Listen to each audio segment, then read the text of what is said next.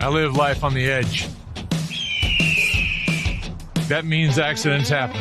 Things break. Including my brand name sunglasses. But thanks to Fuse lenses, I don't have to worry about that. Fuse helps me replace my lenses for less with high quality, guaranteed to fit lenses. Now if they only had a website for a fractured ankle. Fuse lenses. Break a lens. We've got you covered.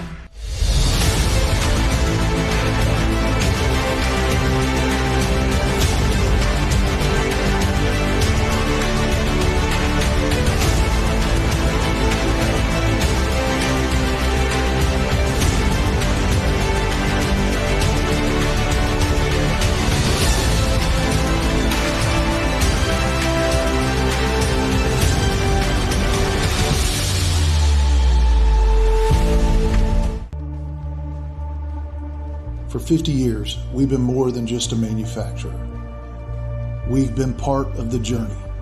A journey that started with a passion for adventure and a commitment to excellence. And now, as we celebrate our 50th anniversary, we proudly unveil the future, a symbol of our legacy, our commitment, and our relentless pursuit of performance. Welcome to the future. Welcome to the power behind the passion. Performance that moves you.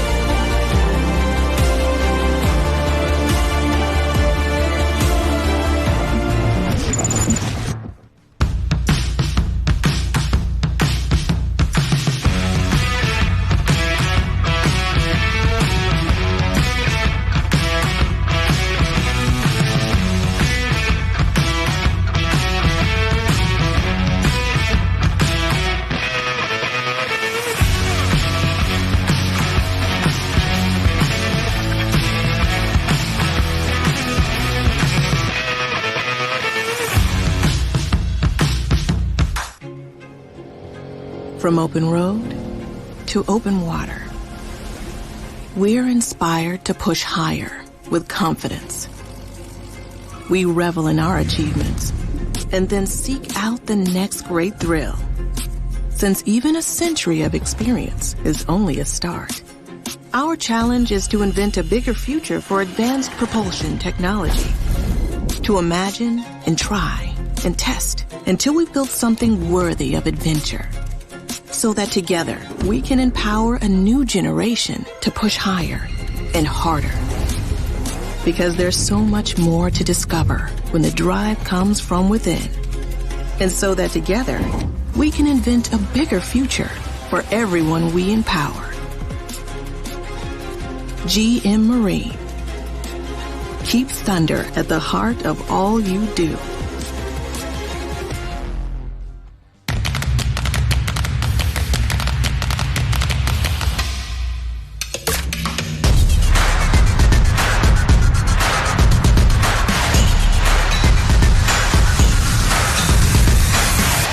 Thanking you personally in the name of the Maloon family.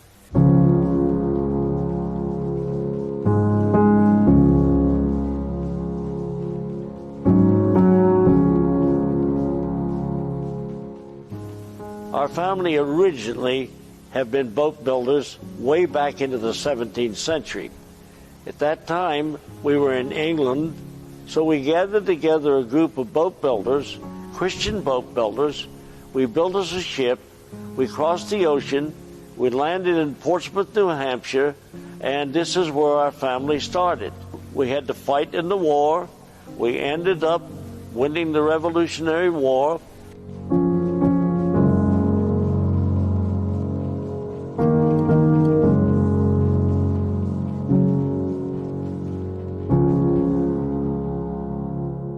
After the war was over, Dad decided to move to Florida.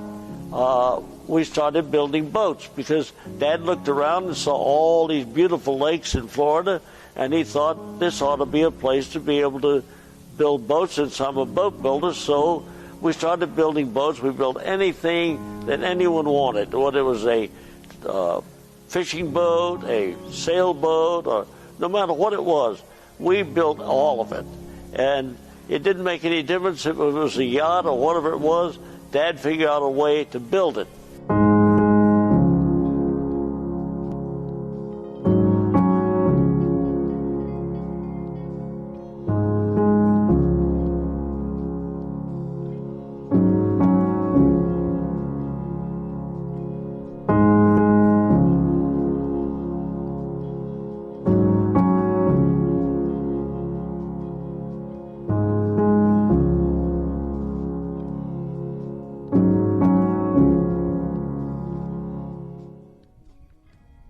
So in my eyes, Nautique has been so successful because of their commitment to excellence and also their commitment to the Lord Jesus Christ. I know from the very beginning, it's been the heart and soul of the Maloon family.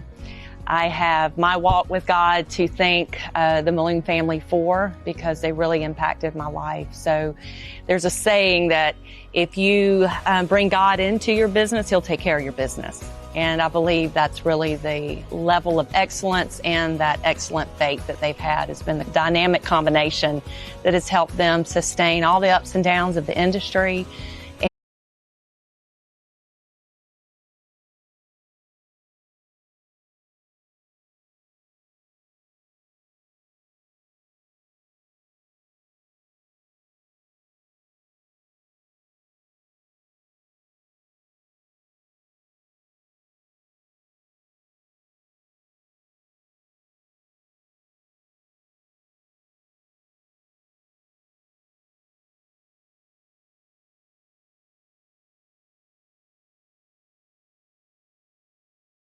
Next generation, but Nautique looks at it, with a bigger purpose. They're building boats in the glory of God and trying to change people's life, in another way, in another level. And I think that touches a lot of people's hearts and minds, whether they realize it in the moment or not. But you experience it when you touch all the boats and you see the passion that goes into it from the team.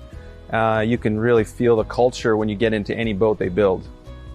This company's been successful for many reasons. I think one, the family values, the whole family bringing the business up through the years. They build awesome product. I've always put innovation first. The industry, creating standards for the industry that are helping the athletes, helping the sport move forward, is really, I think, what's propelled this company the most. Memorable moments with Nautique is really here at the Masters. I mean, this is such a prestigious event. The fact their involvement, O'Brien's involvement over the years, bringing the best athletes together, watching those athletes perform behind these boats, whether it's the slalom skiers, the jump, the wakeboard events for sure that have been pushed with the G Series. Definitely you see the best come out of the athletes here at the Masters. I mean, to have a company be in business and be successful for 100 years, to be at the top of their game, at the top of the industry, 100 years in, looking like they're not going to slow down, that's absolutely amazing. And again, it goes back to all the people that have been involved in the company and are involved today. They do a wonderful job, and I'm just very proud to be part of this event with Nautique. We've been partners with Nautique for a long time and couldn't be more proud of that relationship. I think Correct Craft has been successful over the years because of the family involvement in the company, and that the family also used the product and knew what the customers wanted in a product. And the feeling that we wanted to build something that a customer could be confident in and enjoy. And basically what we're trying to do is to help people make memories, family memories of their experiences on the water with their Correct Craft. It's an amazing accomplishment when you arrive at 100 years There's so much history that has gotten us here. There's so much opportunity as we look forward to the future. At this moment in time, as a leadership group here at Nautique, with our partners that are our dealers, our partners that are our vendors, our customers that have been such a big part of what we do here. And so, in that perspective, it's an amazing opportunity to be here. It's an amazing responsibility. And we're excited to be celebrating 100 years of excellence and setting a path for the next 100. The Maloon family are only in the boat building business for one purpose, and that is to build the best boat possible to represent our Lord and get the gospel into every country we can get it into. This is our aim, and we have been able to do a very good job because the Lord has helped us.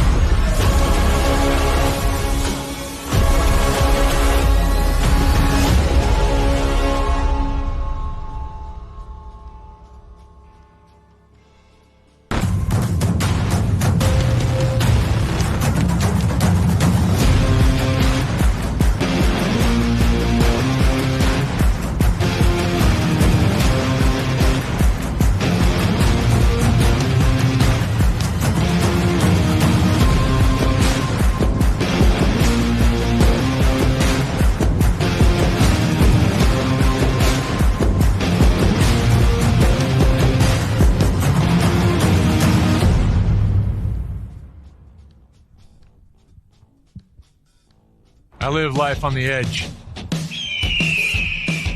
That means accidents happen. Things break. Including my brand name sunglasses. But thanks to Fuse lenses, I don't have to worry about that. Fuse helps me replace my lenses for less with high quality, guaranteed to fit lenses.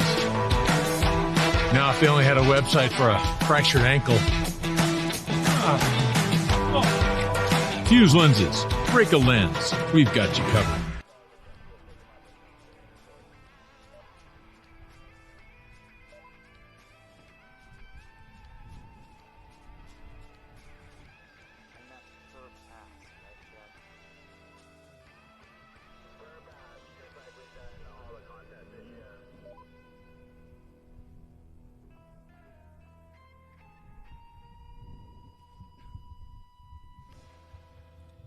All right. Well, welcome everyone to day number 4 of the Nautique WWA Wakeboard World Championships presented by GM Marine.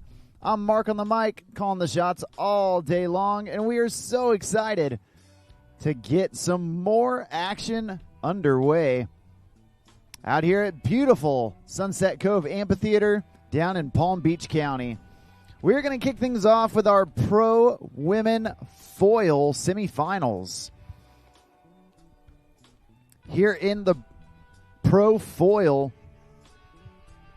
we've got 4 riders that are getting ready to ride their foil up and down the lake, flying high above the surface of the water. Each of these riders is going to get one run that consists of 2 passes. 1 pass down and 1 pass back. During those 2 passes, the riders can do as many tricks as they want. There's no limit on the number of tricks they can do. However, the judge is always looking for quality over quantity. If the riders do happen to fall, they will get 1 pickup per pass. So as they're foiling down the line,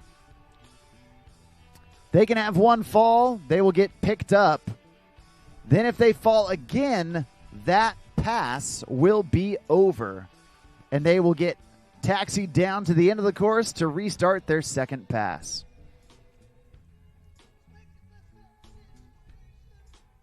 We're going to hope that we don't have any falls here in the pro women's foil. And we're going to kick things off with a absolutely talented rider. Not only a pro-level foiler, but also pro-level wakeboarder, and one of the most decorated female trick skiers of all time. First up on the water, this is going to be Erica Lang.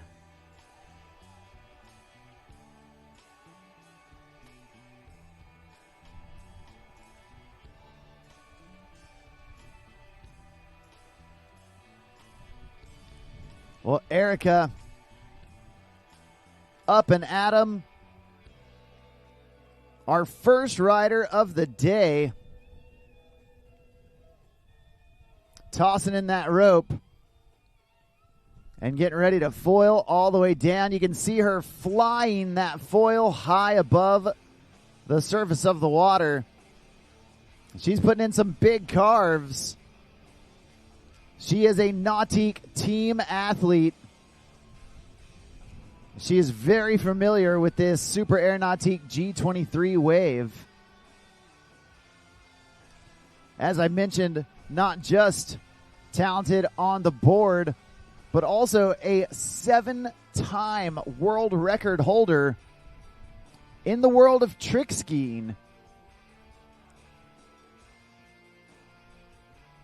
A multifaceted athlete. No matter what device you put her on, this girl will learn to ride it and quickly learn to ride it better than you.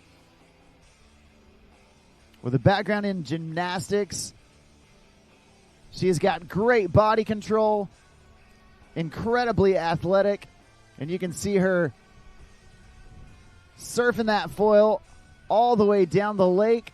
Nicely done, getting to the end of the course. And that's going to do it for pass number 1. Awesome job. So far, so good from Erica Lang.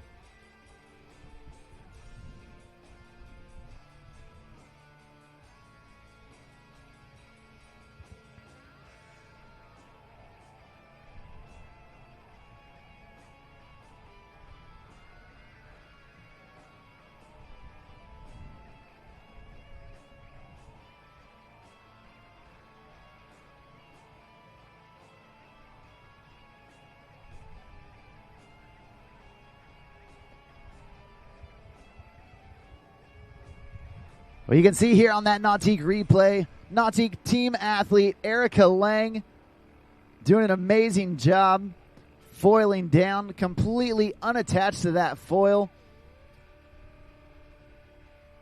Pumping away from the boat and then getting back into that second roller. Well, let's see what she's got for us here in pass number 2. Again, starting things off, pumping that wave, putting in some big slashes, some big turns. And again, this is a wave Erica Lang very familiar with.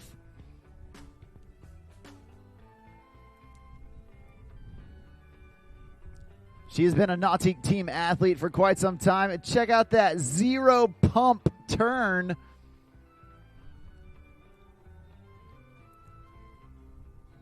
She made that look way easier than it actually is. To turn around, get on that second wave with no pumping at all. Definitely a difficult task, but Erica Lang feeling the flow and pumping across to get back on that roller on her backside. You can tell it's the backside because the back of her body is now facing the wave. And it looks like she's getting all the way to the end of the course. Nicely done. She's all smiles. Let's make some noise for our first rider of the day. Awesome job from Nautique team athlete Erica Lang.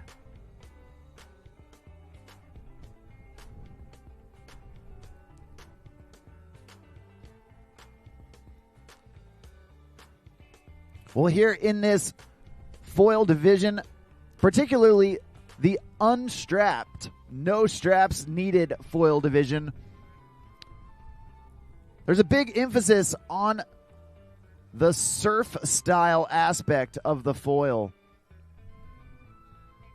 There's that no pump turn from Erica. These athletes putting in some carves, putting in the pump to get back to the subsequent waves behind that Super Air Nautique G23. And right here, right now, your next rider on the water, a young lady that we've already seen on the podium in the wakeboard divisions. Now, flying high in the foil divisions, coming out of Madison, Wisconsin, this is Kayla Ruedebusch. Kayla dropping that back knee and putting in some nice smooth carves right there. Doing a great job now, pumping her way forward. Getting away from the boat. And now as she lets that boat get up and ahead of her, she's going to duck back into a roller that's coming up behind her.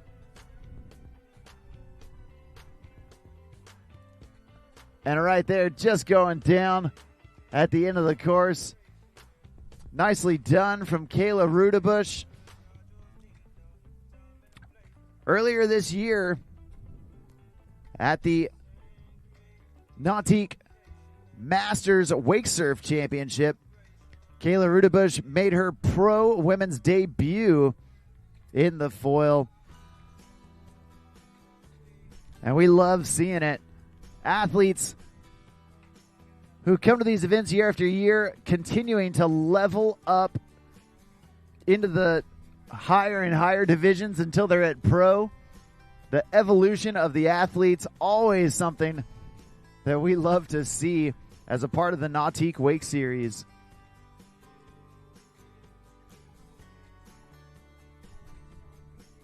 You can see there Kayla pumping hard.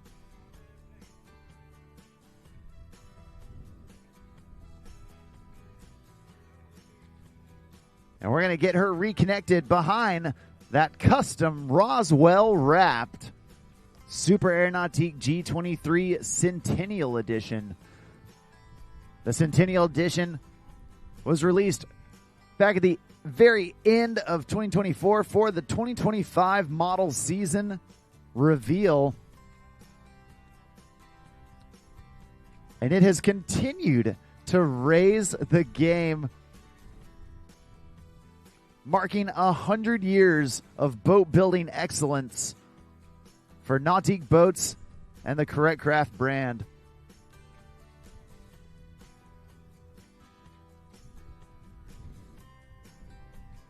Well, Kayla tossing in that rope. She's surfing front side, meaning the front of her body is facing that wave.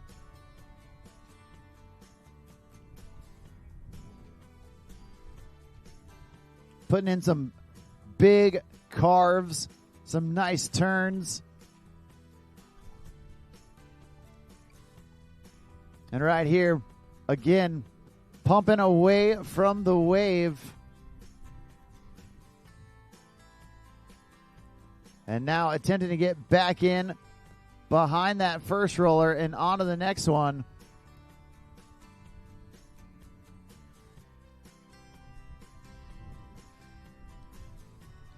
Just going down right there. And it looks like right past that in the course buoy.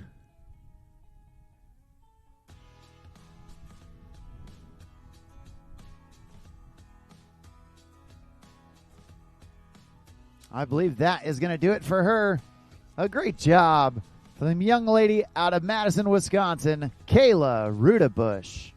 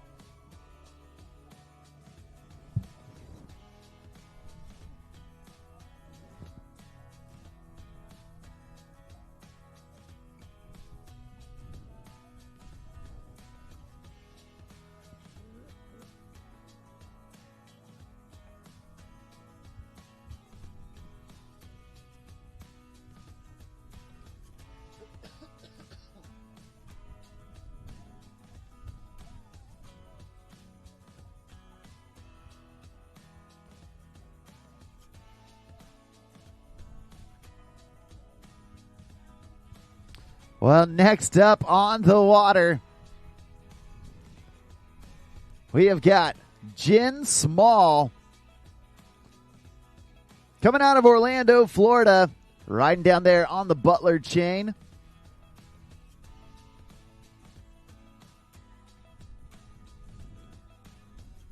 Jen, a talented surfer behind the boat long before she was a talented foiler, but she took to the foil and, man, has fallen in love with the freedom that the foil gives her.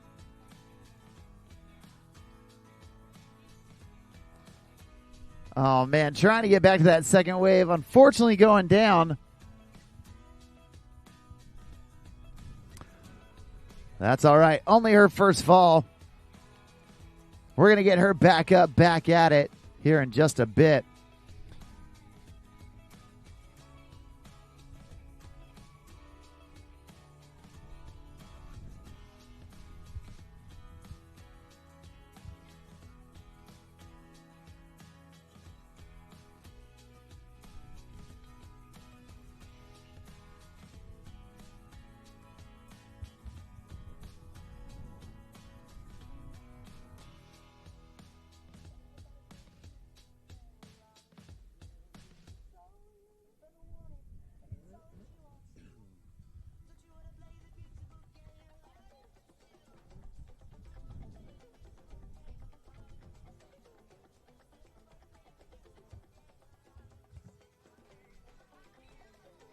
All right. We're getting Jen Small back up, back at it.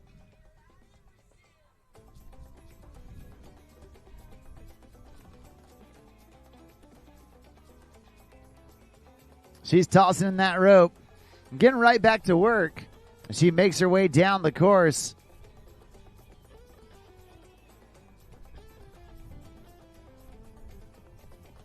Pumping her way out. And then getting back onto that second roller. Nicely done.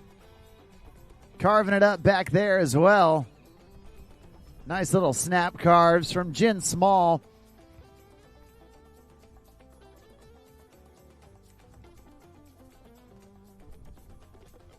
And she's going to go reconnect with the boat, pumping her way right back to that platform. Awesome job.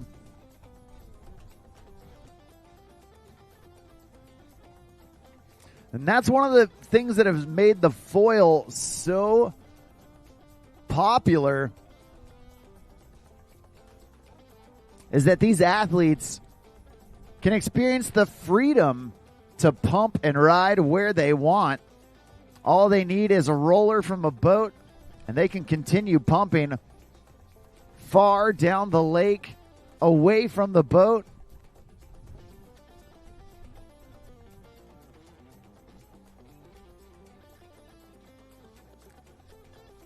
And now Jen Small going to come back this direction.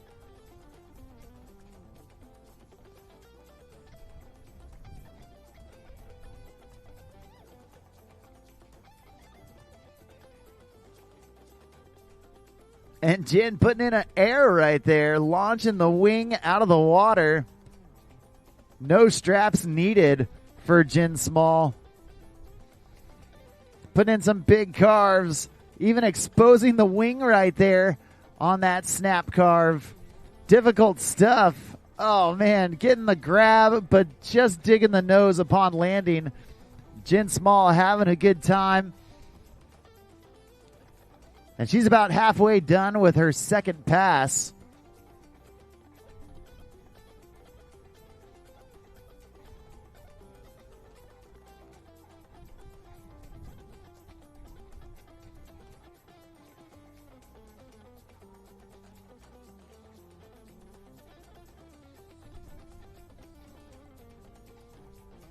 Right there, gaining speed as she flies down the face of the wave and then linking it into that snap carve. She got that second air, unfortunately just digging the nose, but a great job so far from Jen Small. She's got one more opportunity to impress the judges, And we're going to keep taking her down the lake. At this time, we do need Pro Men foil down to the dock. Pro Men foil. Robbie Allen, Alex Hudkins, Bo Wildman, Brian Grubb, Ozzie Kroo, and Noah Flegal. Start making your way down to the dock. Pro Men foil down to the dock. Thanks. Well, there you see that no pump turn from Jen Small as well. Oh, man. And just losing that roller. I cannot stress enough how difficult that no pump turn is. You got to have so much speed. And then you got to time it right. Staying in that centrifugal force. Making sure that you're staying on the edge. And then getting right back into the rhythm of pumping. Definitely difficult. We love to see more of the ladies accomplishing that trick. And a great job from Jen Small, your third rider here in the Pro Women's Foil Division.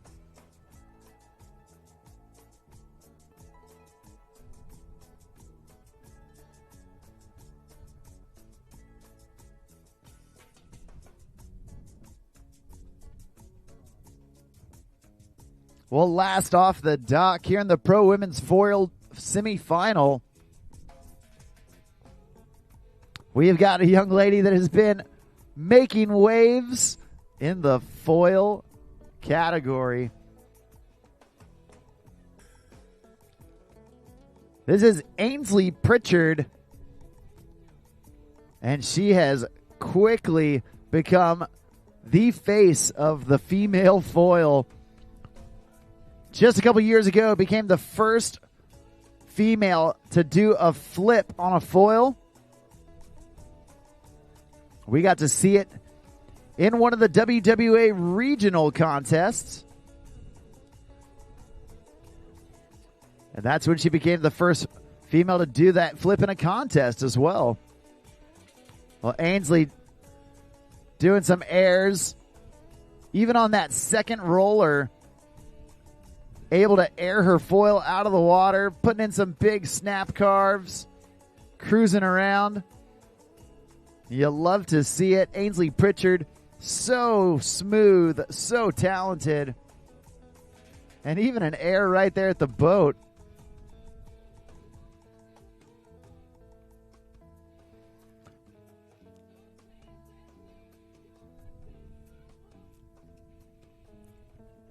Just about a month and a half ago, Ansley Pritchard became the 2025 U.S. National Champion. And she is looking to add a world title to that as well.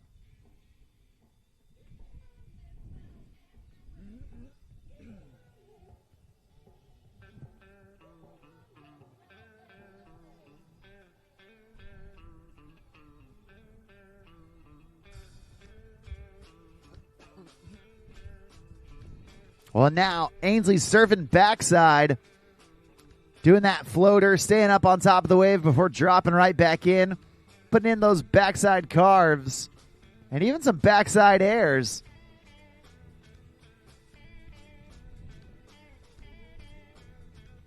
She's going to get away from the boat and carve to the inside right there, a toe side edge all the way around, skipping the second roller and getting on the third.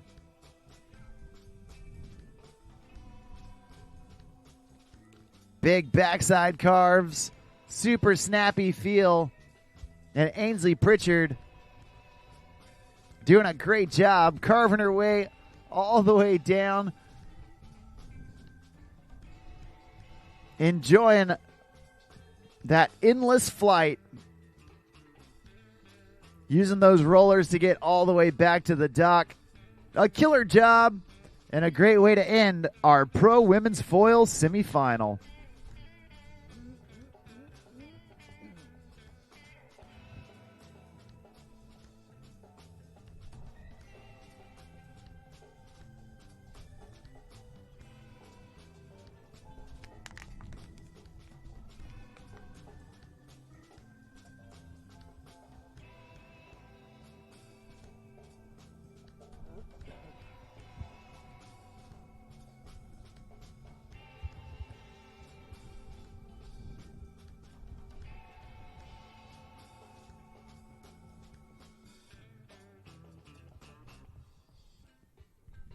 Well, we just finished our pro women's foil. Now, up next, we've got our pro men's foil. Completely unstrapped, we have got 6 riders about to take center stage.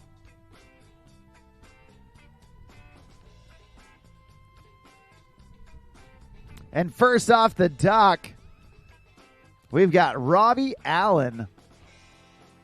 We saw Robbie competing in the men's wakeboard earlier this week.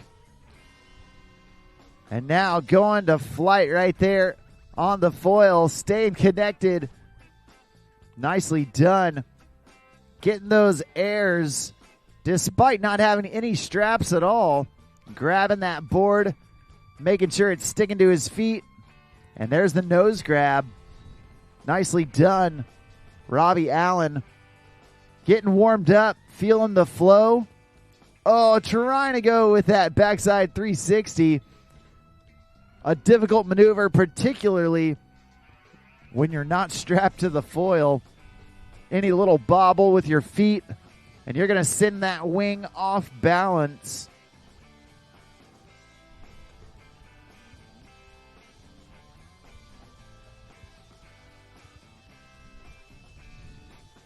Robbie Allen doing a great job.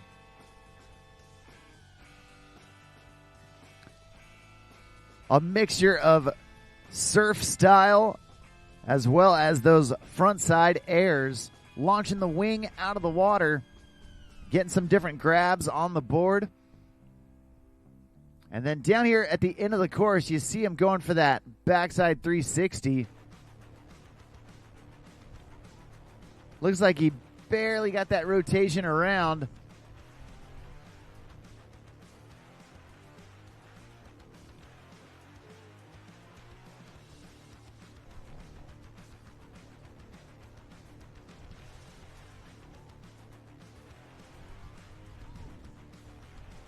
And now Robbie, one more time, trying to get that 360. There it is. Nicely done.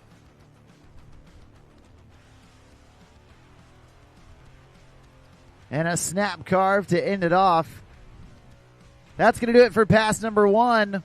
Completing that 360. You love to see it.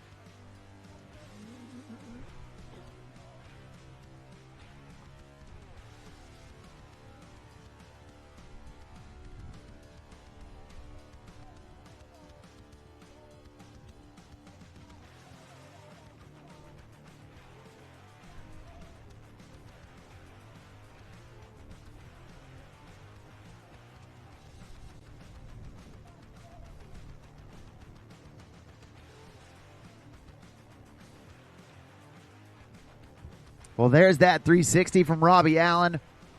Getting that trick that took him down.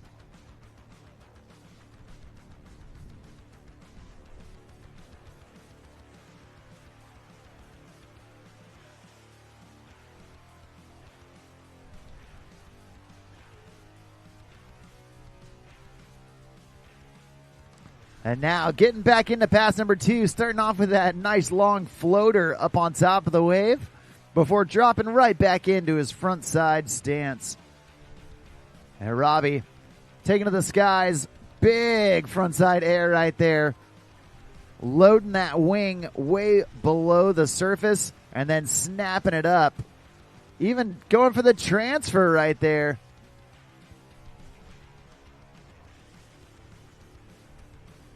Trying to fly from one side of the wave to the other. And doing it aerial style. Jumping over the whitewater.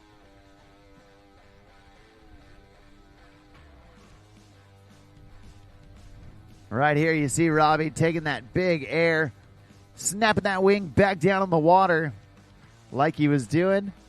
And then right here on that replay, you see him trying to go up and over.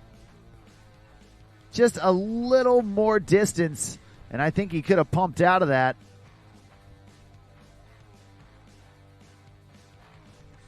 And we're going to get reconnected with Robbie Allen to let him finish off pass number 2.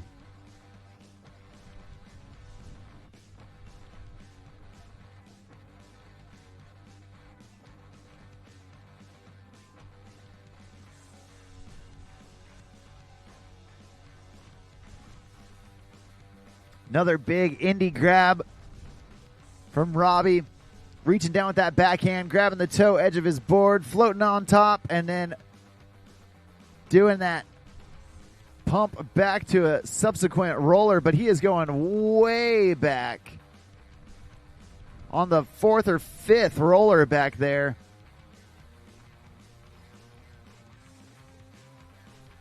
Carving it up. Big snap carves.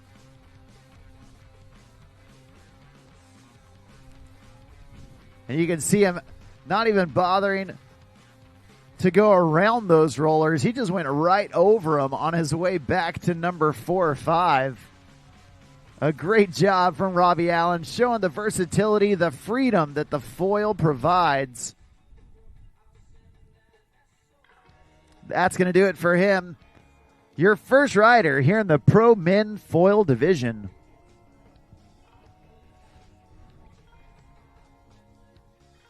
Coming up next, we've got Alex Hudkins.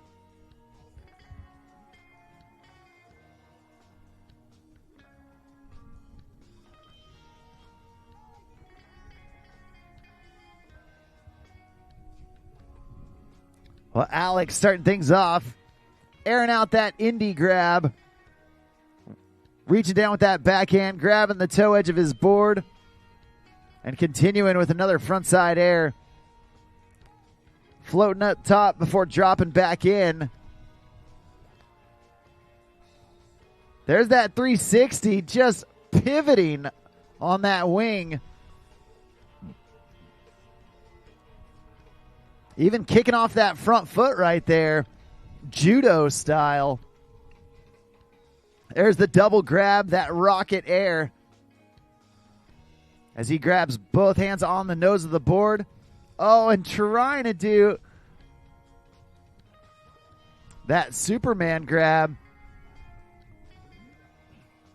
Putting both hands on the board, kicking both legs off, and then trying to get his feet back on. Unfortunately, just taking a dip right there at the end of the course. But a great first pass from Alex Hudkins.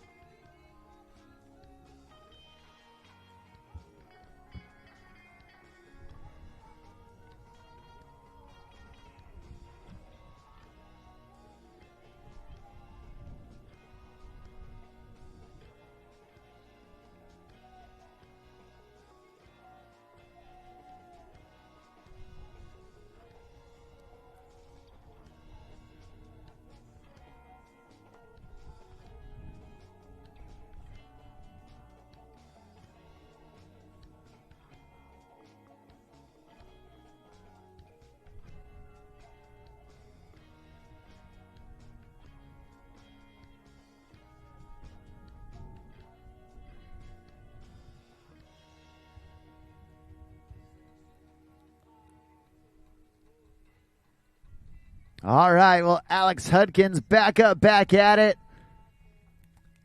Starting off pass number 2.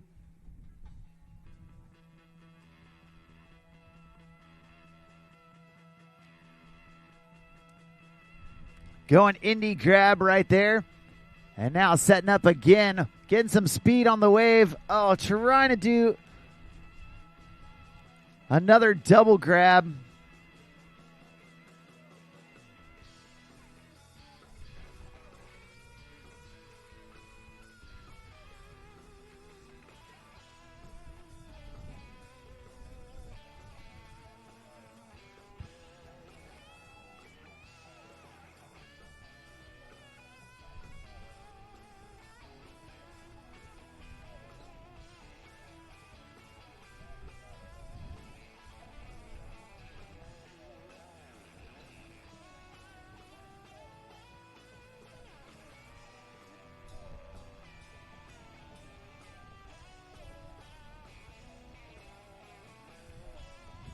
Well, there you see the scores popping in for the pro women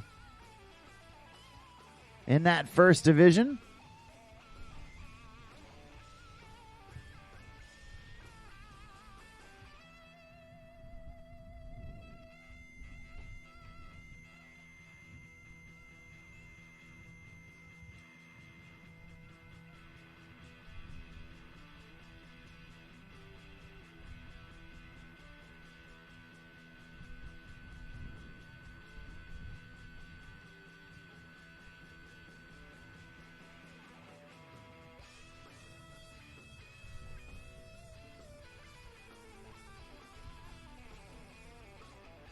Alex Hudkins back up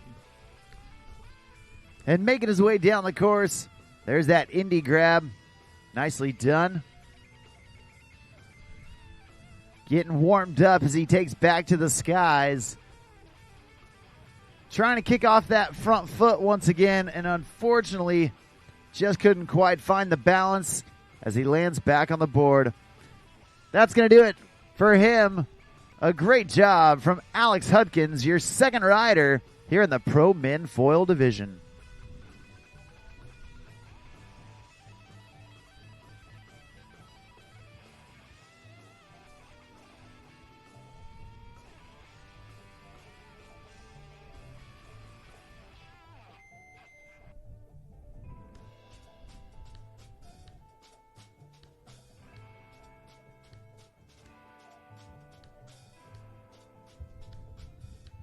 Well, next on the water, coming out of Warsaw, Indiana.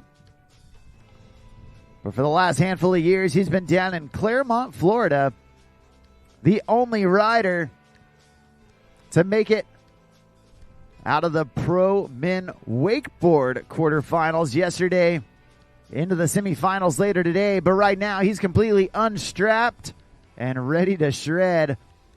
He's a wild man through and through. This is Bo Wildman. Bo starting off with that big grab and now snapping those carves. There's the indie grab again. And Bo, one of those multifaceted riders, a true all-around waterman. Not only talented behind the boat, also talented ocean surfer as well. No matter what board you put him on, Bo will figure out how to ride it, and he'll figure out how to do it better than you. So much talent. There's that backside 360. Nicely done. Getting it right in the nick of time. And another air for Bo Wildman as he drops back onto the board. A stand-up first pass from Bo Wildman, your third rider here in the Pro Men's Foil Division.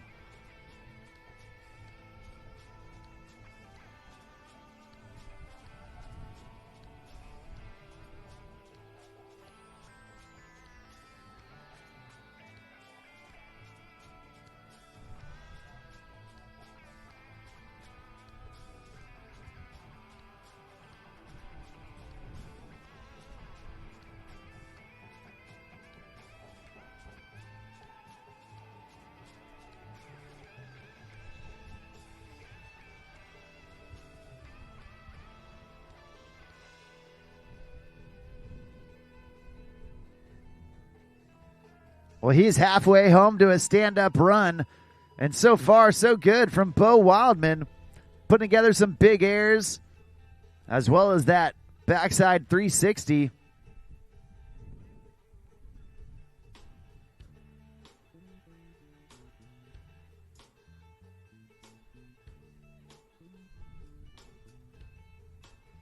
We're going to see what else Bo has got for us. Nice long floater before gaining that speed, snapping around, grabbing the rail, and digging that carve. And right there, fighting his way back in. Big indie grab, getting right back into it. And right here you see Bo setting his feet, doing some snappy carves.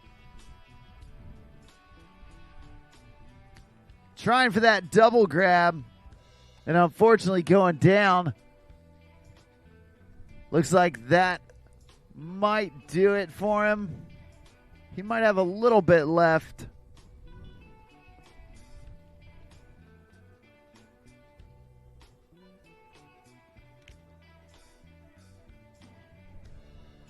Big deep carve right there from Bo. Check this out as he grabs the rail. And then fights his way back, pumping hard to get back in front of that wave. And then a big grab as he launches up into the air.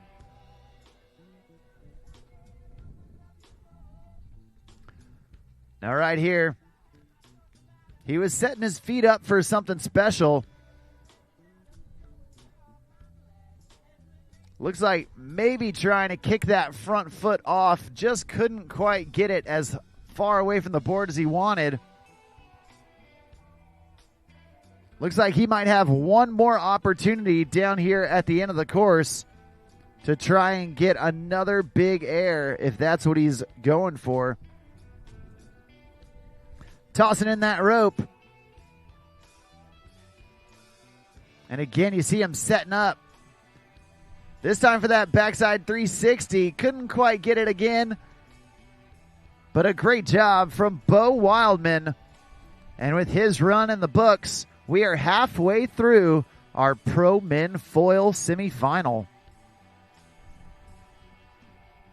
At this time, we do need Erica Lang and Ansley Pritchard, your Pro Women Foil strapped riders. Start grabbing your things, attaching your straps, and head on down to the dock. Pro Women Foil strapped is going to be coming up next. But we've got 3 riders left to go here in our Pro Men Foil division.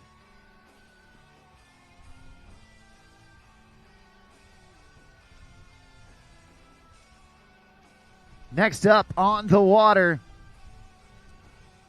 we've saw him take the win in Pro Men Wake Skate. He is your 2025 Wake Skate World Champion. A legend on the water for sure. Red Bull Team athlete Brian Grubb getting ready to enter the course. And looks like he needed to get something reset before taking his turn.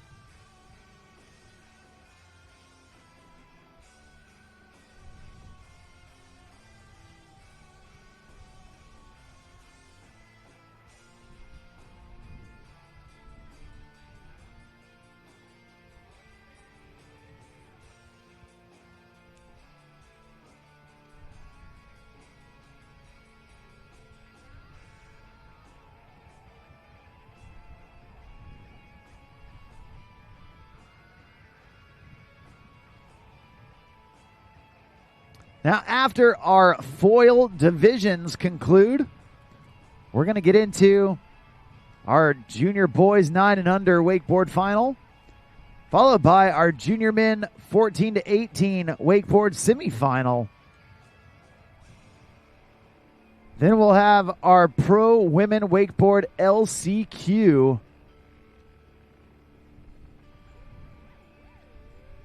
And then our pro men wakeboard semifinals.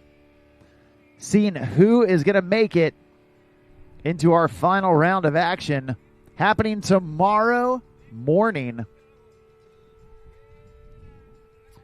Well, back on the water, a Florida local through and through, a legend on the water. We've got Brian Grubb. And Brian snapping that carve. So much power. And there's the front side air. Launching that foil way above the lip of the wave. And another big air, this time with that indie grab. Grubb staying in the push right there. Deep carve.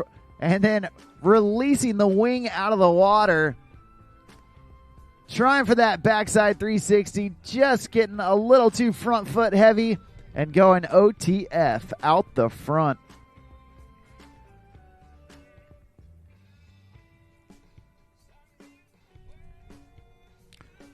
Looks like that's going to do it for his first pass. We're going to bring Grubb back through for pass number 2. And once again, we do need our pro women foil strapped division. Start making your way down towards the dock. That's Erica Lang and Ansley Pritchard. After that, we're going to have our pro men foil strapped. And we've got 2 heats of pro men foil strapped. It's always fun watching the foil. These dudes fly high. And Brian Grubb showing you what is possible. Even when unstrapped, still able to get those big turns and snappy airs.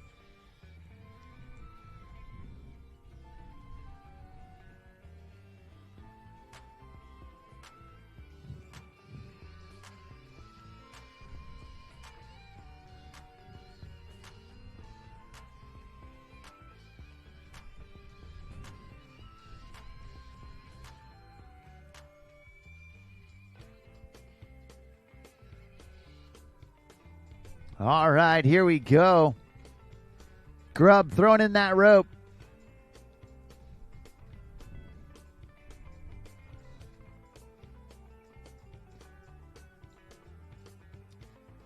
And a big frontside air. Again, releasing that wing out of the water. A deep carve and then snapping right at the wave. There's the nose grab. And Grubb staying on his feet, keeping that balance. Digging deep into those bottom turns. There's that backside 360. Nicely done from Grubb. And then pumping hard. Getting the mute grab as well.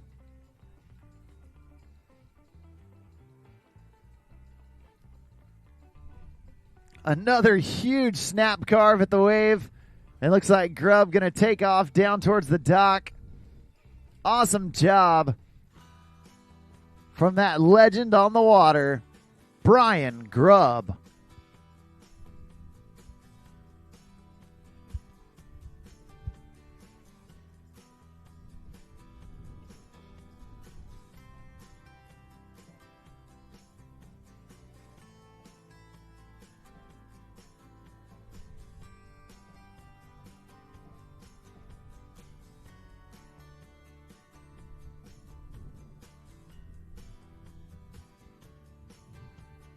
You can see there on that replay, Brian doing a great mixture of big airs and snappy carves.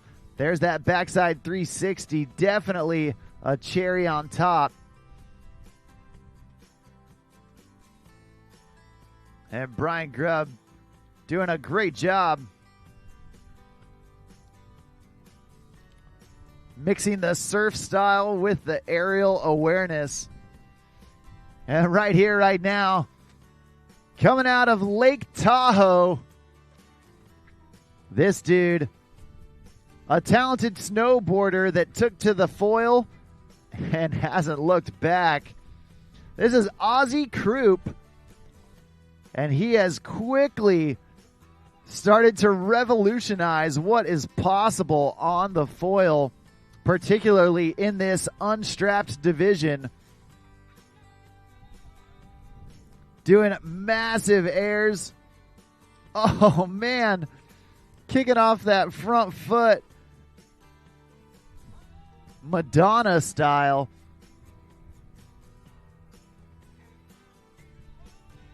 And Ozzie, one of the few riders that has been able to do some of those new skate style maneuvers on the foil, like the 360 shove it. Right here, you see him kicking off that front foot and then just getting bucked right there.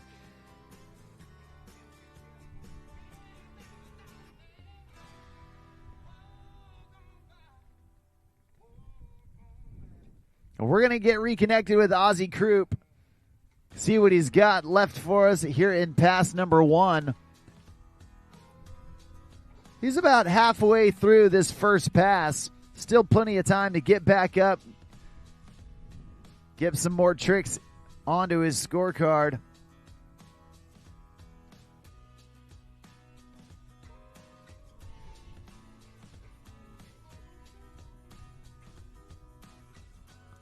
snapping those carves, pushing way past the lip of the wave.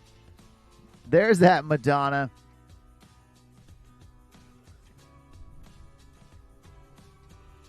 And here at the end of the course, there's that 3 shove, making the board and the foil do a complete 360 while his body stays the same, trying to land back on it. Some incredible athleticism from Ozzie Kroo. You see him kicking off that front foot. Asking for a slight wave adjustment there using that Nautique surf system and the wave plate beneath the boat, reminding us that the Nautique G23 fully customizable. Each rider able to shape their own wakes and waves precisely to their liking. Not only that, but you can also build a rider profile to where you can save all of your settings from boat speed to wave plate setting, even how you want your ballast filled. So at the touch of a button, you can hit your own rider profile and the boat will automatically set to those pre-saved settings. Right there, you see that airwalk from Ozzie, kicking both feet off as he grabs the nose. And now, asking for even more wave right there. Deep carve, snapping around. Oh no. Trying again for that 360 shove. And unfortunately going down.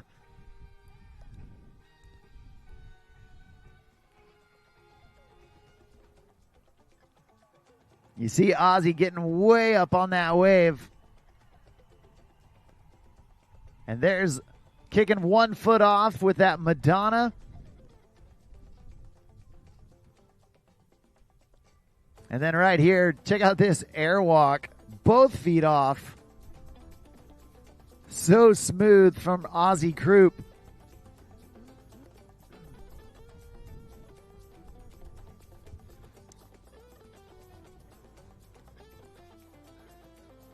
All right, here, trying one more time for that 360 shove.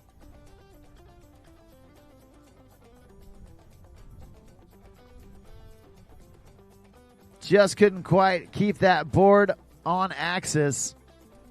Looks like he might get one more opportunity.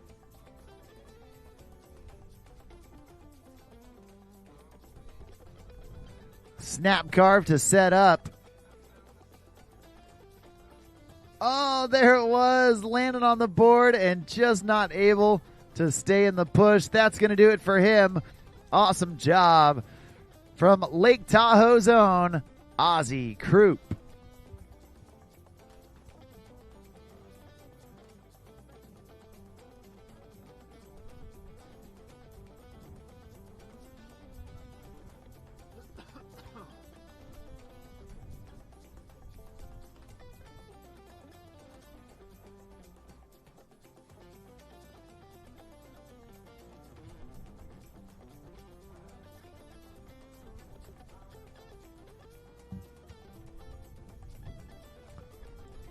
Well, your final rider here in the Pro Men's Foil Division, coming right here out of South Florida. One of the best all-around watermen in the world. We saw him in Pro Men Wakeboard, but now completely unstrapped. We have got Noah Flegal, Nautique team athlete, going to work. Doing that backside 360. There's the front side 360. Noah Flegal automatic so far. There's the big airwalk, kicking those feet off. And then again, grabbing the nose of his board, kicking his front foot way out there. So much control, so much style. And right there, that Madonna way out behind him. Trying to get that 360 shove there at the end of the course. Noah Flegal, one of the few other athletes, him and Ozzie Kroo really been pushing each other with the progression of this new sport. The sky is the limit, and these guys can go as far as their creativity can take them. Noah doing a great job spinning both directions, backside and frontside threes. And then you see right there that Superman grab, kicking both feet way off behind him. There's that airwalk. And Noah putting in a great mixture of tricks, showing that he has got full control of what's going on out there. How's it going? Yeah, hanging in there. Yeah, just enjoying another day. No. Okay.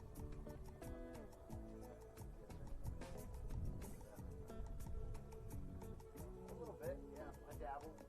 Yeah. Not good enough to be out there with these guys, so I just sit and talk about it. We got Noah back up, back at it, re-entering the course. And here we go, pumping front side, big rocket air right there. Both hands on the nose of the board. Launching into the air. There's that three shove, landing it clean. How on earth does that happen?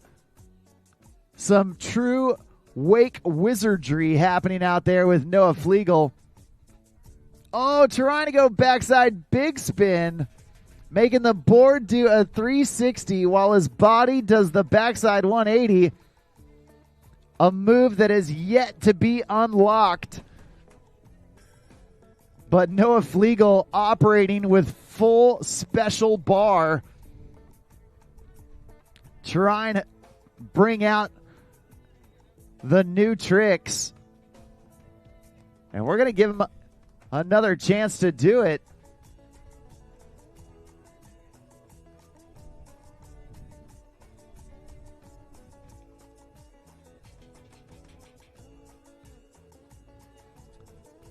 That boat circling back around. We're going to get reconnected with Noah and see if he can have one more chance to try that backside big spin here in the semifinals. I think Noah feeling fairly confident that he's done enough to at least get through to the next round. So now he gets to play a little bit and see if he can do some new tricks. Let's see if he goes for that again, or if he just feels like he wants to get loose and have some fun. Big carve, releasing that wing. And it looks like he's eyeing up that into course buoy. Oh, there's the no strap backflip. A trick that he has done in the open ocean. But I do not believe it's been done behind the boat yet. Noah Flegal unlocking new possibilities every time he hits the water. Absolutely awesome from that South Florida local. Give it up, make some noise for him and the rest of your Pro Men Foil semifinalists. Robbie Allen, Alex Hudkins, Bo Wildman, Brian Grubb, Ozzie Kroo, and that man right there, Noah Flegal. Check this out on that Nautique replay, grabbing the board, trying to do that flip, landing back in seemingly the best place to get going again, but just so hard when you're tucked in that low to start trying to pump again. I cannot imagine all the difficulties associated with the things that Noah Flegal able to do in his sleep. Well, coming up next, we've got our pro women foil strapped division. So we saw the pro women earlier in the day, unstrapped, meaning their feet were not connected to the board. And now we are getting the pro women connected to that foil, utilizing some foot straps where they can get their feet secured, and that unleashes new possibilities as they're able to go higher in the air. They're able to do some more maneuvers and even start unlocking those backflips. We're going to see these pro women put on a show.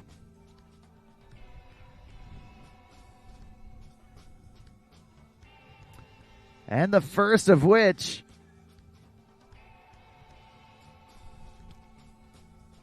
a Nautique team athlete, not only known for her foiling, but also a pro wakeboarder and a professional trick skier as well. A 7-time world record holder in trick skiing, one of the most decorated trick skiers in the modern era. First on the water here in the pro women's foil strapped division, this is Erica Lang.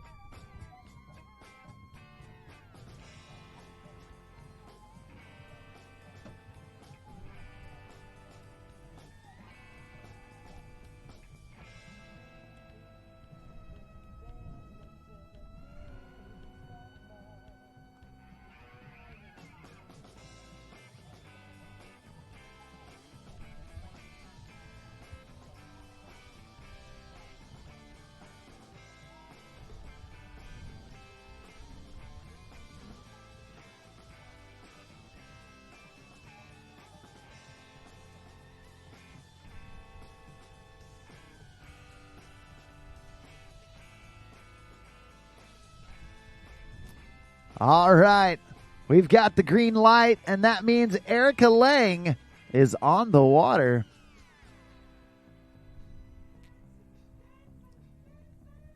Now, we saw her in the unstrapped division, but now you can see right there,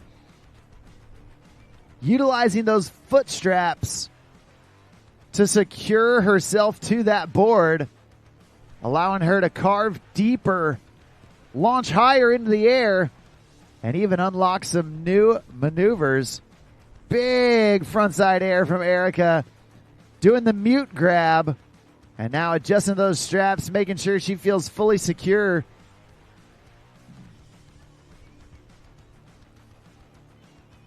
All right, here. There's that backflip. Oh, trying to stay on. Unfortunately, couldn't quite right away, but a great job from Erica Lang. We've talked about her aerial awareness, her incredible body control, being a high-level gymnast when she was younger. She definitely feels comfortable flipping and spinning her way down a course. And now doing it on the foil, unlocking that new element of fun for Erica Lang. Right here, that massive mute grab, launching off the wave.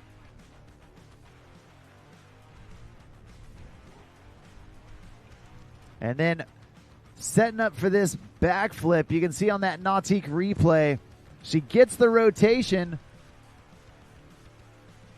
Looks like had it until her back foot just slipped out.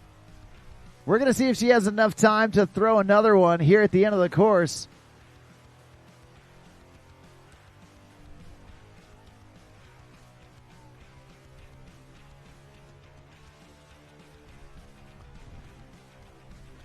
And it looks like she's going to go for it right here. Just another big air, feeling it out, keeping her legs warmed up. And we're going to drop her down and turn her around for pass number 2.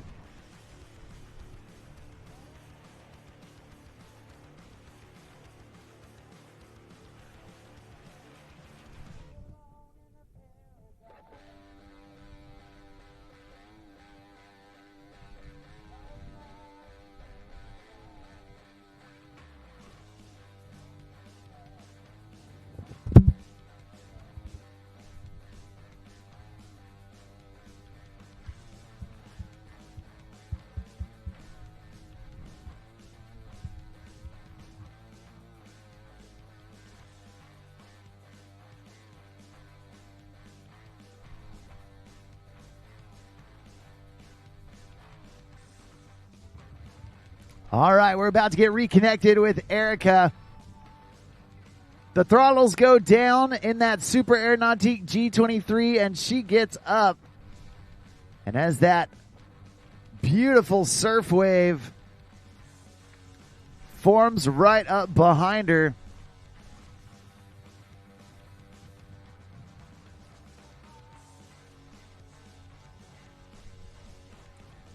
again, keeping her eyes ready.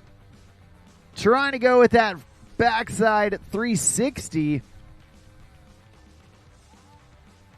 Just getting a little off axis. And you got to think about all the physics going into those spins and flips. Normally, on a wakeboard or a trick ski, the board is located so close to your feet, literally standing on that board, that your center of gravity really doesn't change a whole lot. A trick ski or a wakeboard only weighing around that 6-7 pounds. And so your center of gravity is still located around your belly button, around your hips. But that foil, because the mast is so long, your weight is distributed from the bottom of the mast all the way to the top of your head. So your center of gravity is actually located around your knees when you're in this these aerial maneuvers on the foil. So obviously it provides a ton of different variables as these athletes flipping and spinning around. And we're going to see if Erica can get that 360, get that backflip. Two tricks that have evaded her so far in this contest. There's the flip. And she got it. Nicely done. She is stoked. Smiling to the judges. Oh, no. And then letting her guard down. Unfortunately, going down. I think that might do it. Give it up. Make some noise for Erica Lang.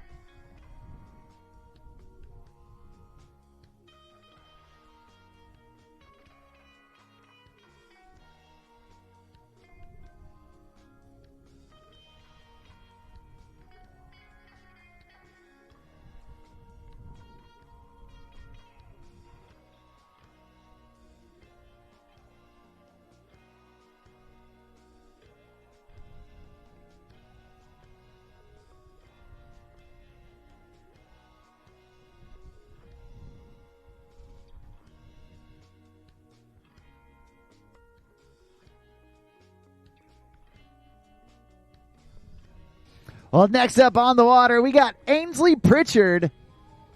Again, this young lady revolutionizing what the females are able to do on the foil. She was the first rider for the ladies to do that flip We saw it just a handful of years ago at some of the WWA regional contests. And Ansley quickly becoming the face of female foiling right there. You see that massive grab reaching all the way across her body with that backhand. There's that flip. So much control. She's been doing it for so many years. Feeling so confident. There's the grabbed 360. And now taking that pump away from the wave. Getting back in on roller number 2. And getting right back into the rhythm of it. Extending her course a little bit. And now pumping hard. There's a 360 on the second roller. Ansley Pritchard truly unlocking new levels out there every time she hits the water. You love to see it. And so far, so good from Ansley Pritchard as she finishes off pass number 1.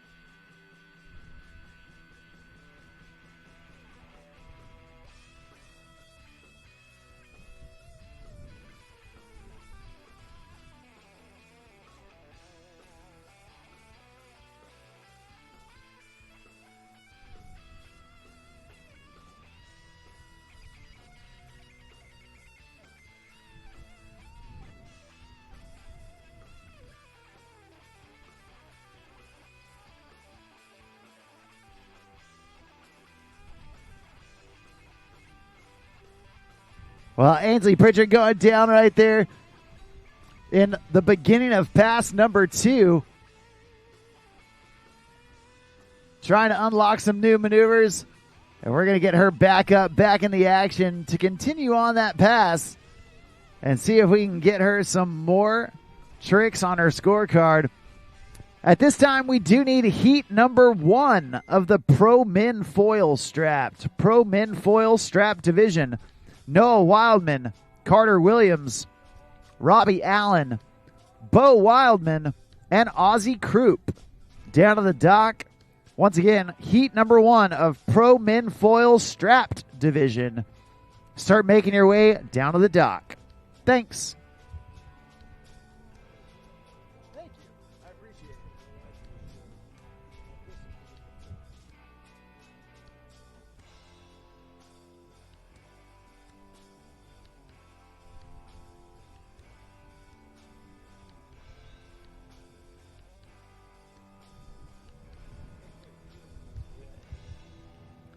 Ansley surfing backside, big backside air right there, reaching down with that front hand grab and mute. Nicely done. Right here, there's that frontside 360 on her backside stance, unfortunately going down. It looks like that is going to do it for her. Give it up, make some noise for both of your Pro Women Foil Strapped competitors, Erica Lang and Ansley Pritchard, doing a fantastic job out there. Coming up next, we got Pro Men taking center stage once again. Pro Men Foil Strapped about to get underway here at day number 4 of the Nautique WWA Wakeboard World Championships presented by GM Marine. I'm Mark on the mic, calling the shots all day long. And we are cruising on through this beautiful day down here in South Florida. Enjoying the calm waters of the Sunset Cove Amphitheater down in Palm Beach County. We're going to get our Pro Men Foil Strap Division on the water here in just a bit.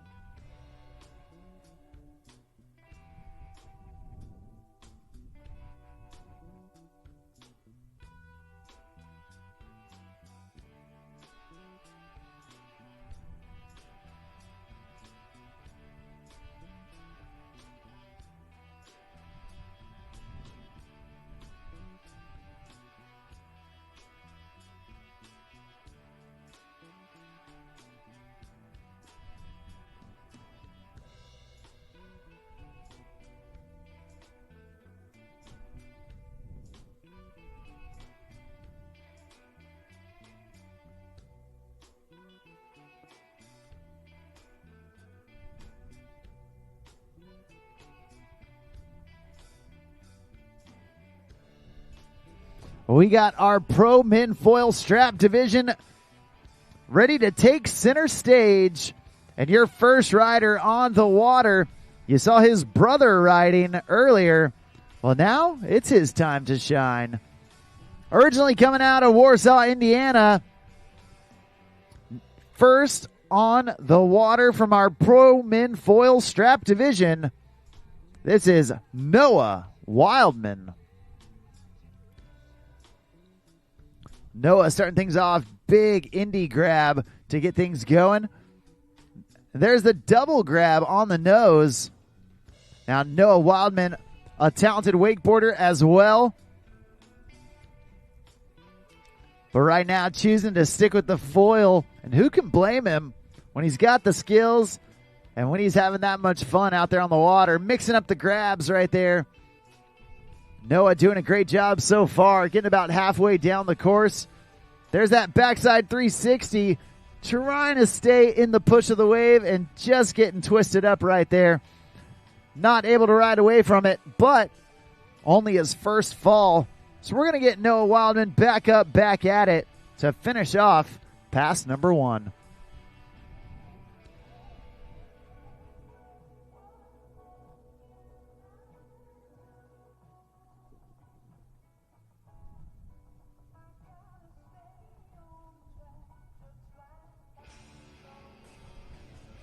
You see Noah mixing up the grabs right there, going from indie to stalefish to nose.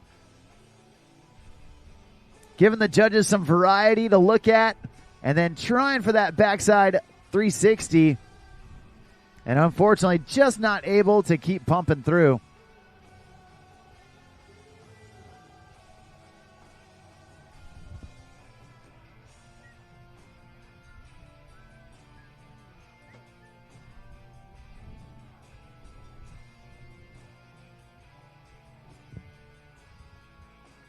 All right, well, Noah back up. There's that 360. Landing it clean. Riding away smooth. Putting in another snap carve.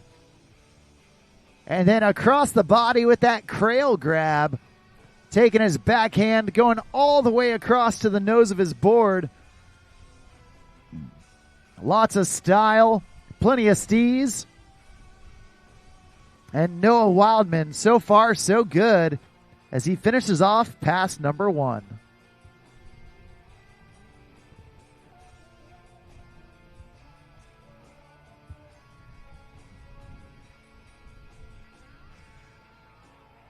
Right there, you see that crail grab, tons of style, poking it out, taking some of that wakeboard style and applying it to the foil.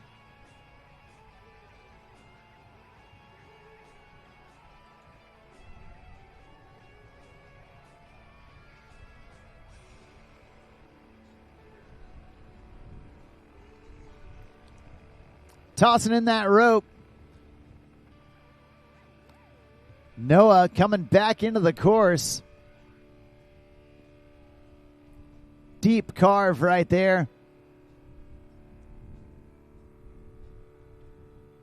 And a huge stalefish grab, reaching with that backhand, grabbing the heel edge of his board, shifting it around, adding that extra style. There's the backflip.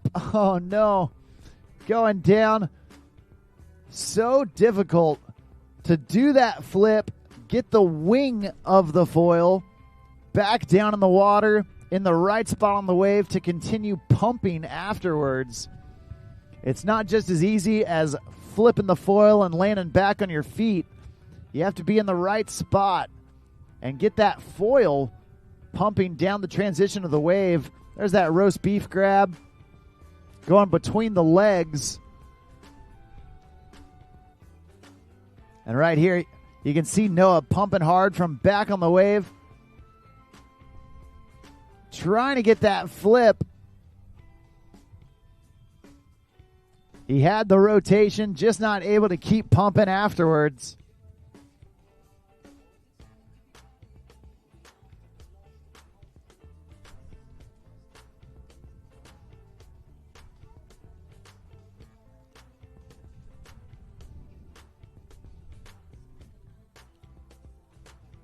And as the throttles go down, Noah gets back up, making his way down past number 2.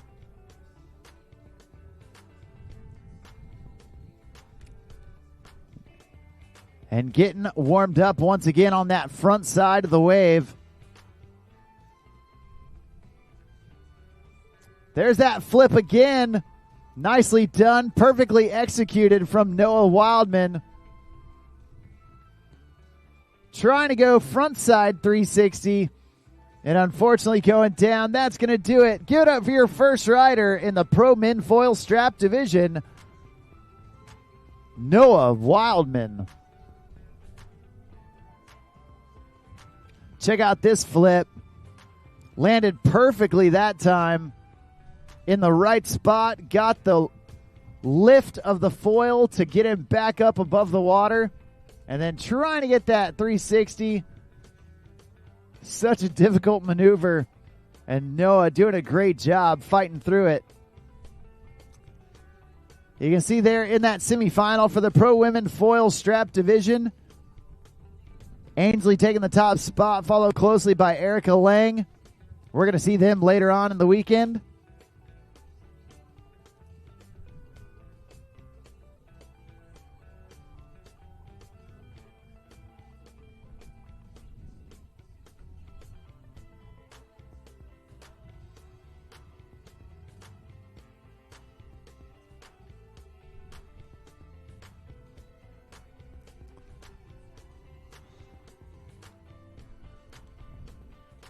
Next up on the water, we've got Carter Williams. Now, we saw Carter just a couple weeks ago at the Nautique Masters Wake Surf Championship. A relatively new face to the Pro Foil division, but let me tell you, he has got the skills to make it happen. You can see with those massive airs, big slashes, big turns, Carter has definitely got the skills to do it. Trying for that backflip and unfortunately going down, but only about halfway through his first pass. So we're going to get reconnected and let Carter finish off pass number 1.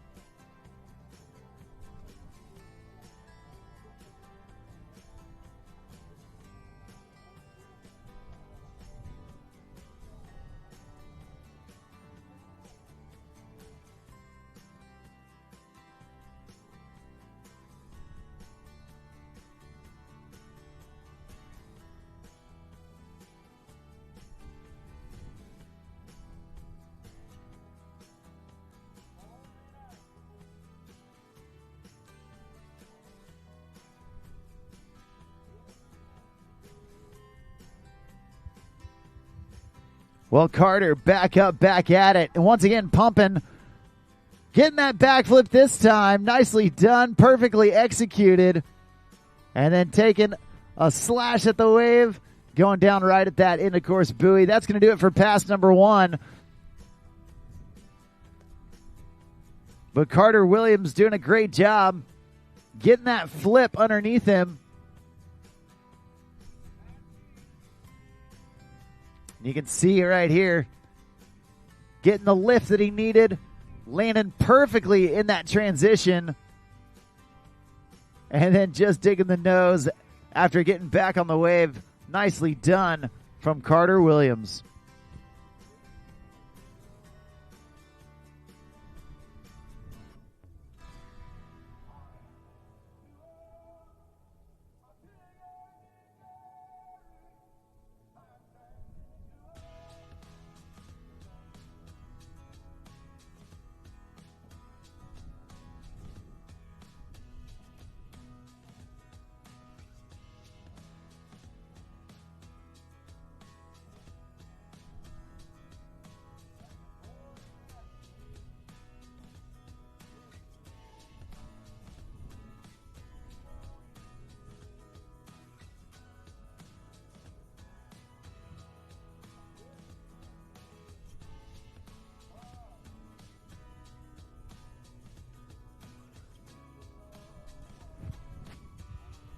All right, back up, back at it.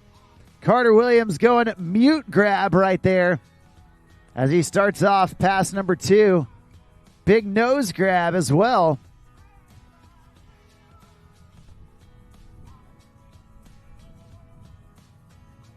There's that backside at 360 from Carter Williams. Slow and smooth rotation. Staying in control. And right here, pumping hard. Oh, man. Trying to do that underflip style. Unfortunately going down. But fortunately for him, only his first fall in that second pass. So we're going to get reconnected with Carter. Let him continue on with this second pass.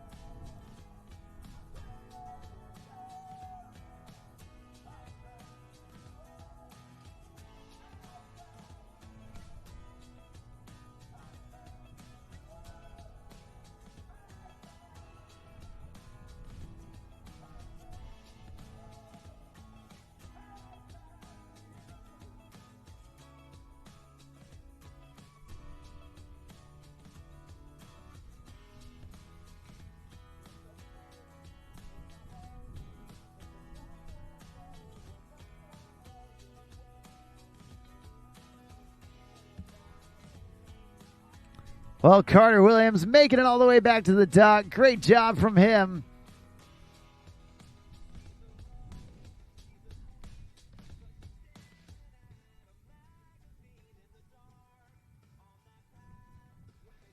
And that's going to bring us to our next rider here in the Pro Men Foil Strap Division.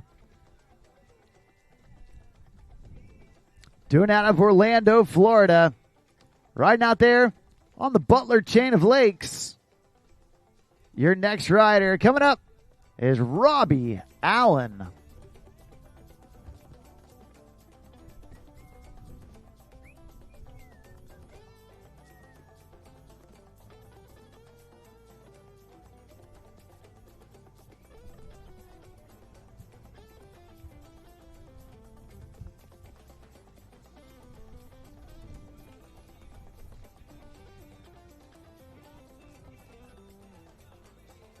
Big air from Robbie to get things going. And another frontside air, feeling out that Nautique wave. Big grab right there with his backhand. And the mute grab.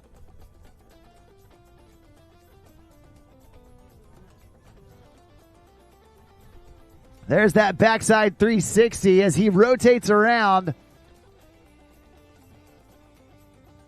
And the frontside 360, trying to link those two together. Unfortunately, going down. Looks like he might have a little bit of room left to go here in pass number 1. We're going to see if he can sneak out a couple more tricks at the end of the course.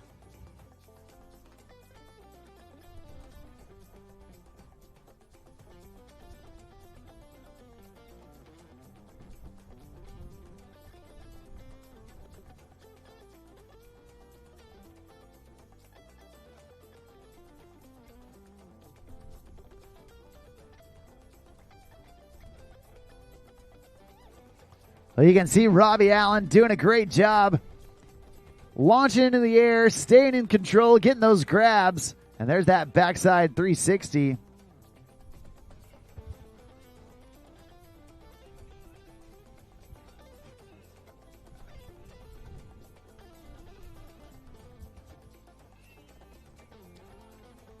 One last ditch effort here at the end of pass number 1.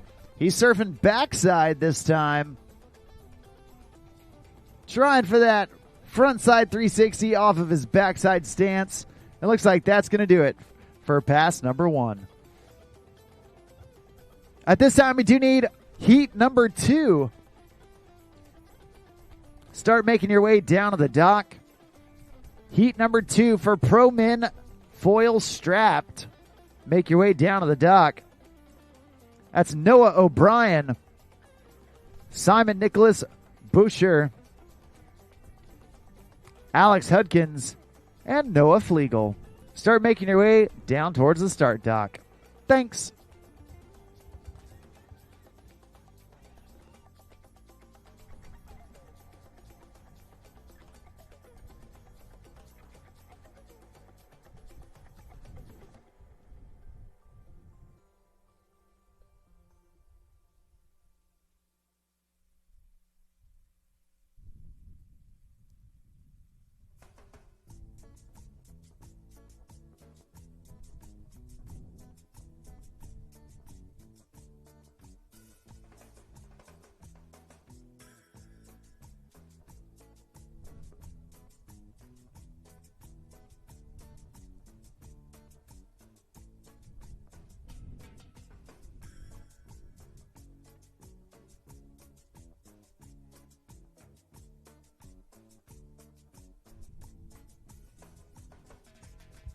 Robbie Allen back up, back at it.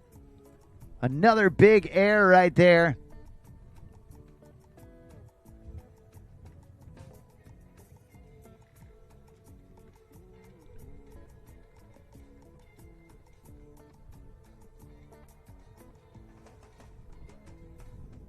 There's that backside 360, slow and smooth from Robbie. And now crossing over to the other side.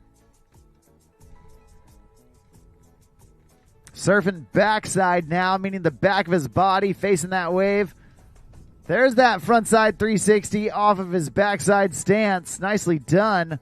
And then crossing back over again. Big frontside slash. Looks like that's going to do it. Down at the end of the course. Awesome job from Robbie Allen. Switching it up there in pass number 2. Going from one side of the boat to the other. Great creativity and control from Orlando, Florida's own Robbie Allen.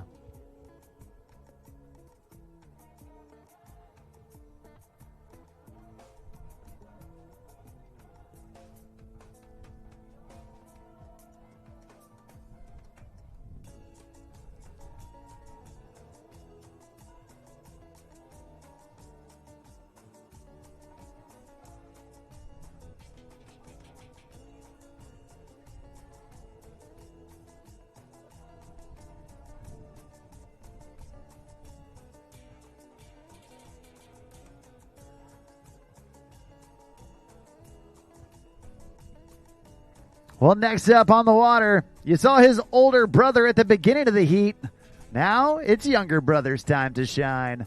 Out of Warsaw, Indiana, this is Bo Wildman.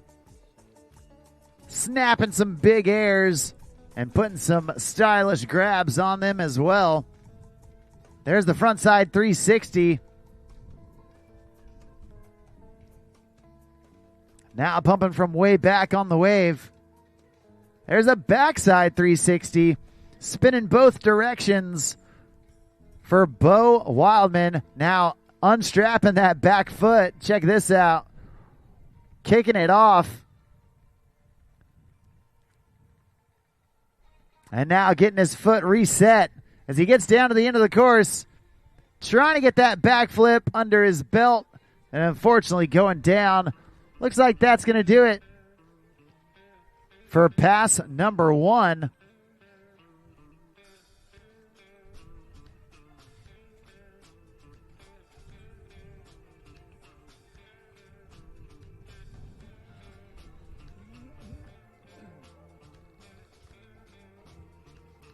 Check out that replay.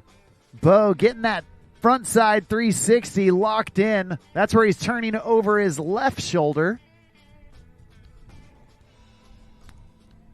And then turning over his right shoulder with that backside 360. Nicely done. Locking in both directions there from Bo Wildman.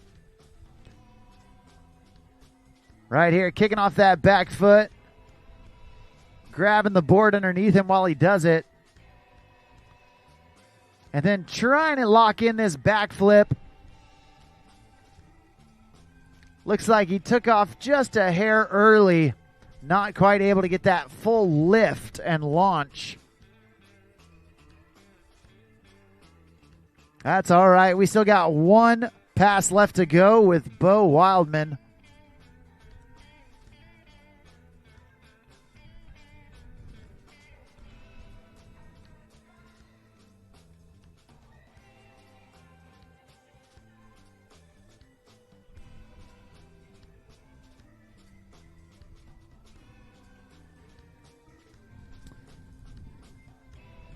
And we're getting Bo back ready to go.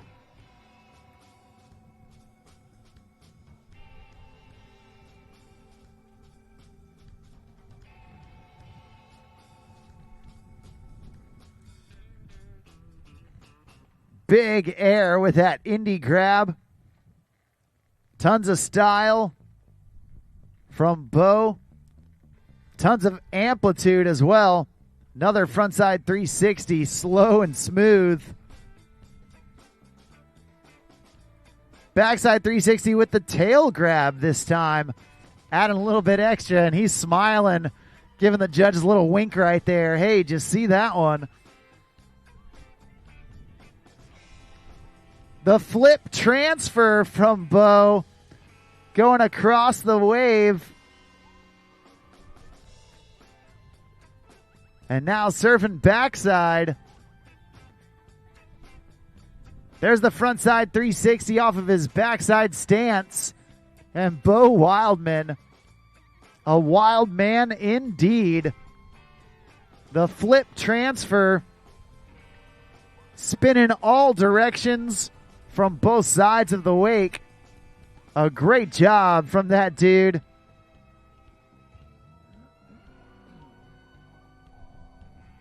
You can see right here, Bo in pass number 2. Putting in the style. And right here going with that frontside 360 again. Super smooth from Bo.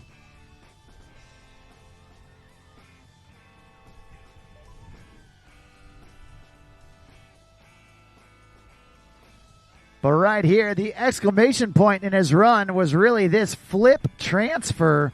Going from one side of the wave all the way to the other while going upside down in the air.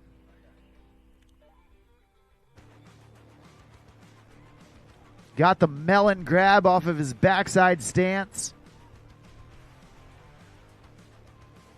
And then that frontside 360 off of his backside stance as well.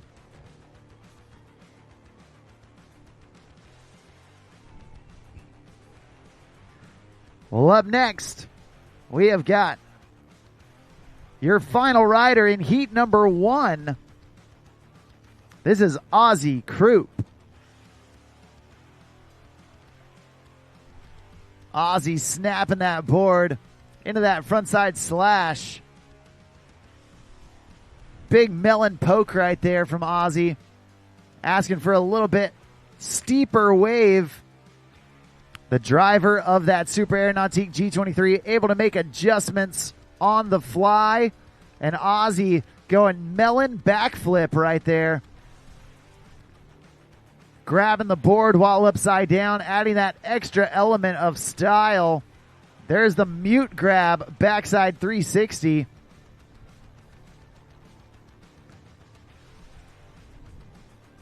And the indie grab on that frontside 360. Ozzie adding the grabs into the spins and flips.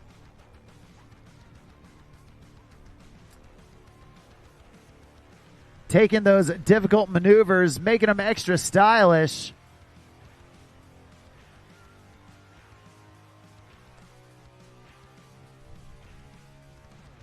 You can see him carving way away and snapping it through right there. Big melon poke. I love the way that Ozzie pokes those grabs, really puts an emphasis on the style.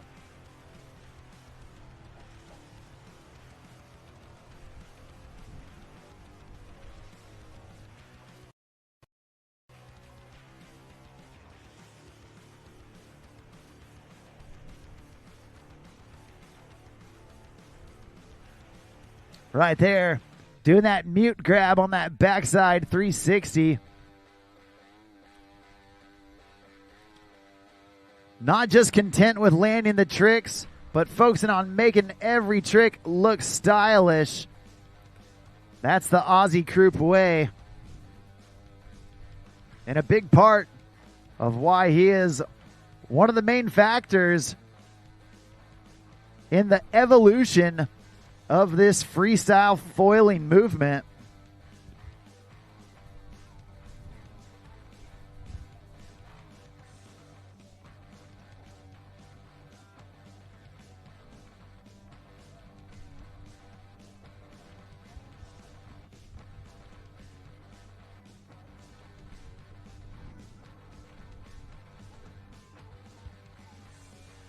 Big indie poke right there from Ozzie as he enters into pass number 2, taking a big slash at the wave.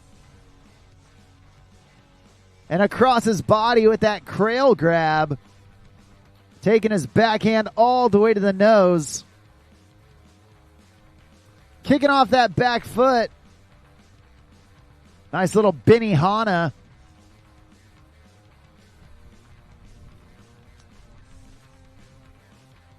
There's the front side 360. Oh, no.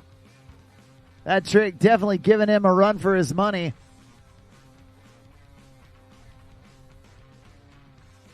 So much style in those pokes. Once again, we do need Pro Men Foil Heat number 2 of the strapped division. Make your way down to the dock. Noah O'Brien, Simon Nicholas Boucher, Alex Hudkins, and Noah Flegal. Make your way down to the dock. Thanks.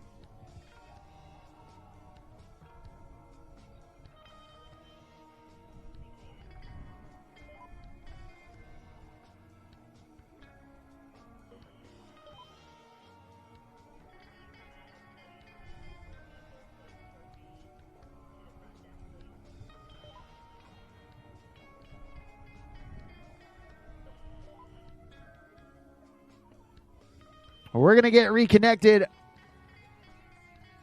with Ozzie Kroo.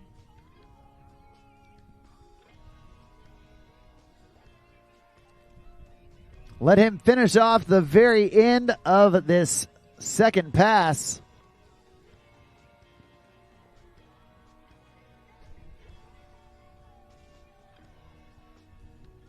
Going indie grab on that front side 3. And a stalefish grab to boot there at the end. And now just surfing his way down. Pumping back to the dock. And landing right on it. Not even getting wet there at the end. Nicely done from Ozzie Kroo. Your final rider in that Pro Men's Foil Strapped semifinal heat number 1. Coming up next, we've got heat number 2.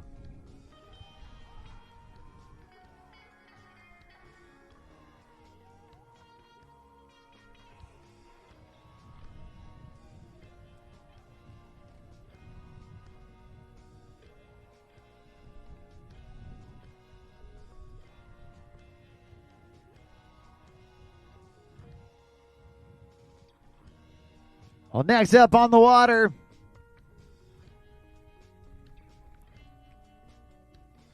this young dude coming out of Central Florida.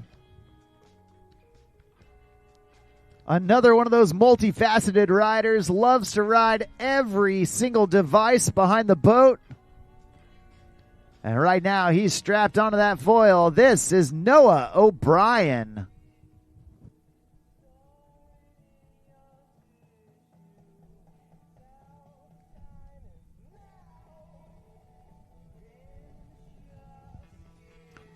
Noah launching into the air, doing some various grabs, trying to go with that backside 360. Just getting booted. A little funky right there. Not able to get that board back underneath him. But a great job so far from Noah O'Brien as he kicks off this second heat of Pro Men Foil.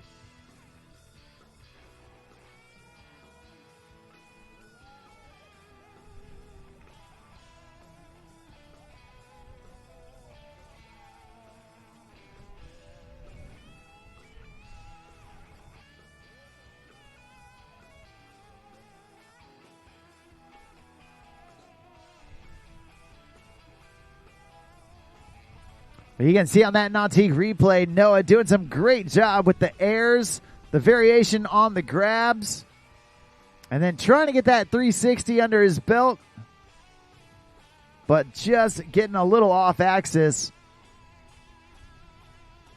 We're going to get him back up, get him some more attempts as he continues down the course with pass number 1.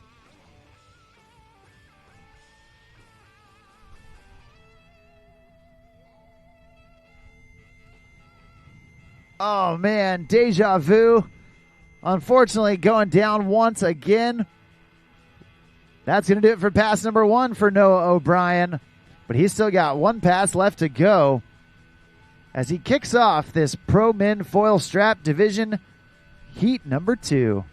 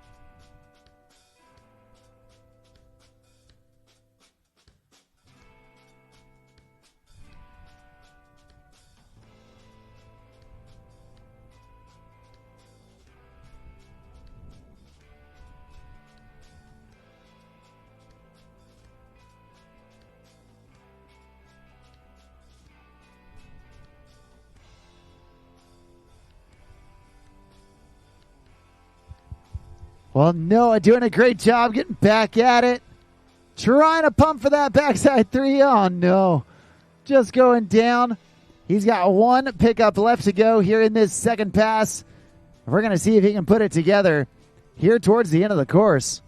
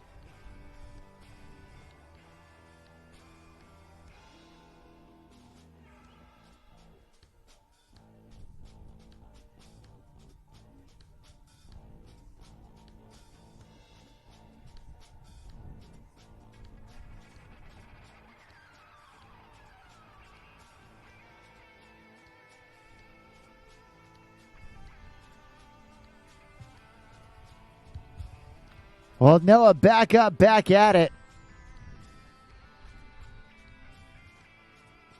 Looking to finish off this second pass with a bang.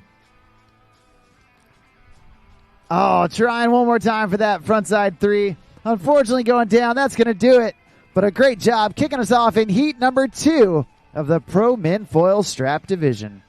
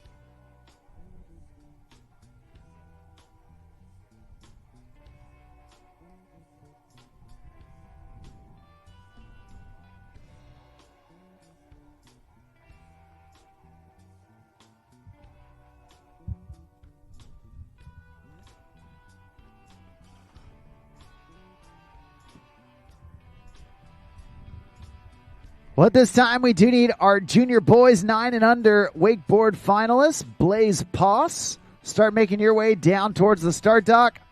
As well as our junior men 14 to 18 semifinal heat number 1, Jacob Taylor, Leon Moga, David Mobley, and Zack Miller. Start grabbing your things. You guys are going to be up here in just a bit. But right here, right now, your next rider coming out of Canada, we got Simon Nicholas Boucher. Big air right there.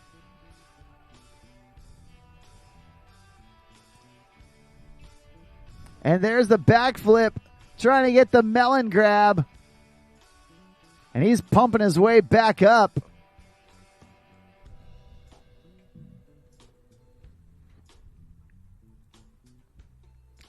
Nice melon poke right there. After recovering, pumping his way back into the pocket. There's that backside 360.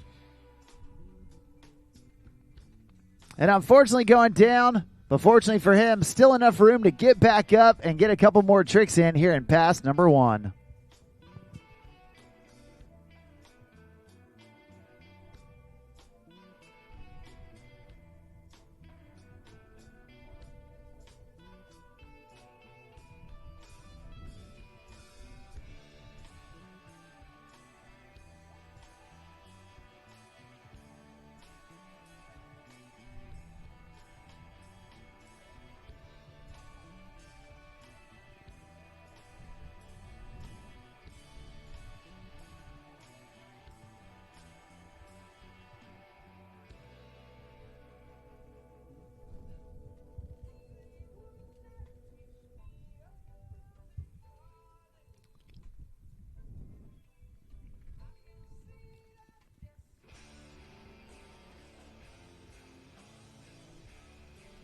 All right, we're going to get Simon back up, back at it.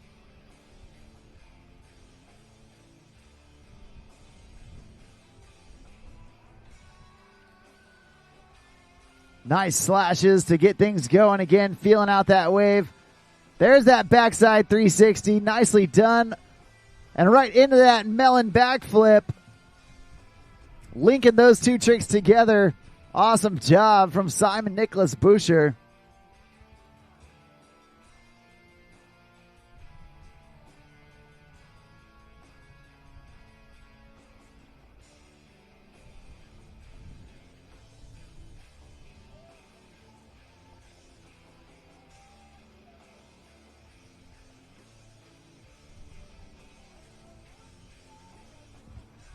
You see him get that grab on that backflip. Nicely done.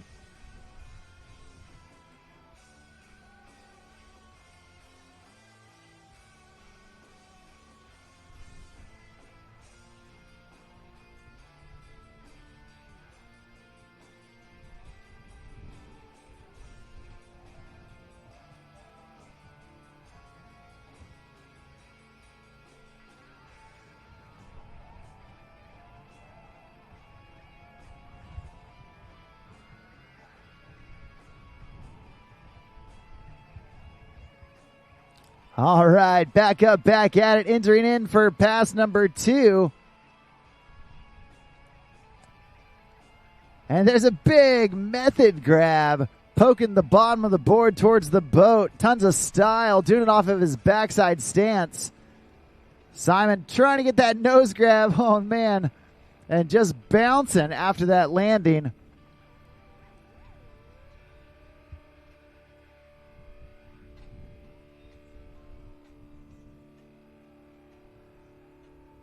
You see that backflip transfer. Pumping hard from way back in that wave.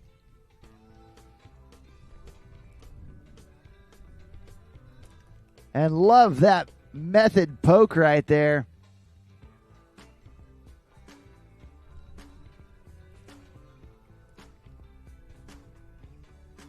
There's that nose grab, landing high on the wave, and as he accelerates back down the face, just getting bucked, a little funny.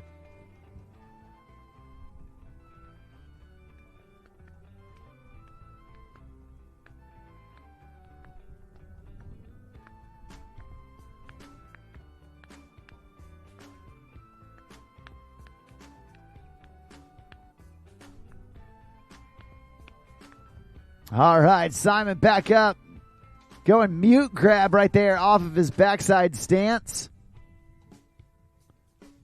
Trying to go with that frontside 3 from his backside stance as well. And I believe that's going to do it for Simon down there at the end of the course. Awesome job. That's 2 riders down, 2 riders left to go here in the Pro Men Foil Strapped Semifinal, heat number 2. And once again, at this time, we do need Blaze Poss. Make your way down to the dock, as well as heat number 1 of the Junior Men 14 to 18 Wakeboard Semifinal. Jacob Taylor, Leon Moga, David Mobley, and Zack Miller. Start making your way down to the dock.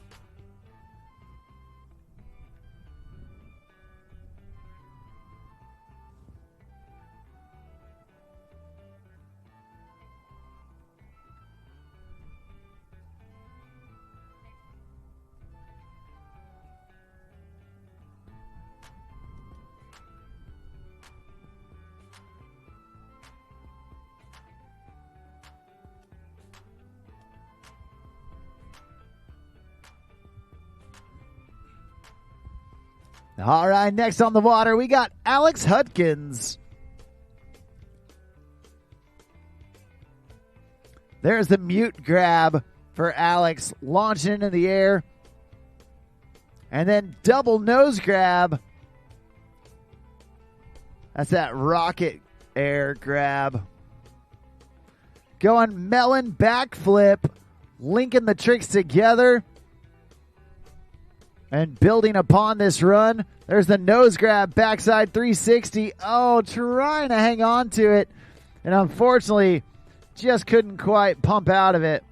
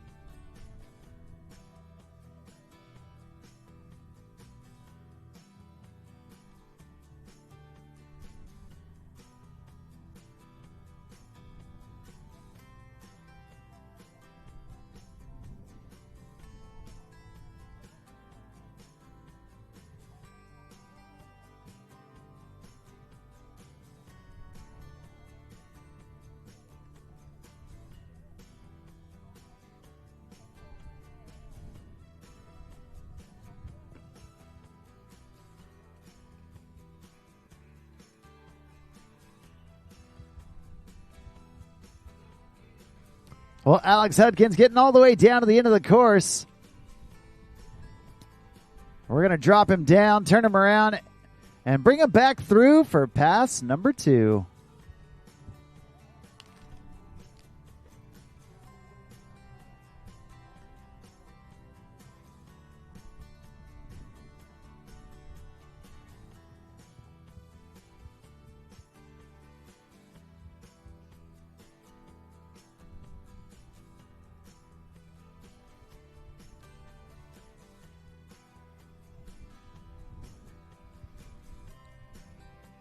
Starting off with that melon grab here in pass 2. Alex Hudkins then going frontside 3. Oh, man. Just digging the nose upon landing. Not able to recover from that. But only his first fall of this second pass. So he's going to get picked up and continue on as he makes his way back towards the start dock.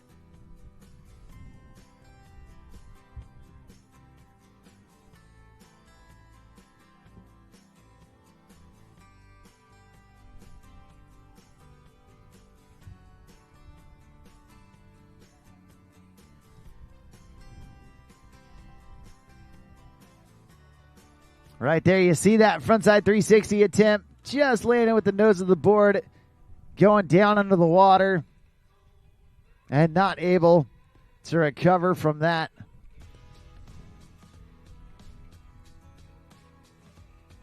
We're going to see if he can get that trick locked in as we get him back up on the water.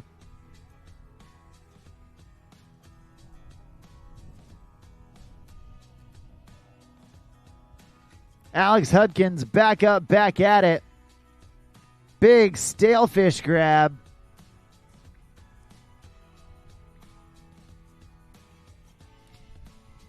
Oh, man, deja vu on that frontside 360. Taking that same fall. That's going to do it for Alex Hudkins, your third rider here in heat number 2 of the Pro Men Foil Strap Division.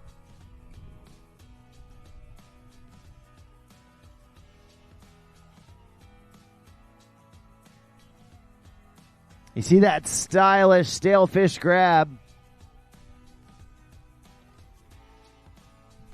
And then trying again for that frontside 3. And just not able to keep that nose out of the water.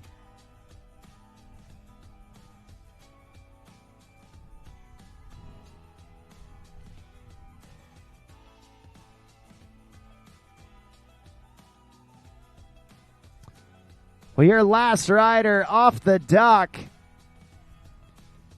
You saw him in the unstrapped. Well, now he is fully strapped in and ready to start unleashing some of these tricks. A South Florida local and a master on the water. This is Noah Flegal. Now, Nautique team athlete Noah Flegal, very familiar behind this Super Air Nautique G23. Consider it a home court advantage. And he's going right into it with that Dirty Dancer, that backflip 360. The confidence that he has. There's that melon backflip.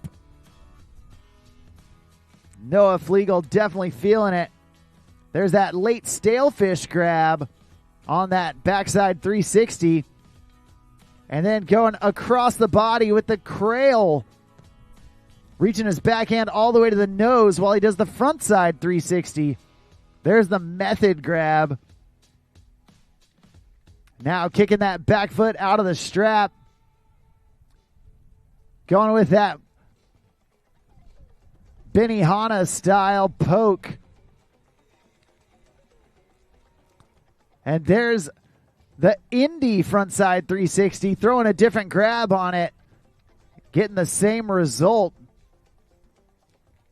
And so far, so good. Noah Flegal absolutely in fuego right now.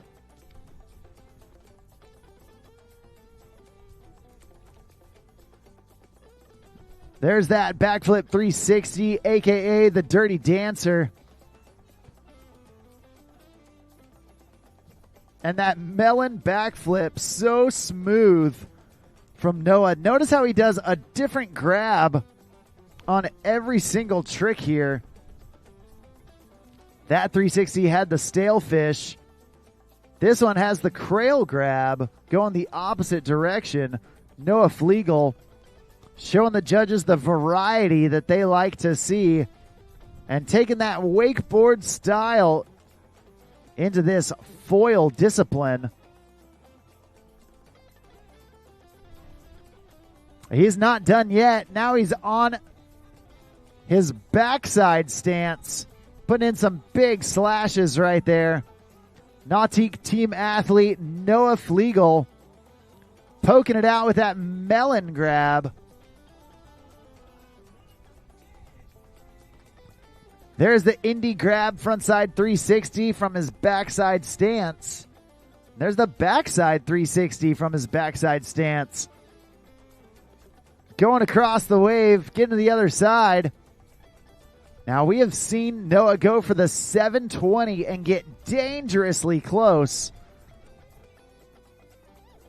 Trying for it right there. Unfortunately going down, but man, oh man, can you imagine going 2 times around with the foil strapped to your feet? Absolutely mind-bending maneuvers from Nautique team athlete Noah Flegal. And it looks like he might get one more attempt. See if he goes for that 720 one more time.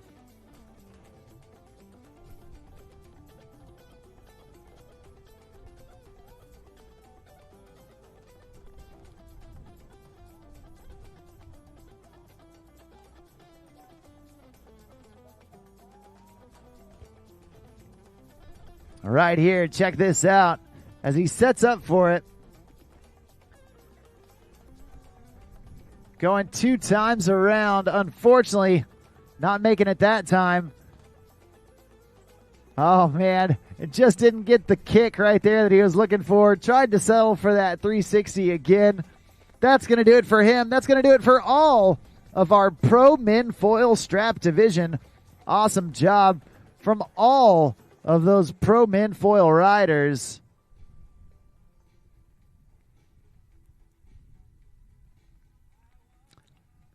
And just like that, we're going to keep moving on.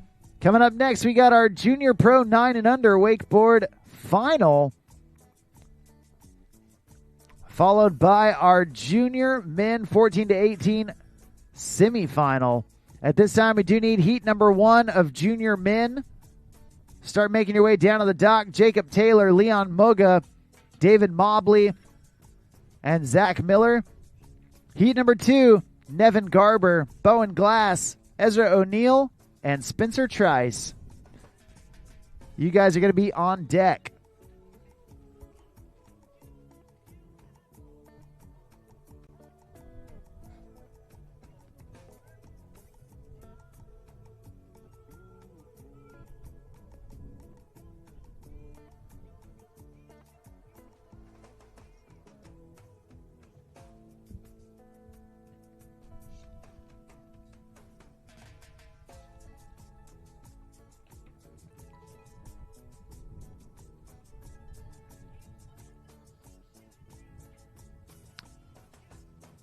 Well, looks like we are going to take a quick break before we get into our wakeboard action.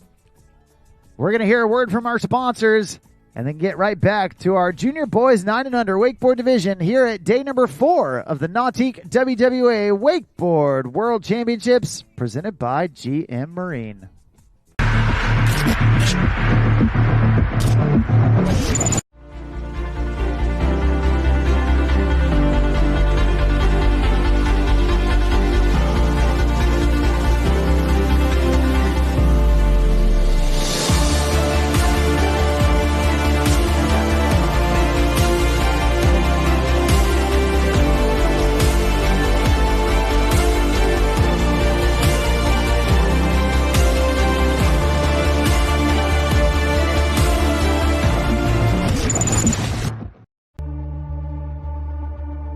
50 years, we've been more than just a manufacturer. We've been part of the journey, a journey that started with a passion for adventure and a commitment to excellence. And now, as we celebrate our 50th anniversary, we proudly unveil the future, a symbol of our legacy, our commitment, and our relentless pursuit of performance. Welcome to the future. Welcome to the power behind the passion, performance that moves you.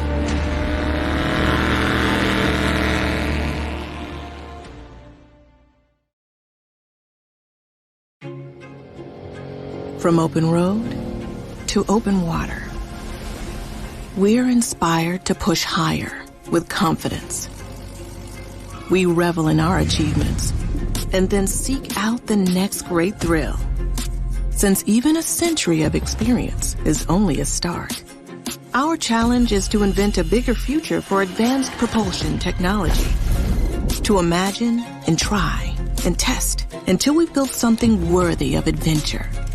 So that together we can empower a new generation to push higher and harder.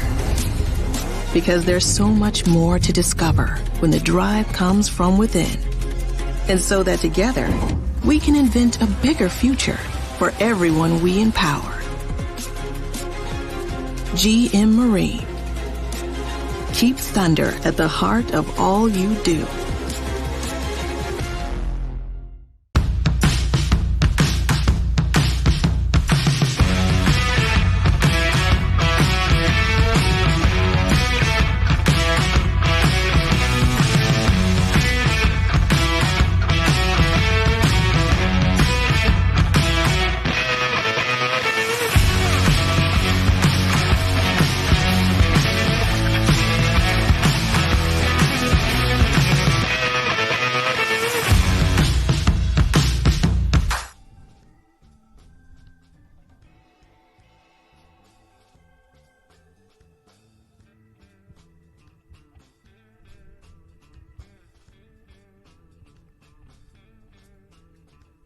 Well, kicking us off in our wakeboard action, we have got our junior boys 9 and under division final.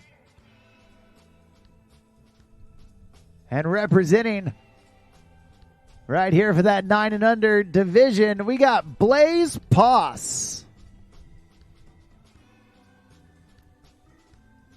Blaze kicking us off. Big hillside, frontside 180. Oh, no.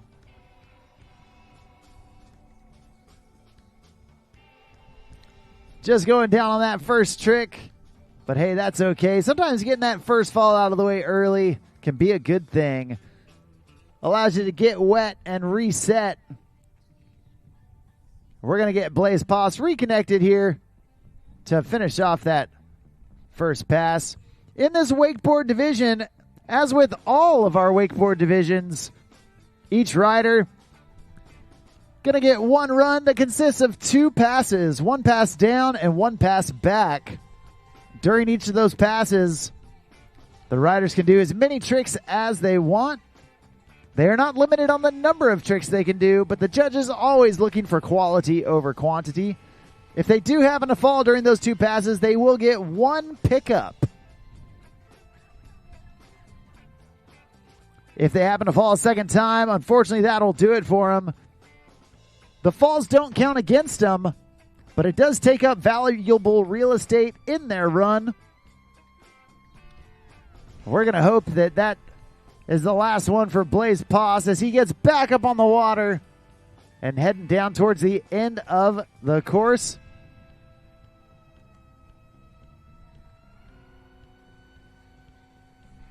Carving it up before getting back to work. Blaze going up and in. Hillside, frontside, 360. Nicely done. Gaining that confidence. Oh, no. Going down again on that toe side, frontside 180. Unfortunately, not able to stay on his feet. Looks like that is going to do it for him. But a great job from Blaze Poss, your first wakeboarder of the day.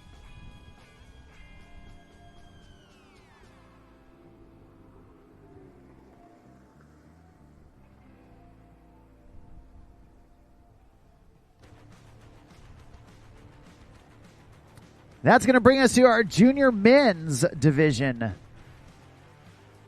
Junior men, heats 1, 2, and 3. Get down to the dock. Heat 1 going to be Jacob Taylor, Leon Moga, David Mobley, and Zack Miller. Heat number 2 going to be Nevin Garber, Bowen Glass, Ezra O'Neal, and Spencer Trice. And heat number 3, Noah Fasolis, Pietro Trevisan, Marin Wimp Mons, and Thibault Legel.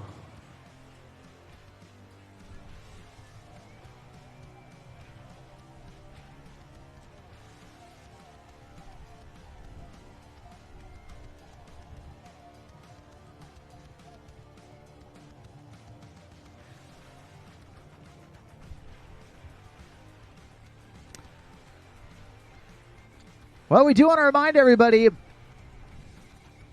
today is Saturday, which means tomorrow is Sunday. And on Sunday, our friends at Wakewell will be hosting Wake Church right here on site, down by the Nautique tent right in front of the water. There will be free coffee, there will be free donuts, and there will be a positive message from our friends at Wakewell. Wakewell's motto is to love God, love others, and love Wake. And we hope that you'll join us tomorrow morning at 9:30 a.m. as our friends at Wakewell host Wake Church.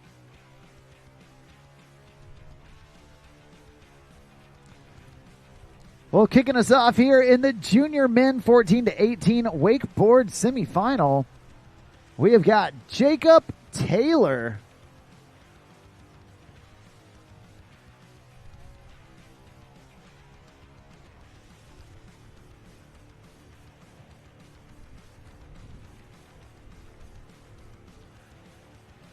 Jacob Taylor getting things going. Popping that board around into his heel side stance. Going cab wing. Gliding it out with that half cab 180. Then back in on his heels. There's the crail grab on the tantrum.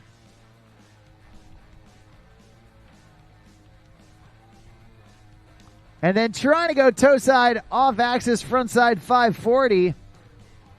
Unfortunately, taking a fall, but only his first fall.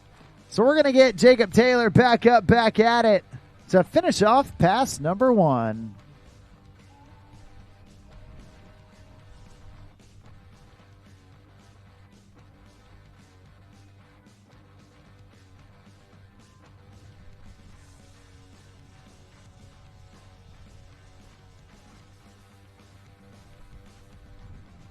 Jacob Taylor coming out of Canada, spending some time down here in Florida. Enjoying a bit warmer weather than he's typically used to, I'm sure.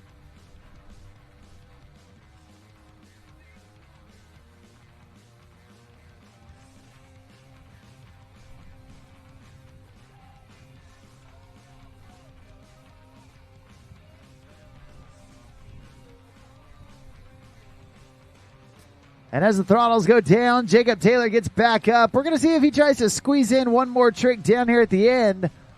Looks like he might play it cool. Wait for that turnaround before he heads back this direction for pass number 2.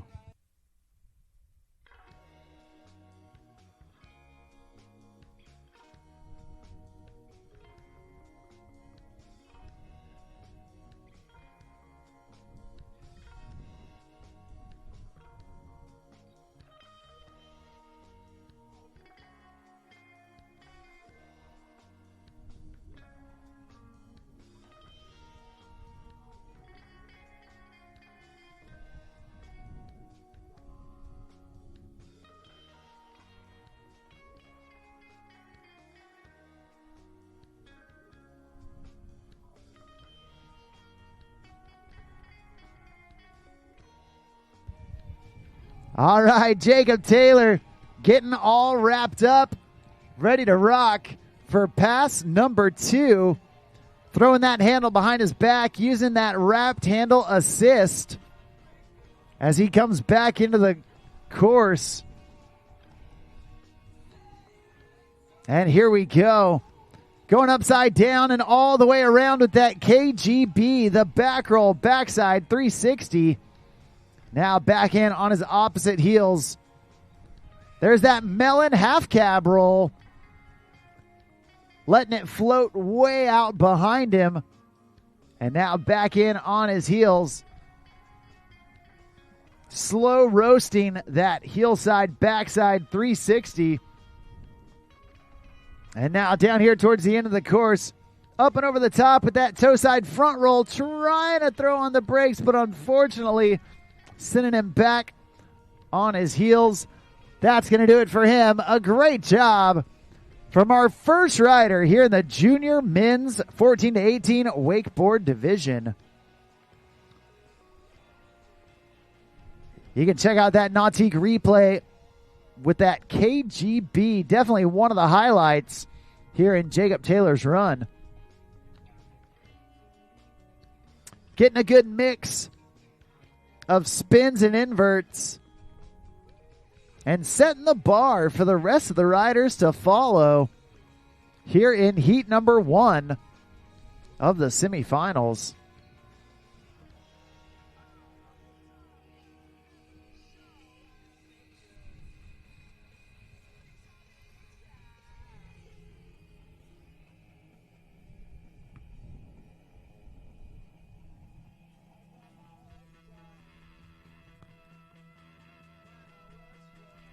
Coming up next, we've got a young dude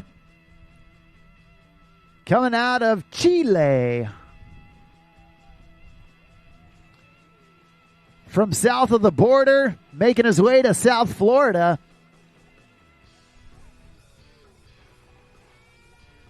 Right here, right now, this is Leon Moga.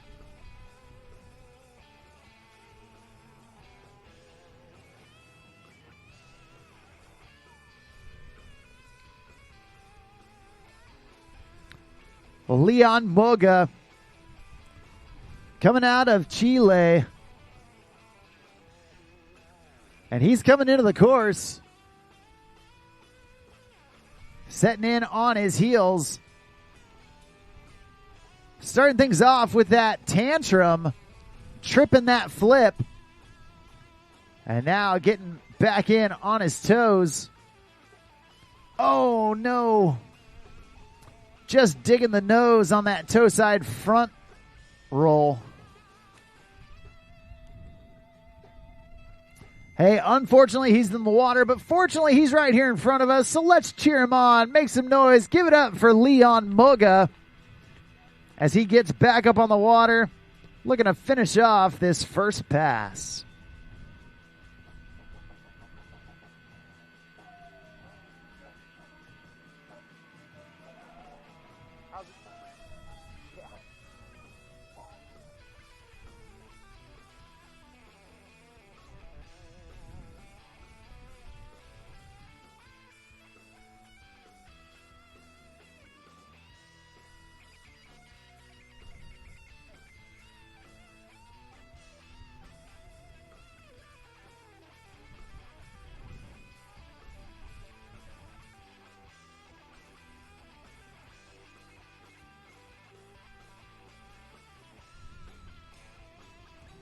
All right, Leon Moga back up, back at it. He wants some redemption on that toe side front roll. We're going to see if he goes right back to it, and he does. Stomping it down, taking down the trick that took him down. You love to see the confidence. The judges love to see the resilience, the tenacity of a rider to get back up, stomp that trick, flex on it, say, hey, it was just a fluke. I got that every time. Shake it off and get back into the rhythm of things. Leon Moga looking to come back through for pass number 2 and continue building momentum on his way back to the start dock.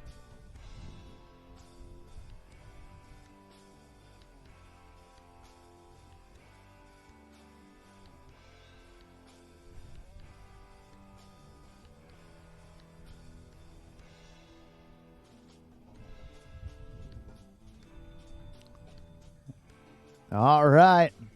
All eyes on the water as Leon Moga re-enters the course.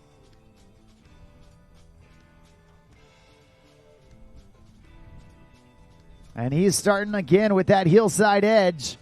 There's the hillside back roll. Landing it clean, riding away smooth. Back in on the toes. Up and over the top with that scarecrow. Adding that 180 to the front roll that he got at the end of pass number 1. Oh no. Just getting bucked right there. Looks like that's going to do it for him. Give it up, make some noise for your second rider, Leon Moga out of Chile.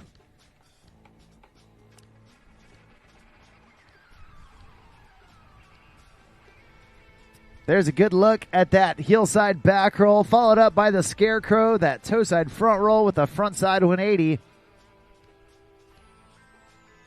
And then just didn't quite get the takeoff he was looking for. That's 2 riders down, 2 riders left to go. Here in the junior men 14 to 18 wakeboard semifinal. Each of these heats has got 4 riders in it. I believe we're taking the top 2 out of each of these heats, creating a 6-man final. Each of these riders trying to fight their way into it.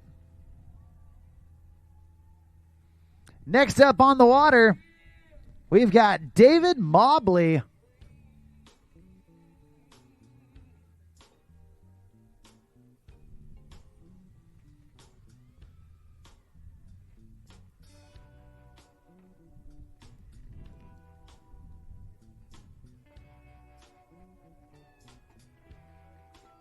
David Mobley on the water. He's your third rider here in the junior men 14 to 18 division. Popping that board around. And going huge with that laid out tantrum. Back in on the toes, way up and over the top with that scarecrow. Now getting wrapped up. David taking that hillside edge. There's the KGB, the back roll backside 360. And now again wrapped up, this time from his opposite heels. Oh, trying to go with the cab 540, starting switch, landing regular. And unfortunately going down. Now, fortunately for him, he was hustling through pass number 1. Looks like he's still got a little bit of room. Towards the end of the course, he might be able to squeeze in one more trick down here at the end. We're going to see if he chooses that or chooses to stay safe. Regardless, you can see on that Nautique replay, one of the highlights right here was this KGB doing the backside 360 while upside down with that back roll, and then just over rotating that switch 540, the cab 540.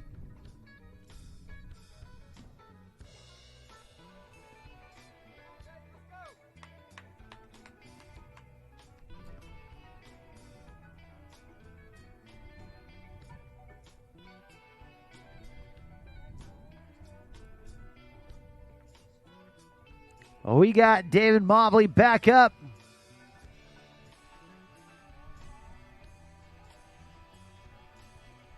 He's seeing if that wave is going to shape up in time for him to get a trick in. Looks like he is just going to play it cool to the end of the course. But so far, so good from David Mobley, your third rider here in the junior men's 14 to 18 semifinal, heat number 1. We do need heat number 2 down to the dock. That's Nevin Garber, Bowen Glass, Ezra O'Neal, and Spencer Trice. as well as heat number 3. You guys are going to be on deck here soon. Noah Fasolis, Pietro Trevisan, Marin Wimp Mons, and Thibault Legel.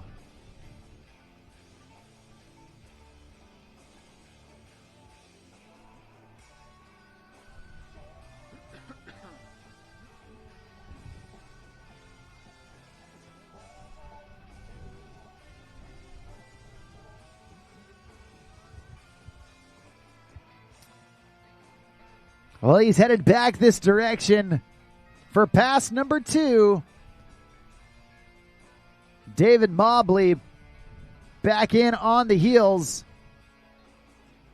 Oh, just getting hung up on that whirly bird. And that's going to do it for him. We're going to see if it'll be enough. It's in the hands of the judges. And we've got one rider left to go here in heat number 1 of the Junior Men Wakeboard Division. You can see the results starting to come in from our Pro Men Foil Strapped Division.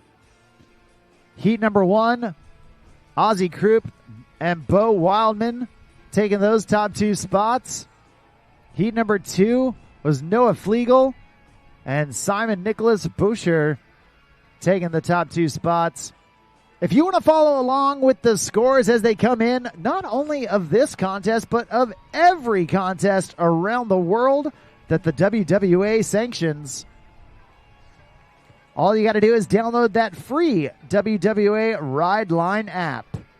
You can also build a profile and take your wake resume with you everywhere you go.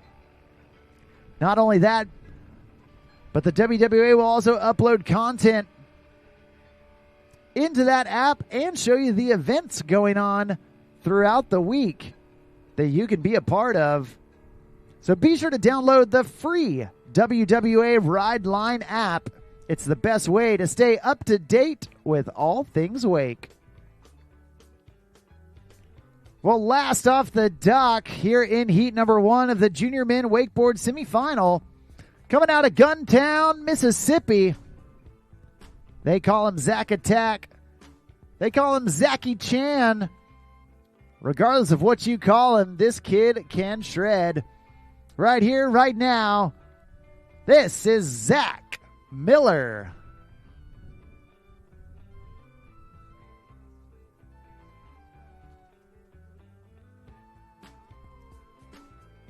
All right, Zack Miller on the water.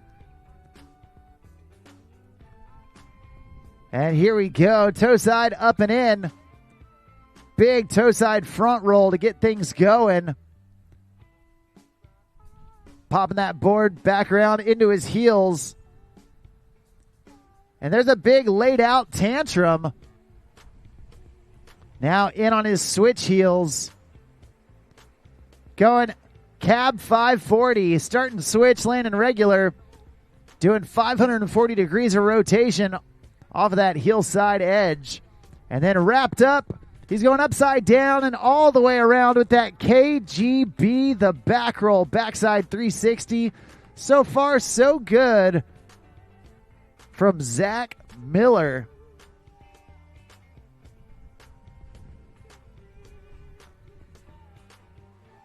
He set some good momentum in pass number 1, looking to carry that through for pass number 2.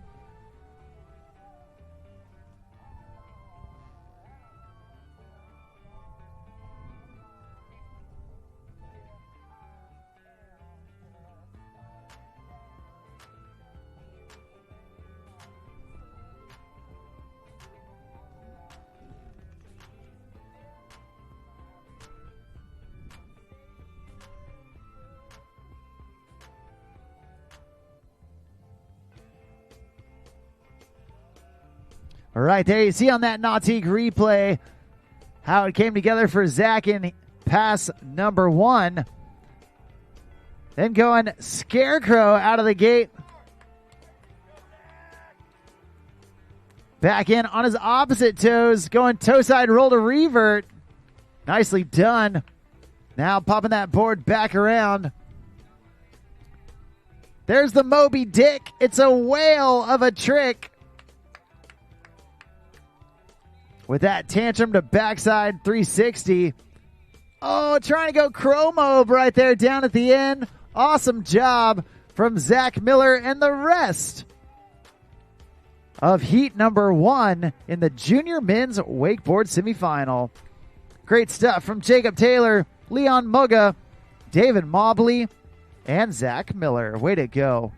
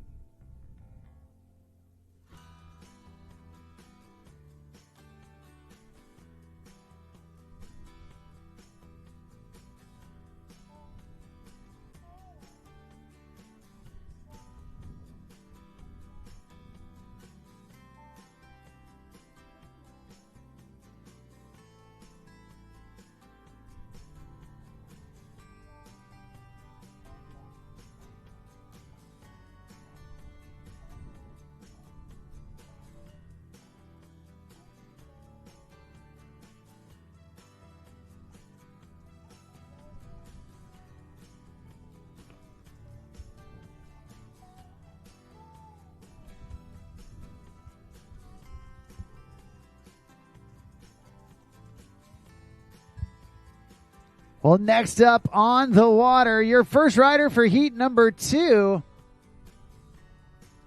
We've got Nevin Garber out of Ohio.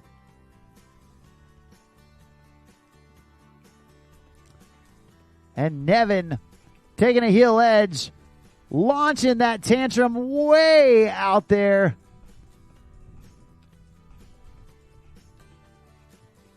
Going past the wake.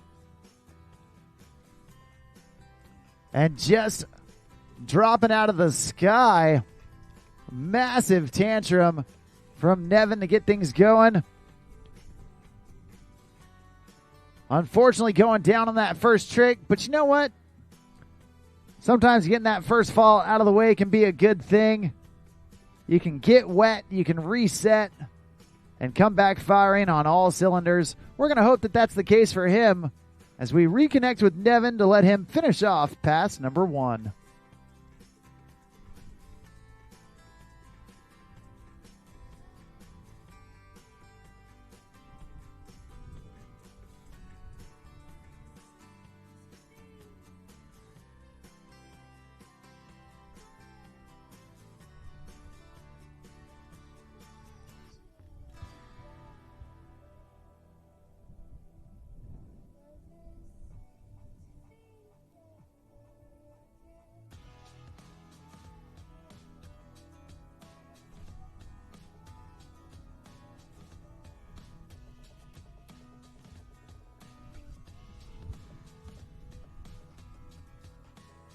All right, back up, back at it. We've got Nevin coming right back in. There's the toe side front roll.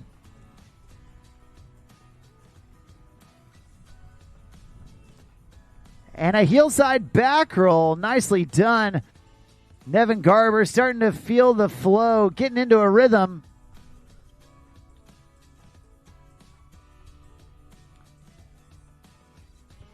And finishing off pass number 1, getting some tricks on his scorecard. We're going to turn him around, bring him back down for pass number 2.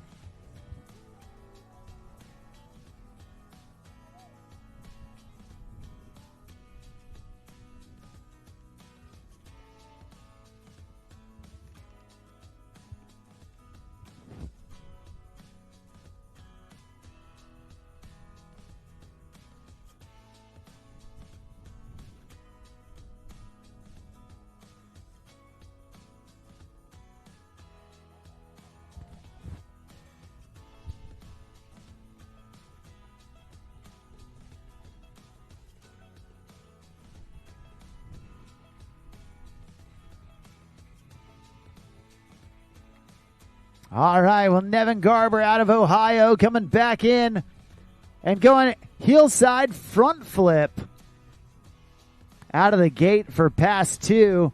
Then back in on the toes. There's the scarecrow, the toe side front roll, front side 180. Right here in front of the crowd. There's the roll to revert. Oh, man. Trying to hang on out of it. Unfortunately going down. Looks like that is going to do it for him. Give it up. Make some noise for your first rider in heat number 2, Nevin Garber.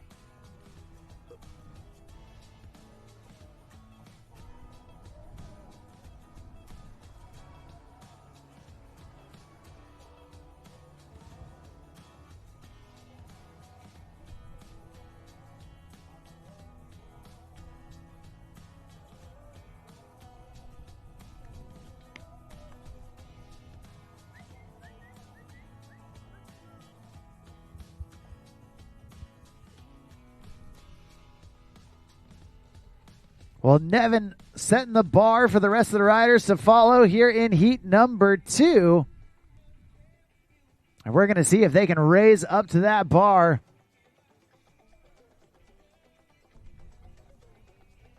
Coming up next, a young rider out of Valdosta, Georgia. Not just a talented boat rider, but a talented cable rider as well.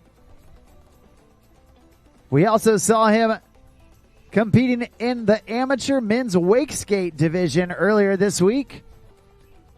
Well, now he's put the wake skate aside. He's gotten all strapped in, and he's ready to rock.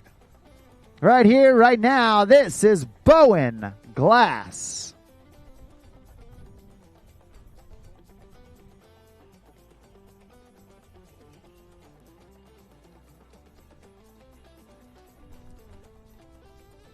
All right, Bowen Glass. Part of that Valdosta, Georgia glass pack. And he's starting things off. Tripping that flip. That's the tantrum. Back in on the toes. Toe side front roll. Big, landing in the trough. Oh, trying to go heel side, backside 360. Unfortunately going down, but fortunately he's right here in front of us. So let's cheer him on. Let him know you love him. Give it up for Bowen Glass.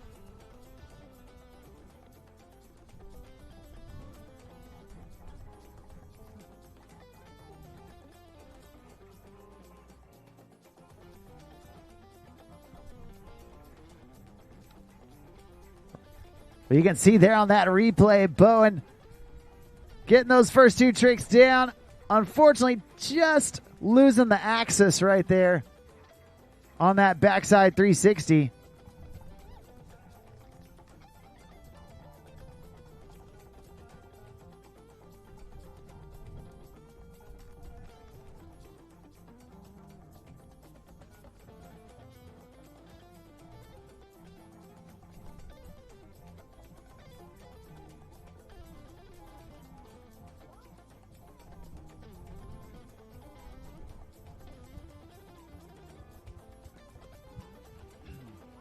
All right, back up, back at it. Bowen Glass looking to stack up a couple more tricks here in pass number 1. Popping that board back around. There's that nose grab, half cab, 180.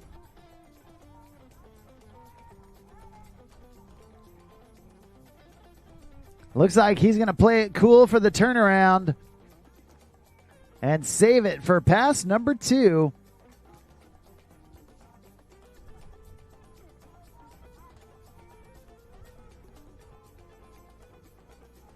Bowen, our second rider here in heat number 2 of the junior men's wakeboard division.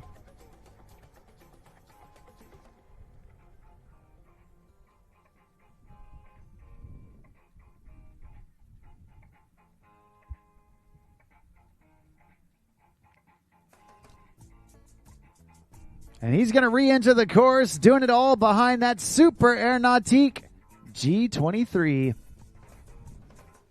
The boat that changed the game back in 2012 continues to evolve and get better and better each and every year.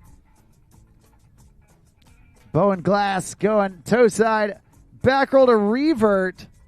Nicely done. Now popping his board back into his dominant stance. Going across his body with the cradle grab. Reaching that backhand all the way to the nose of his board. Toe side, front side, 180 to get back across the wake. And now back in on his heels. Oh no. That trick has got his number today. Not able to keep that backside three under his belt. But that's going to do it. Awesome job from Bowen Glass out of Valdosta, Georgia.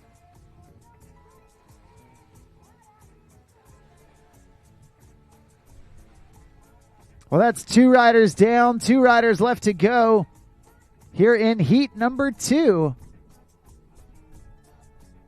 of the junior men wakeboard semifinal. At this time, we do need heat number 3 all down to the dock. That's Noah Fasolis, Pietro Trevisan, Marin Wimp Mons, and Thibault Legel.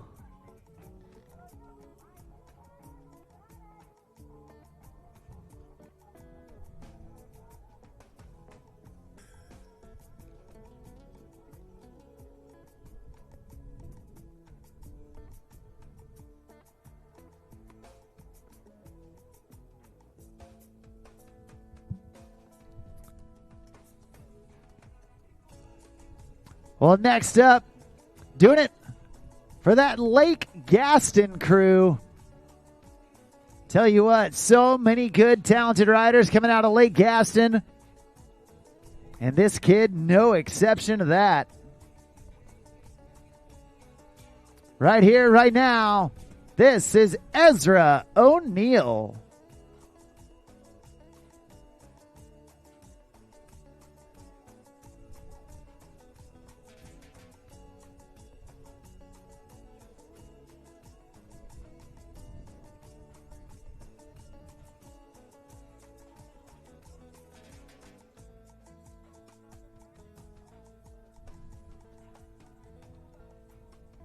Well, Ezra starting things off, going with that mute half cab roll. Back in on his dominant heels, going heelside, backside 720. 2 full rotations off of his backside stance. That is a big trick for this young dude. There's the toe side indie roll to revert. And now back in on the toes, going toe side, front side 540 with that switch toe 5. So far, so good for Ez as he gets all the way down to the end of the course. Feeling confident with that momentum that he's got set. And we're going to see if he can keep that momentum going, keeping it flowing as we turn him around and bring him back down for pass number 2.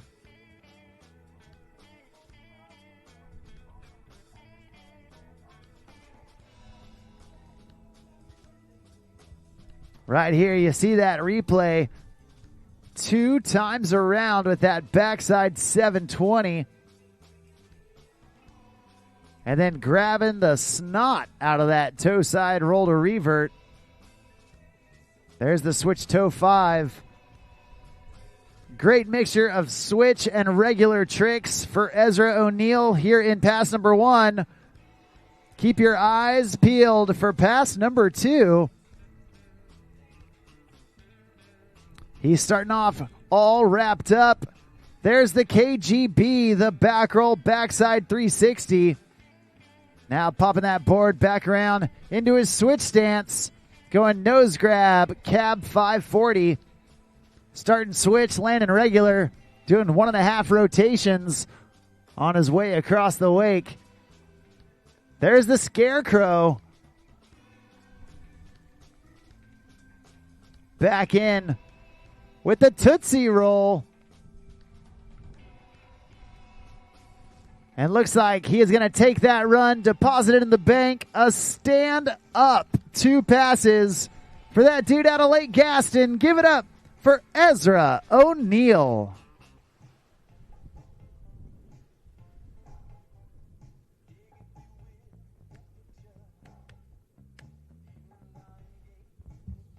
We'll check out that Nautique replay. Doing that KGB to cab 540. Then doing switch scarecrow into that Tootsie Roll.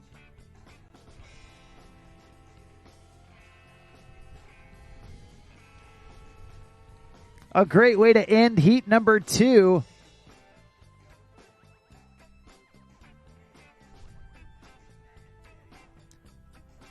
And now we're kicking off heat number 3 for the junior men's wakeboard semifinal.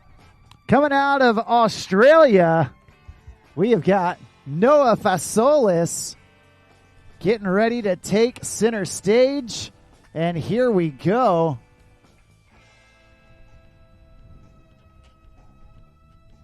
Noah Fasolis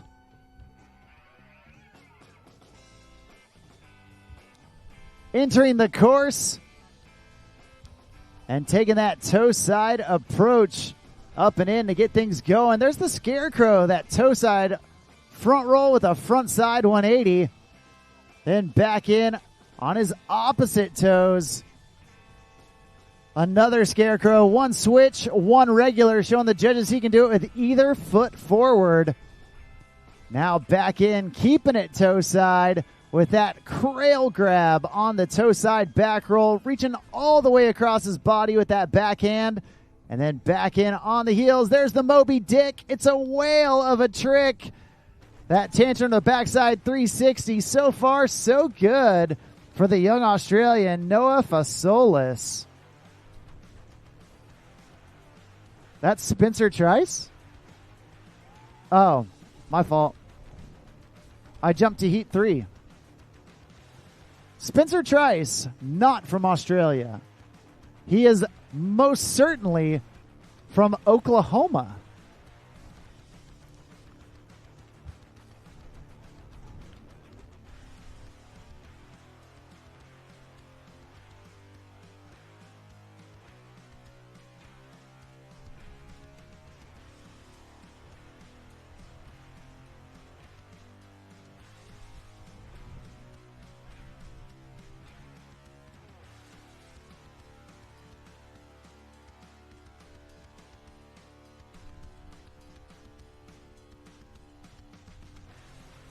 Oh, well, hot off the press.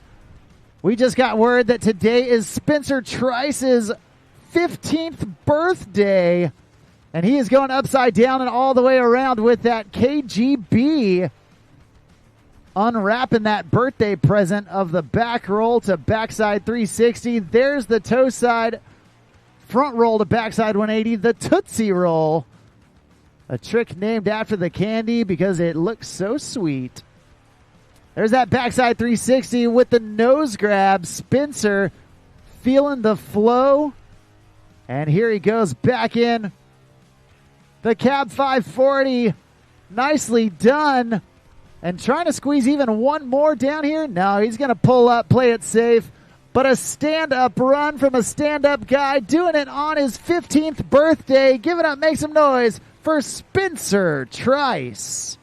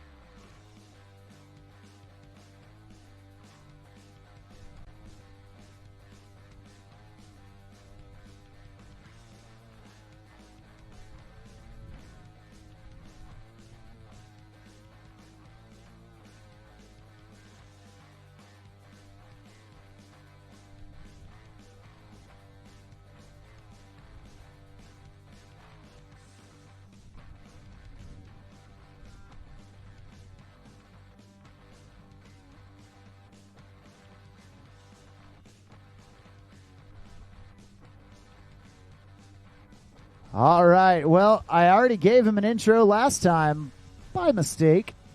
But now we got the Australian kicking off heat number 3, Noah Fasolis. And the young Aussie starting things off, Indy Tantrum right out of the gate, tripping that flip, using that Indy grab. And then way up and over the top with that Scarecrow, the toe side front roll, front side 180. Now back in on the heels.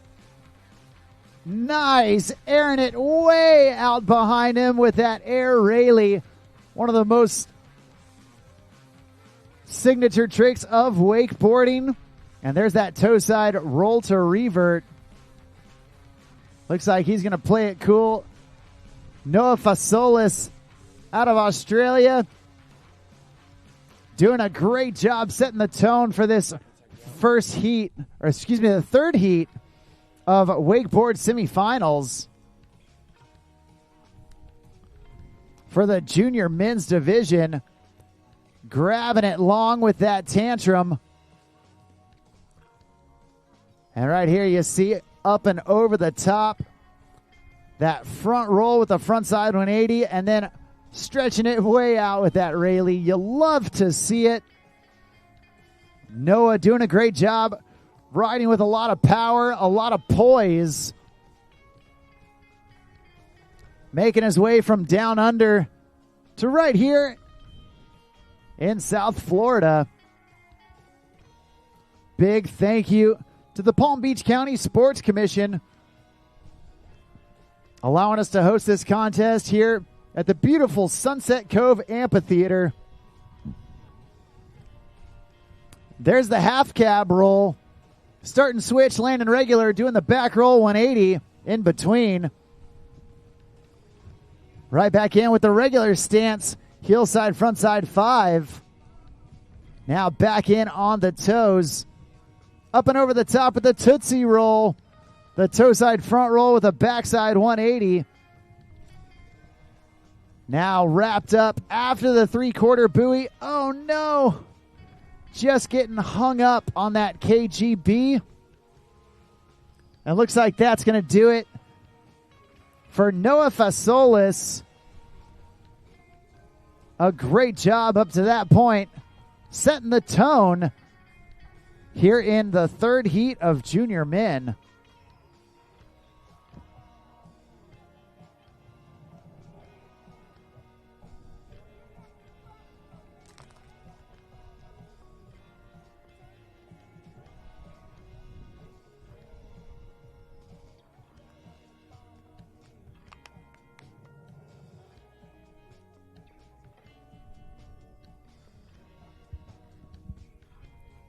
Well, you can see how it went down in pass number 2.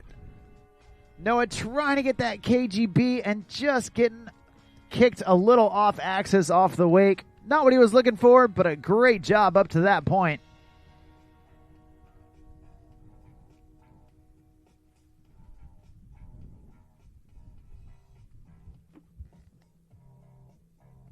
Hey, Doc, will you confirm which rider this is? We have a little mix-up on the sheet versus the app.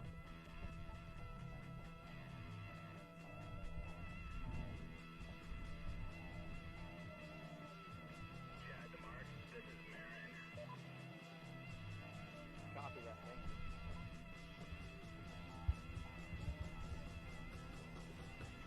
All right, here right now, this is Marin Wimp Mons coming out of Canada.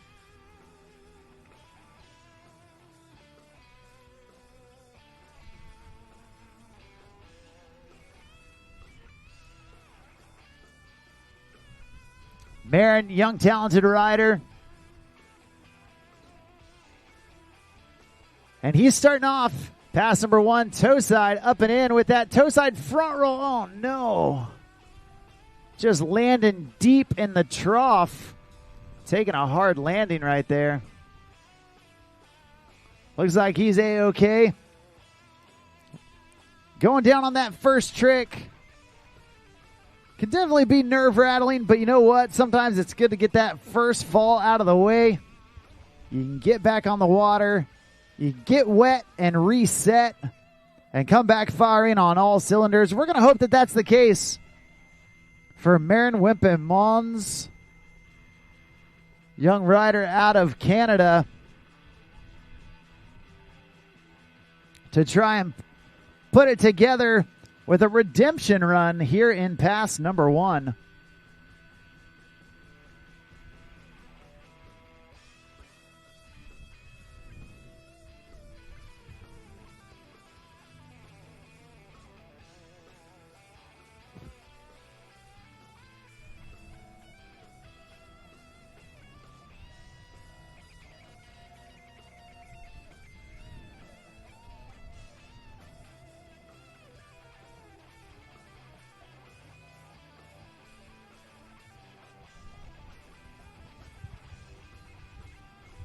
Well, Marin back up, back at it.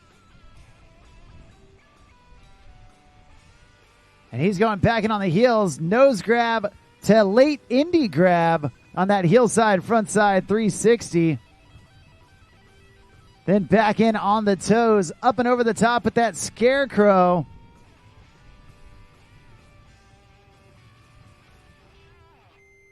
And then he's going to get back behind that boat and get ready for the turnaround.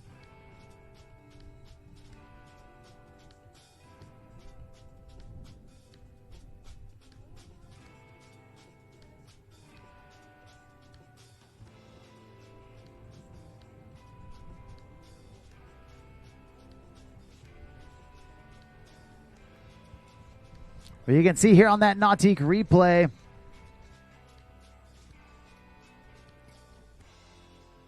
Marin putting in that double grab, nose to Indy on that frontside 360. Love to see the variety. Add in some technical difficulty to that trick.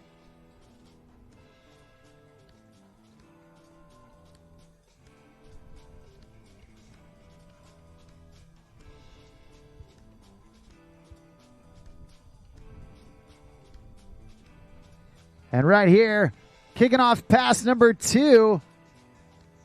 Hillside, backside 360. Oh no. Just couldn't quite keep his head out of the water. Looks like that's going to do it for Marin Wimp Mons. And that's going to bring us to our next rider here in just a bit.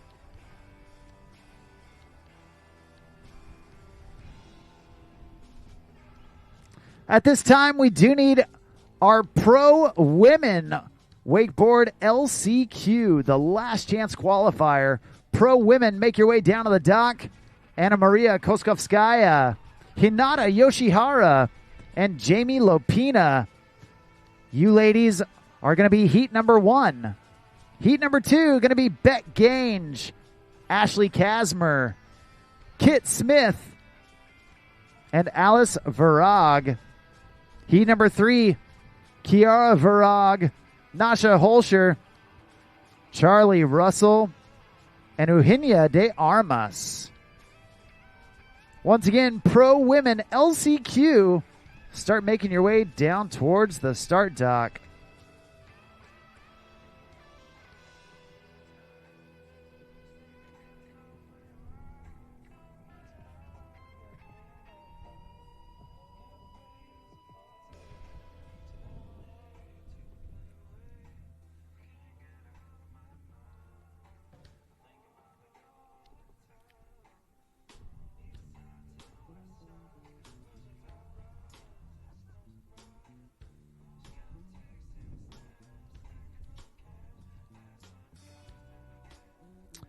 Well, next up on the water,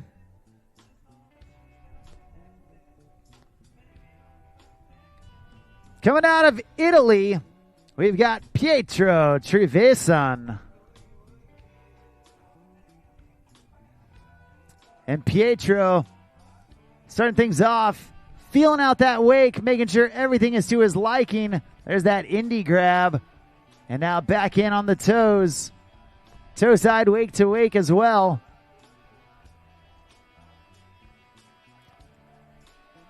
Back in on the heels.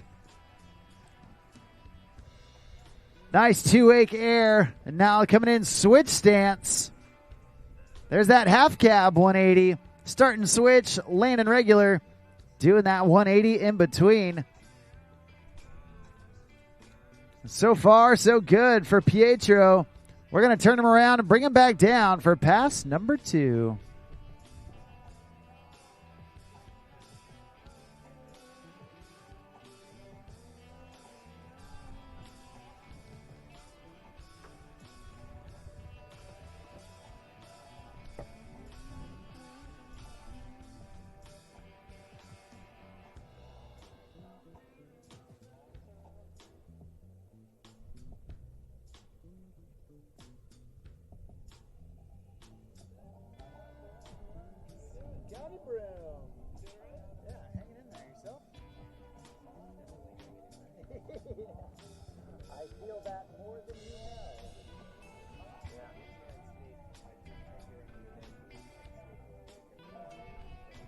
Did it work?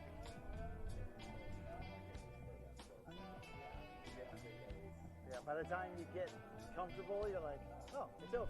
Perfect.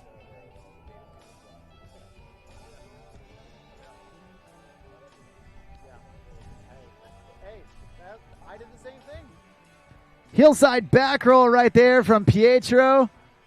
Back up and in, toe side back roll as well. Back-to-back back rolls. One off the heels, one off the toes. And then a tantrum to boot. This young dude out of Italy throwing the inverts in pass number 2. And there's that half cab 180 starting switch landing regular. Down here at the end, time for one last trick. Big hillside wake to wake. Looks like that might do it for him. Give it up, make some noise for Italy's own Pietro Trevisan.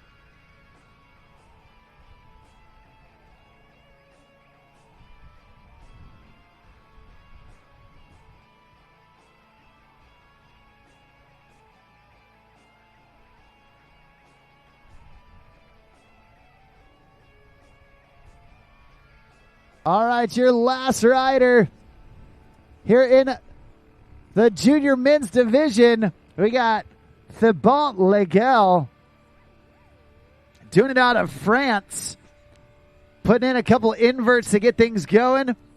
The hillside back roll followed by the scarecrow. And then going hillside frontside 540. Nicely done. Good looking spin and then back in on the toes. Batwing way out the back. Gliding it out at the end of the course.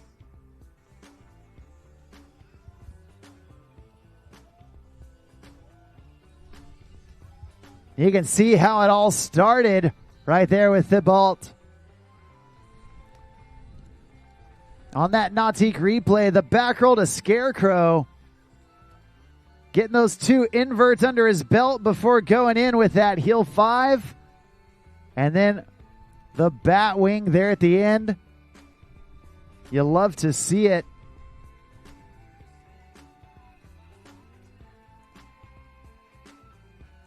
We're going to turn him around, bring him back down for pass number 2.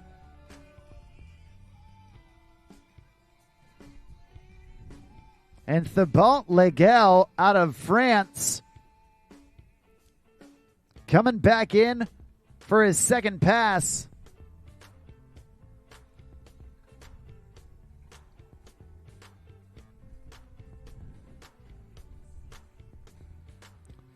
Oh, trying to go heel front 7.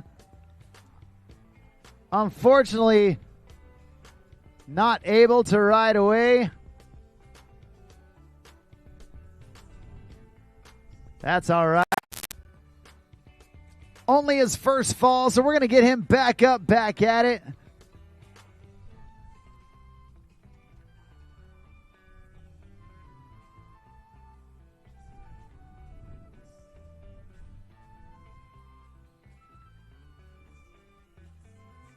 Right there, you see him going for it 2 times around. Got the handle, got the board back on the water, but just needed a millisecond more time in the air to prepare for edging away.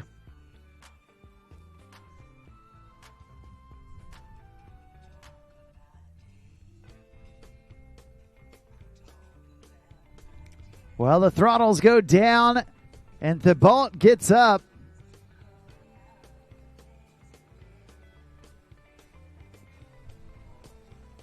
Headed back to the start dock, looking to make it all the way back there.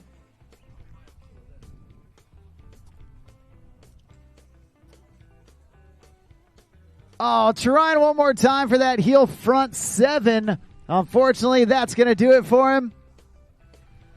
And that's going to do it for all of our junior men wakeboard division. We're taking the top 2 out of each of those heats.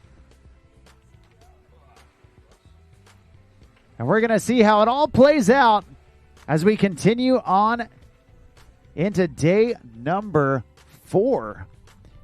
Here at the Nautique WWA Wakeboard World Championships, presented by GM Marine.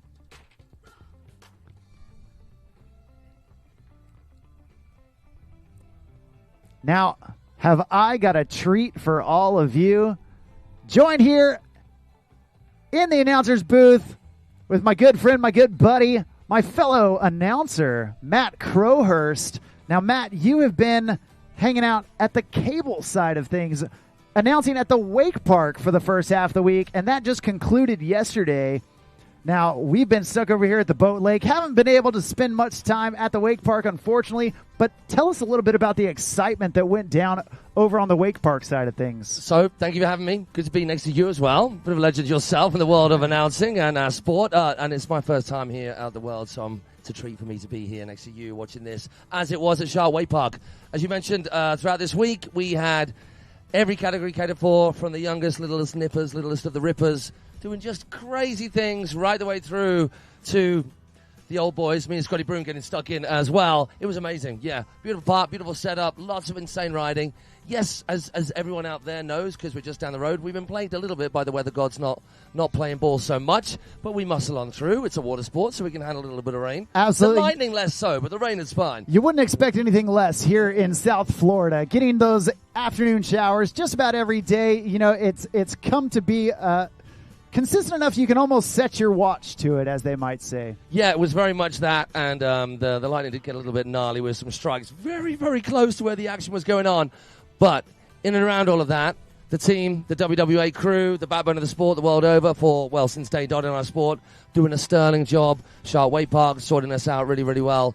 And then the family, friends, support crew, and the riders themselves just sticking it out and supporting the cause the entire way along, which is always the case at every single one of our events the world over. The community is strong. Absolutely. You know, the sport is great, having a passion for the actual riding. But, man, when you bring a bunch of people from all across the globe that are so passionate about this, you can't have a bad time when you're hanging out with awesome people. That is exactly it. The other beautiful thing about our sports, and I think, well, sports in general, actually, but action sports particularly, is the family affair. Many times, lots of generations from the same family competing at the same event. We've got brothers and sisters and mums and dads also taking part in the contest. And even the big thing that I that I hold on to is that at these events, and I saw it at the Nautique European Wake Surf Championships, we had 3 Nautique dealers competing in the competition themselves, including the main CEO, Mr. Greg Maloon, was actually riding too. Absolutely. And making it to the podium. And then that's what you find at these WWA events and Nautique events, that we don't just talk the talk. I mean, we talk the talk real good, but we occasionally walk the walk. Well, and we have to talk the talk. We have to talk the talk. That's basically in the description, yeah. But we do occasionally walk the walk. I mean, no, we're better on the water. We hobble when we're on land, when we get to a certain age. But we love getting involved. And, hey, like you, I'm a fan first and foremost. So getting to talk about the best towed water sports out there by the best in the business, I'm all into it. Absolutely. Well, like you said, from the little Groms, the riders that are making their very first World Championships debut, all the way up to the pro riders, which we're about to get into. The Nautique Wake Series and the WWA, they have got a division for every single rider. No matter who you are, where you're from, how long you've been in the sport, the WWA and the Nautique Wake Series has got a place for you. In actual fact, which was I'd not done a wake. I've done surf a good bit, but a wakeboard event with the WWA for a little while, up until we had the Worlds back in the UK at Liquid Leisure. Long rest our soul, or the end of this year. That's another story. We'll talk about that shortly. But the fact that we've actually got some much more fine-tuned divisions, because you often find when you get to a certain age and you move up into the next group, or due to injury, they had to take some time off on the water. But Jamie Lapina having a kid, having her first baby, baby Jagger, was actually here in attendance watching his mom ride at the World Championships. You just got to love seeing an athlete start a family and then get back on the water and get back to work. Jamie rode absolutely excellent yesterday and unfortunately fell just short of advancing out of the semifinals directly into the finals. But like I said, it's a great thing. We have the safety net here of this LCQ where we get to see her ride again as she takes to the water. Yeah, and we can claim half ownership of Jamie Lapina now. When I say we, I mean Britain. Oh, well, that's true. Yeah, that's true. So true. if she does well, we do well. So thank you for that, Jack Constable, for helping us get fame by glory by association. Yeah, I don't know if she has dual citizenship quite yet, but I'll at least give you half of Jamie Lapina. Thank you. Yeah, we'll take it. You can take the first pass. I'll take the second. All right, okay. How about that? And what are the names we have standing out here? Of course, there are a few that I know. There are some names that are new to me. Who in this lineup should we be watching out for? I mean, apart from all of them, who has impressed you? Who have you come into contact this time for the first time and has blown you away with some of the riding? Yeah, well, some of the riding that I always love to see, I love talking about the talent that has come out of Italy over the last handful of years. The young Italian team has just been electric on the water. So here in the LCQ, we have both of the Veroc sisters, the twins out of Italy. And, man, every time they hit the water, you know that there's something special that's going to come. They are definitely ones to keep an eye on. Out of South America, Eugenia de Armas, as well as Nasha Holshire, holding it down for Argentina and Chile, respectively. Yesterday, Huge had a great run. She really put down a ton of tricks. Unfortunately, she did have one fall that kept her out of advancing directly to the finals, but Huge is always one to watch when she gets out there. There are some young Americans in the field, like Ashley Kasmer, Kit Smith. They have definitely been ones to watch as they make their way up into this pro women's division out of the junior pro that they've been in the past. But, man, Ashley Kasmer really had a standout run yesterday, putting together some incredible tricks.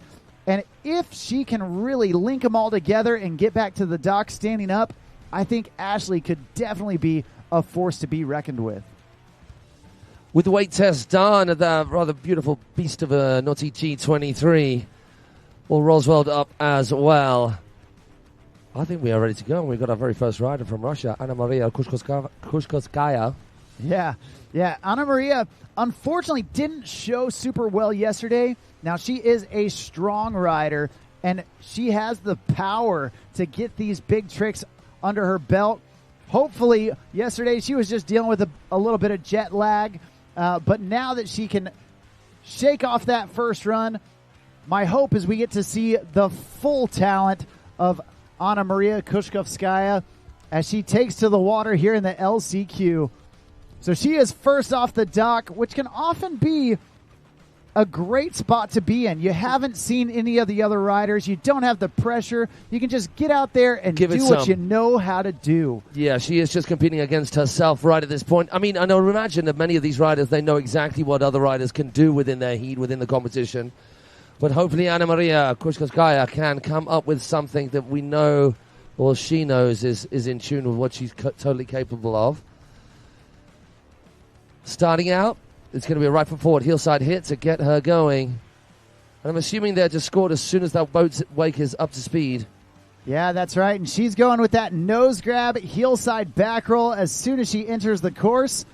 And then back in on the toes with that toe side front roll, feeling it out and starting to build momentum with each trick down the course.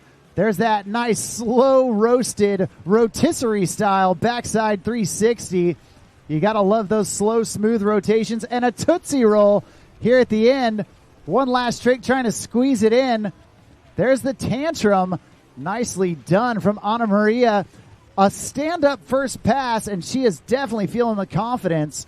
Now, Matt, like you mentioned, these riders here in the pro women's division, they start getting scored as soon as they enter the course. Now, during their time in between the start of course and into course buoys, they can do as many tricks as they want. They're not limited on 4 tricks like the men are. They can pack in the tricks as much as they can. The judges always looking for quality over quantity and making sure that they get the best tricks out there to show for the judges. Now, if they do happen to fall, they will get 1 pickup. That fall won't count against them, but it does take up valuable real estate in their run. So that's 1 run down, 1 run left to go for Anna Maria as we bring her back into the course for pass number 2. Wrapping up this time, it's going to be a right-footed hit to get her going, exactly as the start of her first run, but wrapped up. Are we going to see an upside down around and rounder, or just around and rounder? Could well be the classic KGB start. Yes, it is. No. That is tough. Now, falling way before the last chance buoy, the three-quarter buoy, which after point, if you fall, you don't get picked up again because the boat won't get up to speed. But Anna, taking a fall on that KGB. Now, I would suggest, Pooter's in. Thank you, boss. KGB might be the way to go to start again. She needs that big banger of a trick, and you can't get into that once you're in the run. It wastes valuable time. Yeah, you'll see so many riders do that KGB, as you said, first trick in pass number 2, because they can utilize that turn to get set up for it, putting that handle behind their back and getting right into that KGB. Now, we're going to see how Anna Maria continues to adapt this run. These athletes, they train for every type of scenario, falling in different spaces in the run, trying to figure out the head game and the strategy of if you fall here, where do you pick up? Where do you continue on? And we're going to see how Anna Maria has gotten ready and prepared for this scenario as we get her back up on the water. So she's going to have to time it perfectly because you want to be cutting out nice and wide, ready to come back at the wake just as the wake forms. You don't want to be wasting any time at all, so she should probably get out there now because that G, despite the size of it, is picking up nice and quick. Oh, maybe taking a little bit too much time here. Yeah, I think she knew that no matter what, she was going to be past that three-quarter buoy, but she got after it. Get that toe side, front side 5. She's going to hustle. Go toe 5 to switch toe 5. One more maybe. No. She's going to raise her hand and say, hey, I'm cool with that. Got 2 more tricks down at the end. And as she swings into the dock, let's get loud for your first rider here in the Pro Women's LCQ.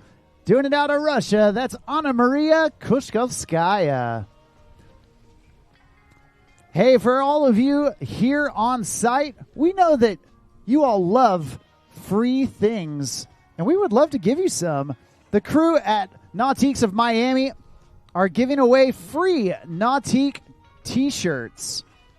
So if you want free stuff, and let's face it, we all do, head on down to the Nautiques of Miami tent to get your free t-shirt while they last.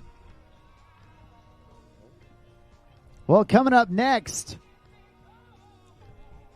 coming out of Onomichi, Japan, this Japanese rider known for her incredible vertical pop. She gets so much amplitude out there, and we always love watching her ride.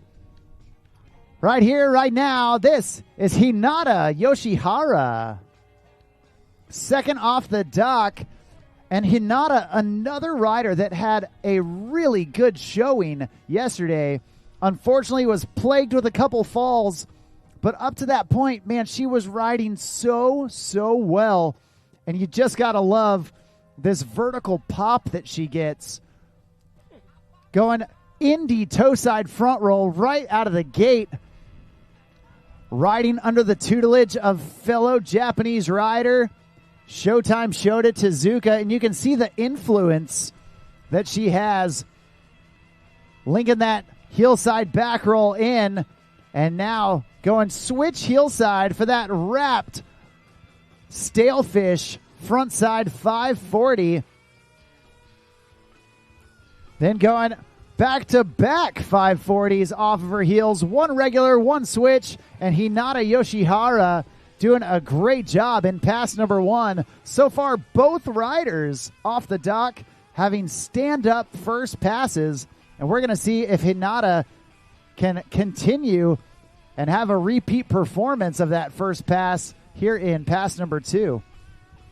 You weren't wrong about the pop that this young girl manages to create in the air for days, and just adding to that, making use of the time in the air to get the grabs on, like we're seeing here, just pushing the board through with a cheeky little melon into that first 540. Nice squat spin, knees up nice and tight. Generally, the way you're learning your spins for the first time is pencil straight, but if you want to make them look good, you get your knees tucked up right underneath you, and then that makes those grabs that little easier as well. Perfectly exemplified by Hinata on that very first run. Run number two. Clean outing to get things going. Can she keep it clean on this second pass? It's a toe side hit coming in hard. Tootsie roll to get it going. The odd front with the backside one and that handle pass. So hard to delay that rotation. You got to make sure you go up and then round. She's wrapped up again. It's a backside wrap, so it's going to be a KGB. Yes, it is. No, it wasn't. So just taking off that little bit too soon. Needed to hold that edge a little bit more. I mean, these girls weighing an awful lot less than their equivalent in the pros. That wake is going to just throw them around a little bit more. Their momentum through the wake is going to be a little less, and so carry them further across, send them further up. But just needing to charge that edge a little harder. The Tootsie Roll was sublime. Then a quick wrapping. Let's just watch this again. Rotation was obviously good. I mean, if she gets more than enough height, but the dryer needs to work that edge through the trough of the weight, that little bit more to carry her over the top. She's fallen before the three-quarter boy, so maybe time enough for a couple of trains. How's he feeling? Yeah, great course management there from Hinata. Throwing that difficult trick right before the three-quarter buoy, so she is going to get a pickup and be able to continue on with pass number two. We're going to see what she's got planned for us as she continues on down the course. And we're going to get her back up. As the throttles go down, she gets back up on the water. And Hinata Yoshihara getting back to work. Once again, getting wrapped up. She wants redemption on that KGB. She knows she needs a big trick here at the end. There it is. More pop. She got everything she wanted right there. And that's going to do it as she swings into shore. Give it up. Make some noise for your second rider in heat number one, Hinata Yoshihara. You see that pop. She got the distance. She got the pop. And a full redemption, taking down the trick that took her down. Awesome job from Hinata as she finishes off that second pass. And now our last rider here in heat number 1. We've seen the first rider from Russia, the second rider from Japan, and now the third rider, the final rider in this first heat. Doing it right here for the red, white, and blue, the US of A.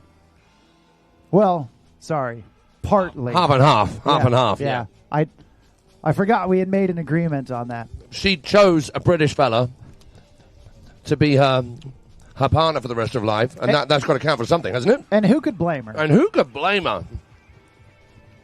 Well, right now we got Jamie Lapina back on the water, and we are getting her back up to come in for pass number 1. As we mentioned, Jamie Lapina. Am I right in remembering former Moomba champion? Yes, she actually is the first rider to ever do a first female rider to do a hillside 7 in a contest. That was right. That was at Moomba, wasn't it? That happened right at Moomba. A past national champion as well. And she's starting off with that toe side front roll. Now back in. Jamie looking so strong. Must be from holding that baby one arm at a time. Yeah, exactly. So the front 5 looking really, really tight with a slop grab. Coming in left foot forward now. She's going to mix it up with the 5 the other way. Just the 3 the other way. So I think maybe a cab 5 to start with. Last trick before she exits the scoring zone. And the Crow mope to round off a very tidy first run. Now, I think it would be hard to pick apart those first runs between her and Hinata. We're saying that perhaps I think there was more tech there from Jamie in that first run compared with Anna. So maybe the competition might be, right now at this stage, with all 3 ladies having had a clean first stand-up pass, if you're just going to compare like for like, Hinata and Jamie, very little to pull apart. And I'm thinking just one tech trick and no falls, which will mean she'll get an extra trick in the bank. That could be enough to get her that top spot. Yeah, well, even Jamie playing it smart and putting some hard tricks like this skeezer down at the end of the pass. Now she knows with that difficult trick in her run, there is an element of being able to play it safe. As long as she can do a stand-up run back to the dock, she's got to be feeling good, knowing that the other 2 riders both have falls. If she can get 8 tricks, she's going to feel pretty confident coming out of this LCQ. It's a wide one to get it going, railing in on the heel side. Super floaty tantrum. I think a tail grab on the end of that invert too. Popping it around right in front of us now for a left footboard approach. Half cab, a little bit of a star maneuver in there. Weddle half crab to just set her up for this next one. Taking her time, keeping that line tight. Beautiful backside 360. Maybe enough time in the bank for 2 more hits if she gets on with it. Or one more big one. There's that 540. Getting those back-to-back 5s. And a clean run. So she's got the one big tech trick of the Crow Mobe. We did see a Tootsie Roll and a KGB from Hinata. But then there's also 2 540s in there. The backside 3. Beautiful riding all round from all 3 of those ladies. Congratulations to them. I mean, there can be only one, and it'll be gutting not to be that one. But that is how we go in contest. The pressure cooker contest is just something you got to deal with. Moving on to our first of our 4 women heats. Bec Gange is going to be moving things along for us. Yeah, a great job from those first 3 riders. But, man, we've got 3 full heats of riders here in this Pro Women's LCQ. You can see here on that Nautique replay, pass number 2 with Jamie Lapina. It went much like we expected. She didn't throttle down on her tricks in pass number 2. She knew that she had enough. If she could get back to the dock, it would likely be enough to push her over the top and into the finals. A great job, great strategy from Jamie Lapina. And right here, right now, coming out of Mildura, Australia, but for the last decade or so, she's been calling Claremont, Florida, her home. A 2-time world champion right here, right now. We've got Bec Gange on the water.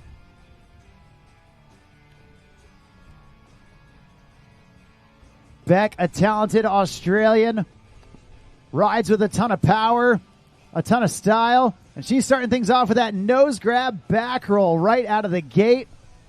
Feeling good, setting the tone for this second heat. There's the nose grab scarecrow. Grabbing those inverts right out of the gate. Definitely something that sets Bec apart. There's the hillside, frontside 5. Little butt checked, but staying on her feet. She's going to fight for one more down here at the end. And she's going toe side, frontside 5. Back-to-back 540s. The heel 5 to toe 5. And so far, so good from Bec Gange. I think clean runs is probably going to be the order of the day for these LCQs, as it often is with most contests. As Mark, you've already mentioned, you don't get docked points.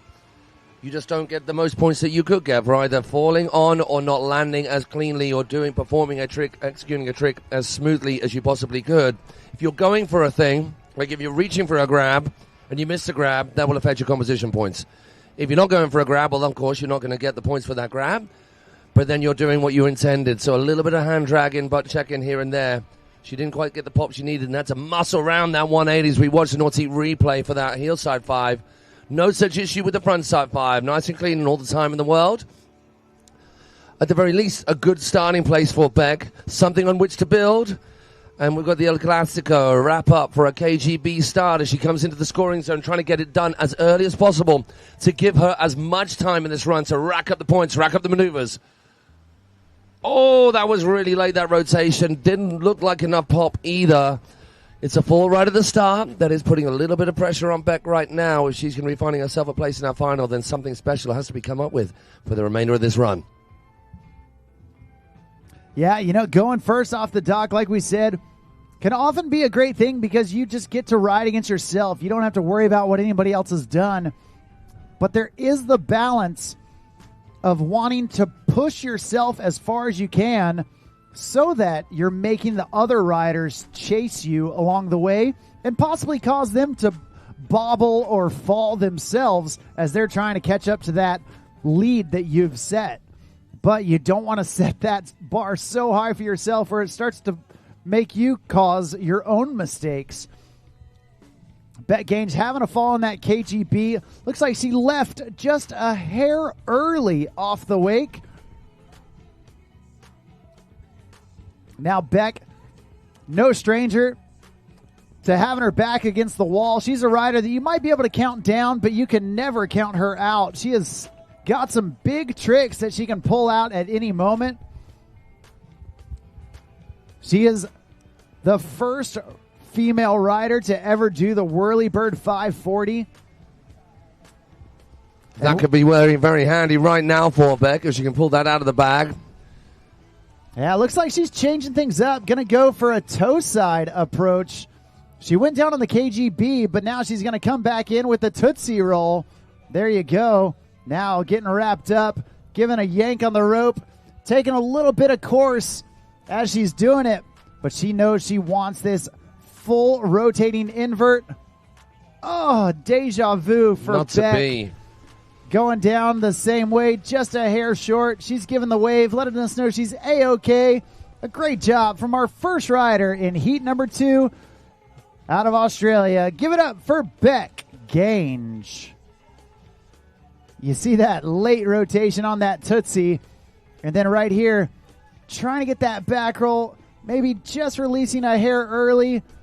Not quite getting that. It almost looked like there was not enough tension on the line for her to pull that rotation, as in she got herself going a bit towards the boat a little too much slack in there, and just the rotation really stalled her out, as opposed to the invert, which was fine.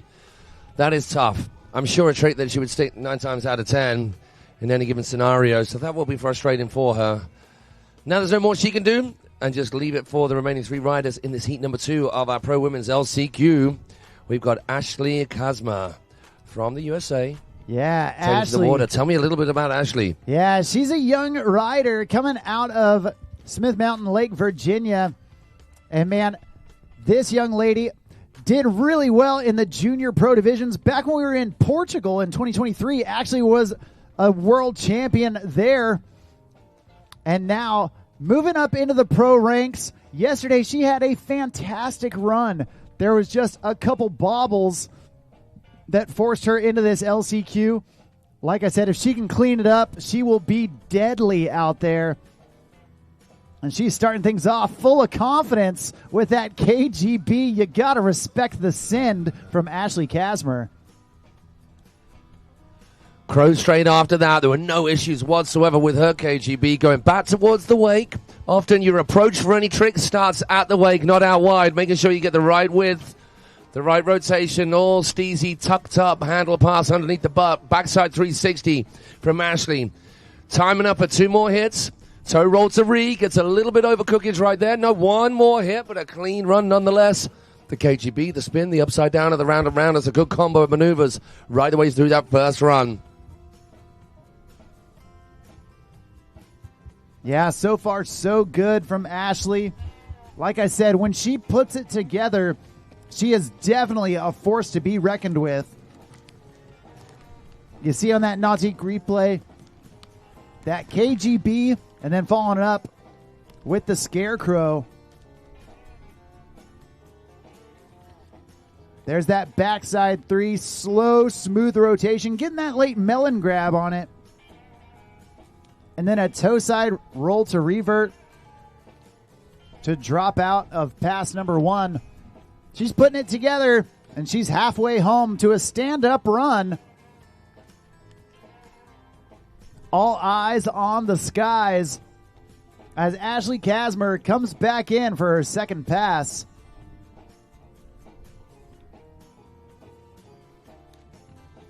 It's going to be a heel side approach. She's going Indy Tantrum out of the gate. Now getting wrapped up. This time wrapping in the front side direction. And she's going with that cab 540. Starting switch, landing regular. Rotating 1.5 rotations on her way through. Back in on her dominant heels. There's the whirly bird. Another full rotating invert. The fans go wild. And here at the end, trying to go Tootsie Roll. Getting so close to that full run.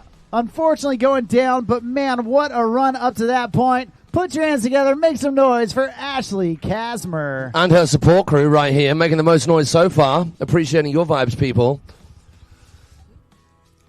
She put it all out there, that is for sure. Hey, Whirly Bird, KGB in there, a couple of 5s.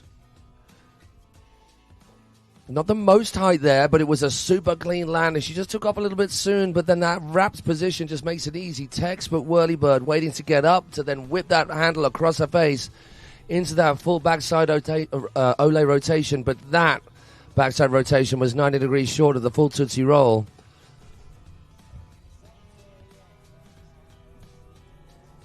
Well, next up, from one young rider to another, this young lady, originally out of Missouri, but she's been calling Orlando her home for quite some time. Young, talented rider, moving up out of the junior pro ranks. And this year, taking it to the pro women. She has got some unique tricks, both switch and regular. And so now, next on the water, out of Orlando, Florida, this is Kit Smith.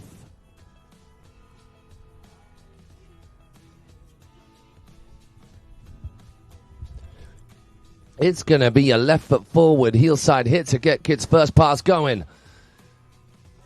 Loving it. Getting super tucked up to get what looked like an indie grab.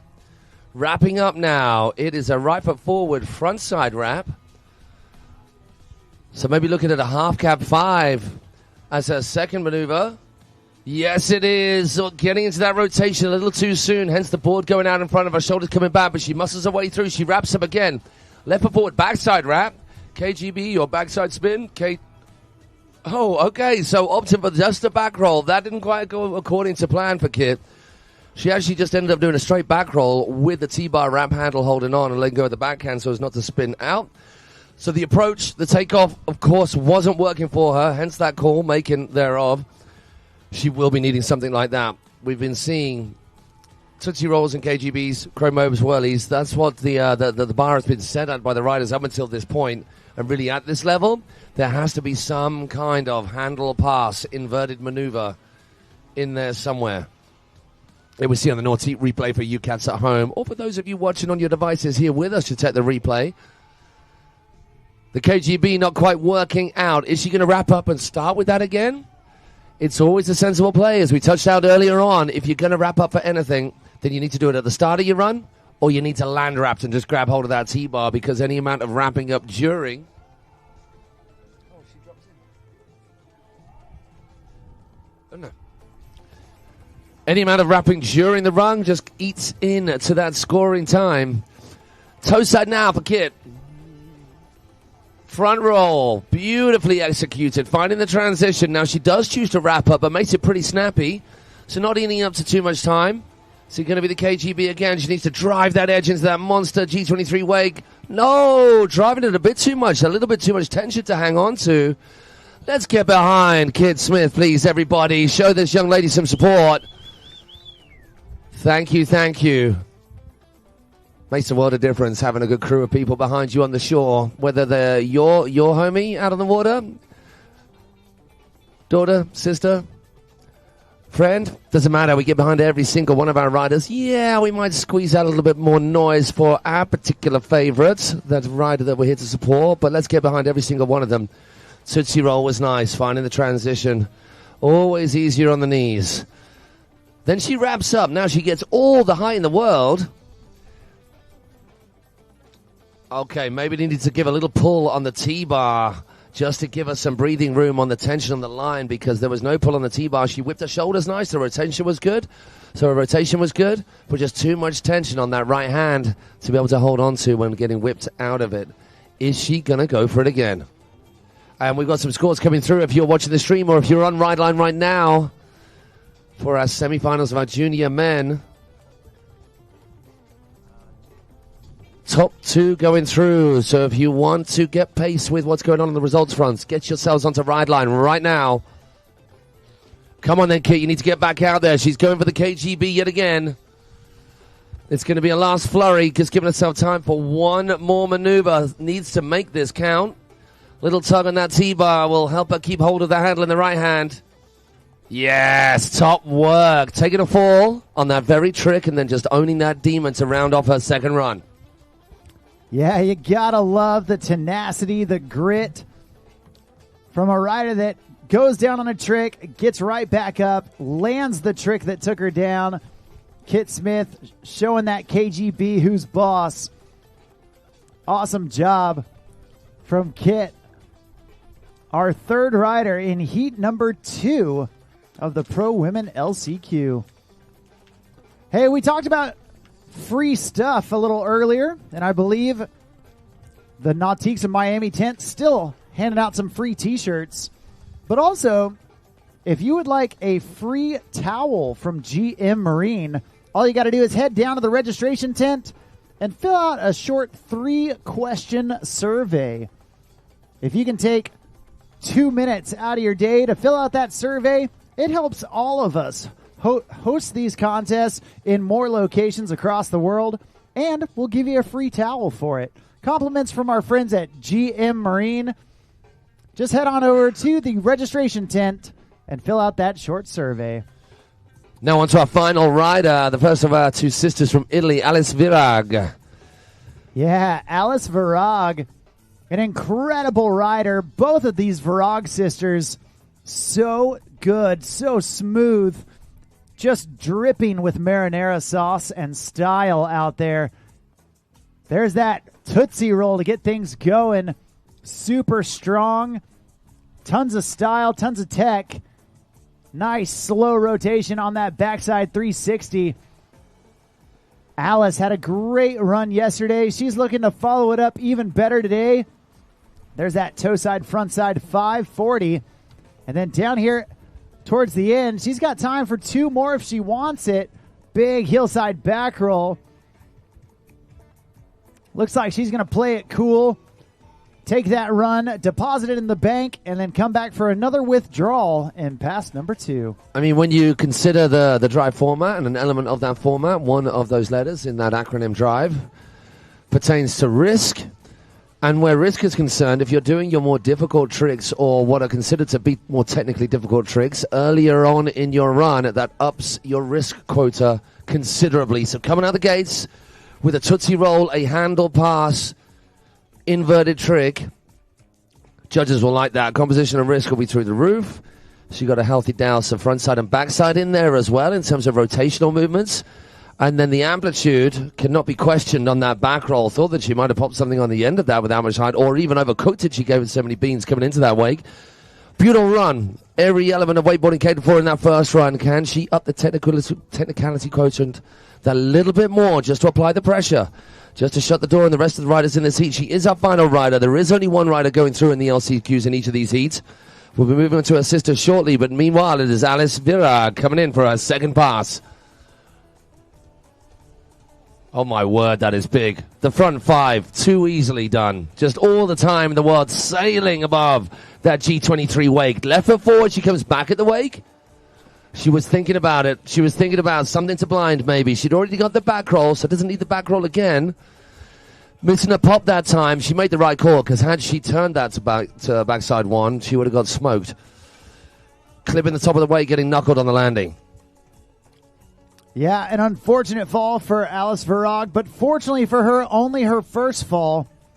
Now she has the advantage of seeing what the other riders have done up to this point.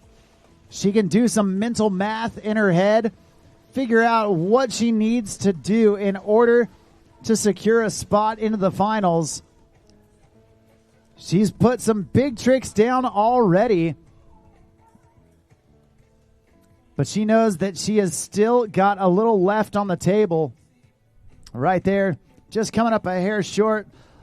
Matt, like you were saying, likely wanted a roll to blind, perhaps a KGB, and just didn't quite get the takeoff she was anticipating. We're going to see if she can fix that bug and create exactly the trick she was looking for as we get her back up to cross that 3/4 buoy here in pass number 2. Alice Virag back up, back at it. Young lady out of Milan, Italy. Doing it out there on Lake Como. She's going toe side up and in. There's a toe side back roll dropping out of the sky. So much amplitude on that toe roll. Oh, there it was.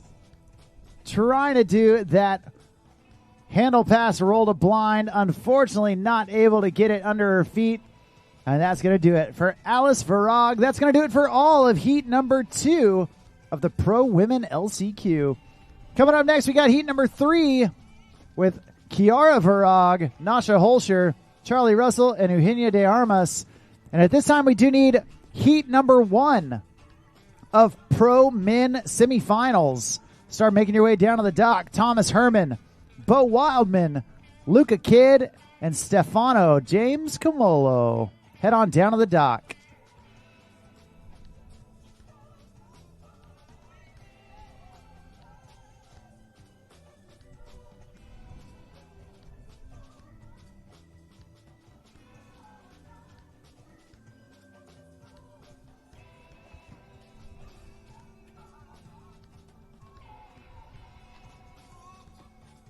We've got one heat left. And we just saw her twin sister ride. Well, now it's the other sister's time to shine. Coming out of Milan, Italy, we've got Kiara Veroc. Both of these sisters absolutely filled to the brim with talent. And we're going to see if Kiara can put it together as our first rider here off the dock for heat number 3 of the Pro Women LCQ.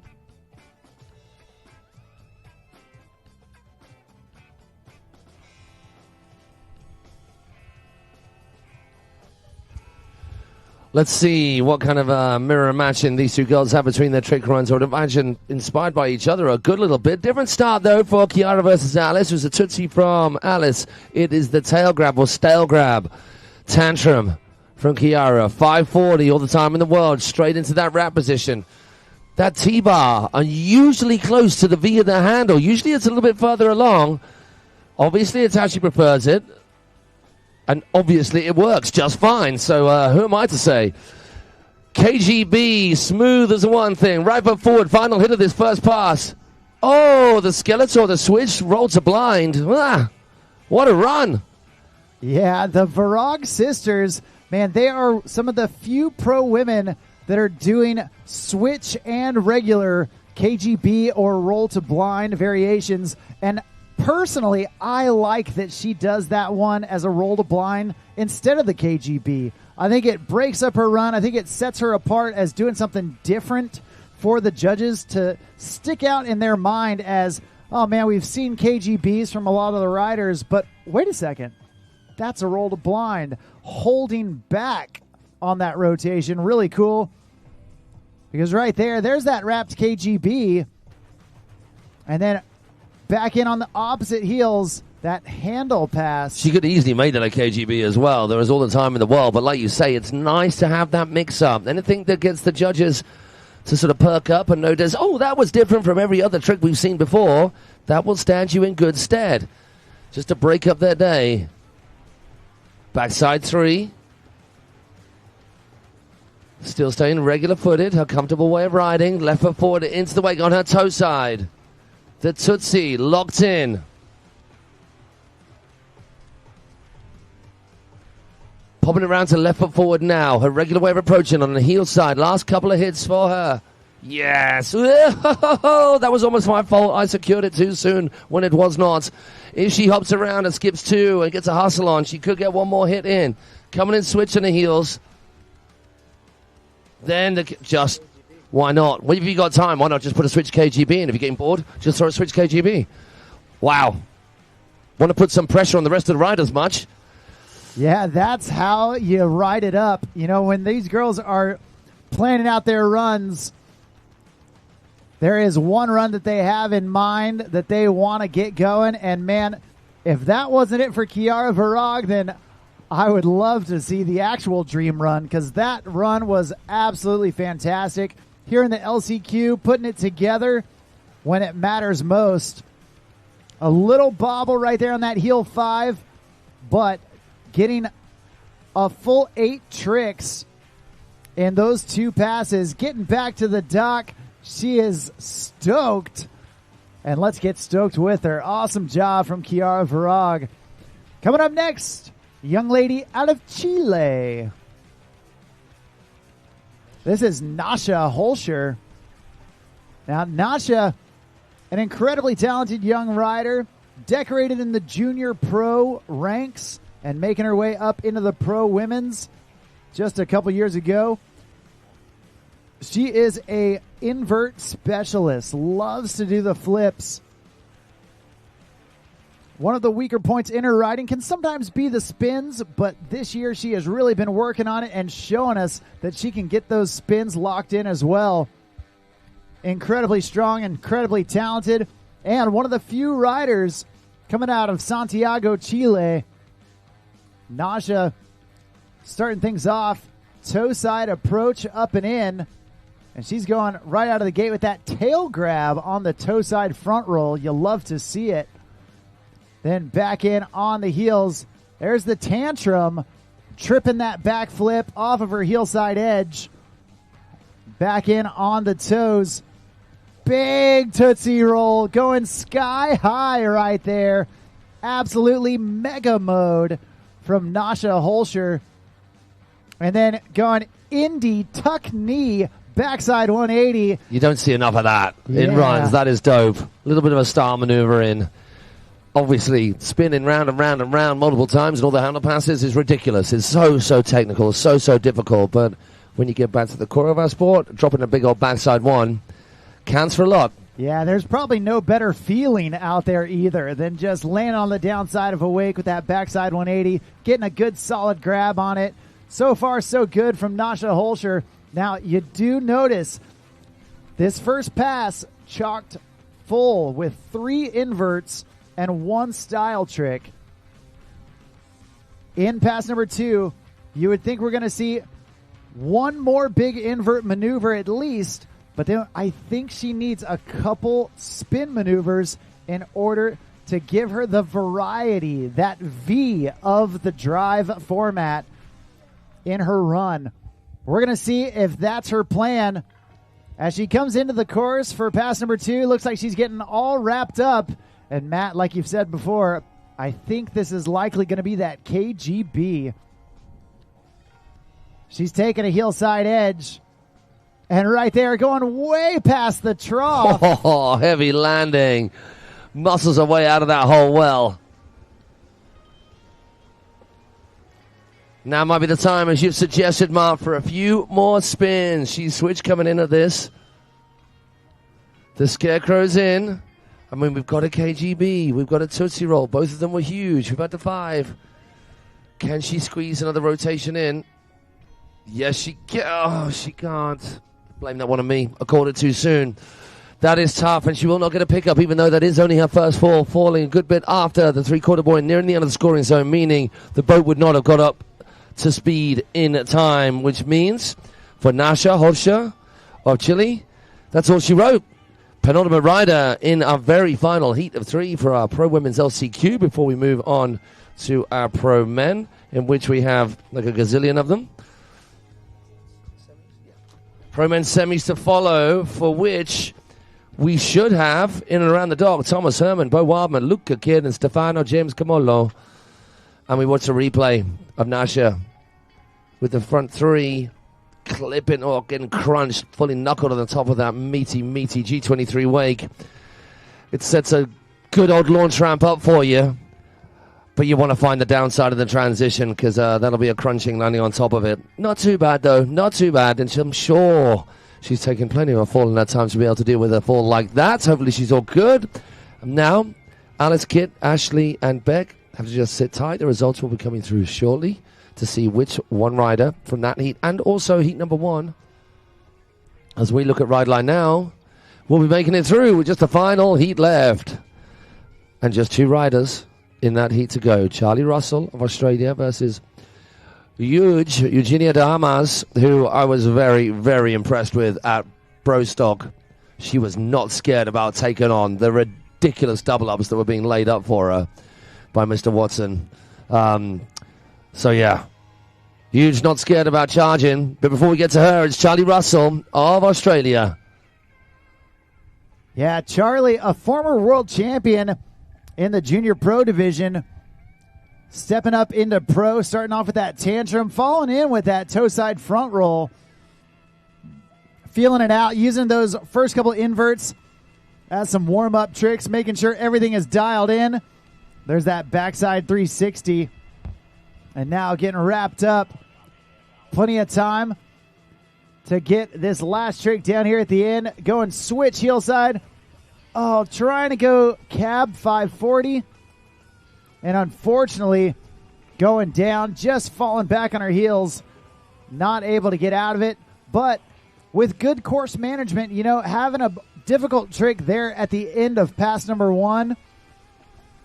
If you land it, you have a ton of confidence to come back in on your second pass. If you fall on it, you have that turnaround to reset, to take a deep breath, and allow yourself to remind yourself of all the work that you've done to get here, all the confidence that you have in your riding, and we're going to hope that Charlie Russell can do just that. We're going to get her reconnected behind that Super Air Nautique G23 and back in for pass number 2 here momentarily. Once again, Pro Men semifinals. Start making your way down to the dock.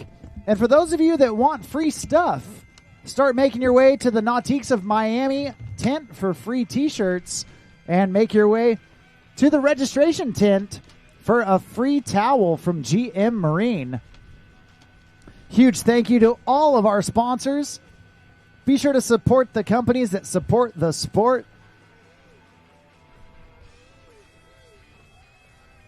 And we are getting Charlie Russell back up, back at it. We're going to turn her around and bring her back down for pass number 2.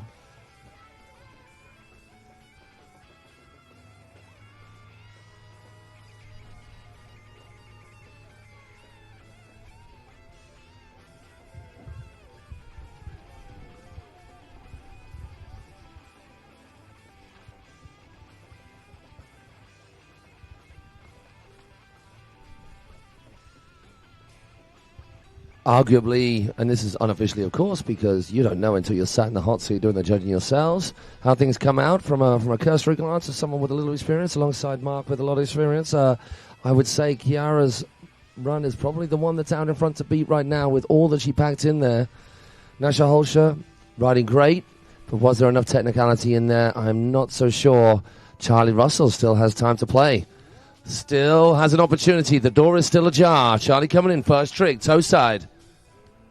The Crow is good, really big, really deep, clean landing. Wrapping up now. Could this be the old El Clasico, KGB? Needing to drive that edge right through and out the top. Oh, it doesn't quite get that full release, that full pop, that waiting long enough. That is unfortunate. With just one fall in the bank, and that is being a second fall. That is tough on Charlie Russell. Well, let's get behind that young lady out on the water. That is gutting, but hey, you're riding at the World Championships, and you're riding good. Not all that you were after, but fuel for the fire for the next time as we move on to our final rider in this final heat of Pro Women LCQ Last Chance Qualifiers, Eugenia de Armas of Argentina. Yeah, and Matt, we were talking about it earlier.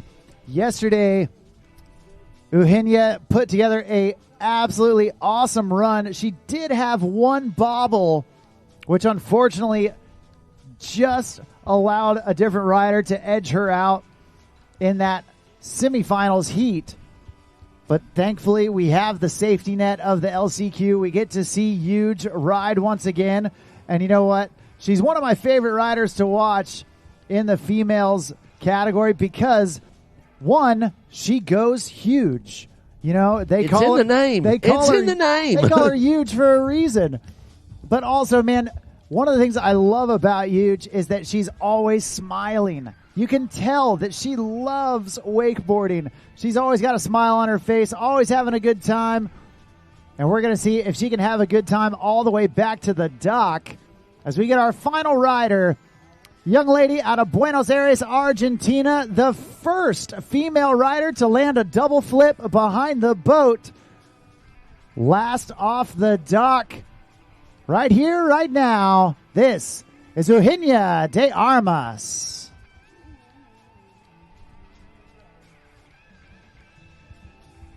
All right. Well, Huge knows that she's got her work cut out for her. Matt, like you said, Kiara Veroc likely the one to beat here in this third heat of LCQ.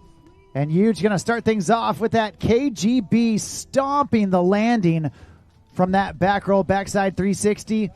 Now back in on the toes. There's the toe side, front side 540, 1.5 rotations off of that toe side edge.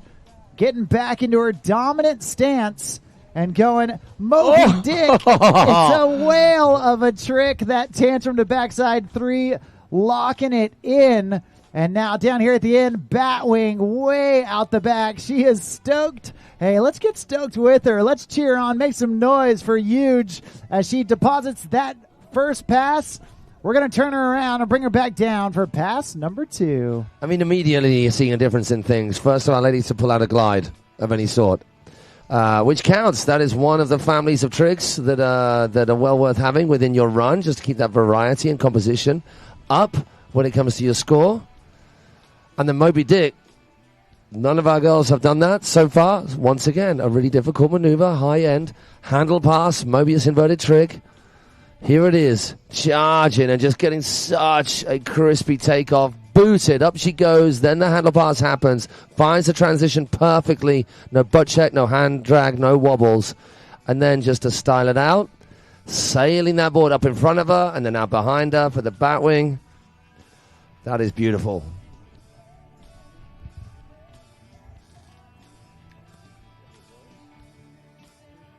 Well, Huge only halfway home. She's going back in. Tootsie roll out of the gate for pass number 2. That toe side front roll, backside 180. Now back in. Mute grab on that heel side, front side 540. Back in on her opposite heels. Back to back heel side, front side fives. One regular, one switch. Now back in on the dominant heels. Indy tantrum to blind. The T to P. She is stoked, flexing on him. She is definitely going to make the judges work, as now they have to compare 2 stand-up runs. And we're going to see how it all plays out. But as she swings into the dock, let's let her know you love her. Give it up for Eugenia de Armas and the rest of the riders here in heat number 3. Kiara Veroc, Nasha Holshire, Charlie Russell, and that lady right there, Eugenia de Armas. Awesome job. You can check out that Nautique replay as we run it back. The end of pass number 1 with that bat wing. And then pass number 2 with back-to-back 540s, as well as the highlight of that second pass, the tantrum to blind. Awesome job. She is stoked. You gotta love it. And man, oh man, what a way to end our Pro Women LCQ. Coming up next, we've got our Pro Men Wakeboard semifinals, and it is going to be an all-out brawl. 4 heats with 4 riders, and we are taking the top 2 out of each of those heats. That's all going to happen here when we come back for day number 4 of the Nautique WWA Wakeboard World Championships, presented by GM Marine.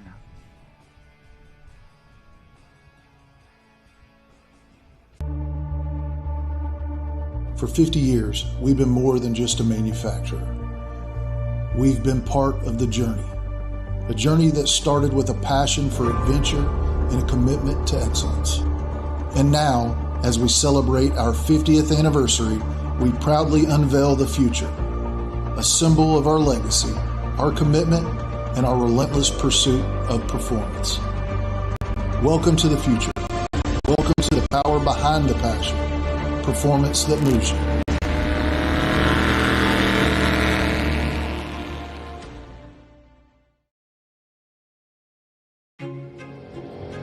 From open road to open water, we're inspired to push higher with confidence. We revel in our achievements and then seek out the next great thrill. Since even a century of experience is only a start, our challenge is to invent a bigger future for advanced propulsion technology. To imagine and try and test until we've built something worthy of adventure. So that together we can empower a new generation to push higher and harder. Because there's so much more to discover when the drive comes from within. And so that together we can invent a bigger future for everyone we empower. GM Marine. Keep thunder at the heart of all you do.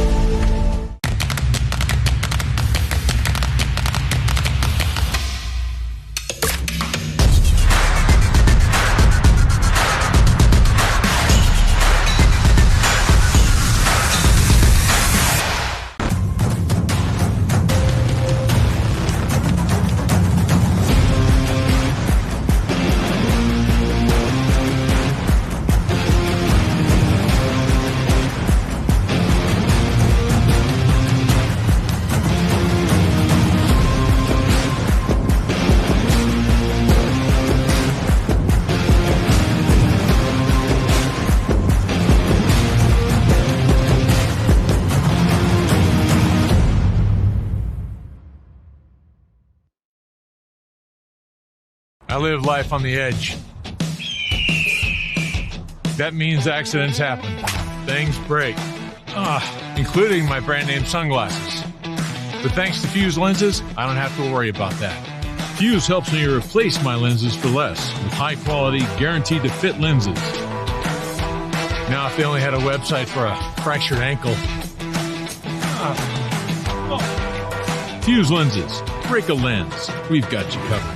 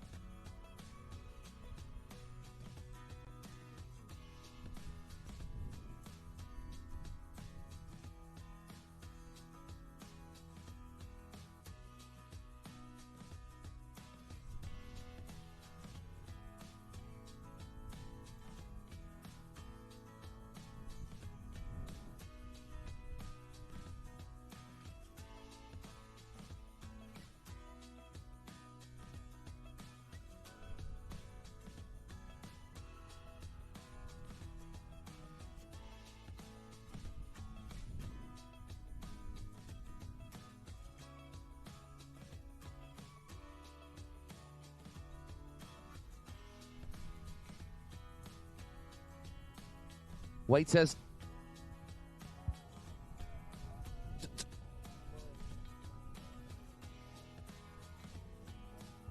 2-2. With the weight test done, and with the pro ballast in place, as it has been for the ladies just before these guys too, that pro ballast, meaning you're not far off 3 ton. And that's in European terminology, or British, actually. It's not even European. What is it, like 2,800 pounds or something crazy on the tonnage front in terms of the ballast that the G23 can handle. The factory is more than enough for 95% of the populace, but if you want that little bit more juice, and these is one of those guys who does not mind getting some airtime as the only rider, not the only rider, because there is one other who did it off an upturned unit quarter pipe on a straight line cable, but the only rider in boats who have done the triple flip rather. Thomas Herman starting things off. Left foot forward to the heel side, hit. Let's just go round and round twice, shall we, to start things off? I know it's stock and trade now for riders at this level, but it still blows my mind. Switching it up. 9 of his heels, front side rotation. Cuffing up, then wrapping up for a backside wrap. Is it upside down? Yes, it is. KGB5. Nothing less than a 360 in his rotation so far. Nothing less than a 540 in actual fact. Final maneuver of this first pass. Just chewing the wake there. Yeah. That is frustrating. Yeah, he wanted that double toe side Indy back roll. Thomas trying to bookend pass number 1 with double back rolls. He got the heel side double back roll at the beginning. He wanted the double toe side back roll at the end. Now, in the middle, he got some big tricks in there. That nose grab cab 900, the switch heel 9, as well as that nose grab KGB 540. Big tricks, but man, in these semifinal rounds, you have so little room for error. Thomas leaving the door open for other riders to take advantage of the spots that he is not closing the door on. This little bobble might cost him. Now, granted, he's still on his feet. He does not have a fall. And in the pro men's division, these riders only allowed 4 tricks per pass. The judge is looking for quality over quantity, and that is important, that every trick matters. Right here, he's going Indy 3, 2, 1 blast off for Thomas. Coming into pass number 2. Back up and in, nose grab, Chromob all the way to the water. He was holding that nose grab. Back in on his heels. There's the Moby Dick 540. Oh, no. Now, he is down in the water. One more trick. 2 more tricks, maybe. Definitely time for 1. He did good course management. You know, he hustled through those first tricks of pass number 2, and that was his 3rd trick, going right before that 3/4 buoy. So he has still got plenty of time. It's possible for Thomas to still get 2 tricks in. That fall doesn't count against him, so he can still have 8 tricks total, but he will deduct a little bit from his execution. That a rider that links all 8 tricks together without having any bobbles, any falls whatsoever, they're going to get a little bit higher score on execution, where a rider that has a fall with 8 tricks obviously wouldn't get scored quite as high. It just messages your flow. The easy way to understand it is what flows best, not having a fall. And we are in a sport, as is the case with all action sports, where flow is key. Yes, amplitude, yes, tech, grabbing it, spinning in every direction.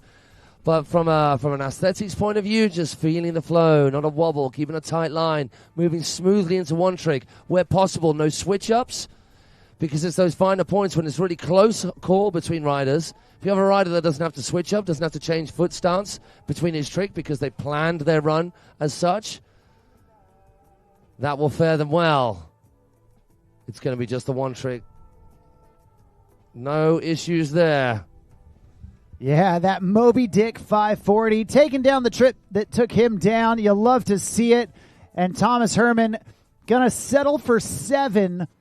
And really, with that toe back roll at the end of pass number 1, he's really getting about 6.5 tricks. But right there, you see that tantrum to backside 5, utilizing the handle pass, and man, claiming that trick that was giving him troubles. You love to see it. He is our first rider here in the Pro Men Wakeboard semifinal round of action, heat number 1. And like we said, there are 4 riders in each of these heats. Only the top 2 in each heat are going to go through, creating an 8-man super final that is going to happen tomorrow afternoon. And Matt, I know you're excited. I'm excited to watch those pro men throw down in the finals. But man, the level of riding, even in the semifinals, these guys cannot hold anything back. Every single one of these riders is itching to get into the rounds of action on Sunday. I mean, we have those usual names. Thomas being one of them, of those riders finding themselves in the top spots in the finals at every one of these big boat events the world over. But those who aren't finding themselves in the finals as regularly all still have the skills, maybe just not the contest prowess that we're seeing from those guys who do it day in, day out, or week in, week out of the events. But there are so many riders nipping at their heels. Yeah, absolutely. The amount of talent in this pro field is absolutely insane. Not to mention the amount of talent that is in this next rider. One of the most multifaceted riders on the planet, from wake surfing to foiling to surfing in the ocean and now wakeboarding behind that boat. Man, this guy can do it all and do it all at a pro level right here, right now, out of Warsaw, Indiana. This is Bo Wildman. And Bo gonna go tail grab 3-2-1, poking it out, doing that 360 to rewind 180. Back up and in. There's the nose grab, Chromobe 5. Hustling for it. Didn't quite get the kick he wanted, but getting back on his feet after a little butt check. And now wrapped up once again. There's the nose grab, KGB 540, and just going down. An unfortunate fall for Bo. We saw him land that trick yesterday. Unfortunately, taking a fall today. Now, again, Bo Wildman hustling through those first couple tricks to where he still might have enough time to get back up in the water and get another one before that into course buoy. Yeah, that Crow 5 was beautiful in the air, but the pop wasn't quite there.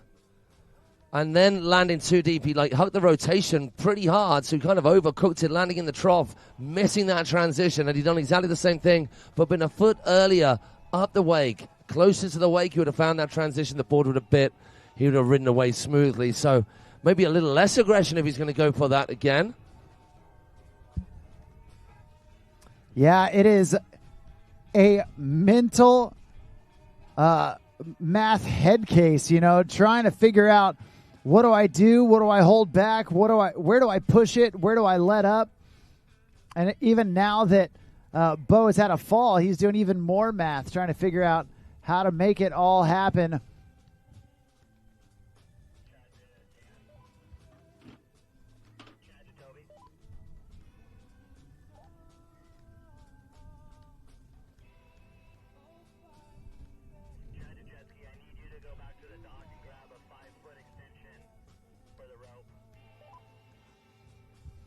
Well, looks like Bo Wildman having a little bit of equipment issue. So we're going to let him get what he needs in order to finish this run. While he helps on the boat, we're going to take it to a word from our sponsors, and we'll be back in with more pro rider action here at the Nautique WWA Wakeboard World Championships, presented by GM Marine.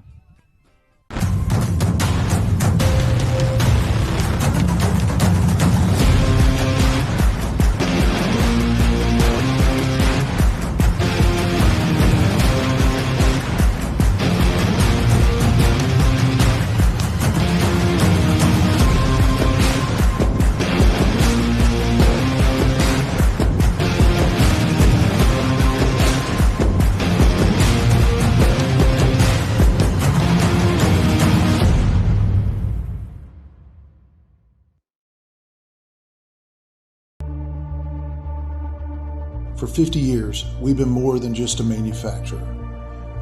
We've been part of the journey, a journey that started with a passion for adventure and a commitment to excellence. And now, as we celebrate our 50th anniversary, we proudly unveil the future, a symbol of our legacy, our commitment, and our relentless pursuit of performance. Welcome to the future. Welcome to the power behind the passion, performance that moves you.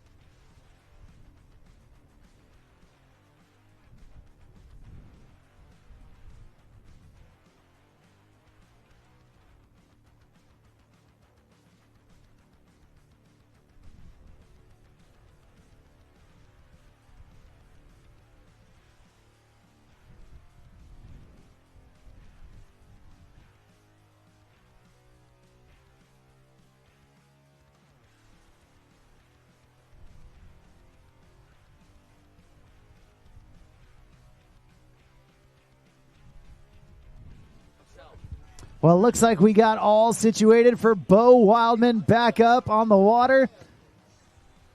And we're going to get him down to the course, see if he can maybe squeeze in another trick before that into-course buoy.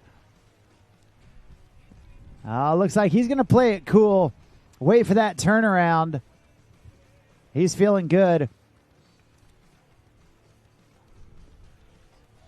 Through the chatter on the walkie-talkies, we caught wind that Bo needed an extra extension on his rope. He wanted to be out another 5 feet. Which would have explained him going a little bit deep. Yeah. On the, what was it, the Moby Dick 5? No. The KGB 5. KGB 5. Yeah, it's all, the puzzle pieces are coming together for us detectives up here in the announcer booth. A little blast from the past for me personally. I mean, well, for us in the wakeboarding world, bumping into, him coming to our commentary booth, the legend that is Mr. Dean Lavelle. Yeah. If you ever want to get some wakeboarding in, then there is no better coach on the planet. There are a lot of good coaches out there, and he is one of the best. So, and wow, what a rider. Just showed a picture of him just launching. No one goes bigger than a Dean Bend from Dean Lavelle. Yeah, absolutely. I had the privilege of riding one of his pro model boards from Hyperlight back in the day. Nice. And, man, always cool to see Dean. Like you said, such a great coach. Right now, Bo Wildman. KGB 5? Oh, carbon copy. Yeah, deja vu for Bo Wildman. That trick just got his name, and unfortunately not making it easy for him today. Despite having a little bit longer rope, same result. Just a little deep on that KGB 5, overcooking it, landing on his heels.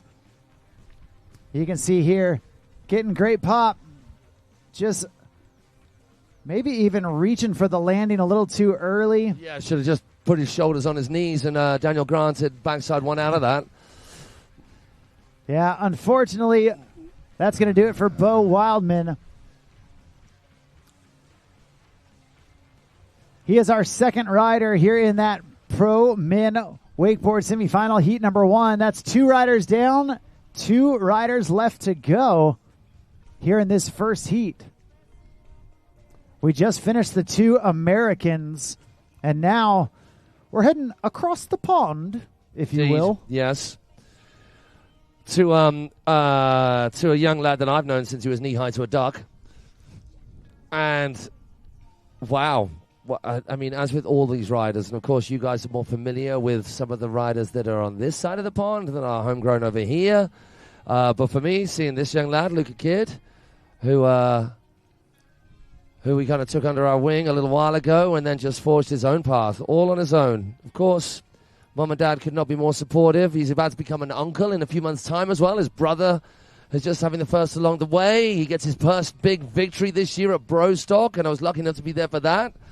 So this is a treat for me. Yeah, this personally. has definitely been a standout year for Luca Kidd. Seems like things have really been clicking for him. His competitive confidence has really skyrocketed. He's still got the same skills, but, man, he's able to do it in the contest when they matter most. And, man, it's been so fun watching him put it together this year. And right now we get to see if he can put it together right here. Too easy front 7 just wrapped up, riding that brand spanking 2026 Liquid Force Pro Model board of his. Oh, the 7 with the late melon on the end of it as well. Whistling in front of us so we can turn our eyes from the screen to the real-life high-resolution version through our eyeballs. Oh, my word. All the big spins. Crow 5 as well, getting stratified. Wrapping up again. It's a backside wrap. Yeah, straight up grab KGB. Doesn't mess around too much. He's keeping it easy. You know, so far, Luca has seen the first 2 riders in the heat. They both went down. Now he knows that they're taking the top 2 riders. So Luca knows that he doesn't have to stress a whole lot. Thankfully, Lady Luck has fallen on his side, meaning the riders ahead of him have fallen in the water. And so he can just get up, he can cruise, have a little bit of a practice set, go out, throw down some stock tricks, feel out the wake, and hopefully not have any bobbles on his way back to the dock. It was all pretty clean. One little chinko. That first grab on that backside 7 was a little miss. The second grab was very much there.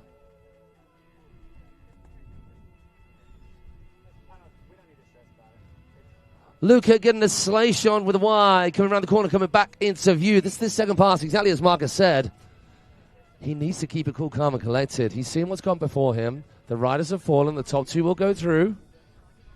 Pinball. Almost a 270 rewind, a pretzel rewind, if you want to use some rail riding terminology in there. Then the front 7 the other way. We already saw the wraps in the other direction, mixing it up. So a good mixture of rotations as well. Clockwise and anti-clockwise, which our judges will love on the composition front.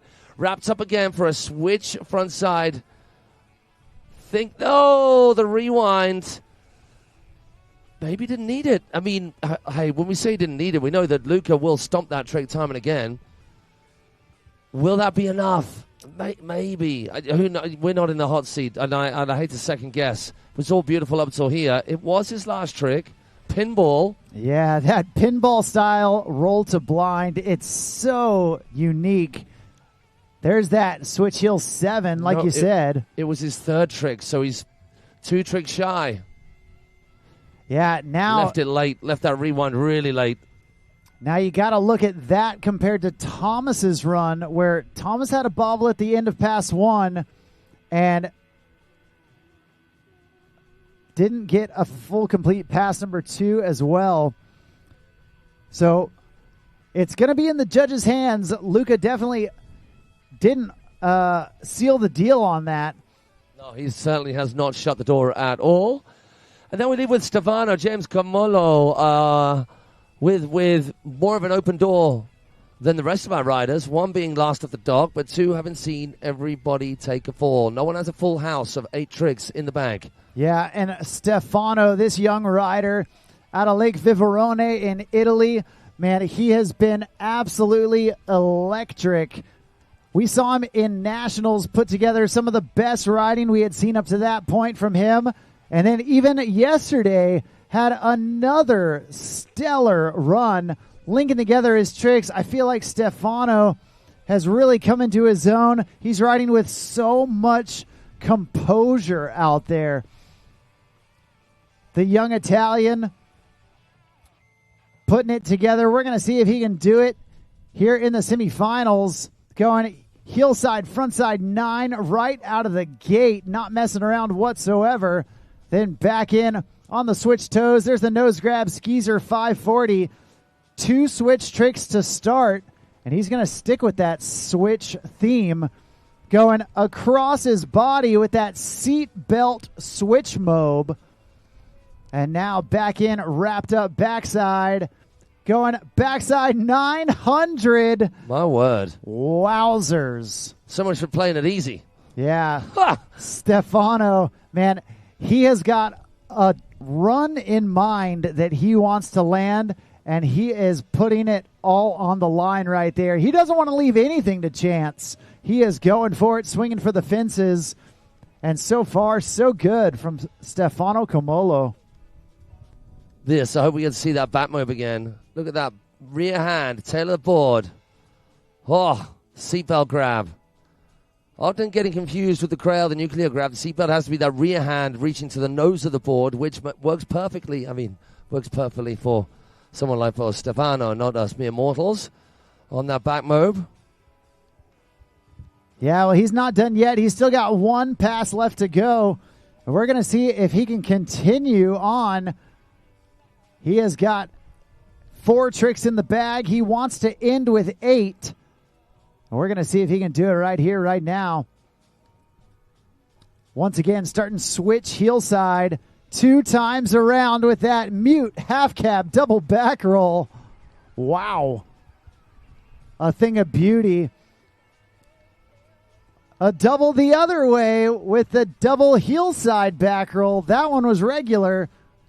Then asking for a little bit of a speed adjustment. Love that axis that he does that toe back 5 on. Grabbing tail before he does that back 5. And they're taking his head out of the water on that KGB 540. Gets back to the dock with 8 tricks. You know he's feeling good. Hey, let's give it up. Make some noise for Lake Viverone's own Stefano James Comolo. That's a final before a final right there in terms of that particular run. I know that he will have a little bit more in the tank, as all of our riders do, but it could not have been more explosive, more aggro, more crisp, more amplified. I never think he just dropped out of the sky. He didn't have to get deep or tuck up for longer in order to get that rotation. Yeah, I love the axis on that toe back 5. It's just a 540. Now, granted, it is, most people wouldn't argue, it's the hardest of the back 5s for sure. You know, that toe side, backside rotation, so hard. But, man, he's doing it so off axis in this. It gives the trick a totally different look. Man, you just love to see when a rider takes a trick and puts their own signature style on it. Stefano definitely doing it with that toe back 5. And, man, making it look good. That's going to take us out of heat number 1 and right into heat number 2. And we have got Buenos Aires, Argentina's own Kai Ditch, a past WakeFest shootout winner, a past Argentinian national champion, past Pan American champion. And we were just talking to Dean Lavelle about how he started coaching the Ditch brothers when they were young. And, man, look at him now. That makes sense, doing S-bent blinds into the flats. Yeah. The apple doesn't fall far from the tree, I think. From the coaching tree, from the American Dad tree. Well, Kai Ditch going to start out, setting out wide with his toe side, backside approach. He's going to go double grab on that toe back 5, going nose to stale, I believe. Then back in on his opposite toes. There's the melon Skeezer 540, the Switch Chromobe 5.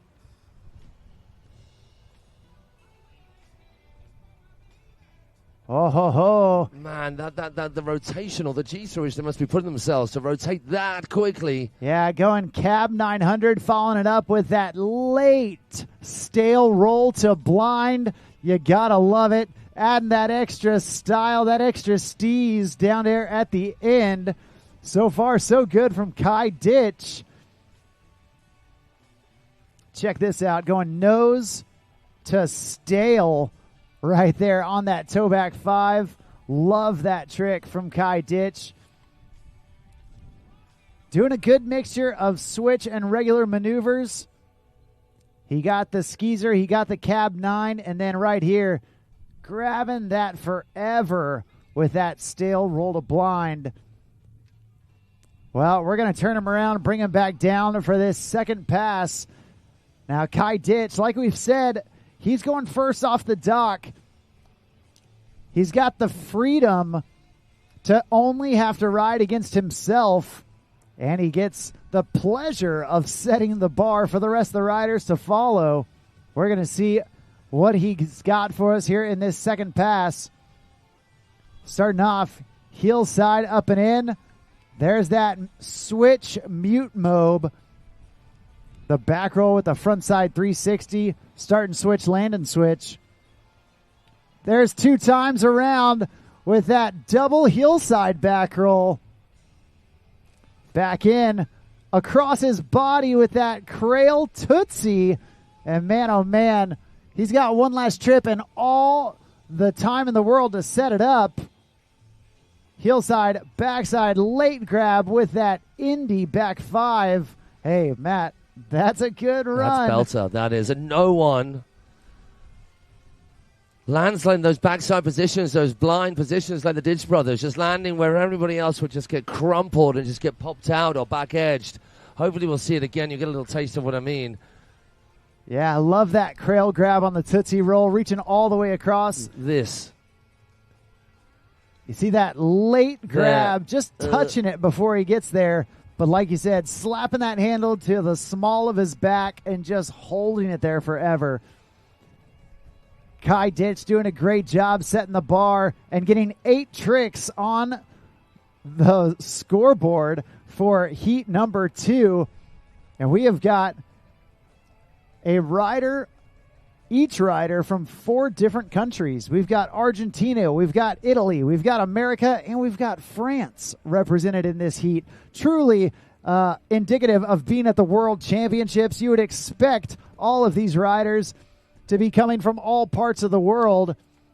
And that's exactly what we have here in heat number 2. Next off the dock, a many-time European champion, many-time Italian national champion, a 2-time Nautique Masters champion. And man, one of the riders, one of the guys that everybody loves to watch, doing it for La Familia. They call him the Pizza Boy. This is Massimiliano Pifaretti.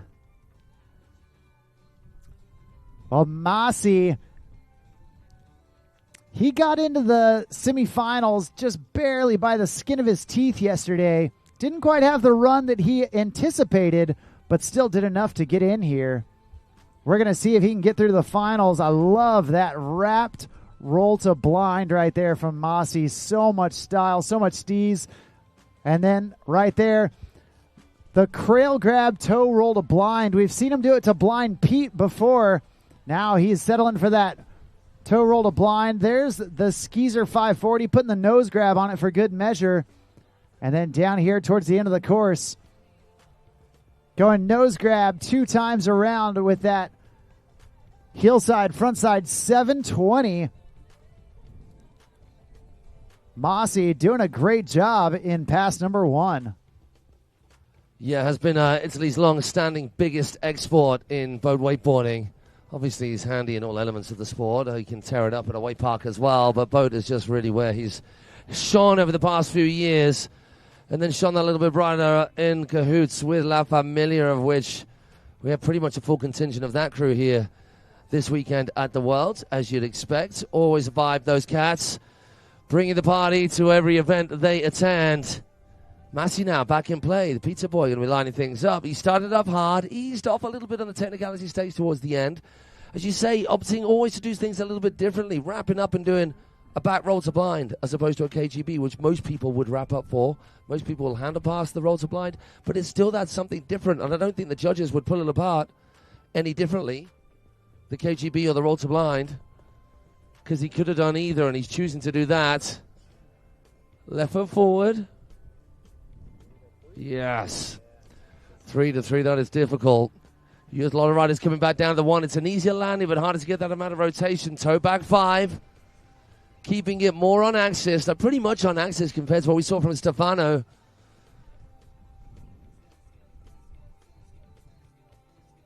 Then a lazy toe front 7. There are 2 riders going through from each of this heat, but there were still 2 riders left to follow, and what riders they are, Gunther and Max. Boom, Massey, that's what he needed, just to assert his authority that little bit more over this heat. But still, it was a banging run from Kai. It'd be tough to pull those 2 apart. And you've got Gunther. I mean, you don't ever want Gunther after you in a contest. Because if anybody can pull it together and just knock you out for 6, then it will be Gunther. And then Max Roo, who I've not seen a lot of riding, but great to have a Frenchie in there, joining the fold, making this international affair fully international. Yeah, well, Massey putting together 8 tricks, the highlight of which definitely this mute half cab double back roll there at the end, stomping out that double. He and Kai both getting doubles in their runs. And, man, you know that the judges scratching their heads right now. Super similar runs. Both Kai, both Massey having toe back 5s, both having doubles. And Massey might have been leaving the door a little open with that toe 7. Could have wanted the toe 9 right there. But you know what? Playing a good strategy of, hey, if you feel like you're going to risk a fall, it's better to get those 8 tricks in rather than have a fall and only get 6 or 7.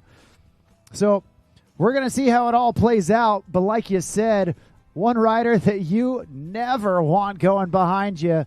This dude has been on an absolute tear lately. Coming out of Cincinnati, Ohio, he has got a long list of accomplishments. But I'll tell you, the biggest of which was putting the ring on Megan Ethel's finger. Big congrats to him and Megan tying the knot earlier this year. Right here, right now, Gunther Oka on the water. Starting off with that Chromobe 540. Right back in with the Pete Rose 540. And now getting wrapped up. Check this out. Going X-Mobe 540 as well. 3 Mobe 5s. The Chromobe 5, the Pete 5, the X-Mobe 5, all back to back to back. And then down here at the end, going massive. Oh, that was a late-minute decision. He got up there, had so much time, thought, shall I? I'll go on then. Yeah. Probably should have stuck with the knot. He's actually, in the past, he's done toe back 7 there, taking it to the flats. He had enough time. And it looked like he tried to pull the parachute, tap on the brakes a little bit midair, maybe didn't quite get the takeoff he was anticipating, perhaps even bucked a little harder than he was anticipating.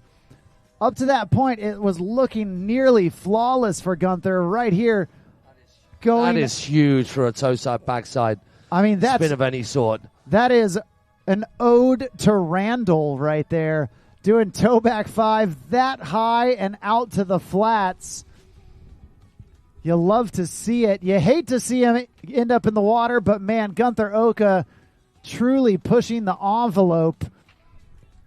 And I don't think that the missing of that one trick is, I mean, of course it's more of an issue than not missing a trick, but I don't think it's as much of an issue as it might be, having seen that Massey didn't do all that we know he could do in that run. Maybe that front 7 was a little bit of a wobble. Couple of grabs, not quite there. Door certainly ajar. I mean, Kai blew it out the water. We know he's got more in the tank.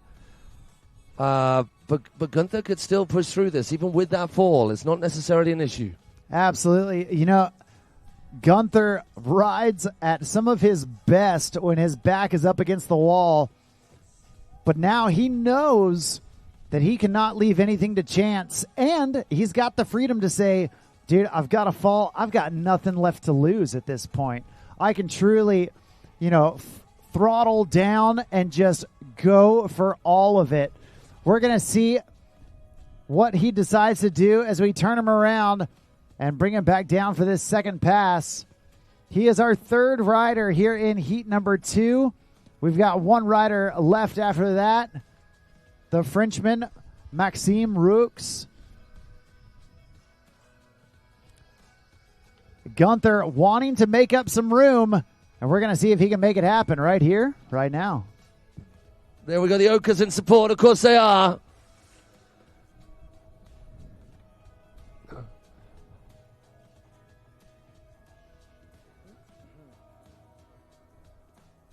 Here we go.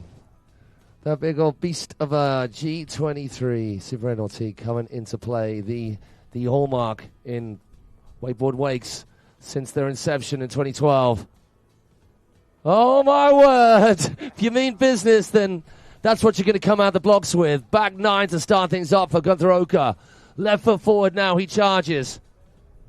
Front 9 to back it up, off his heels. Wrapping up again. We thinking KGB, it's a good bet. It is a great execution. Time for something else. Is he going to go for that which he fell on before? Doesn't look like it. He's going to stell heel side.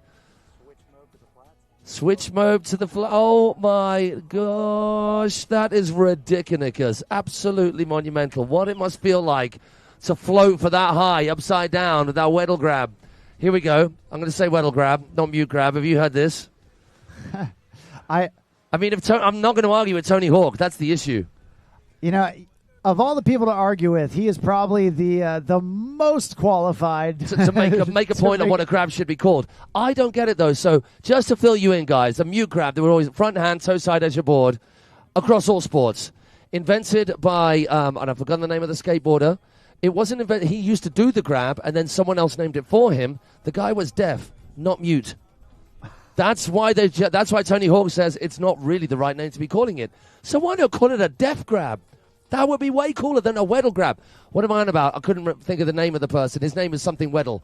That's why they're calling it a Weddle grab. It just doesn't roll off the tongue quite as well as a mute grab, but we're just going to have to deal with it. Yeah, well, in wakeboarding, most grabs are Weddle grabs.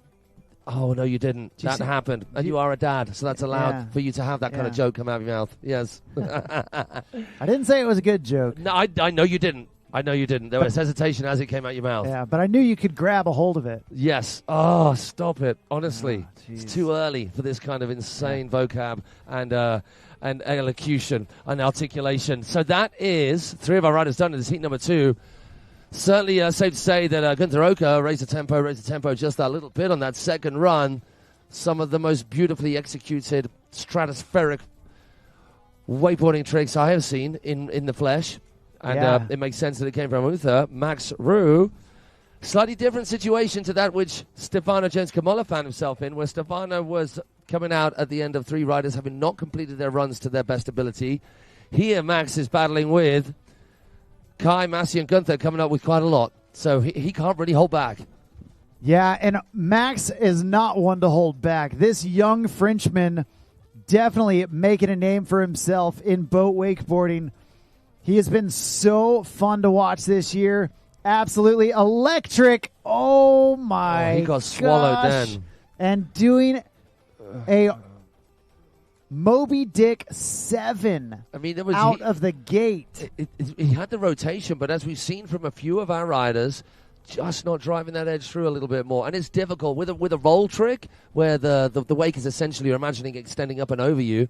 You can push the board through. With a trip flip trick, like a tantrum trick, like a Moby Dick, it's hard to get that momentum across when you're trying to get all the height you can out of that thing. He got the height, more than enough for the rotation in every direction, just not enough to not get swallowed by that meaty wake on the other side.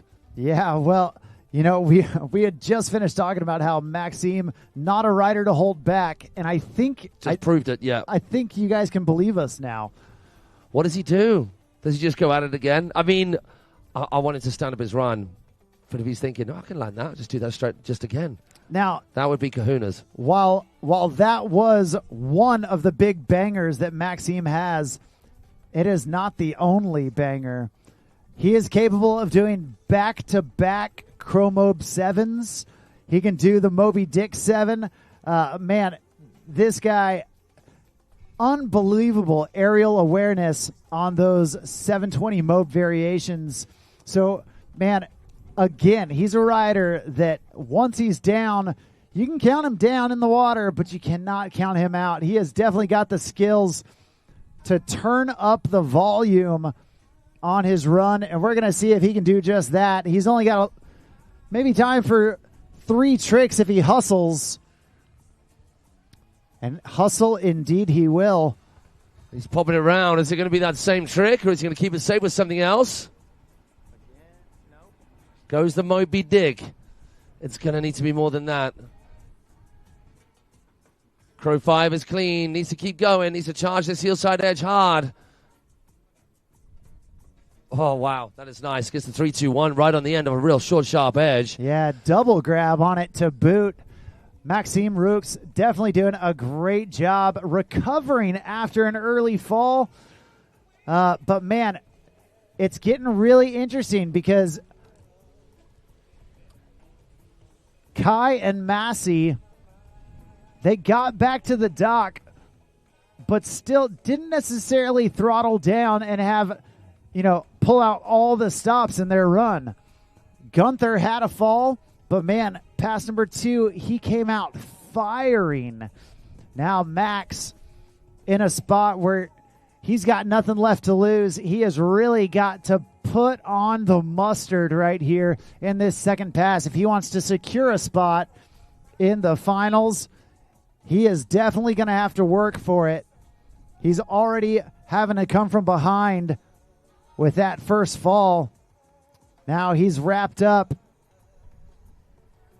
Going back 9. Turn up the volume. Here it goes. Getting caught out a little bit on that back 9, but muscling through the last 540 of it after getting spun a little hard on that first 3. Front 9 to back it up, so a very well, and exactly the same start as that which we saw from Gunther Oka. Wrap back 9 into front 9 off the heels. Toe side for his third trick. Oh, there's that 720 Mobe. That is ridiculous. He has got to hustle now if he's going to get this fourth and final trick of this run in the scoring zone. Oh, my word. He nearly got bobbled into an eye peeling right there, but he muscles his way through. Now, I wonder if that counts. That just to confirm with me there, Mark, the big cylindrical Nautique buoy, that's the end of the scoring zone? Yes. So the rider has to be in the air. According to the rules, you have to initiate your cut. Or your approach. You don't have to be in the air. Right. You have to at the beginning of the course, you can land your trick at the buoy. So you can actually start before. You can actually take off before the buoy as long as you land after the buoy. scoring zone. Correct. Now at the end of the course, you have to start your edge in at the end of the buoy. So I saw him approaching his approach. He hit the wake after the buoy, but he may have started the approach before. So fingers crossed for Max that is exactly what the judges saw as well. That is heat number 2 done. As before, as with everything here, and at every single WWA event and the world of wakeboarding the world over, if you want to keep in line, keep in tune and up to date with all the information that you could possibly want about our sport, then you need to get yourself on Rideline. And if we can do that right now, hopefully some results will start to be popping up. Yeah, we've got our heat number 3 on the screen. And let me tell you, just looking at the names on this list, this is going to be a fun one. This is a complete wild card heat. There are 2 veterans that have been in the pro rankings from quite some time. They can easily put it together. But, man, there are also two young guns that could absolutely crush it.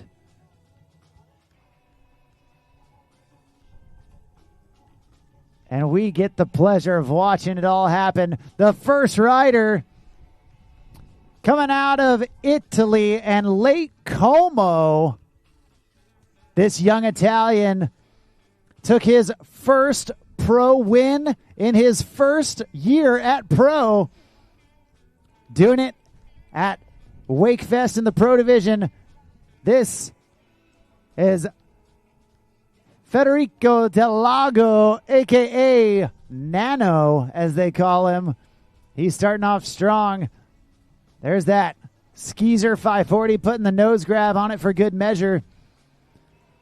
This young Italian team, so talented. Right there you see that Cab 900 grabbing the nose on it. And then right here, going Japan grab on that KGB 5. So much style. You gotta love those Italians. Man, on or off the water, they are always conscious of how they look. I mean, mixing it up with the tricks that we've seen from some other riders, but adding his own twist. Nose grab, Crow 5. I mean, it's not standard, but it is for these guys. But the initial roast beef Batmo 5, yeah, something very different. And this, toe side edge of the board, front hand. Yeah, tucking his knee up and under. Man, that Japan grab, so hard to do while you're upside down, rotating around. It's unbelievable the way that these guys can manipulate their body to get into the positions and come out of it landing on their feet. Well, Federico Del Lago, so far so good. He's setting the tone for this third heat. And man, oh man, what a tone he has set so far. Coming back in on the toes. Oh, late on that Tootsie. Going tail grab, toe side front roll. It's like an elephant, like tweaks it and then comes back to 70. It's ridiculous. Mid grab, back right the way through. That backside 7 off his heels. A little bit of a bobble on the water, switching it up to left foot forward approach of his heels. There's that double half cab. One more trick for Federico in this third heat as our first rider. Moby Dick 5. That's about the tightest run we have seen so far. Yeah, he landed overwrapped or funny wrapped right there. So difficult. Passing the handle initially on the Moby Dick, but then leaving it in that hand as he rotates around the handle. Check this out, that tail grab Tootsie. So hard. Then going with that stalefish grab, mid back 7. There's that mute half cab, double back roll. And then right here, check this out. Nose grab Moby Dick, leaving it in his left hand all the way around. Wow. Federico Del Lago putting a little extra marinara sauce on that run, as only the Italians can do. Well, so that was one of the rookies in this heat, one of the young guns. And now we're going to ping pong back and forth between one of the young guns and one of the vets, one of the guys who has been a staple in the pro rankings for quite some time. This dude been absolutely on fire this year. He is the shootout king of 2025, taking the win at WakeFest shootout, taking the win at Wake Point shootout. And you know he would love to add a world championship to his belt as well. Doing it for La Familia, a past X Games gold winner, a past Trick of the Year winner, right here, right now. They call him Ty High. This is Tyler Hyam.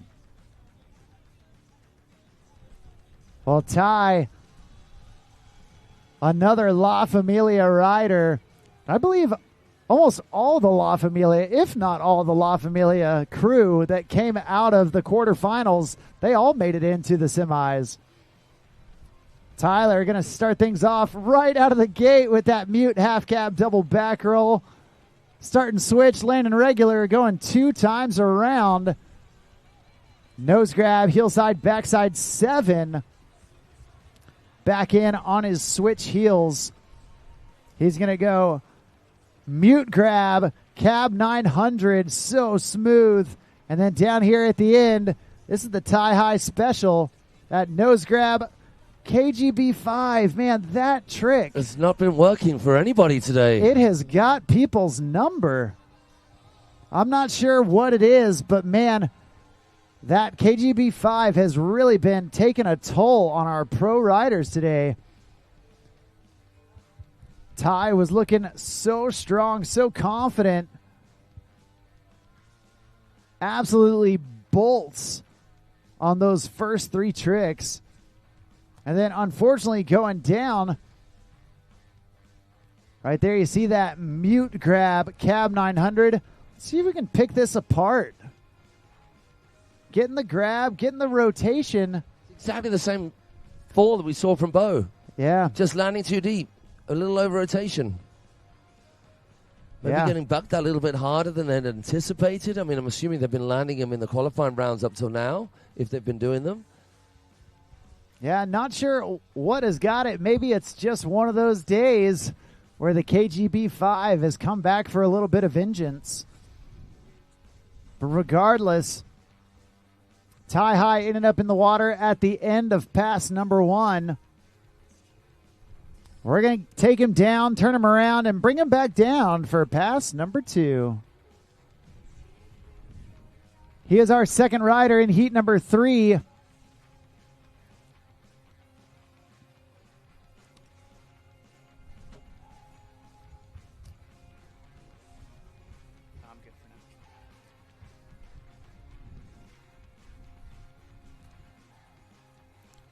We're going to see if Ty High can come back firing in pass number 2. Hey, and real quick, Blaze Poss.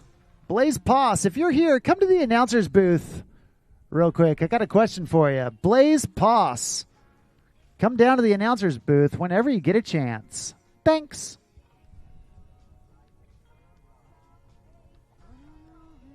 We're not too far away from Boys 10 to 13. A few of the riders that I've been watching this league, including this young lad, Lake Davenport, was riding with us at the Wake Park World Championships at Sharp Wake Park, rounding things up yesterday. So you guys, Lake, Chinko Glass, Mason, Noah, you're going to be in our first heat, the Wake Boys semifinals for our Boys 10 to 13. So getting yourselves in the boat wake zone is what's needed. Meanwhile, Tyler Hyam back in play after taking a fall in the KGB 5. Opting for the wrap 9. Same start that we saw from both Gunther and Federico. Then getting the switch mob in. He's already wrapped up. He's cutting up into that line. It's a front side wrap of his left foot forward. Oh, what a little bit of flash landing with that, son. That was huge. Way past the spray line on that 3-2-1. Toe back 9. Toe back 9. And was spinning like a whirling dervish. But, gosh, if that hasn't left the door open after all of that hard work, and still 2 riders left to go. Camden Marsden, not so familiar with. Sam Brown, most definitely am familiar with. More of La Familia. But wow, Federico Dalago, I mean, arguably that's the leading one right there between the two of them, between Tyler and himself. Yeah, like we said, this heat kind of ping-pongs in between the rookies and the vets. And right now, the rookie has put the pressure on. Tyler Hyam taking this 3-1 so far out there. Such a difficult landing to drop 10 feet out of the sky into that blind landing and then trying to hang on to that toe back 9. We've seen him do it in other contests this year. Unfortunately, didn't work out for him today.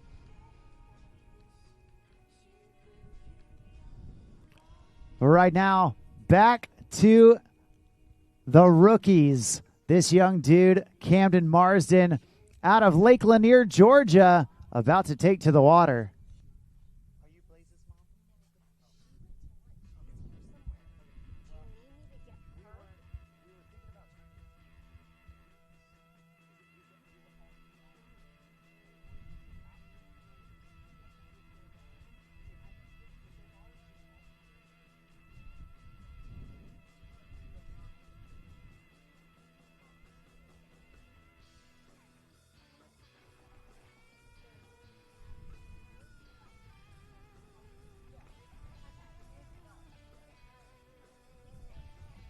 On to Camden Marsden, our third rider in this heat number 3, the Pro Men semi-finals. And a reminder to you all that it's just the top 2 going through, which does not make this easy. 7:20 on lock. Camden, one of our younger riders, as you can see. Yeah, Camden's in his teenage years, and man, he has really started to put some of these pros back on their heels. You can see with moves like that. Oh, trying to go switch mode 5.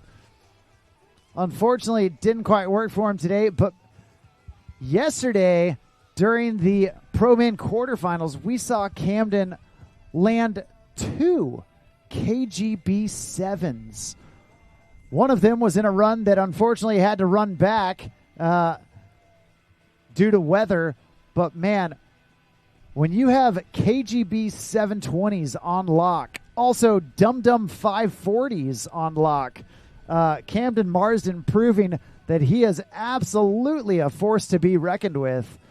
And this guy out of Lake Lanier, Georgia, a young rider making his pro debut this year, and he is definitely turning some heads with some of those big technical tricks.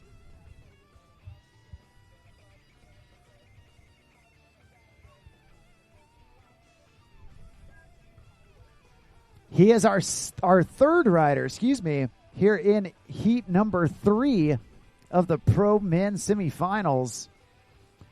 Now, he saw Federico get back to the dock. Tyler Hyam having 2 falls, but still putting down some bangers in his run. So there is no easy walk to the finals in this heat. You got to lay it on the line. You got to make sure you're in those top 2. And right here, check this out, Matt. He is getting wrapped up down here at the end of the course. Right there, the KGB 720.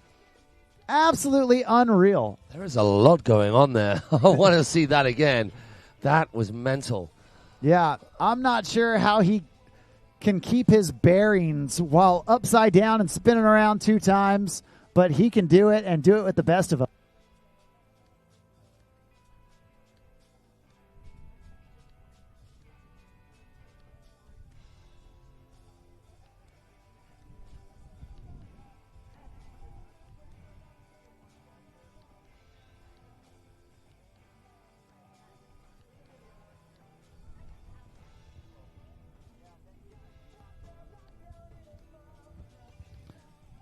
Well, Camden Marsden doing a fantastic job so far. Having a little bobble in pass number 1.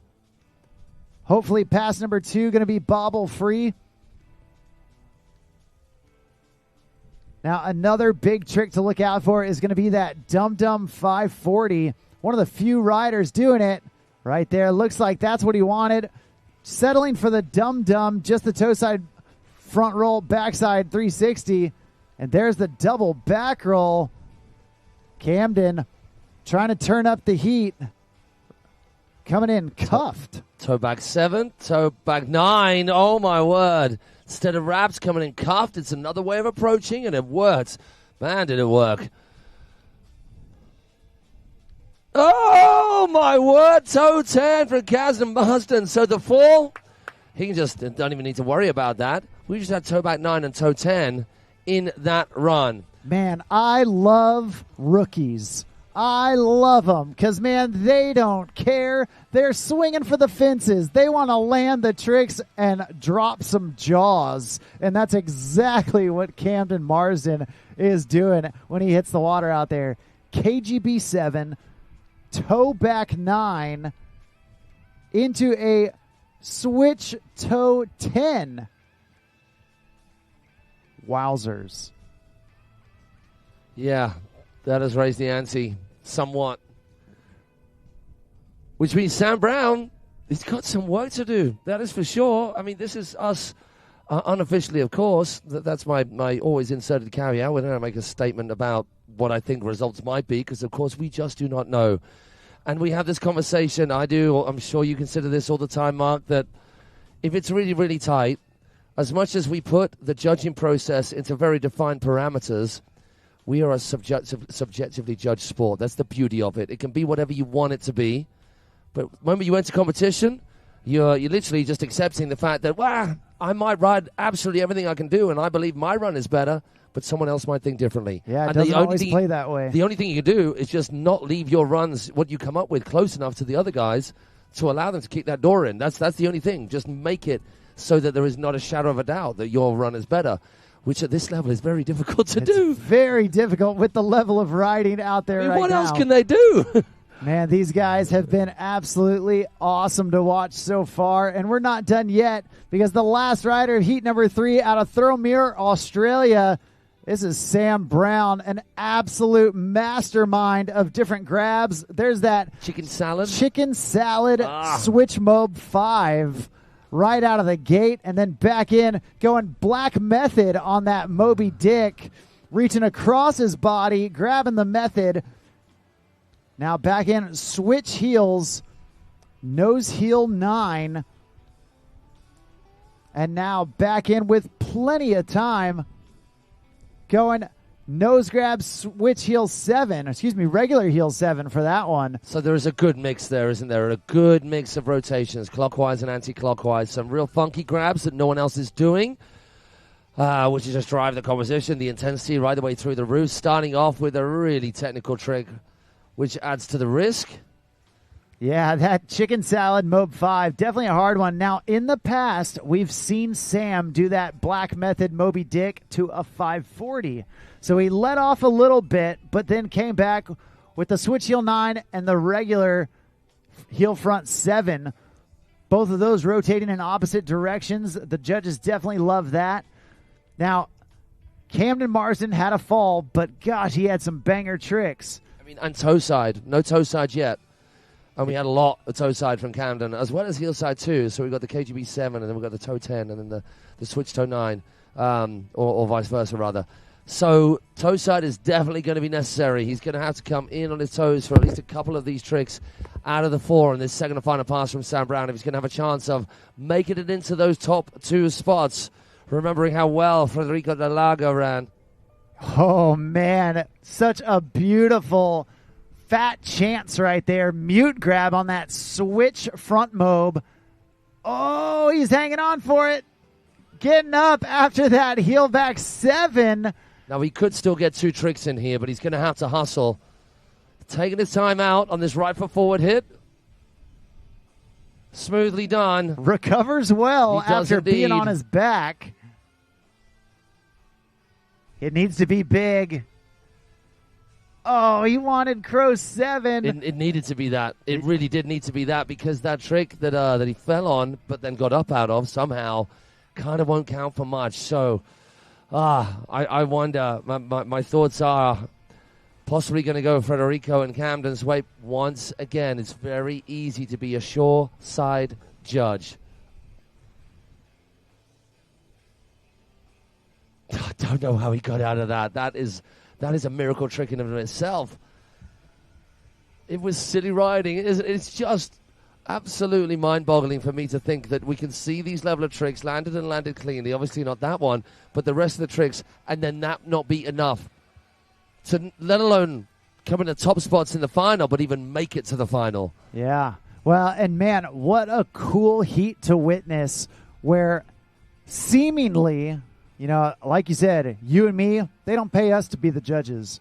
You can pay me enough. We can speculate all we want, and with very little consequence. No consequence. We can just say words, and that's it. As long as we keep it clean. But man, it looks like 2 rookies really put the pressure on those 2 vets, and very well might make it through. That could be a really interesting final, with Federico and Camden possibly going through. Only time will tell how it all pans out, but right now, the fun that we're having watching these guys is absolutely awesome. Now, heat number 4 about to kick off, and again, we've got a bunch of international riders, 2 from Australia, 1 from Switzerland, and our first rider quickly becoming known as a style master. We have got Shion Taka from Japan.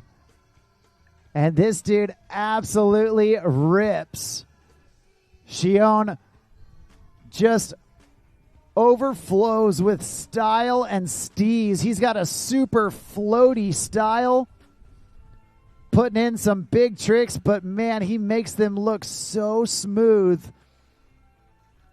Puts a lot of emphasis on the grabs as well.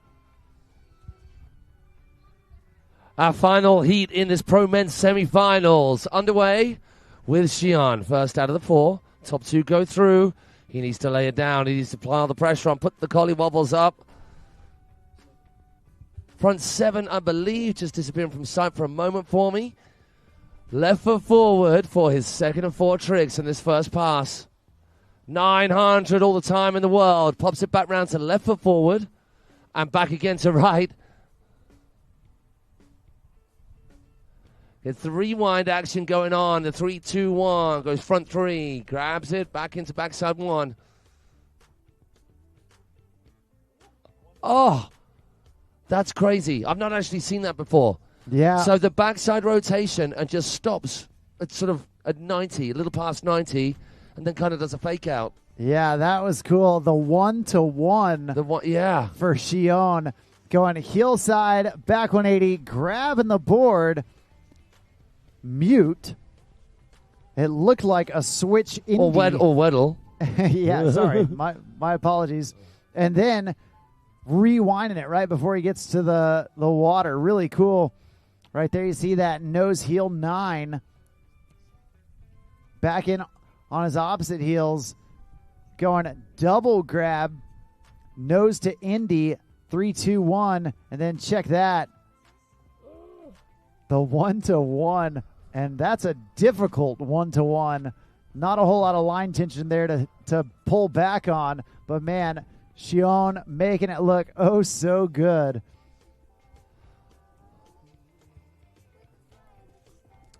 Coming back at us now. He's got 4 tricks to play with. What will they be? How tech will he go? How much pressure is he going to pile on for the rest of the riders? Snappy end to that backside 7. He goes up lazy first 3, slaps that belly grab in there, whips the last 3 round.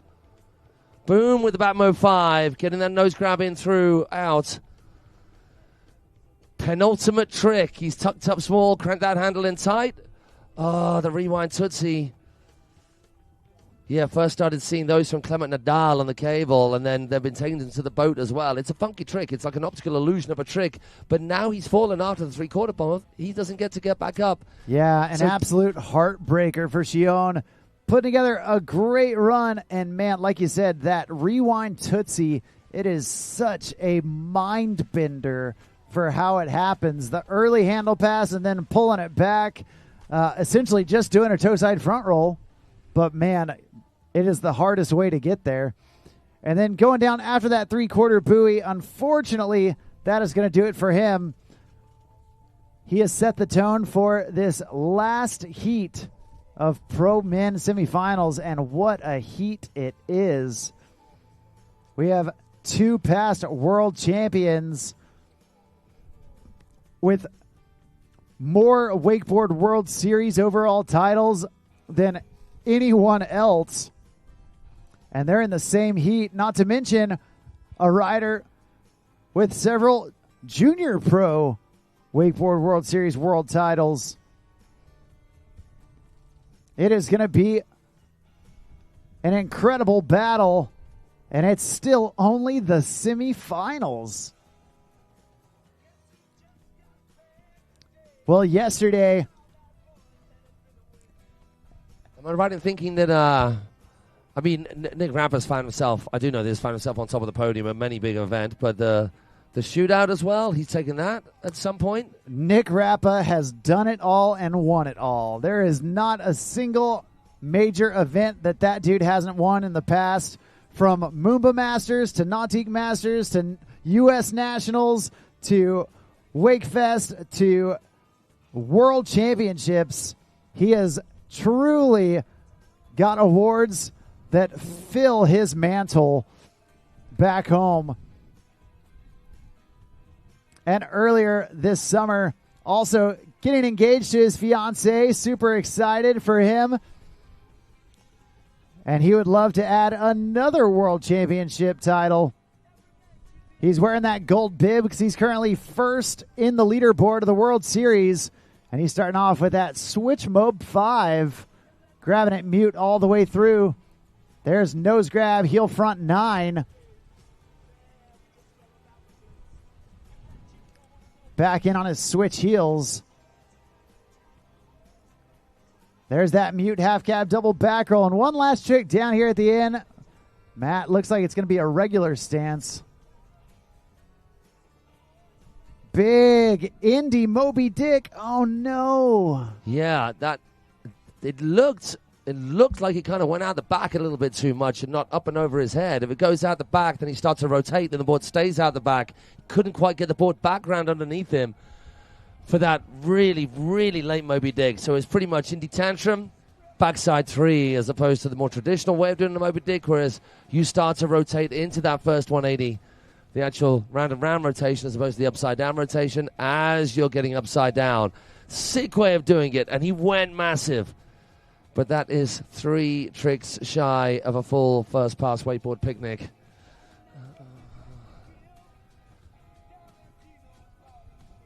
Is right at the end, though, and the maneuvers he got in up to that point, pretty tidy. Shion leaving the door open with only getting 6 out of his 8 tricks total. Here we see the unwavering sublimity of the first few tricks, the first 3 hits. Nose grab, stalls, goes up, then rotates the rest of the 700 after that first 180 on the way down. This, well up back, double half cab roll. Right, let's just see. For me, it just looked like it went way too out the back there. See how his arm got stretched out? Just landing him a little bit too heavy on that front foot. That's for me, because I certainly can't do a Moby Dick like that. I don't know how anyone does. So he'll know exactly what went wrong there better than anybody.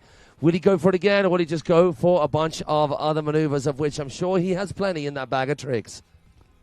Yeah, Nick Rappa, one of the most calculated competitors out there. He has got a run that he loves to do, he loves to stick to, and then as he needs, he's able to make adaptations to on the fly. Going second off the dock here in heat number 4. Looked like he was going to do his stock run that could easily get him into the finals.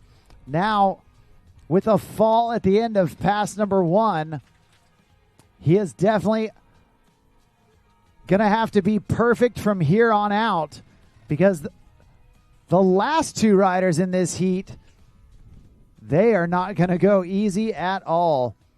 Jamie Huser and Corey Tunison definitely want to get into the finals. And Nick Rappa right now trying to stay in their way.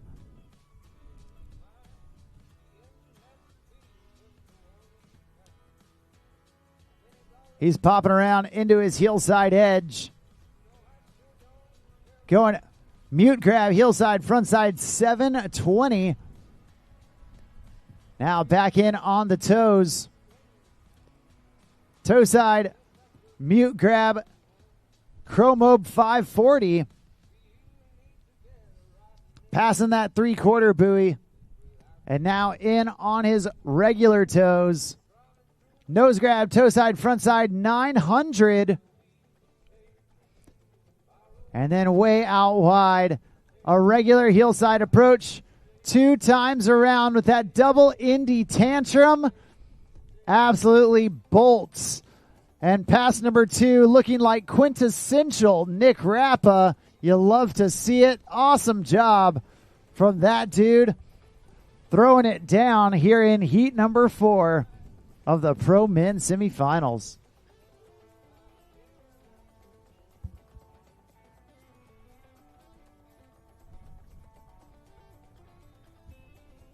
You can see here on that Nautique replay, going switch heel 7 to mute skeezer 5. There's the nose grab, toe side, front side, 9, 2.5 rotations. And then right here, check out the pop on that double Indy Tantrum. doing everything he can to apply pressure and make these last two riders work for it.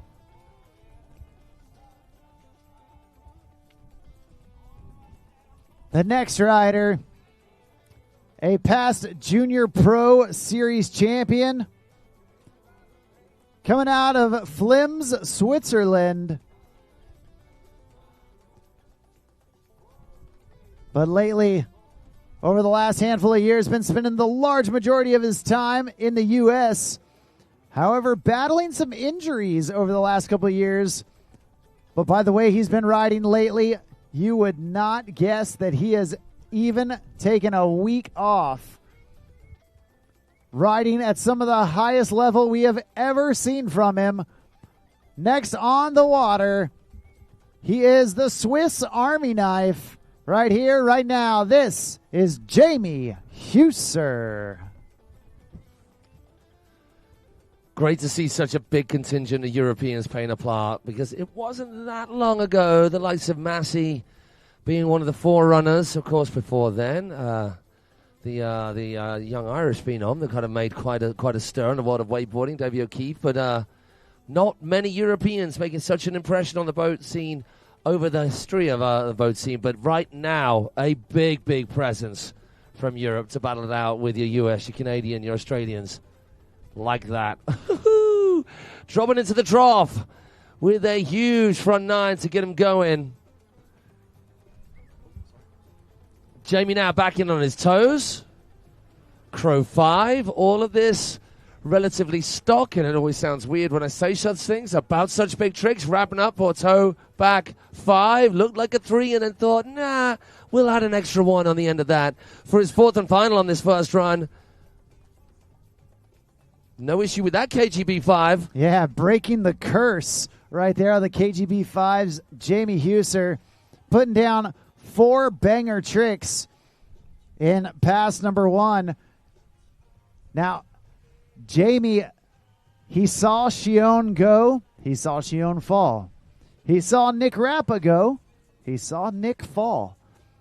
He cannot give a 50% run here. He can't just glide into the finals. But he does know if he can put together 8 solid tricks, he has got a great chance of advancing, knowing that his other competitors only got 6 or 7 tricks at best. So far, Jamie Husser looking good. We're going to see if he can keep it going, keep it flowing here in pass number 2.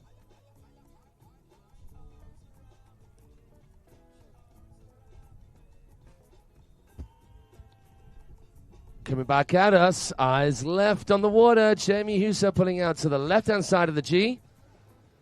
Popping round into a right foot forward, heel side first trick approach. Oh my gosh, that was big. To land like that in that ramp position after that back mob. Take some heavy tree trunks to absorb the landing. And the 9. Not to be. Well, Matt, it is interesting to say the least. Yeah, it's in fits and starts, isn't it? That seems between most of the riders, bar a couple of exceptions, they've just had these odd wobbles that have just messed up this game plan on things that I'm assuming Jamie Husser would stick a 9 most of the time. That's not the difficult trick out of all of his tricks. Yeah, he has definitely done more than a handful in his career. I know that for sure. But man, you know, we've seen some uncharacteristic falls today, and you know what? We've got perfect conditions. We've got smooth blue water. We've got beautiful blue skies. We've got a huge wake behind that Super Air Nautique G23. And you wonder, man, maybe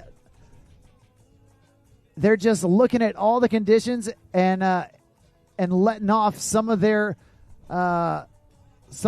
focus, thinking it's all going to happen so easily because everything is so perfect out here. But man, something definitely taking these riders for a ride. Jamie Husser going down on that toe 9. We're going to see if he can get back up, get back into a rhythm.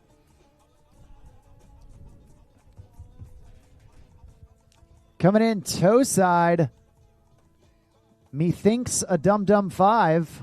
You thought correctly. And wow, was that tight? Oh my gosh, yet again.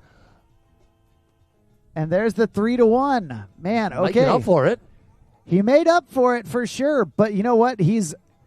I would still put him, in that same realm with Nick Rappa. Now, Nick did have a couple doubles. He got the 9 that Jamie fell on. So if you were to pressure me on it, I would say currently I think the cards are falling to Nick a little bit more than Jamie, even though they got the same amount of tricks. But right now, we still got one rider left, and it is a rider that is used to going last off the dock, one of the fiercest competitors out there in the modern era of wakeboarding, another athlete who has done it all and won it all, from past national championships, Moomba Masters Championships, Nautique Masters Championships, as well as many, many World Championships and Wakeboard World Series overall titles. He's a Nautique team athlete. He's coming all the way from Australia. They call him Big Tuna. Last off the dock, right here, right now, it's Nautique team athlete Corey Tunison.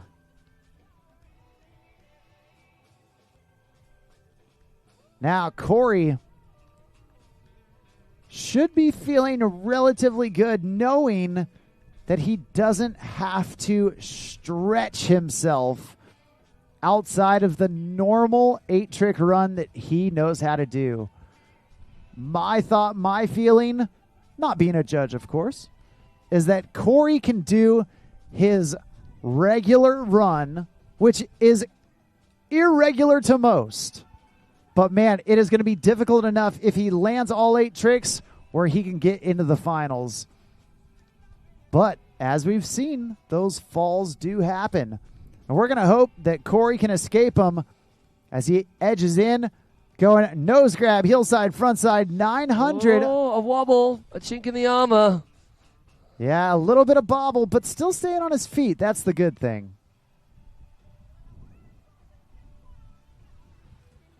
Yeah. No wobble in there. No doubts about him riding away that double back roll.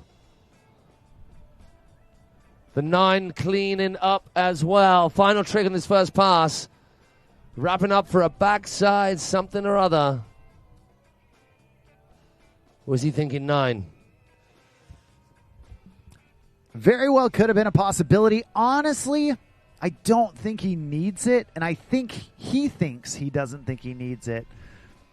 He did get 4 tricks, the first of which was a little bobbled, that switch heel 9. But everything else, typical Corey style, going double indie back roll, and then getting a couple spins in. I think he's feeling good, but man, he still has to be locked in. Even though he doesn't have to pull out, the biggest, best tricks he's ever done in his life, man, he's still got to be Corey Tunison, the Corey Tunison that we know and love. And he's got to make 4 more tricks down in pass number 2 to really punch his ticket into the finals. And if he can do that, I feel like he is going to be sitting all right.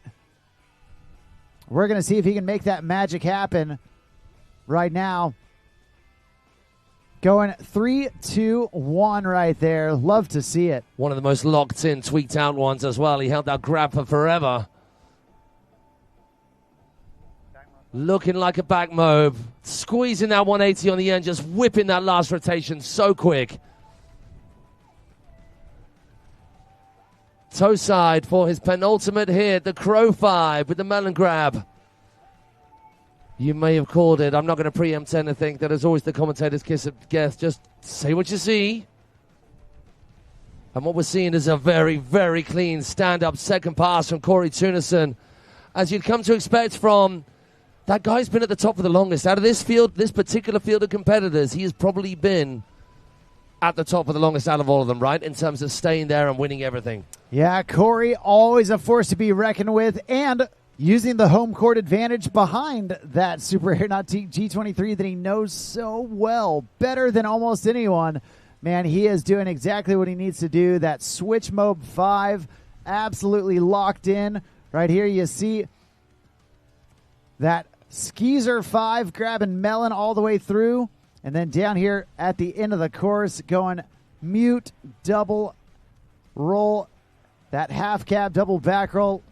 Awesome job. And that's going to do it. An incredible job from all of our pro men, pulling out all the stops, putting on quite a show. And we're going to wait and see how it all ends up. If you want to see how it all ends up and you want to know the scores before we announce them, all you got to do is download the free WWA Ride Line app. It is the best way to stay up to date with all things wake. We're going to take a short break and be right back in the action. At this point, we do need our boys 10-13 wakeboard. Boys 10-13 wakeboard semifinal. Start making your way down to the dock. I'm Mark on the mic up here with Matt Crowhurst. We're calling the shots, and we'll be right back with more action here in just a bit at the Nautique WWA Wakeboard World Championships presented by GM Marine. From open road to open water, we're inspired to push higher with confidence.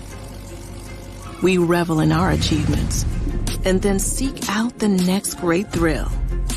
Since even a century of experience is only a start, our challenge is to invent a bigger future for advanced propulsion technology. To imagine and try and test until we've built something worthy of adventure. So that together we can empower a new generation to push higher and harder.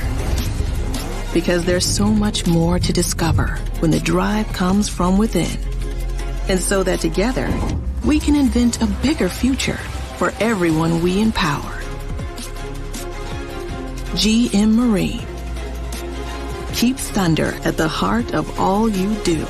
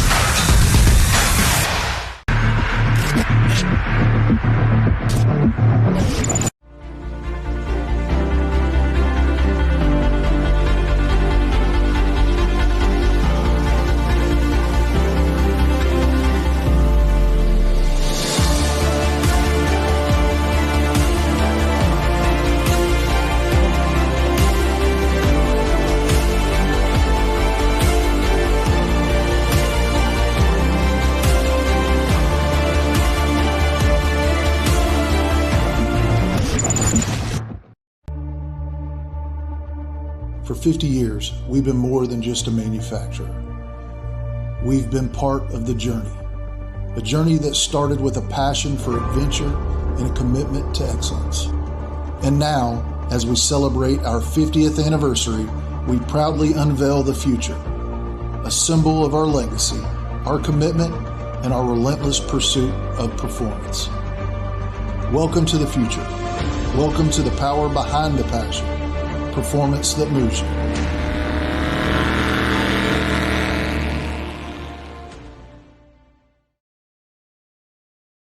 I live life on the edge. That means accidents happen. Things break. Including my brand name sunglasses.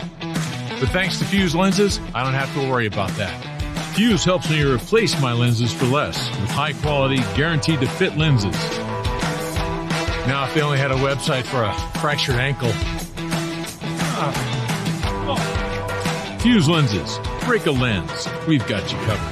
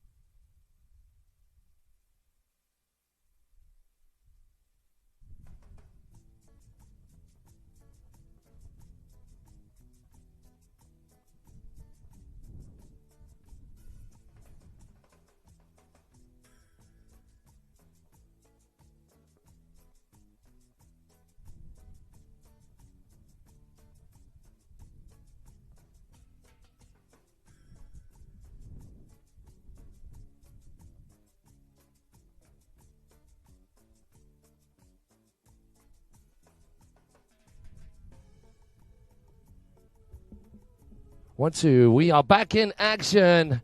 And the action is going to be with our boys 10-13 semifinals. And it's Lake Davenport, fresh of a handful of podium finishes at our Nautique WWA Wake Park World Championships at Sharp Wake Park. And as you can see, the kid is not scared about throwing himself at anything. He was doing that off his toes on the kickers at the Wake Park. Starting off with a big old air railie, that wake of that G. While they've only gone factory balanced, not pro balanced, it's still not far off shoulder height for him. And allowing him to do things like that and just about controlling that back roll so it wasn't overcooked. Different to our pro categories, our pro men that is. All of the other riders out there can pack as many tricks as they want within the scoring zone. Just as long as you land your first trick in the scoring zone, which Lake had done by a good way. We see that buoy off in the distance behind him. That is the start of the scoring zone. Indy toe side. Then the back roll as well, almost launching himself at it in the same way that he does for the railie. Tough thing moving from cable to boat, especially when you've got such a huge wake, as is that what we've got. Kicking out from behind that Super Nautique G23.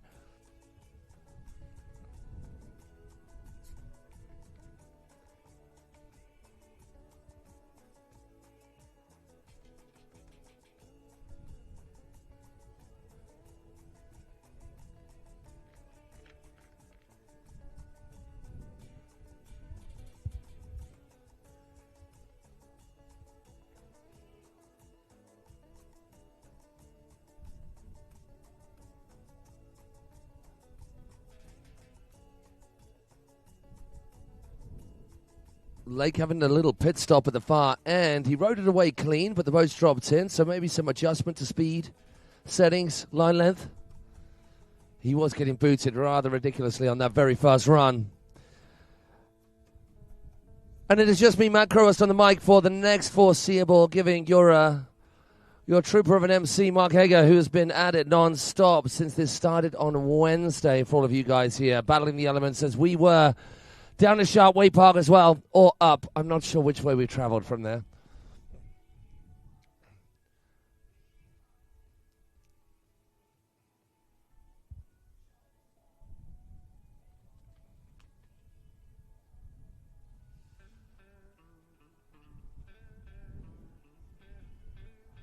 Yes, the back roll, much more cleanly executed this time round from Lake. Comes back to the way to get himself back out.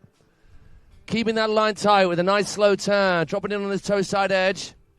Oh, getting some serious overcookage on that toe back roll. Luckily, getting in just before the three-quarter buoy.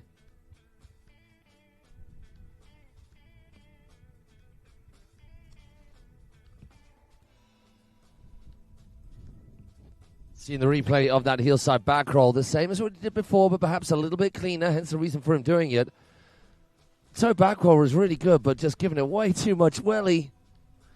Needs to go easy. Let the boat do all the work. So I was about to say, pretty difficult bang from cable, particularly when we're talking about air tricks on cable, compared with kicker hits. The way in which you need to throw yourself off the kicker is much more similar to that which you do off the wake than it would be an air trick off the flat. Air trick, you need to drive that edge hard, give it absolutely everything you got, stretch that cable hard.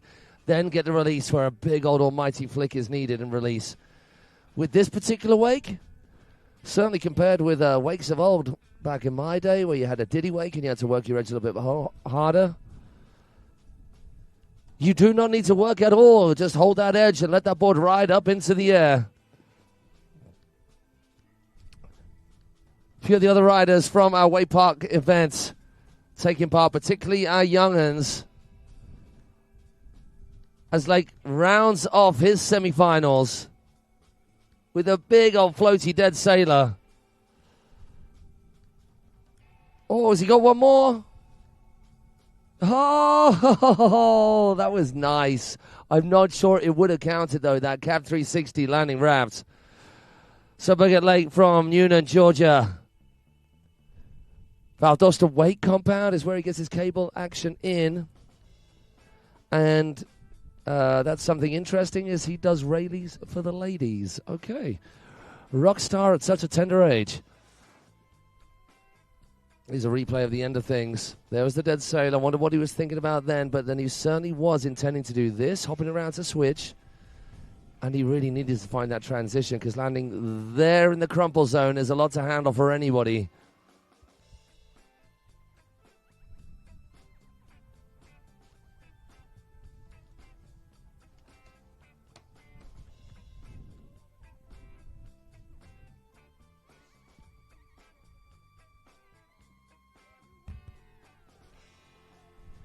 And on to our next rider.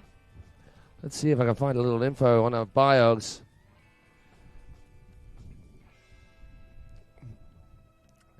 Now, if I'm getting the pronunciation of this first name completely incorrect, please come and tell me.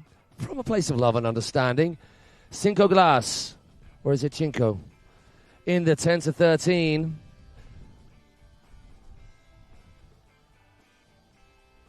Interesting facts about this kid is that he's been bitten by alligators. Well, you're at the right place for that kind of action, right where we are. Spat bang next to the Everglades. Also competes in powerlifting, which will help with that explosive activity that one needs if you really want to boost the hell out of that wake. Youngest of 5 siblings, the Glass Pack, they call themselves.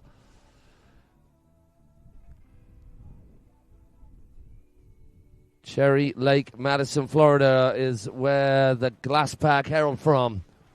Or get their water time. Youngest of 5. Wow, that's a family affair every time you go out on the boat. There's going to be no quick boating session with the Glass Pack.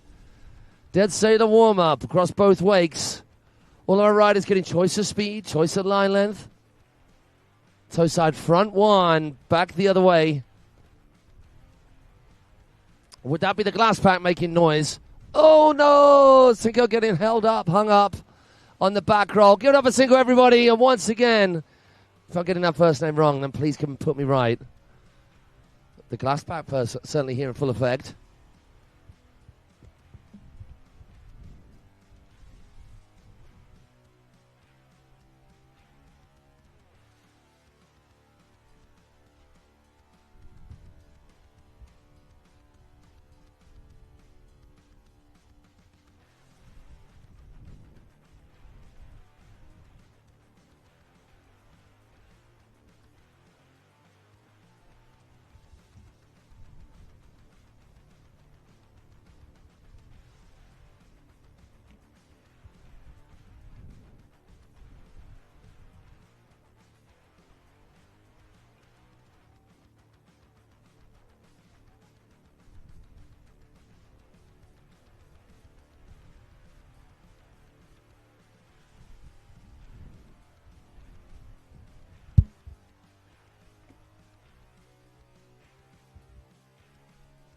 First fall, first and only fall. Nothing left in the bank on that front for Cinco. He's up and away and will have more than enough time to get a couple of hits in. Does he go for the back roll? Does he save the back roll for the end of his second run?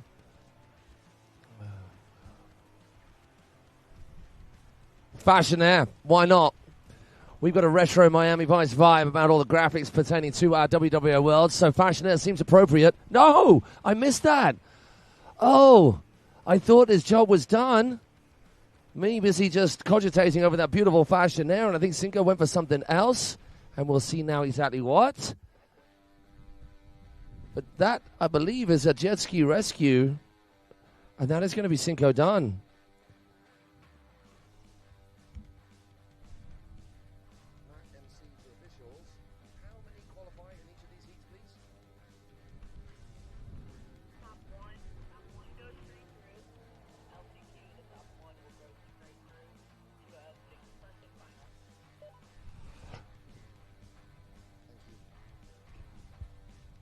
Oh, was it the Ollie backside 1? He'd done all the hard work. No. Watching the replay and the utter pain on the face of Cinco, popping an Ollie backside 1, which is just a filler trick, but it would have counted for something. And just that handle got away from him. He's going to be gutted. Oh, going to need lots of love and commiserations from the Glass Pack for Cinco. Making it through the semifinals, riding at Worlds. Great run up until then. Come on, Glass Pack and crew, make some noise for Cinco as he flies on by.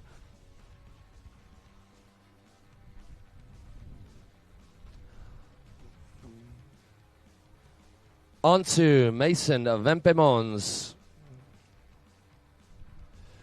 And just getting confirmation across the airwaves to make sure I'm getting it right. It is the top finisher from each of these. How many heats have we got in our boys 10 to 13? 4 heats. Top finisher from each of these heats. And the remainder will get split. Well, no, hang on. Yes, that's 4. Then we're going to have 2 heats of LCQs for these boys. In not too long, actually. We won't have to wait long at all. We're going to be moving on to our Junior Pro Women semi-final. And then straight into the boys' LCQs.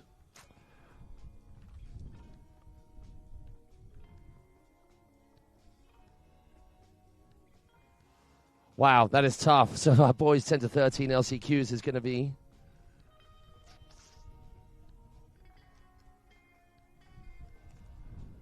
just 2 heats, and the top 1 from each of those big old heats will move on through. But before we get there, we have to decide who are going to be the top 1 from each of these first semi-final heats, and it is Maxim Wimp Mons who's about to take on the challenge.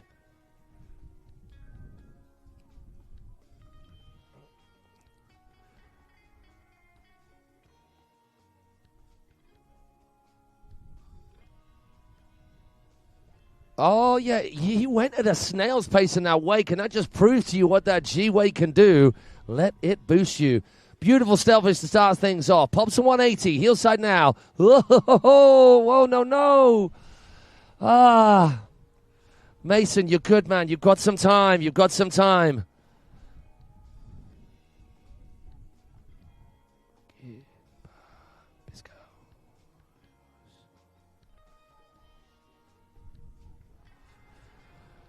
So one of our Canadian crew from Saskatchewan in Canada. I think, isn't that where Rusty's from? I believe. All right, let me see if we can get the name of this regional park down right. Biscow Regional Park is where they get their riding in with a little bit of cable park action. Mason is Canadian. Boys 10 to 13 national champion, which is awesome. Oh, how about this? Mom and brother are all national champions this year. That's mental. That's so cool. And your brother's riding here as well. The whole family taking to the water, as is the case with wakeboarding. It's a family affair. You need a crew if you're going to get on the water. And if there's a crew there, let's cheer Mason on right now. Taking an early fall. So needs a little help from us. There was obviously some sort of hole in the water because we saw Cinco fall foul of whatever that eruption is in the water. But he's back up. Possibly enough time for 2 tricks. But if he goes really big on this, Mason may only get this one last trick in before the end of the scoring zone. Oh, yes. Making sure not to speak too soon. That hillside back roll was sublime.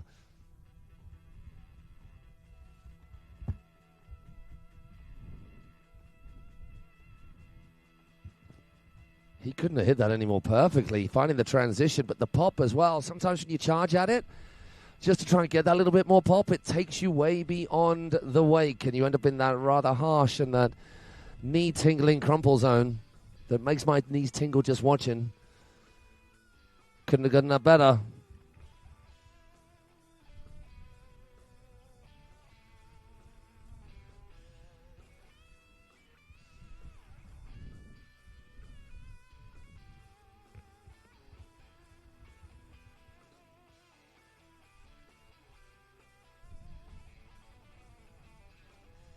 Back into play with Maxim Wimp Mons. One of our Canadian crew. Always such a strong outing from our Canadians. Right foot forward now for a heel side. Oh, beautifully floaty. Frontside 360 going for the slob grab. We'll see in the replay as to whether there was some connection there on that grab. Nice and cruisy toe side edge. Toe front. No, Mason. Oh, can we give it up for Maxim Wimp Mons, our Canadian national champion? Just not quite bringing it together there. Commiserations to you, buddy. That front roll was massive. Not getting that board underneath him to ride it away. That is gutting for the young chap. With just one rider left. Noah Gualtieri.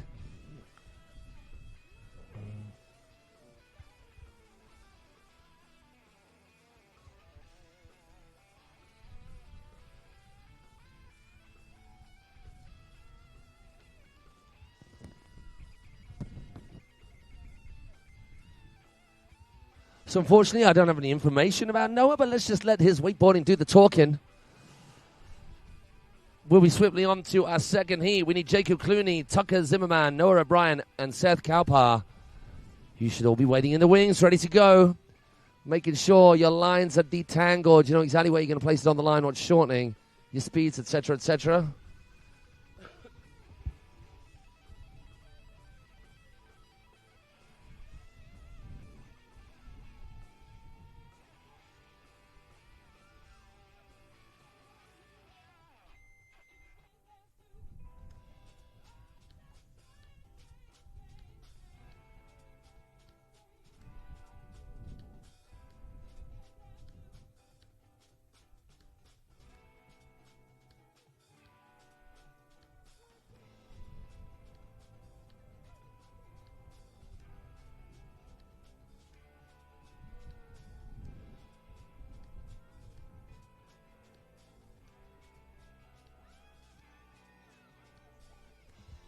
Up in the water and taking on the baton of Wake, we have Noah Gualtieri. Once again, come and correct me if I'm getting these names incorrectly spout out.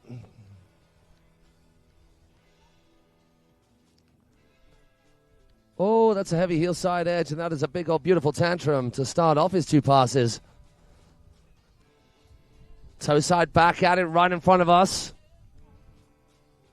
Scarecrow is good. The old front roll with the front side one. Popping it back round to a lefties.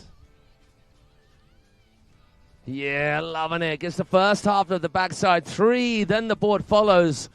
After that shoulder, Hyde looks over his shoulder to finish it off. Cab 540's down. And he's going to take it easy as well. He might after that first run. Certainly a standout on all our riders. It's only the top rider that goes through. So Noah has to come up with the goods.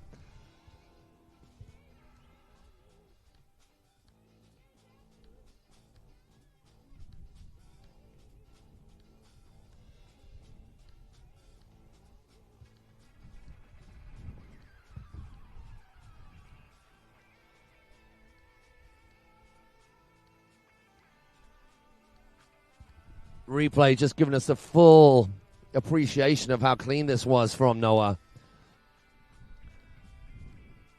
540 was massive, way out past the transition of that wake, landing into the flats. It's always a payoff between going that bit bigger, which is fun, which is gnarly, which is going to bump your score up on the old amplitude and the risk, the intensity stakes, as opposed to going wake to wake for that easier, smoother landing and just making it all a lot easier on the tension and the airtime. Doesn't seem to be in Noah's makeup to go small at things, though, which is exactly what we want to see from our little rippers as he comes back at us, one-handed it off his toe side. Ah, beautiful toe side back roll. That's it. Don't be shy about making noise. Help Mark and my voices out. Get on. The old signature trick of wakeboarding. Nothing like it out there. The Airali. Oh, so close on the Chrome Mob as well. So close, and well worth him throwing that right at the end. He won't get a pick up, even though that was his only fall, falling way after the three-quarter buoy zone. The boat would not get back up to speed, so that is Noah's job done, as it is the job done for all of the riders in heat number one. Great job, Lake, Cinco, Mason, and Noah. We move on to heat two. Keep your eyes on the WWA Rideline app if you want to grab those results from everything that you've seen so far today. It'll be a few minutes before the results from that heat come up, before we see who is moving on through, who is taking the long way route. My preferred choice at every contest. It gives you more bang for your buck and more practice. Much prefer to get out in the water more than less, which is why I always made that fully intentional choice to go through the last chance qualifiers. And it was intentional, and I'll have nothing else said about it. Although that won't be happening soon, after we took on the Cable Nationals this year and hit more kickers than my knees were comfortable with. If you see me and Scotty hobbling around, that's because we went wakeboarding. Big shout out to Nautique for not just being the pulling power and the big name behind, well, everything in wakeboarding since day dot, but certainly the leading force in everything that's to do with getting out in the water behind a boat for a very long time, but even more so since the release of that G Series that is now in its third generation onto our third generation of Paragon now as well. Man, do they make a good boat that kicks up a beautiful wake that makes for a lot of fun, both in and behind that thing all day long. I feel very privileged to be a little bit part of the family working with Nautique back in the UK as well. Oh, just gets a little bit stuck at the wake, does Jacob Clooney, but not too much. Not so much so that he can't get that board back underneath him for a 180 on the scoreboard. And then a 180 back the other way, getting a grab this time. Nice and floaty. Gets a little wider to build up some more momentum. Yeah, boy. Upside downer for the first time. The back roll looks clean. Toe side, Kroo, front roll. Really nice front roll. Really tucked up. Gets that indie grab on. And the wings of rock to finish. Judges write that down. That's all important. Any amount of good time vibes from our riders thrown at the judges in the boat that I can pick up on should be noted. Obviously, that doesn't count towards your score. It just counts to making us all a little bit more cheery in our day if other people are cheery.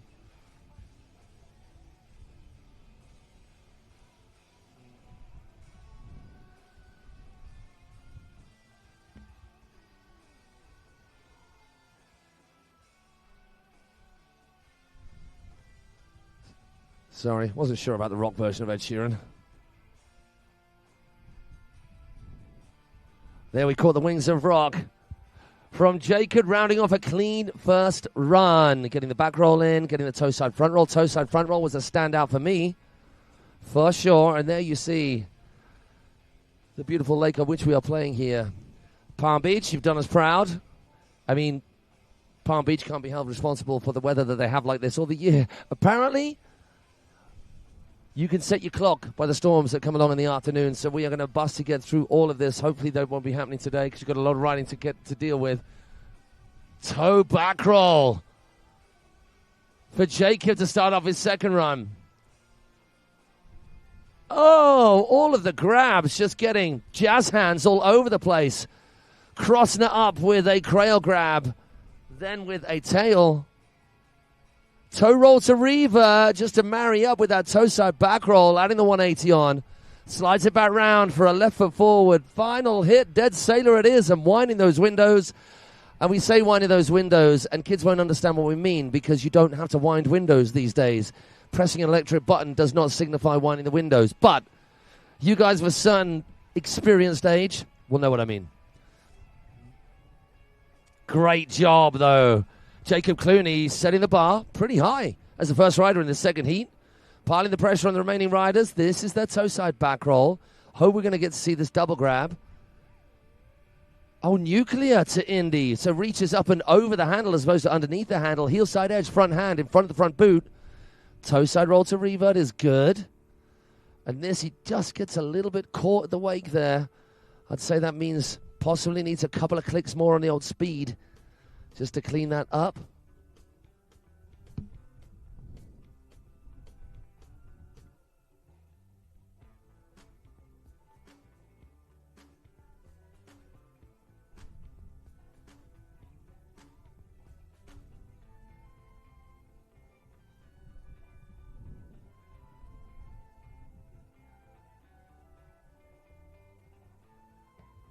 On to our second to last rider. No, sorry, I am jumping ahead. Tucker Zimmerman is going to get things going. Let's see if we can find out a little bit of info about Tucker.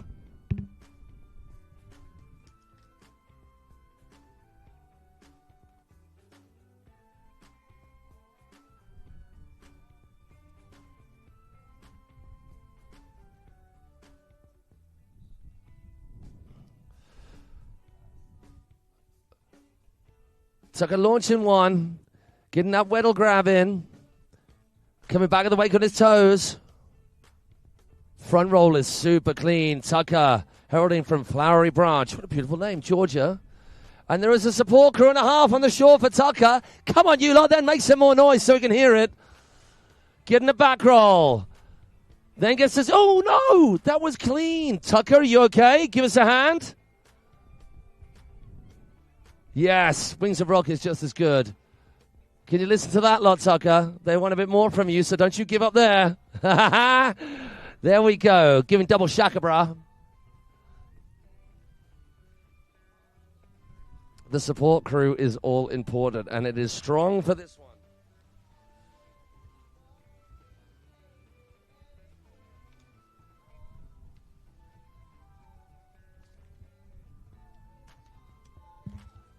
Oh, that was a beefy front edge you just caught yourself. Hope he's found his eyelids.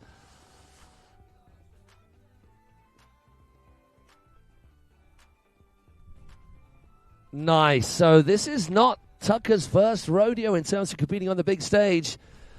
Represented the US at the World Championships in Australia last year and won the boys beginner division, which is amazing. Let's give a shout out to the place that has got his ride into where it is now. G8 Wake Lessons, courtesy of Brandon Lee and Jay McKibben and Co. Lake Hartwell in South Carolina.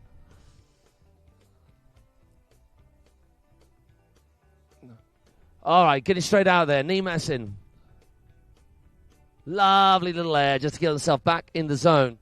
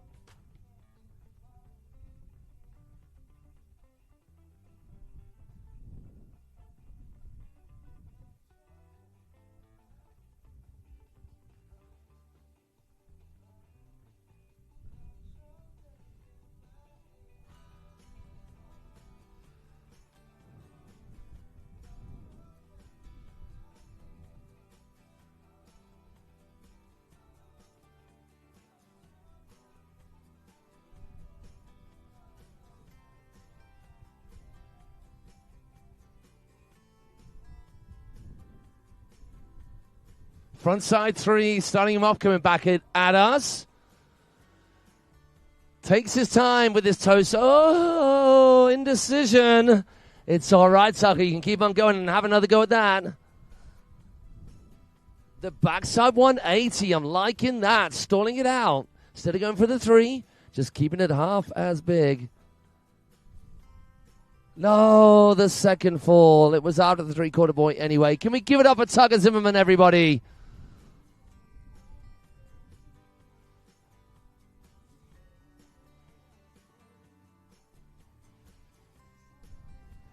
I imagine it was the front side three or the five he was thinking about off that toe side edge, but didn't get the clean takeoff he was after. So probably making the sensible decision.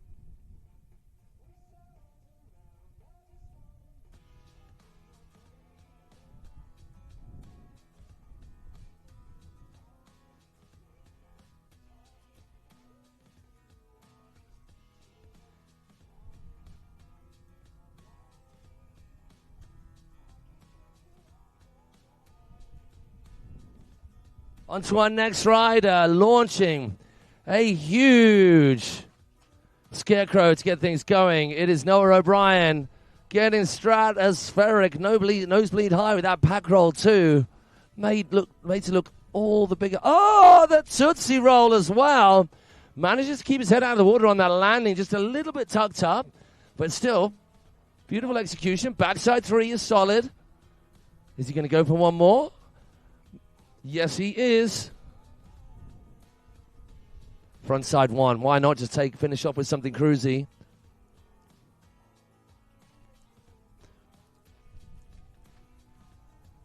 Is this Mama O'Brien right here? Yes, she is. Fully locked in. I'm just getting right in the way of your shot right here. I can only apologize.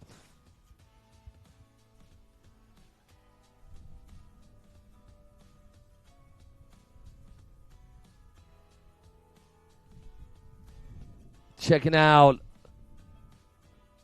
Noah's run from the start. Scarecrow was good. The back roll was massive. Those little legs taking that pound in the Tootsie roll. Actually, it was clean. One hand drag, but a something to nothing. The backside 3. This is a big, big first outing for Noah O'Brien. It's just the top rider, so we're still with one rider left to go. Seth Kalpar. He needs to stamp his authority all over these 2 passes. He's wrapped up. It's a backside wrap-up. Could it be the KGB? 3, 2, 1. Yes, it could. Good way to start things off.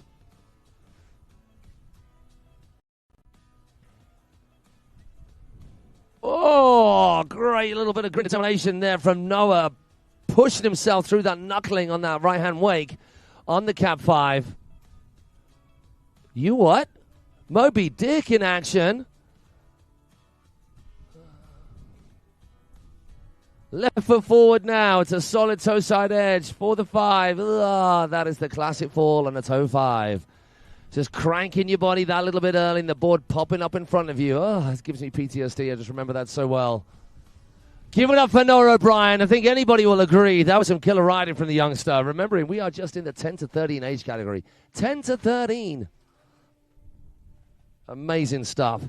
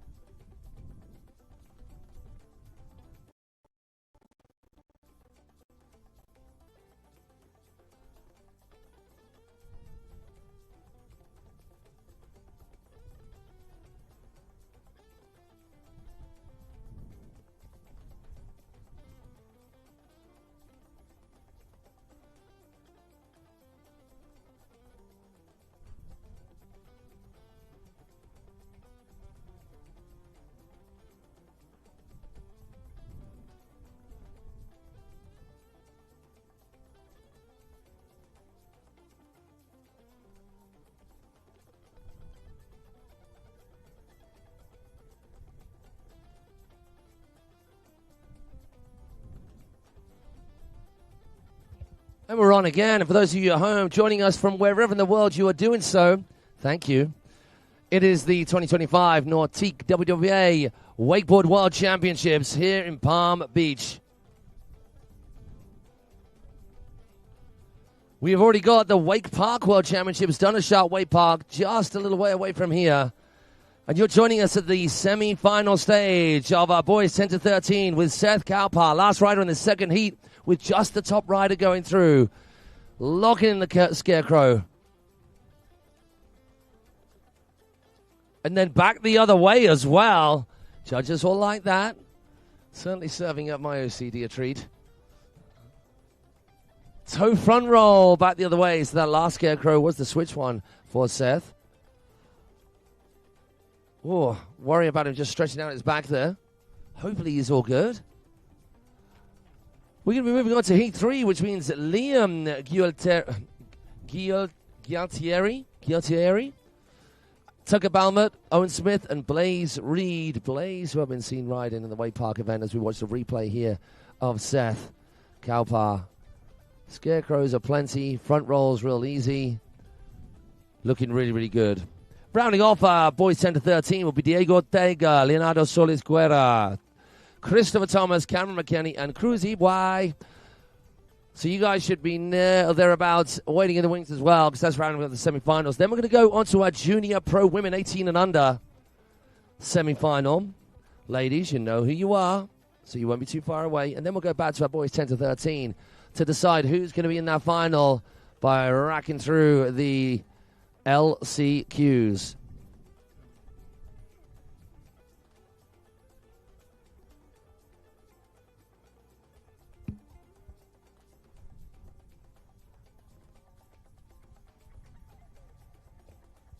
Yes, getting that board right up in front of him with some white knuckle grabbing action. That Weddle grab, front hand, toe side edge.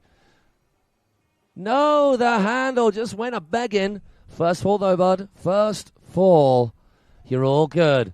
Come on, yes, thank you. Let's get behind Seth Kalpar, last rider. Is that family Kalpar right there next to me? How's your whistle? I can't do one.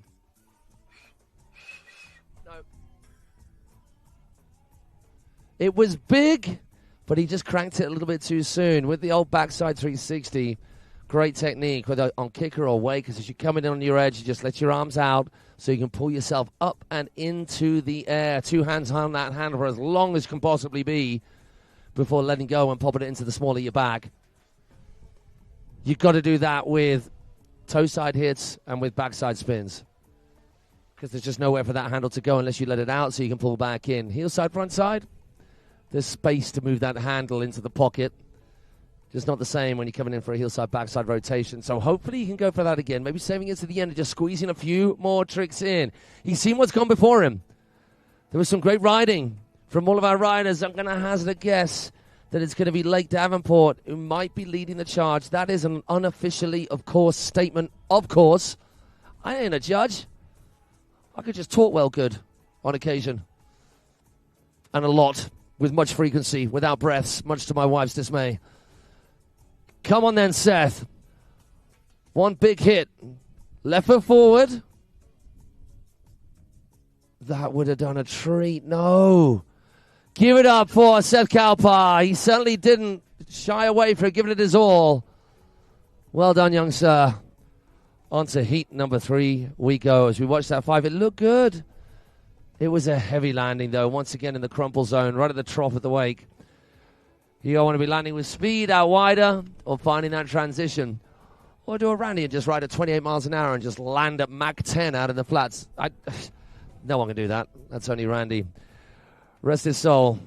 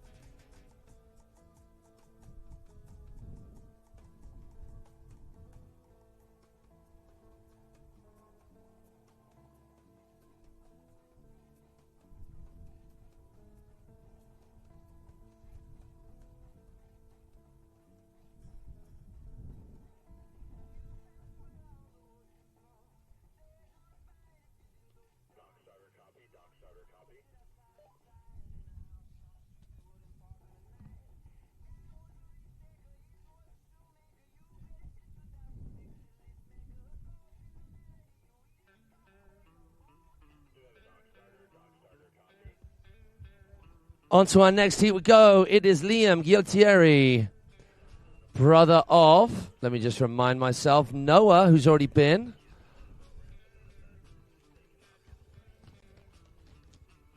So good to have the brothers affair in the same category. Oh, no, no, no, no.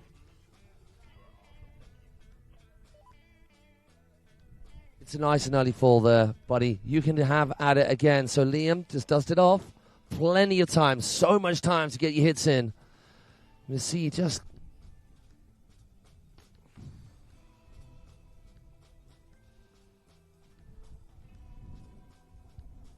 So he did get stopped dead at the wake. Big thing is, at this age with these big wakes, you don't want to go too fast, but if you go too slow, the wake hasn't formed yet. So a little bit more speed, slightly shorter line length might be the answer, but that is down to the rider. Having practiced and ridden on these boats leading up to this, it is down to the rider. So there might be a little bit of help on offer. Wonder if he's just come out of his boots. So we're going to double check that Liam is all okay.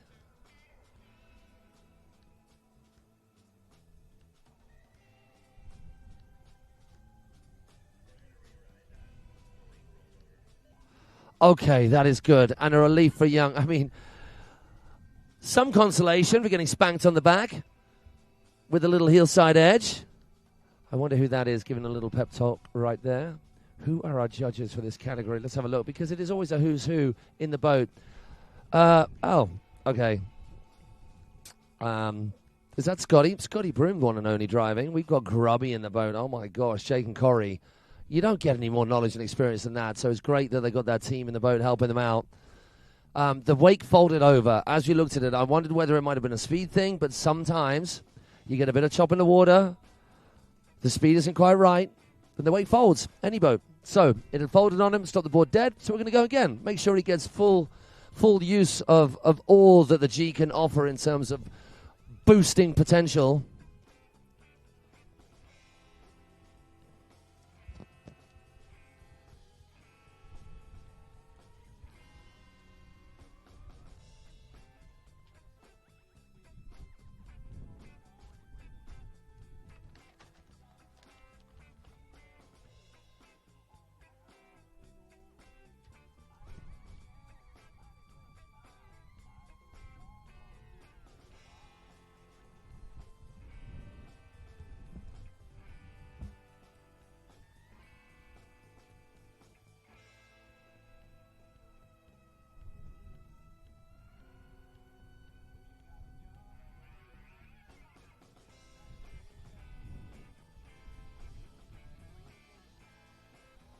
Back in action, dusting it off and getting that first heel side air. Locked in. Popping to 180. It's going to be a half cab.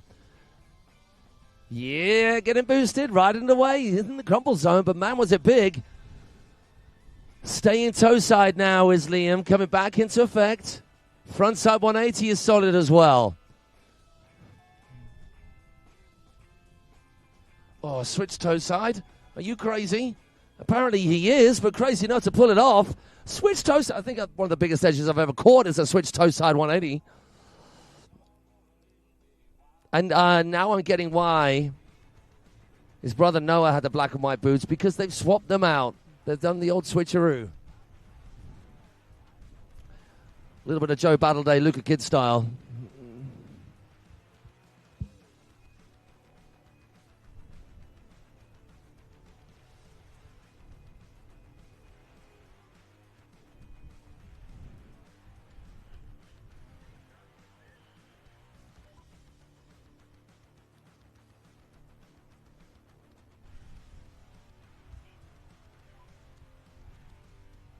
Here we see the replay of that front side 180, and then him taking on the daunting task of approaching that big old wake switch toe side.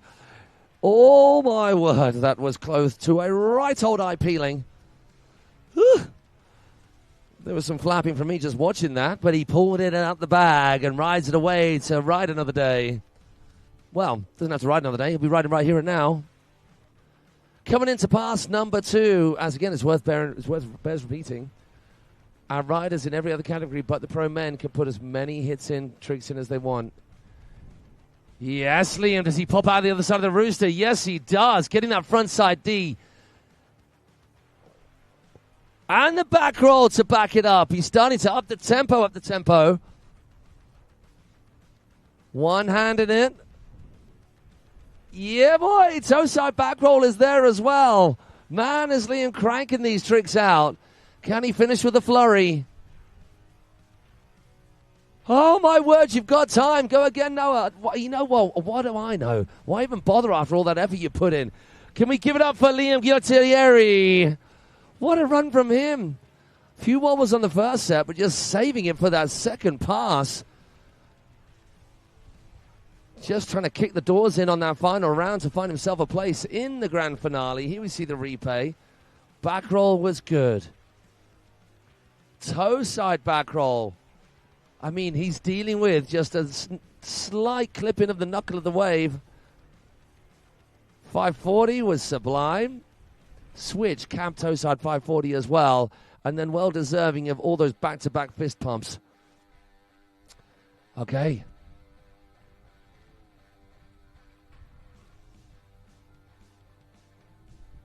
We should have Tucker Balmert out there now.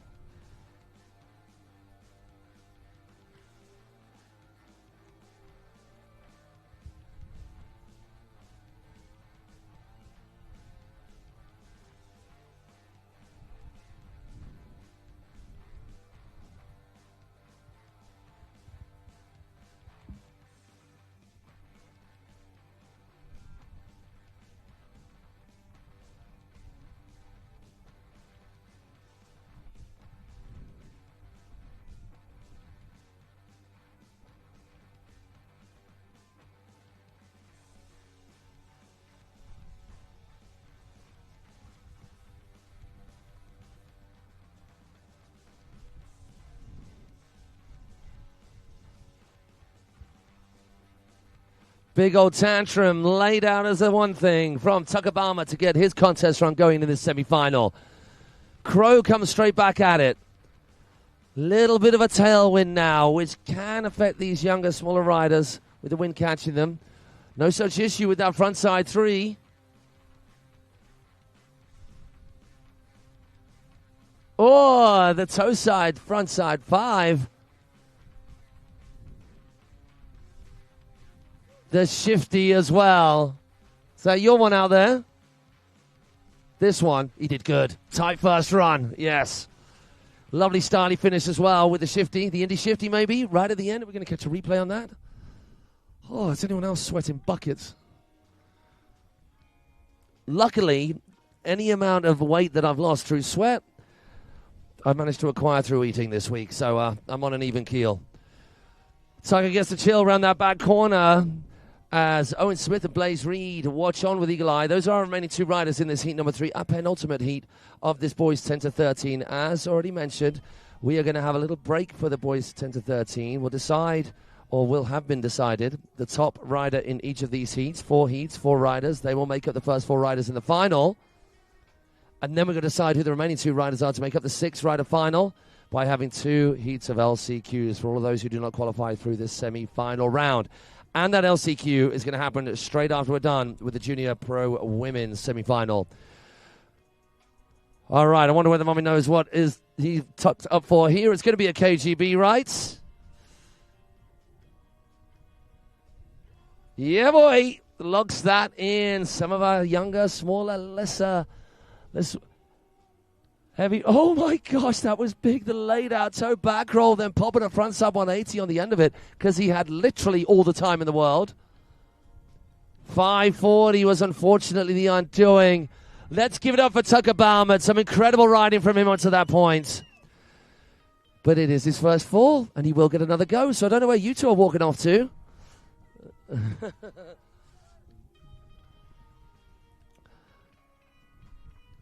Possibly not by design, but falling just before the 3/4 buoy, which means if he's got a fall in hand, which he does, which is this one, he'll get picked up.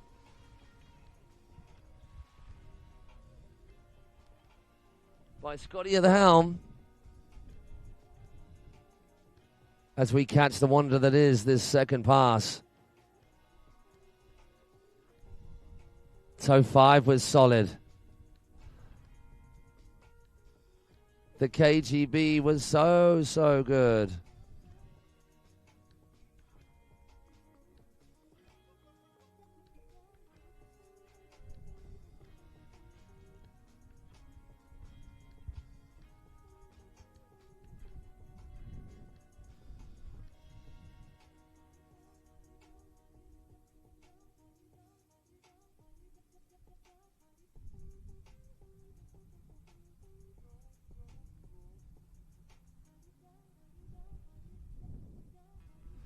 Back up and in action. No more falls left, but no more time for falls. He's just going to stomp whatever he's got left in his bag of tricks. Left foot forward approach. This is a setup trick. Cap 180, ready to rifle in on this last. That was worth another crack, wasn't it? Tantra to blind to wrap it up. Yes, Tucker. Top work him. Okay, Owen Smith, Blaze Reed. I think the bar has just been set. Thank you, support crew. Appreciate your energy, as do our riders, more importantly than anything.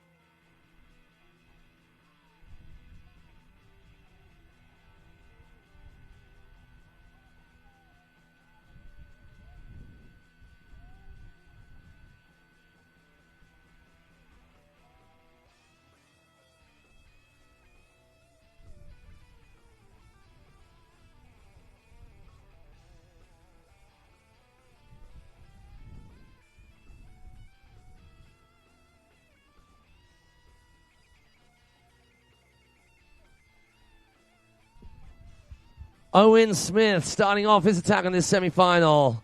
Laid out tantrum, landing and getting straight into his heel side edge. Being super efficient with his real estate. Oh, getting stuffed almost at that wake.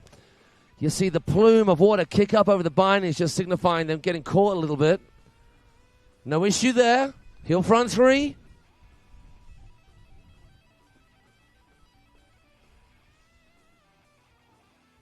Oh, it happens with little ones. That big weight just throws you something crazy. Got to go easy with the initiation of these big old rotations. That's all right, Owen.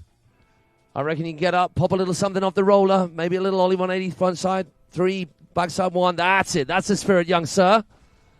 Keep that charge alive.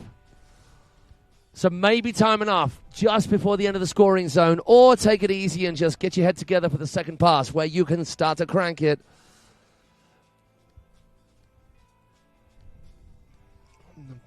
Is this Mama Smith right here? Just a friend. Equally nervous, though. Yes. More nervous than the kids often, right? They don't care at all. Of course they care. They're just not bothered. Just take it in their stride. Right, Owen taking a fall and a little bit of a wobble on that 180, so he needs to tighten things up. But right now, all you got to keep telling yourself, mister, is yes, yes, yes. I can. I will. Charge, charge, charge. As with all of you riders, bit of PMA goes a long, long way.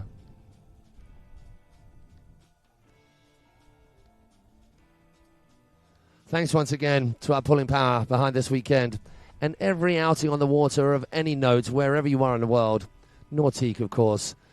Celebrating 100 years of correct craft, the company behind it all, this year, which is pretty momentous.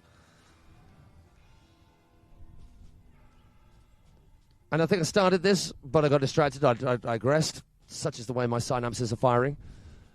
Kind of cool that they sponsor the Wake Park Worlds as well. Like, they come as a twofer, and it's amazing that they do, because a lot of cross-pollination from cable to boat. Anybody who rides boat loves playing around on the Wake Park as well. You Wake Park riders who've not yet played around on boat, if you can, I mean, you certainly know people with them if you're out in this part of the world. Go have a play on a boat. It's dope. Whether it's a surf, whether it's a foil, whether it's a wakeboard. Let's keep on wakeboarding. Even getting out on a tiddler boat on a wakeboard is the best. Why don't you go and learn a rally on a Nautique 196 with a high pole and no weight, in board shorts and a rash vest, and bindings that just aren't meant for keeping your feet in. Sorry, I'm walking down memory lane here.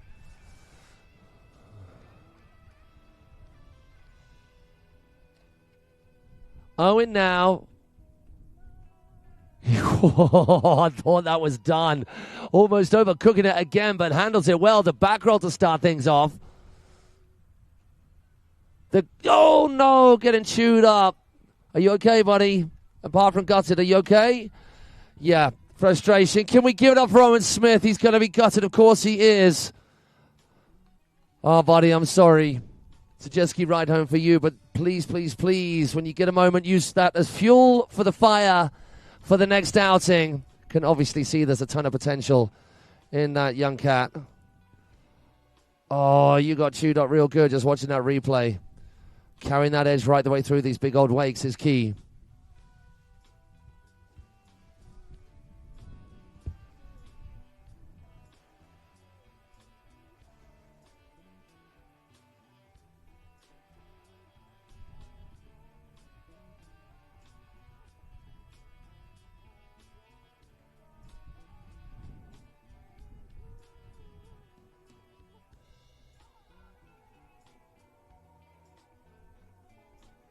Big up, Owen. The frustration is allowed, but the acknowledging your crew on the shore. Very mature for a young cat. Don't want to see bin liners and stuff. That's not cricket. Don't you preempt anything.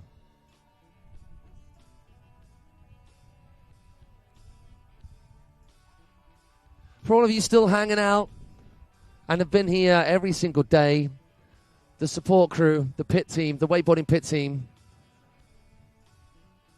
mums and dads, aunties and uncles, brothers and sisters, family, friends, all hanging out to support your riders on the water. You are very much appreciated. And I know at these times when it's all about the rider on the water, it can sometimes not feel like that, but you are.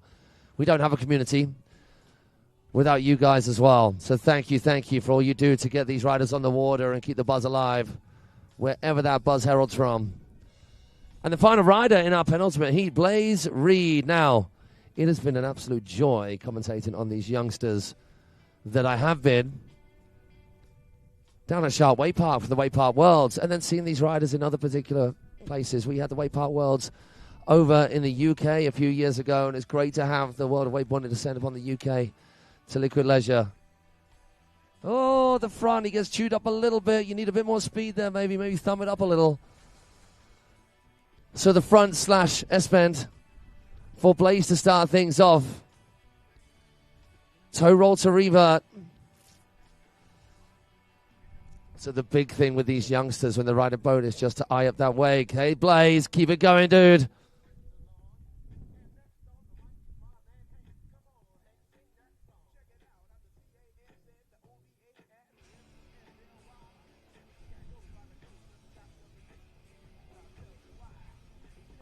You can just see in the replay, there was a little bit of shock right there. I think Blaze even got away from it, but look at that. The board almost stops dead coming through the top of the wake, and I just wonder whether he needs a little bit more speed.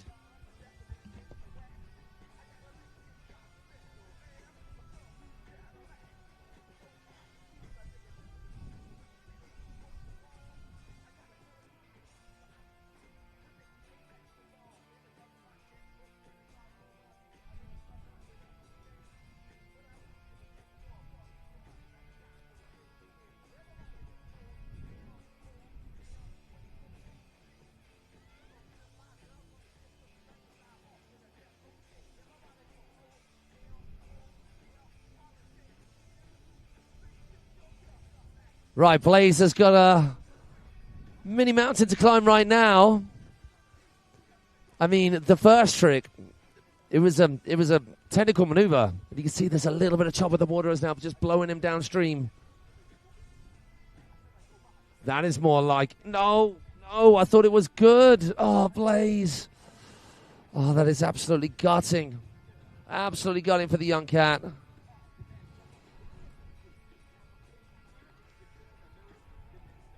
Two falls on the drop for Blaze means his contest, I believe, will be over.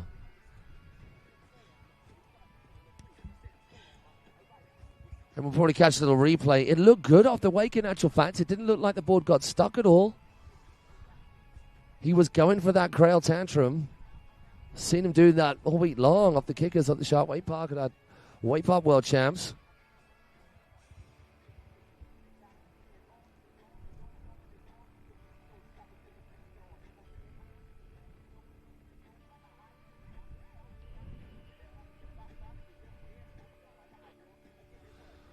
And unfortunately, it will be a jet ski pickup.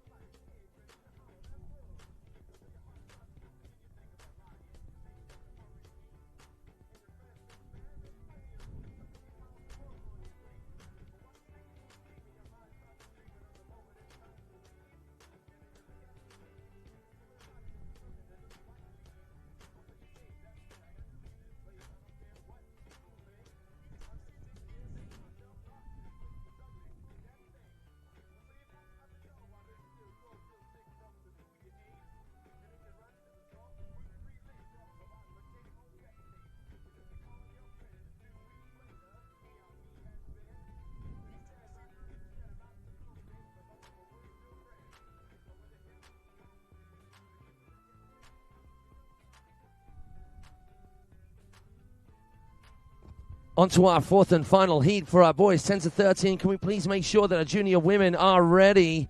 You need to be down to the dogs shortly. But before we get there, we got Diego Ortega taking on his first pass of two to battle it out for that one and only spot in this heat to take him through to the finals, whoever that may be.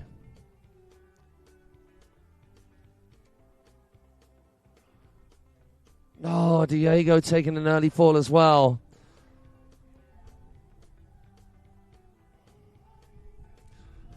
One of our many Mexican crew here.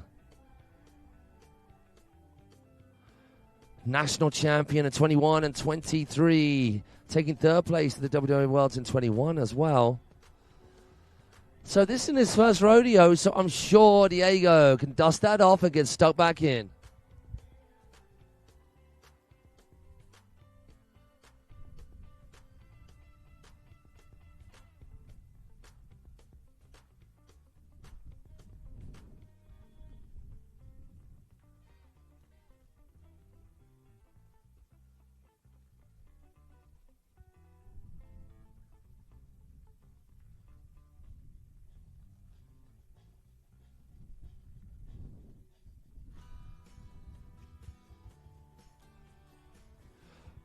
Right, come on, let's get behind Diego right now. One of our big internationals coming along. Still been riding a good while since he was 8. But still one of our young'uns out there, and they need our help. He's taking a fall, but he's got time for 2 more hits for sure. Getting a little bit choppy at that end of the lake. All you got to do is just drive your edge through it. Oh, I held my breath then. I'm assuming you guys did too. Hearts and mouths, and we just saw him disappear into that wave, but muscling his way out of it. There was no chance he was letting go. Great work, Diego. It was a massive back roll, and we keep seeing this with these youngsters. They've just got to take it easy off that wake. There's nothing to them. What are they? 7 stone wet through? Sorry, I keep using stone. I can't work in pounds and kilograms. Sorry.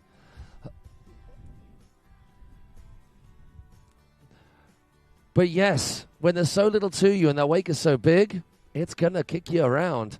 So just going really easy with the initiation of that rotation, whatever it is, the flip or a spin or a combination of the two. Drive your edge, hold your edge. Don't go crazy with initiating that rotation.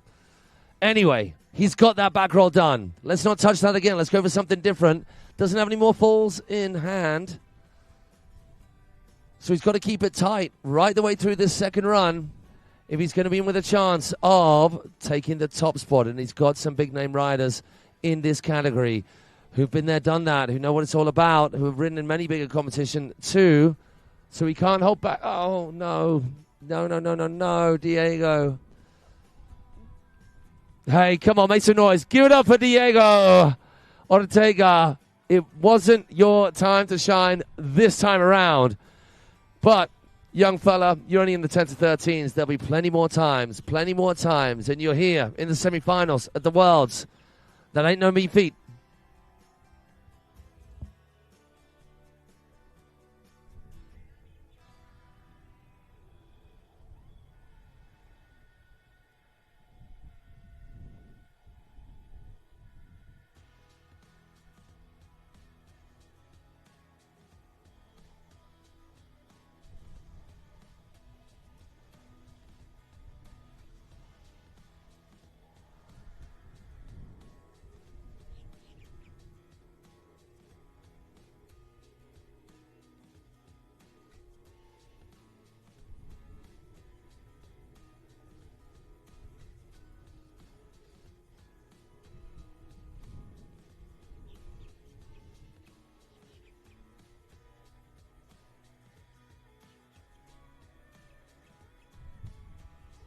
Give it up once again for Diego Ortega, waving from his supporter on the shore.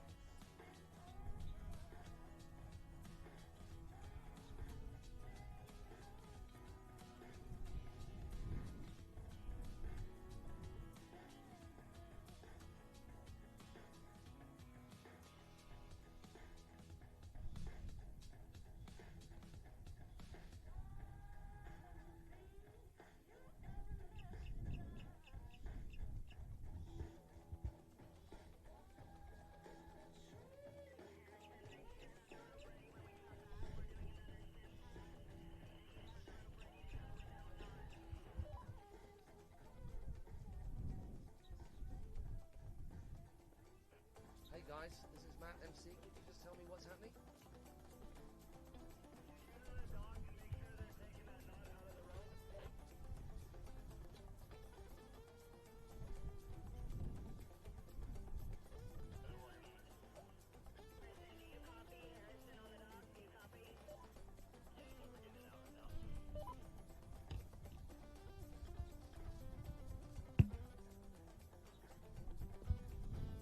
For those of you at home and on the shore, we have just got a little bit of a rope issue on the dock, so we're sorting that out right now. Meanwhile, just getting a weight test done in between times to make sure everything is fair for every single rider.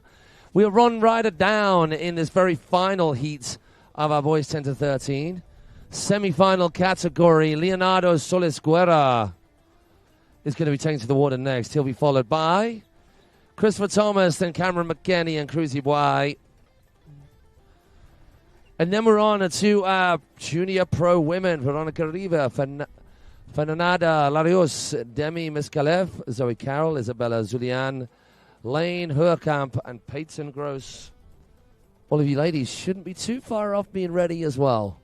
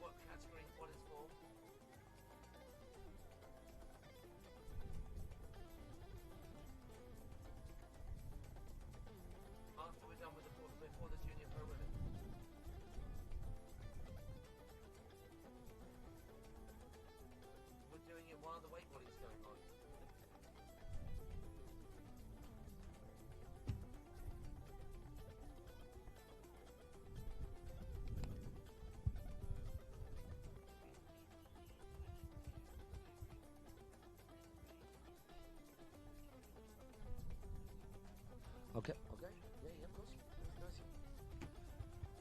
Because we've got so much going on right here, and because some of our riders have been here for a good little while this week, have to leave. We have got a little prize giving for our 9 under category, Blaze Pause, over in the amphitheater. So if you can take your eyes off the water or keep one eye on the water, or if the riding on the water is not part of your immediate crew, then get on over there to support Blaze. Meanwhile, Leonardo Solis Guerra starting off with a KGB. That was tight. Missing that second trick, but straight back on it for this third. Oh, the whirly bird. Come on. Leonardo certainly has got the bit between his teeth. The front side 3. One more something or other. Just a dead sailor. Why not? Don't think you should be worried about that after getting KGB and a whirly bird in his run. Amazing rider from Leonardo. And there are more riders in this category, which does make it a little bit tougher for these guys. There's been 4 up until now. Now we got 5. There was the KGB. Did well to muscle through that knuckling. Then there's Crow. Can't get any cleaner. The whirly. Great job there too. And actually did well there again. So as it chops up, we're getting a bit more movement from the wake, which they're having to deal with. He was thinking about a grab there, but thought better of it and rode it away. Yes, Leonardo.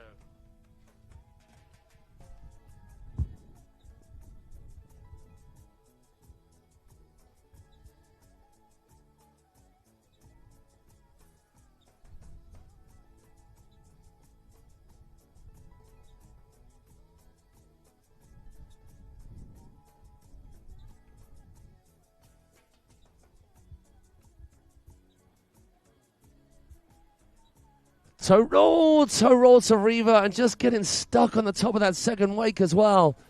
You okay, dude? Leonardo, you good? Yes, he is. Well, the wings of rock or Shaka's right there.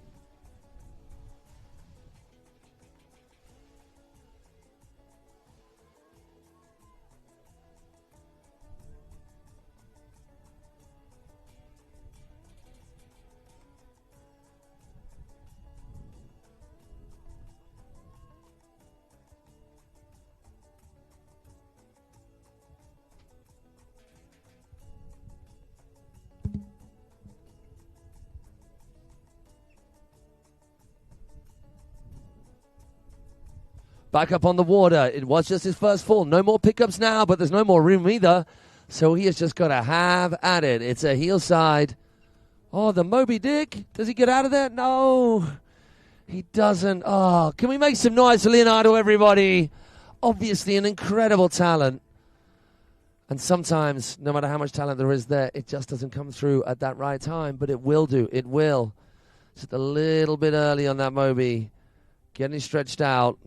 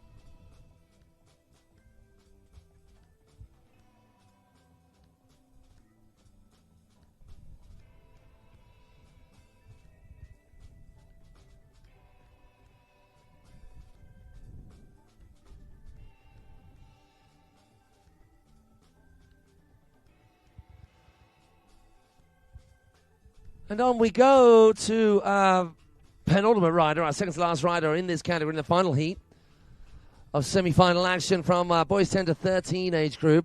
Talking about it a little earlier on when Mark was here with us. Mark, who's just long-standing stalwart of the wakeboarding world, running Wake well as commentating. Who's been here with you all week? Just saying how awesome it is that the WWA have fine-tuned the categories, just made them a little bit smaller in terms of the age range to offer these young cats the chance to compete on a fair, even playing field against other riders in their rough age category. Oh, this is looking good from Cameron. Big old tantrum, big old scarecrow. A slight unfair change of the weather for him, but it won't affect him too much. A little bit of tiddly blinking. Oh, that old 540 early spin. I'm jumping ahead. I apologize. Reading, obviously, not my forte. Christopher Thomas, even, because Cameron's coming up after, exactly as I said. I am sorry, Christopher. Hey, but wow. Christopher, it doesn't matter what name you've got. You rode amazing in those first couple of passes. Just falling right at the end. And you can dust that off, Christopher, if you can hear us, and get stuck straight back in. That toe 5 is a calling. Just got to get up before you get into that rotation.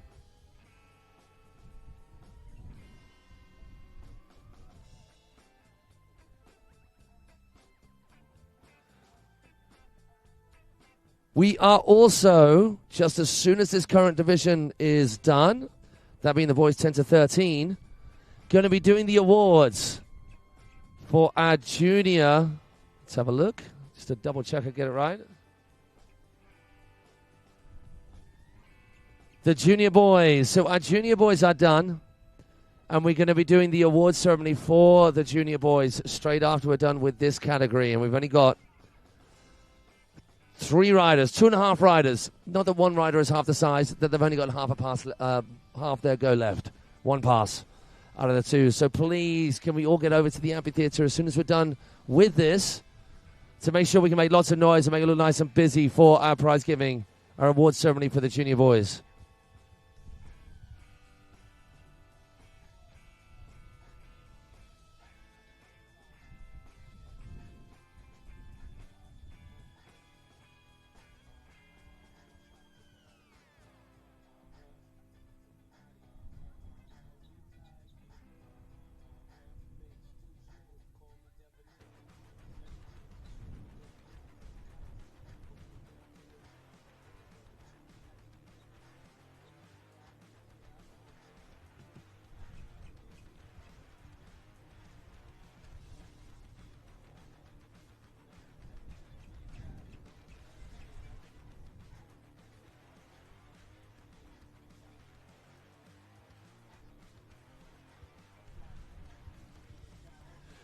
Back into play. Christopher Thomas goes yes with the 540. Takes a fall on it first time round. Just busts out the door. First trick, second pass. Oh, that was big. That was so big. Wow, Chris, you are not scared about getting some airtime, my man. Gutted for you, because that was some silly cool riding until that point. But lots of love from your crew on the shore and from all of us.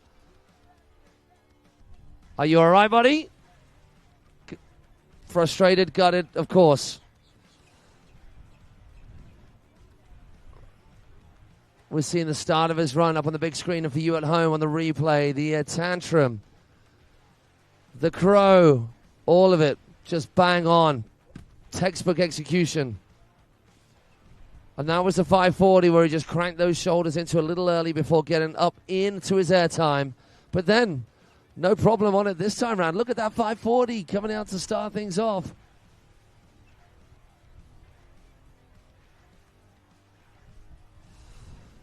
Getting stretched out. Big love to Chris Thomas. Obviously gutted. Now we're on to Cameron McKenny.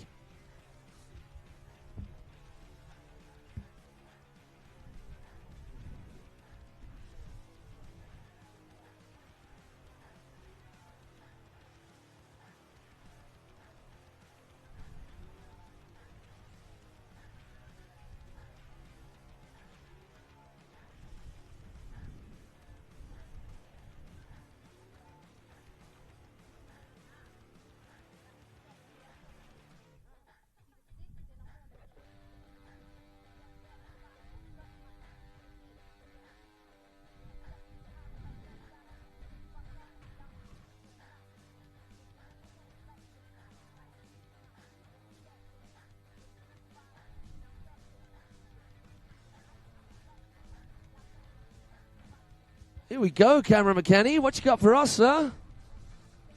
Let's have a little look. We've got some info about you. Yes, we do. California Delta, one of our West Coast crew. Showing a bit of West Coast style right there. Toe back roll with a front side 180. Asking for a couple of clicks up from our driver, Scotty. Tantrum is good straight after that. Loves to play around in the wake surfing, but the wakeboarding, the attached form of our sport, is his focus right here and now. The crow is good.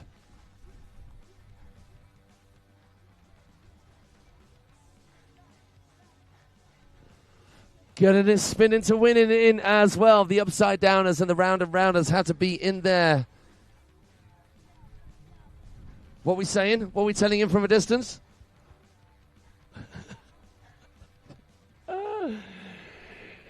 He done good. I think the tension is much more palpable right here, next to you. Is this your one? Yes, I felt that. He did good. That was an amazing first run. Smooth as silk riding from Cameron McKenny. As we watch on the replay. Yeah, the 5 was dope. Oh, all the stees in the world. So Cruzy Boy, our champion in, I don't know which of the categories. I think it might have been, was it yesterday or the day before? In the, well, we have park and we have features categories in the Way Park action. So it's features only or features and air tricks. Cruzy Boy, one of our riders in this category for the Way Park action worlds down at Sharkway Park, taking a top spot and podiums and just non-stop charging. He's still left to come. So we've got a front side wrap of a heel side edge for a 540 going the other way. Rides it out. Good work, Cameron. Wrapping up in the other direction. It's a heel side, backside wrap. This time he's comfortable, goofy footed as opposed to switch. Too big. Oh, it's his first fall. He snuck it in. Cameron, are you okay? Come on, dude. You've still got time. That KGB is still yours. Just got to throw it a little bit more gently. It's his first fall. He gets to go again.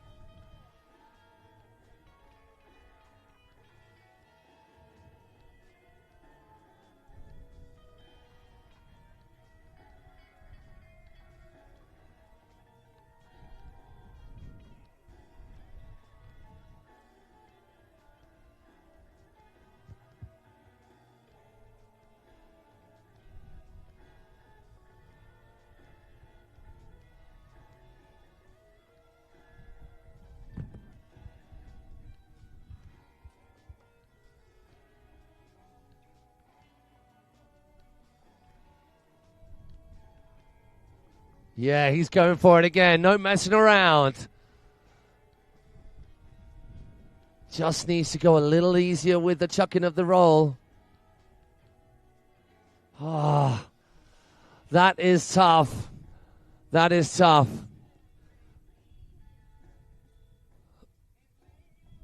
Oh, poor lad. Riding so well on that very first pass. He's going to be gutted, but hey, that's the way it is. We move on to our very final rider. In our boys 10-13 semi-finals, once again, after we are done with the junior men prize giving, straight after this, and then with the junior pro women on the water, straight after the prize giving, we're going to go back to the LCQs for our boys 10-13. So we've got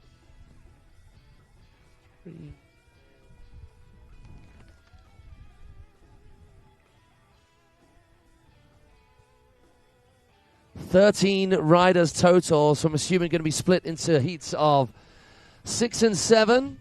And wow, just the top one will be going through from each of those heats. That is tough. All looking much sunnier down on the dock than it is up here, which is good. Just, it's a Nautique playground down there without just stunning G23. And I'm wondering, is it the Paragon option? I think it is, with the telescopic tower. The brand new fold-down telescopic tower. Cruisy boy coming into play.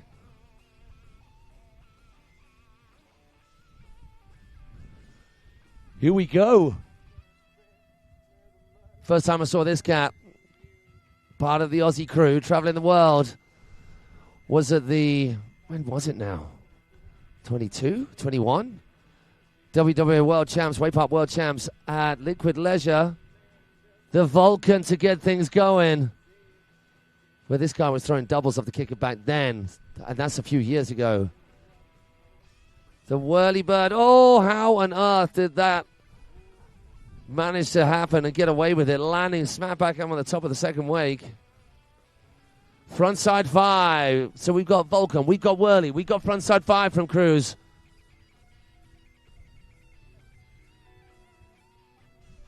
Oh, casing it again, but riding out. Gets to the end of that first pass. Pretty much cleanly. Wonder whether he's asking for a little bit more speed there.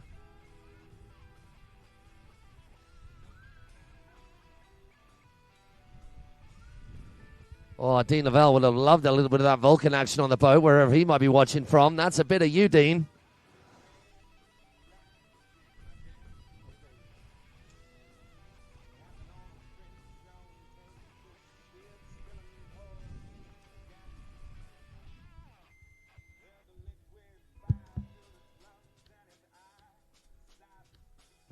You see the replay of all that golden action from Cruz as he comes back into play now. Spin is done. Turn is done. Rounding off this 10-13 boys semi-final class. Before we get a bit of prize-giving action and our junior women on the water.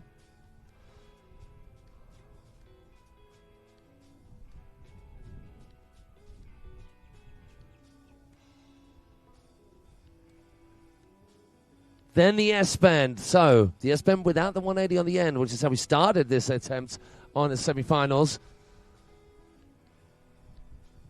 Oh, that is a knuckling. Cruz, you okay? Give us a hand, buddy.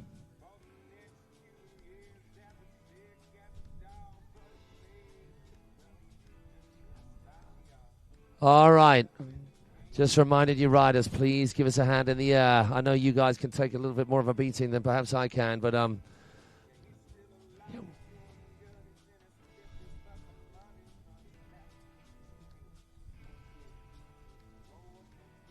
it's coming.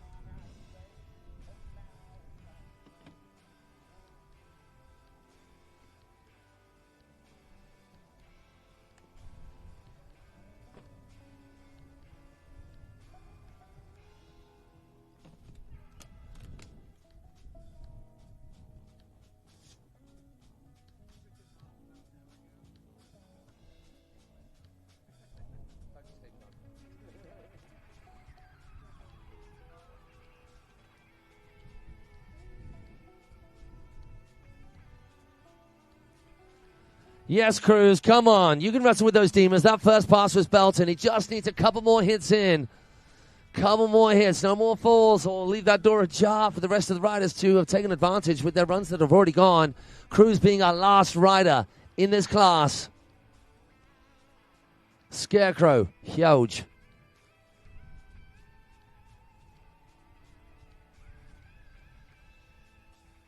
Then the Indy Tantrum, playing it sensible. Old head on young shoulders.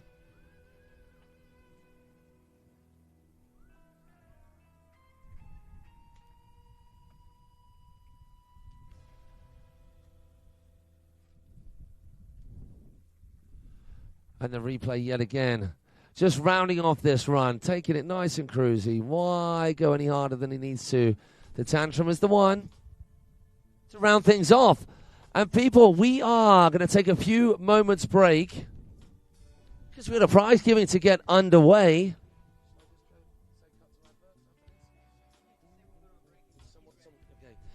We're going to go to a break. My name is Matt Crowhurst. I'm here to help Mr. Mark Hager, who has been your host right the way through this 2025 Nautique WWA Wakeboard World Championships here in Palm Beach. Thanks for hanging out with us, not just here in Shore, but also on dry land too, at home, wherever you are. And we may well be running this prize giving at the same time as our junior pro women are heading out of the water. We've got semi-final time. And I'm assuming it's going to be the top 6 taken from this pro women heat, junior pro women heat. But we're going to peace out for a few moments while our judges gather themselves, do the switcheroos that they need to do. And we will be right back with you after these commercial words from the brands behind all that you see here today, making up the core of the wakeboarding world.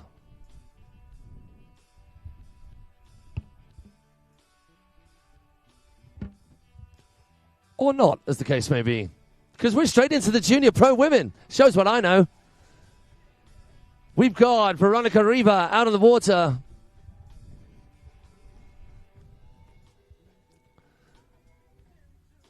Toe side front is, oh my gosh, that was so big, Veronica. A little bit too big, maybe. Well, you never had too big, but too big for her to handle on that particular occasion. As we start to batten the hatches, because it does look like the weather is coming on in. So our camera crew are just trying to protect us against the elements. It's tarpaulin and parasols everywhere you look. Tail grab poke was beautiful from Veronica.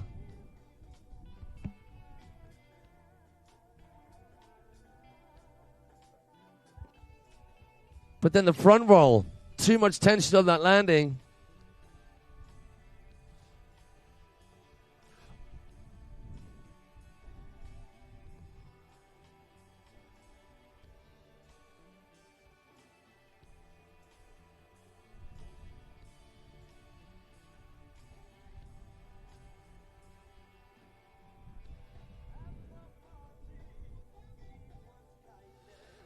So you're good, Veronica. You are good. Let's go have at it. Just one fall. Plenty of real estate on which to play to impress our judges, to stake your claim on this next round. That next round being the final round of action, the grand finale for you, the Junior Pro women.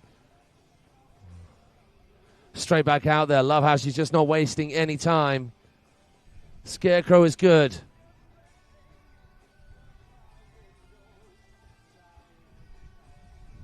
I'm taking it easy to the end of that.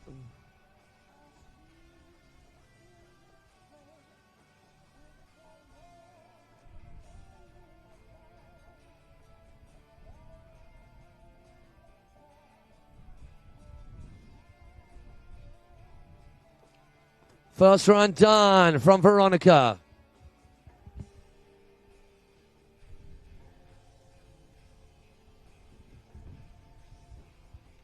Let's see if we've got anything that can illuminate us on Veronica Riva. Yes, we do. One of our Italian crew, Lake Como. Oh, my gosh, what a spot to get your wakeboarding in. If you don't know what Lake Como, where it is, well, it's obviously an Italy, but what it is, it's basically anything that you see of James Bond on a boat or George Clooney in a Riva.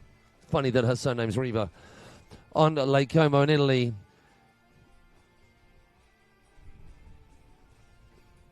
Big goal for this young lady in this category is to make it onto the podium of one of these big events. Could this be the one?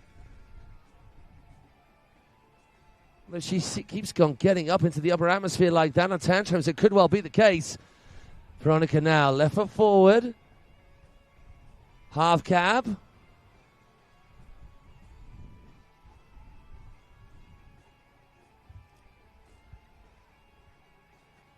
Then into the front side 3. Switching it up again. Is it going to be the cab 5? Yes, it is. Rides it away smoothly. Time for one more something or other. Oh, it doesn't get any floatier than that. And what a comeback after that early fall in her first pass. We're moving straight on to the ladies. I thought there was a prize giving going on, Mark, which is why I preempted a pause. There was, and it was awesome. And you did it, we dusted, we're on, we're moving on. Absolutely. Big congratulations to Blaze Poss, your 2025 Wakeboard World Champion for the Junior Boys Division. Awesome job from him. And now we're dropping right into the Junior Pro Women's Division. These ladies are 18 and under, traveling from all over the world to be right here. You just saw Veronica Rivas out of Italy. We've also got riders from Mexico, from Australia, and from right here in the U.S. of A. Definitely a ton of talent in this group of young female riders living it up here in South Florida. We've got some great conditions out there. Beautiful water. We've seen more beautiful skies, but right now they're not dumping rain, and that's good enough. Next up on the water, coming out of Mexico, we got Fernanda Larios.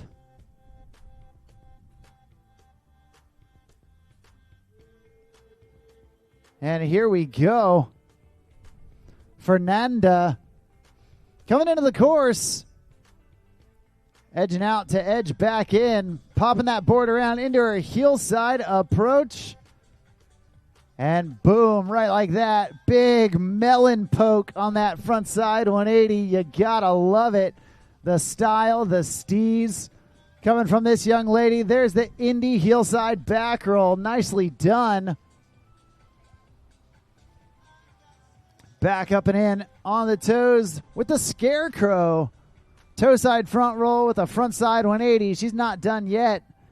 Back in on her dominant heels. Big heel side, front side 360. Slow, smooth rotation. And looks like that's going to do it for pass number 1. So far, so good for Fernanda Larios. Now, if you want to stay up to date with all things wake, you got to download that free WWA Ride Line app. You can see the scores as they come in. For example, the boys 10 to 13 division that just concluded, the scores from the semifinals already populated into the app. And we do need those boys to start looking at it because we are going to have their LCQ up in just a little bit. So be sure to go check it out and see if your name is on the list for the LCQ.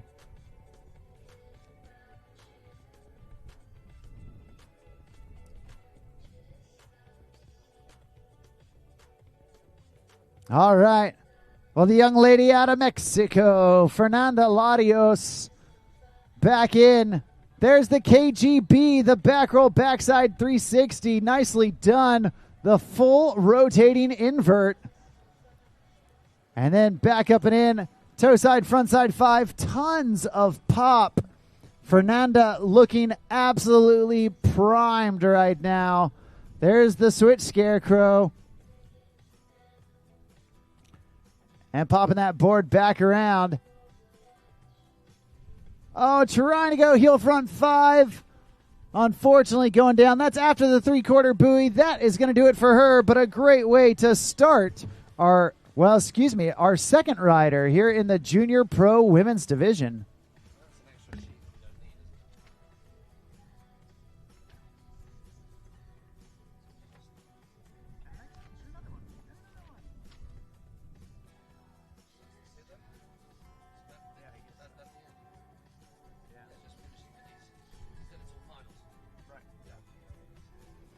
Well, you see right there, Fernanda putting together a great run. And we're going to see how it all holds up. A very stacked heat of 7 riders. It doesn't get busier than that. Riders from all across the world descending right here to beautiful Palm Beach County.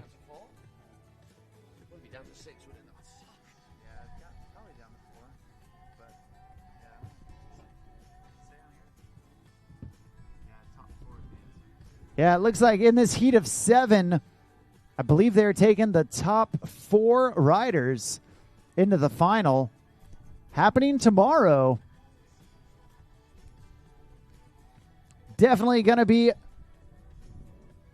a hard cut to make with the way these ladies are riding so far.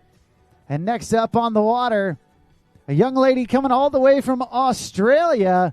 We've got Demi McAuliffe.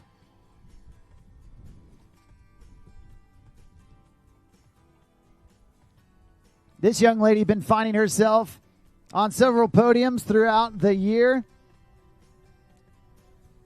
And she's starting things off nice and confident with that hillside back roll. Now back in on the toes, up and over the top with the scarecrow, landing a little low but staying on her feet. Now back in on her dominant heels. Nice rotation on that hillside backside 360. And now popping that board around. Going switch with that cab 540. Nicely done. Awesome job so far from Demi McAuliffe. Putting down some awesome tricks in pass number 1. We're going to see if she can keep it going, keep it flowing into pass number 2. You can see how it all went down. That hillside back roll followed up by the scarecrow. And then we had a series of spins. That backside 3, nice, slow, smooth rotation.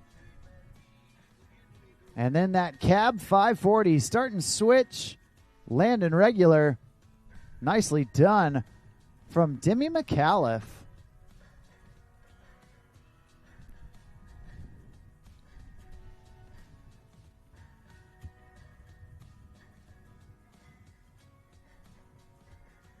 Well, heat number 2, pass number 2 coming at you.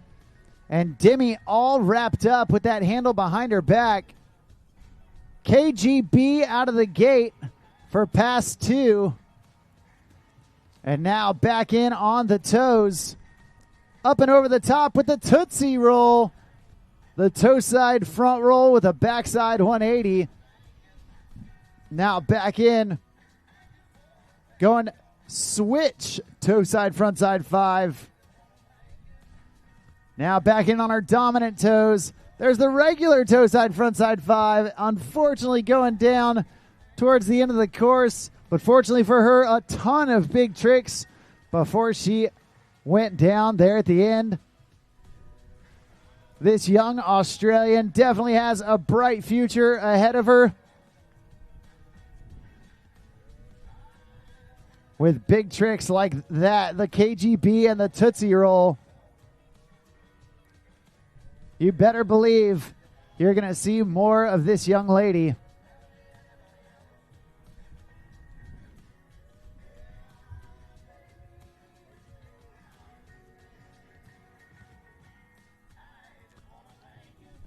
Well, next up,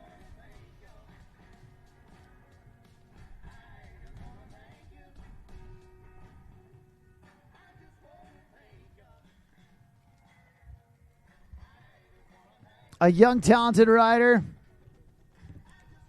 from right here in the U.S. of A. She is no stranger to competing with the WWA and the Nautique Wake Series. We're always excited to watch her ride. Right here, right now. Next up on the water, this is Zoe Carroll.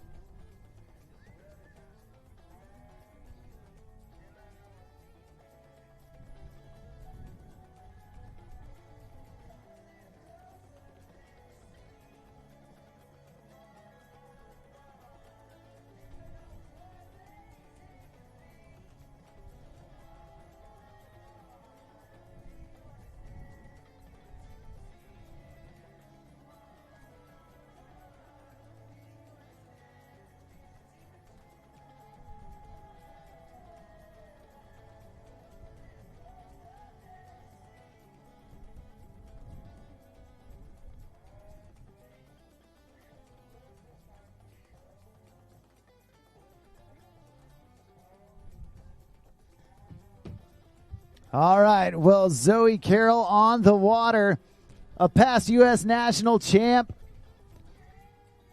ready to get shreddy. And here she goes, heel side up and in, big tantrum right out of the gate. Back in on the toes, going indie toe side front roll. Nicely done from Zoe Carroll. And there's the melon grab on that heel side, front side 360. So far, so good for Zoe. Down here at the end of the course, going with the scarecrow, the toe side front roll, front side 180. And that's going to do it for pass number one. A stand-up run in the making for Zoe Carroll. She's halfway home. We're going to turn her around and bring her back down for pass number two.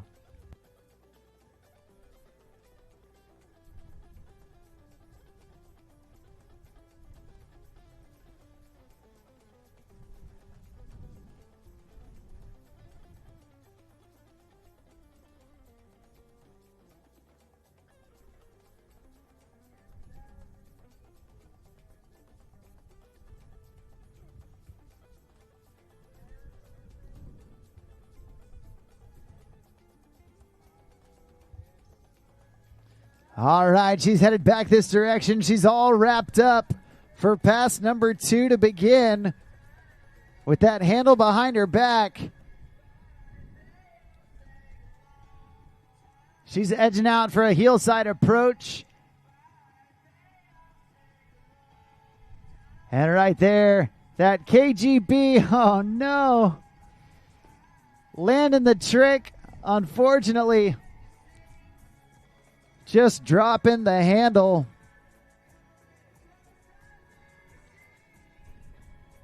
That is a pretty crucial part of landing that trick. She had the rotation. She had the landing. Just having that handle slip out of your hands. That's all right. Only her first fall. So we're going to get Zoe back up, back at it to finish off pass number two.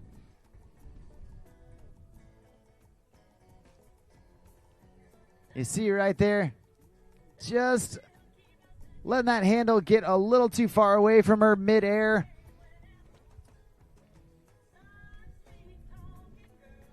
And once that handle starts drifting away from your body, once your arm gets straight, if there's any tug on that handle at all, it's going to pop right out of your hand.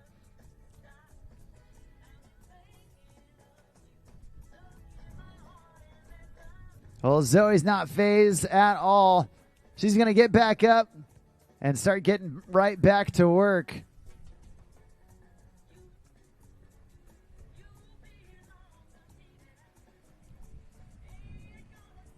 Coming back in on her heels. Big Indy back roll. Popping around on her switch heels. There's the half cab roll. And looks like she might want that KGB one more time.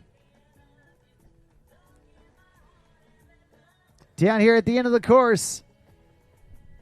Oh, man, trying one more time for that KGB. Maybe felt a little rushed and not able to sneak away with it.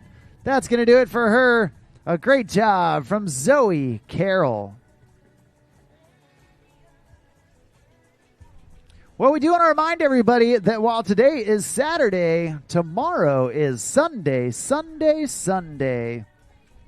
And what better way to kick off Sunday than spending it with our friends at Wakewell as they host Wake Church. Wake Church is going to be around 9:30 a.m. There will be free coffee. There will be free donuts. Absolutely everyone is welcome. And you can enjoy a positive message from the crew at Wakewell as they host Wake Church right here in front of the Nautique tent tomorrow morning at 9:30 a.m. We hope to see you there.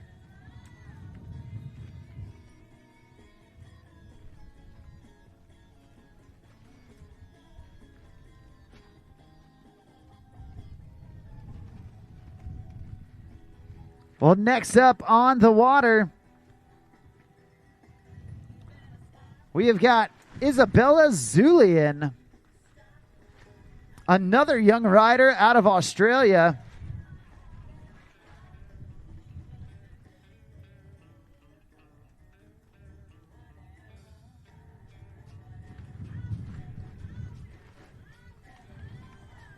Coming out of the Gold Coast.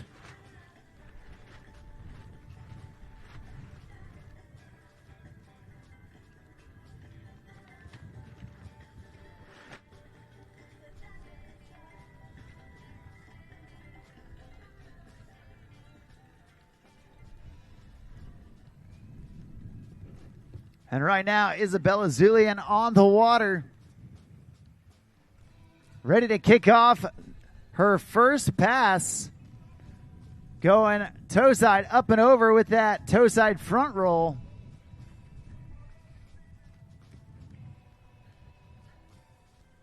Back in on her heels, tripping that flip. That's the tantrum.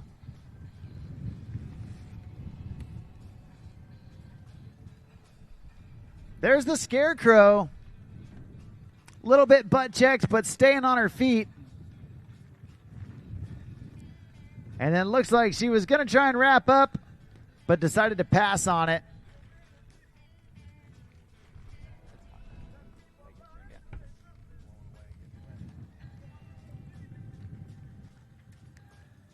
She's going to hang on through the turnaround, and then we're going to get her ready, get her set to go for pass number 2.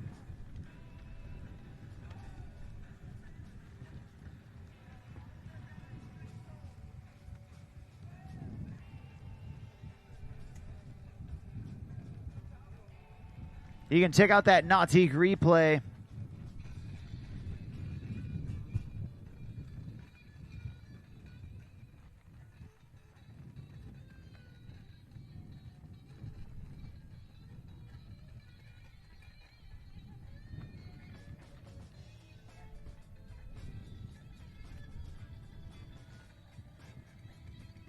Well, Isabella Zulian getting ready to re-enter the course. And like many others, using that turnaround to get her handle all set behind her back.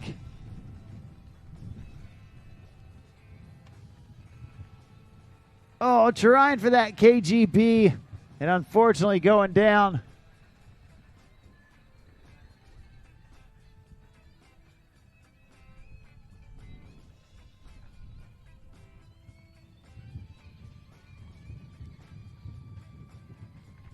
You can see again as these riders going into the headwind on the way back to the dock.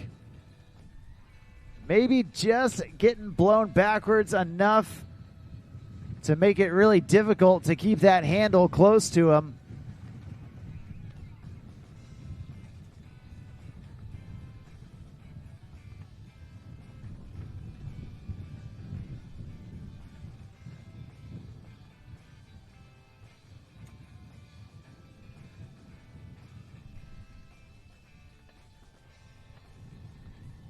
We're going to get re-linked up with Isabella to let her finish off this second pass. Hopefully making it all the way back to the dock without any issues whatsoever.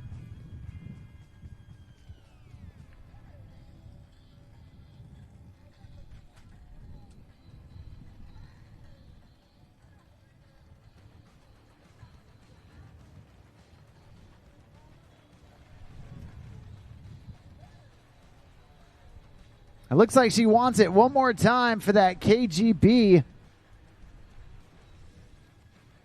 Going back in. Wrap it up. Oh no, just over rotating it. Trying to give it a little bit more oomph. And unfortunately, not able to ride away. Looks like that's going to do it for her. A great job from that young Australian, Isabella Zulian.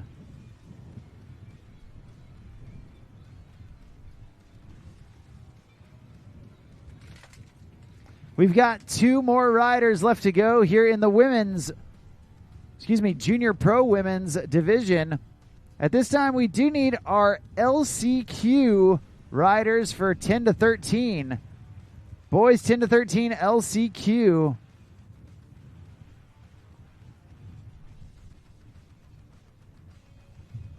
Heat 1, going to be Christopher Thomas, Seth Kalpar, Jacob Clooney, Cameron McKinney, Leo Solis Guerra, and Tucker Zimmerman. Head on down to the dock.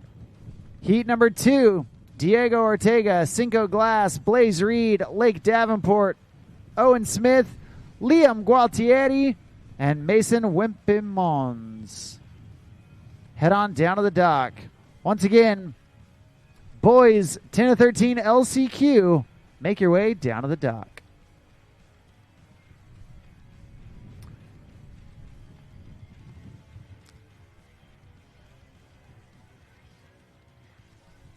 Well, next up on the water, we have got Lane Huurkamp.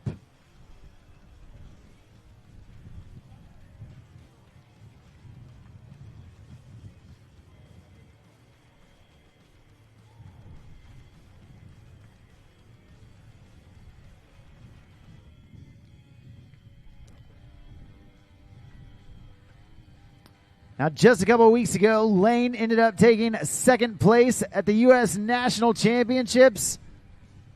And she would love to step it up here at Worlds. And once again, end up on that podium. She's starting off with a couple inverts. Back in on the toes.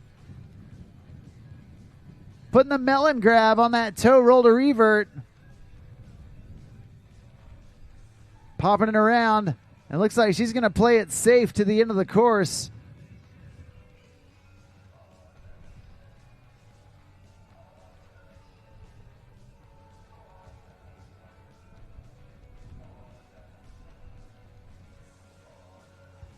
Right there, you see that scarecrow landing it clean, riding away smooth. There's the hillside back roll.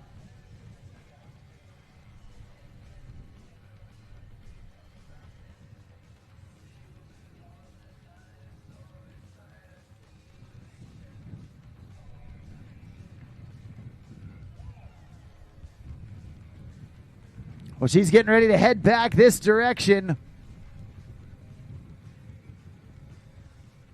And now, once again, coming into that headwind, getting wrapped up. If we've seen anything of evidence to keep that handle close, now would be the time.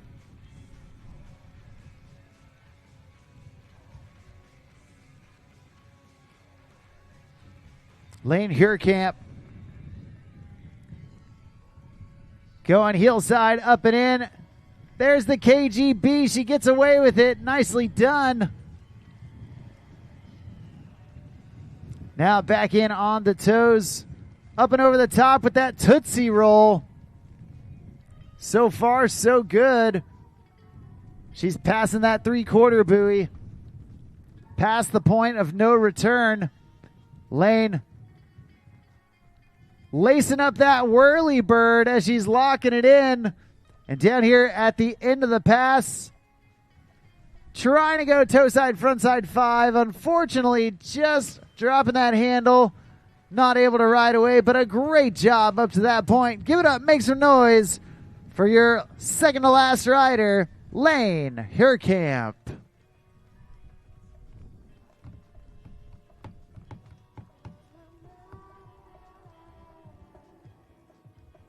Well, you can see how it went down here.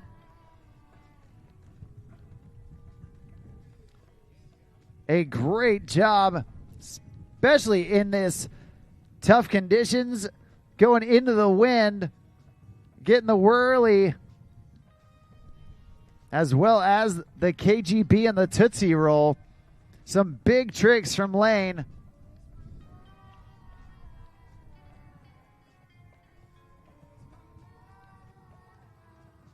And now your last rider, coming off the duck. She is a past 3-time national champion, a past 3-time world champion, and earlier this year, she became your 2025 Moomba Masters champion. Just a couple weeks ago, she became the 2025 U.S. national champion. Right here, right now, this is Peyton Gross. Well, they call her Lil P, but there's nothing little about this way, the way that this girl rides. She goes big and she means it. Peyton back in. Melon hillside, frontside 360. And now back in on her toes. Toe side, front side 5. Oh no. Just over rotating on that toe front 5. Perhaps getting kicked a little harder than anticipated. Go for Doc. Just to let you know, we're going to put some deal in between. Check out that Nautique replay. Peyton Gross going indie toe side front roll. So smooth. Grabbing that trick all the way through. Right here going melon heel front 3. And then trying to get that toe side front side 5 a little off her normal axis. And unfortunately just couldn't quite correct it before landing. That's all right. Only her first fall. So we're going to get her back up, back at it, as we turn her around and bring her back down for pass number 2. So we're going to be moving on to boys 10 to 13. LCQ, the last chance saloon for those youngsters to find themselves a place in the final. 2 heats, 1 to 6, 1 to 7. Top rider will go through.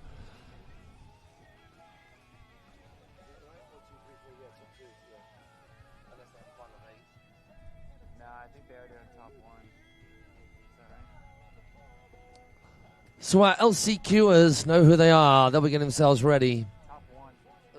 Top 1. That is peachy.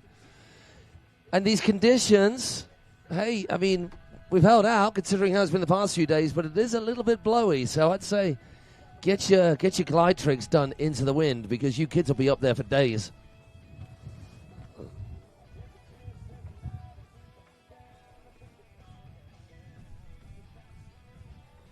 Well, we're getting Peyton Gross turned around and brought back down. She's about to re-enter the course. And once again, coming into this headwind. Thankfully, even with a strong wind, this water is still not as bad as it could be. Right there, you see the whirly bird from Peyton to open up pass number 2. Back in, nose grab, half cab, 180 as she starts switch, lands regular. Then back in, going hillside, backside, 360. Oh no. Looks like that is going to do it for her, as it is her second fall. That's going to do it for her. That's going to do it for all of our junior pro women 18 and under wakeboard semifinal. Give it up for Veronica Rivas, Fernanda Larios, Demi McAuliffe, Zoe Carroll, Isabella Zulian, Lane Herkamp, and that young lady right there, Lil P, Peyton Gross. Coming up next, our boys 10 to 13 LCQ. Once again, we need Christopher Thomas, Seth Kalpar, Jacob Clooney, Cameron McKinney, Leo Solis Guerra, and Tucker Zimmerman. You guys are up first. Followed by heat number 2, Diego Ortega, Cinco Glass, Blaze Reed, Blake Davenport, Owen Smith, Liam Gualtieri, and Mason Wimp Mons. Make your way down. We're about to get our LCQ, our last heats of the day, all wrapped up and ready to go. We are going to take a quick break as we switch out some judges, fill up the boat, make sure everything is dialed in for these dudes. So don't go anywhere. Grab some food, grab a drink, and then grab a seat, even though you're only going to need the edge of it. Here at the 2025 Nautique WWA Wakeboard World Championships, presented by GM Marine. Hey guys, this is Adam with Emmon Marine Group. Next to me, I have the boat that set the benchmark for the water sport industry, the Nautique G23. This boat offers world-class waves and wakes. It's a very customizable wake with the NSS system. This offers so much comfort and luxuriousness in the interior and the exterior, and it's the most beautiful wake surf and wakeboard boat in the market.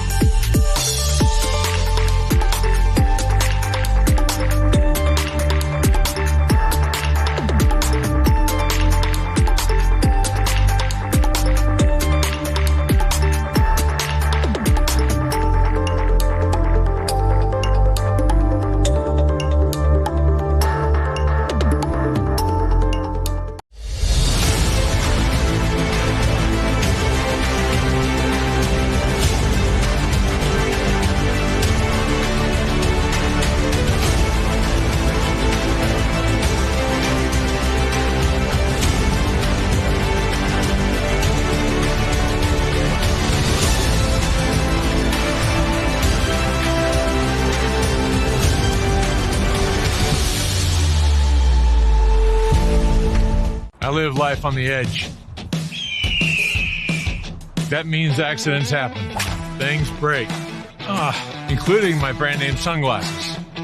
But thanks to Fuse lenses, I don't have to worry about that. Fuse helps me replace my lenses for less with high quality, guaranteed to fit lenses. Now if they only had a website for a fractured ankle. Fuse lenses. Break a lens. We've got you covered.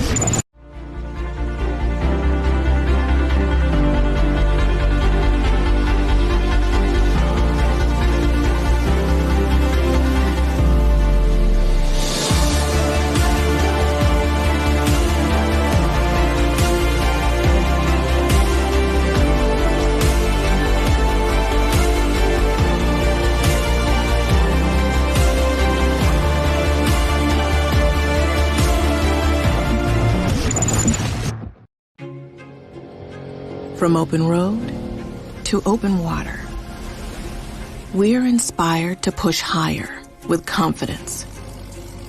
We revel in our achievements and then seek out the next great thrill. Since even a century of experience is only a start, our challenge is to invent a bigger future for advanced propulsion technology. To imagine and try and test until we've built something worthy of adventure. So that together we can empower a new generation to push higher and harder. Because there's so much more to discover when the drive comes from within. And so that together we can invent a bigger future for everyone we empower. GM Marine. Keep thunder at the heart of all you do.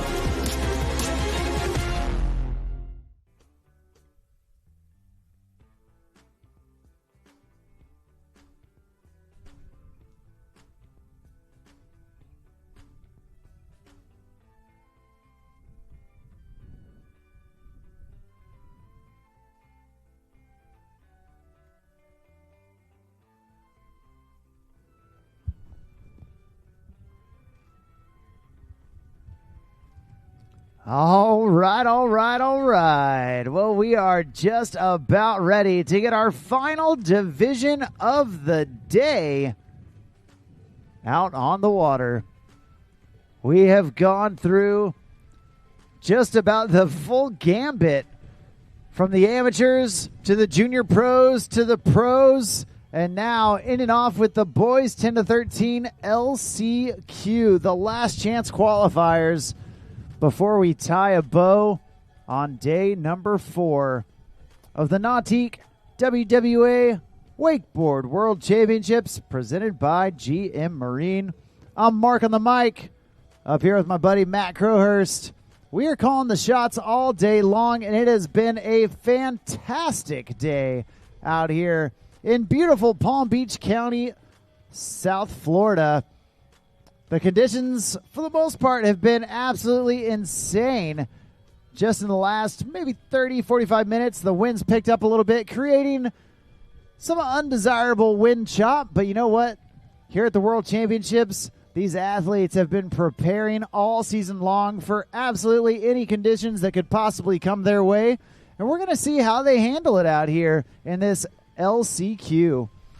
So just chatting to one of our youngsters, Blaze Reed, who I don't know well, but from that Worlds in the UK a few years ago, and then from spending this week with them at Shark Wake Park for our Wake Park Worlds, all brought to us by Nautique and the WWA, of course.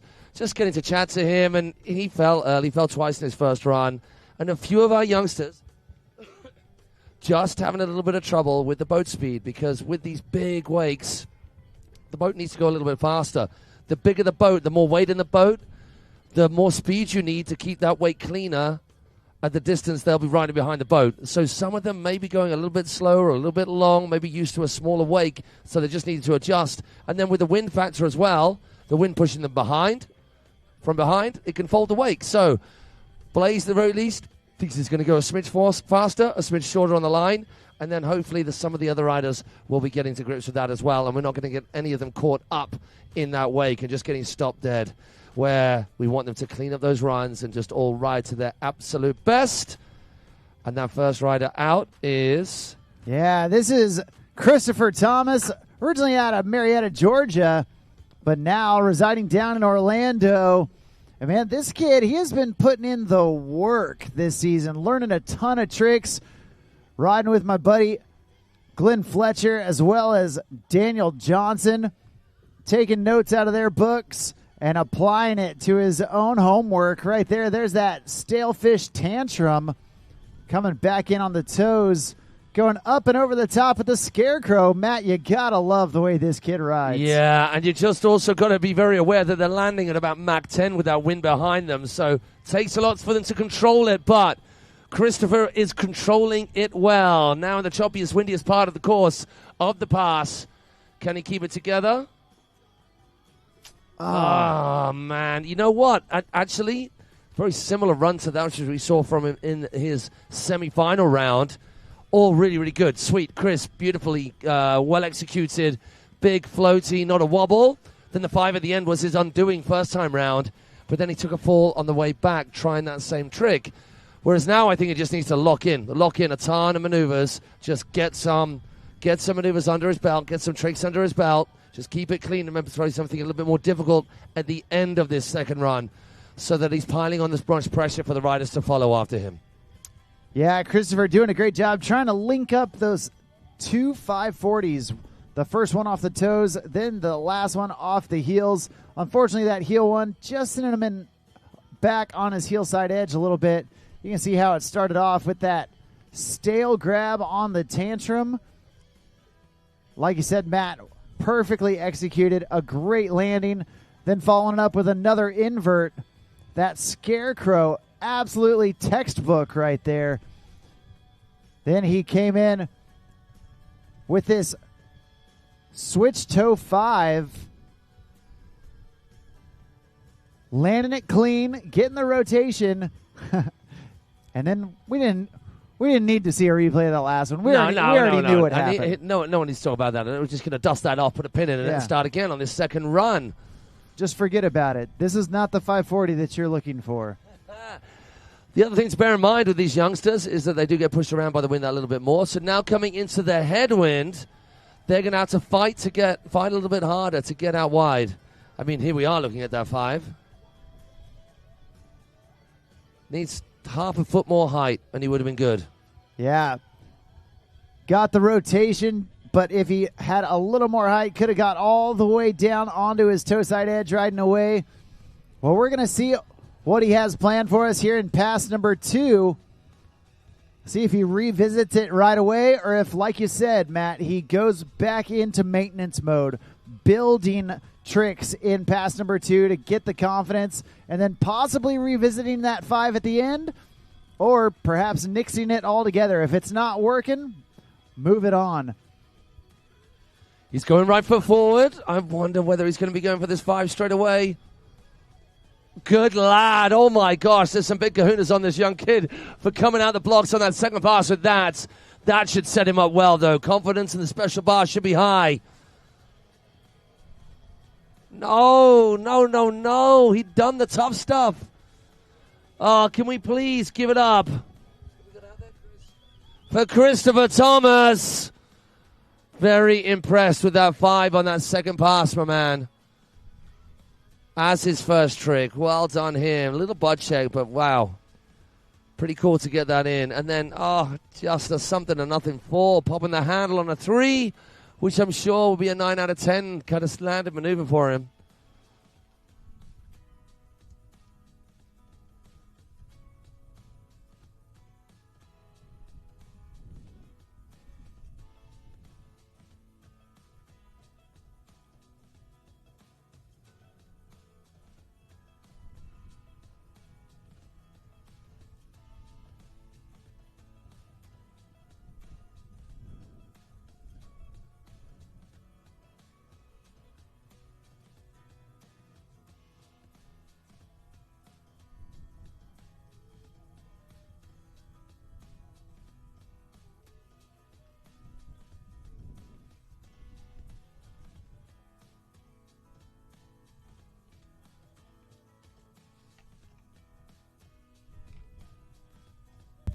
Well, that's one rider down, and we got quite a few left to go.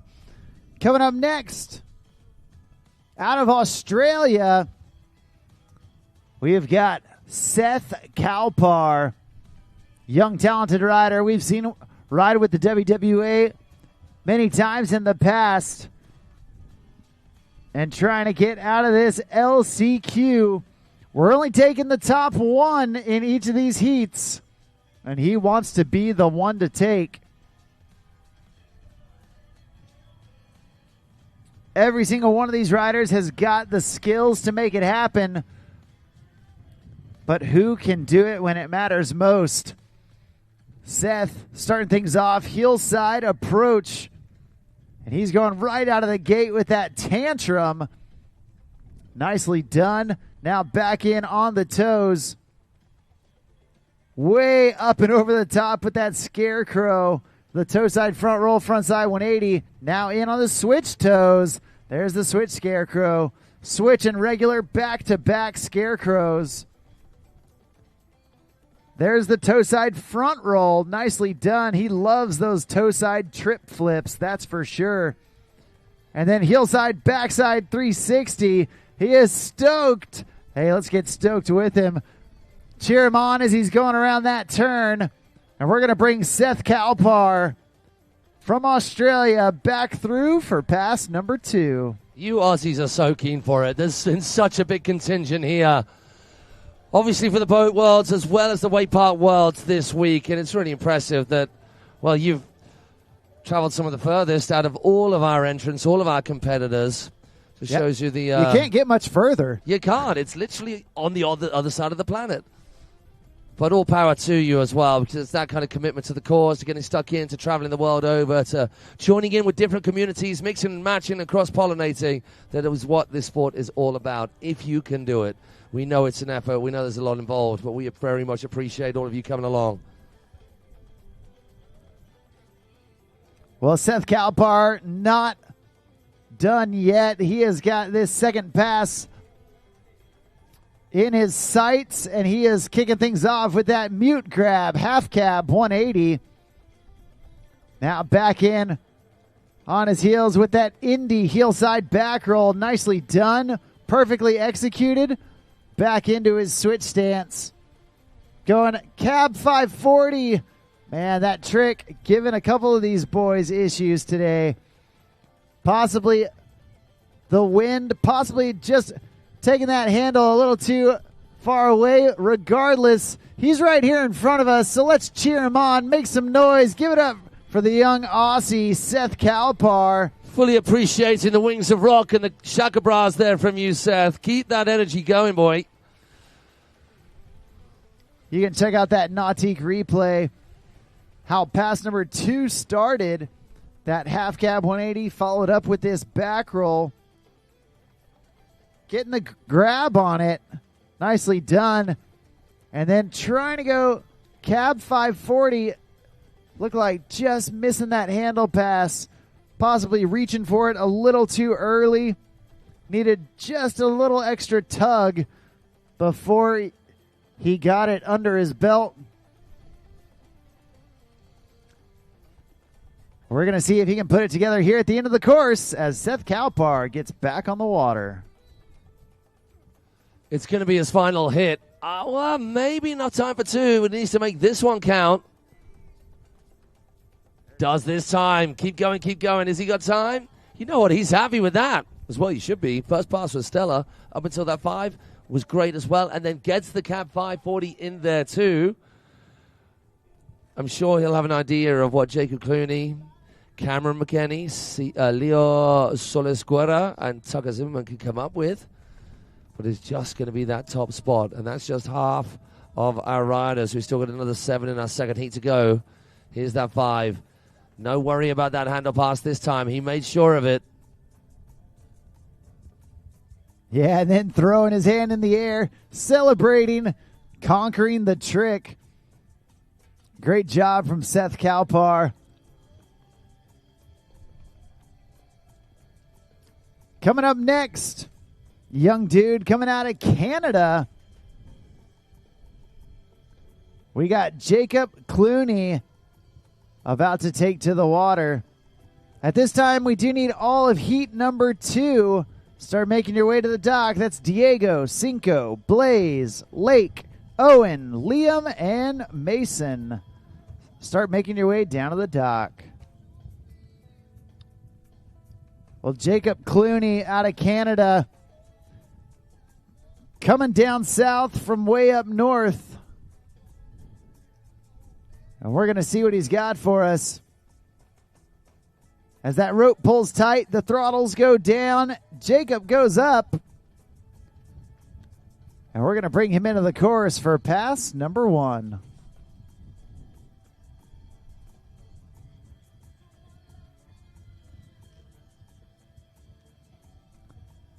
He's going to edge back in for that heel-side approach. Nice nose grab, heel-side, frontside 180. Just the warm-up tricks, feeling out the speed, feeling out the wake. He's making sure everything is dialed in like he likes. Half cab 180 back the other direction. So far, so good. There's the heel-side back roll, clean as you like. Back in on the toes. There's the Indy toe-side front roll. Love to see it. I think he thinks that's good, and it is. Is that your boy? Oh, is he from where you're from, Rusty?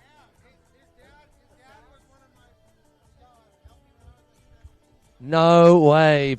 Paying it forward. Right, what town? What town? Remind me of the town. Well, he's from Saskatoon, and I grew up in Humboldt, so about an hour apart. But his dad, Richard, and helped me out when I was young, and they spent the week with me in Claremont to get ready. Him and another good friend of mine, Troy Mons, and his 2 boys. And you're about to see Marin rode earlier, and Mason's coming up in the second heat. Nice. Go Canada. Hey, you hear from the Bone Crusher himself.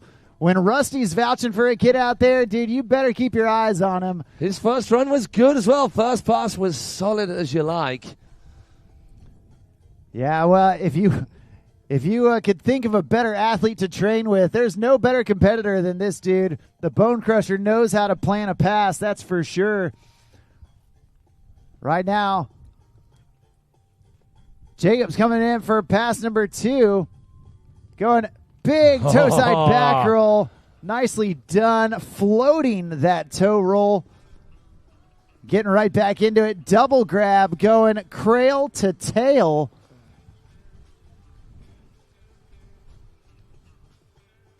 And then back in. There's the toe side roll to revert. Stepping up that toe roll with an extra 180 this time.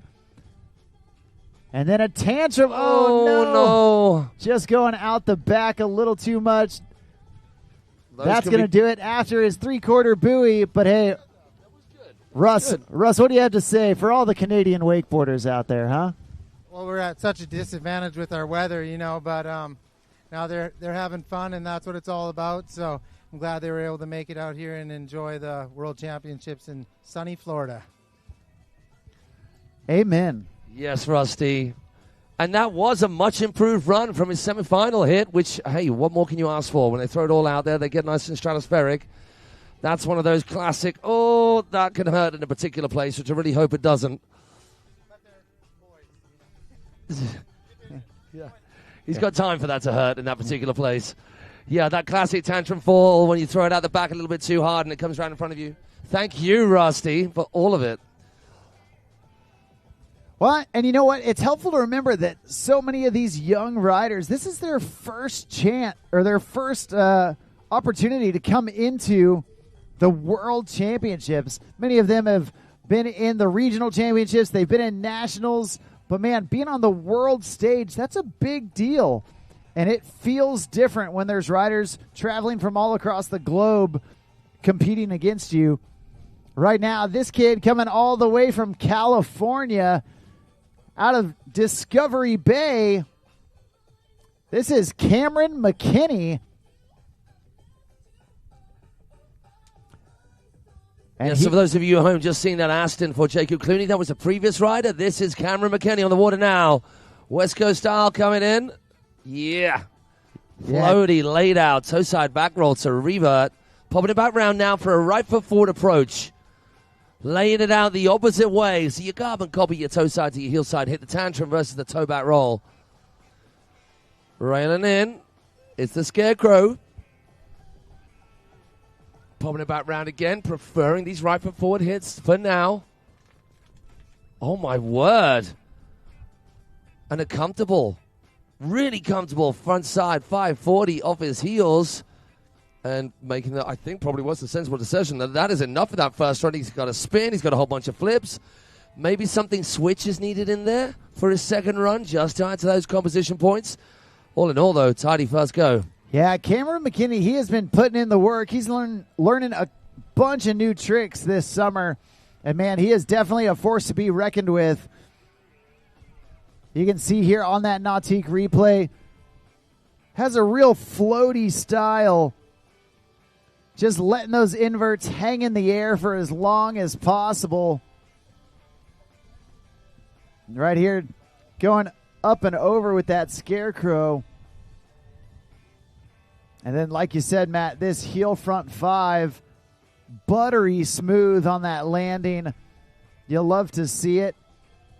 And Cameron feeling good after those tricks. Hanging on for the turnaround. And getting ready to throw down some more here in pass number 2.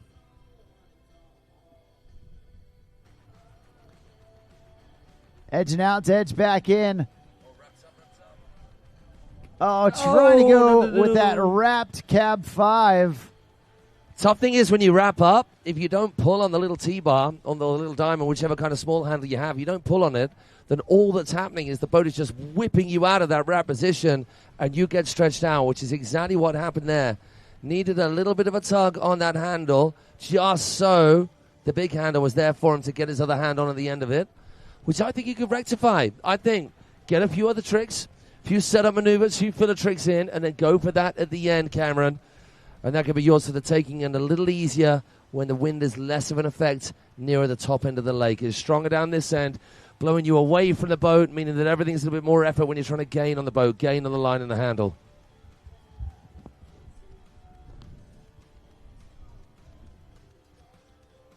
Well, we're going to get Cameron his second chance, his last chance here in this last chance qualifier to get back up, to get some more tricks on his scorecard and see what he's got for us. Looks like he is going to get wrapped up again. He's got his eyes on the prize. You got to respect the confidence. Saying, man, I know I just fell on that, but I'm going to shake it off. I'm going to revisit it. I'm going to try and get it. And he does. Lad. Right, he needs to go again. He needs to go again. Oh, he's wrapping up. No. Oh, no. I think he was thinking about wrapping up again for something. But either way, getting the 540 in. So 5s in both directions. A whole ton of flips. It's a sterling effort. Yeah, absolutely. A great job for sure. We're going to see how it all plays out as we're only taking the top 1 out of these heats. And we got 2 riders left to go here in heat number 1 of the boys 10 to 13 LCQ.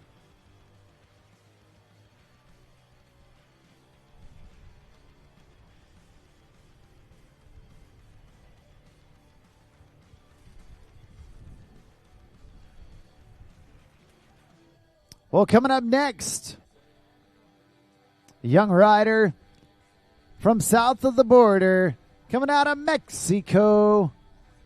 We've got Leo Solis Guerra.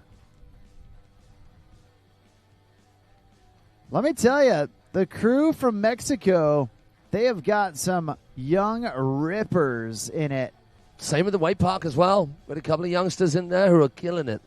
Yeah, always fun to watch the Mexican team come out there and shred. They've got a cool style. They've got some awesome riders, and Leo, no exception to that. We're going to get him back up, or get him up for the first time and see what he's got for us here in pass number 1. Looks like did he get up wrapped? That's a crazy technical deep water start. I wouldn't try that in my wildest dreams. That might be one of the more impressive tricks he does. We're going to see what he's got. Looks like he's going right into it. KGB right out of the gate. Respecting the confidence. And there's the Scarecrow following it up. 2 inverts right out of the gate for Leo Solis Guerra. Taking a check at the wake. And now back in. There's the Whirly Bird going tantrum to Olay 360. Back in on his opposite heels, the switch heel front 3. He's not stopping there. He's putting in another one. Nose to tail before the turnaround. And Leo Solis Guerra put in some big tricks. A KGB, a whirly, and even get a switch spin in there. So far, he is looking absolutely primo. Or perhaps in fuego, as they might say. Yeah, he could not have packed any more in on that first pass. So maybe he can slow it down a little bit on this second pass and focus on more maneuvers like that. Beautiful whirlybird. Yeah, you know, he's got to be feeling good with most of the riders having at least one fall in their run. So far, he looks like he's cruising pretty strong. If he can make it back to the dock, he has definitely got a good chance to advance out of this qualifier.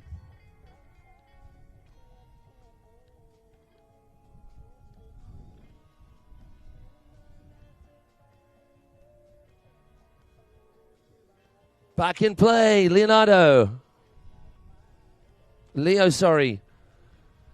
Good couple of hits to start things off. He's right in front of us now, popping it around to left foot forward, goes back to the wake so that he can get a little bit more width into that headwind, which is pushing all of our riders that bit narrower. Oh, goes for the Moby Dick and gets a fall in right before the three-quarter buoy. I reckon go for that again, Leo. Yeah, boy, he is amped. That's what we like to see. The front side 3 gets away with that. It wasn't as much pop as he would like. Then the toe roll to revert as his second trick in this second run. The Moby Dick. Get a little wider, Leo. Edge a little harder. Stomp those toes that bit harder at the weight to pop you up.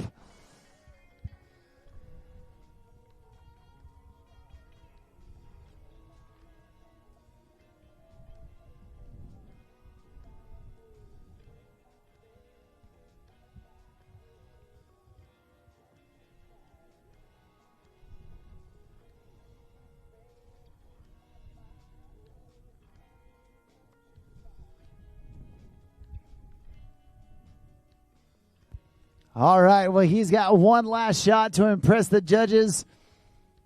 Leo Solis Guerra laying it on the line, putting all out there.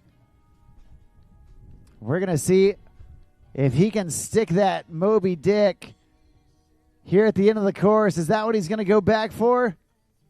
Yes, he is. And he's got it. Yes, sir. What a ripper. And looks like he is going to take that to the bank. Awesome job. Put your hands together for Mexico's own Leo Solis Guerra.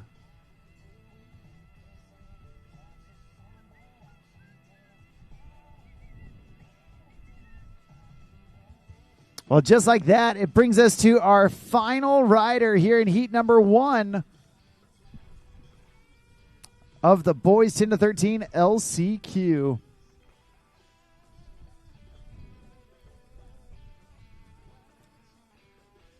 He is last off the dock because he was top qualifier coming into this LCQ.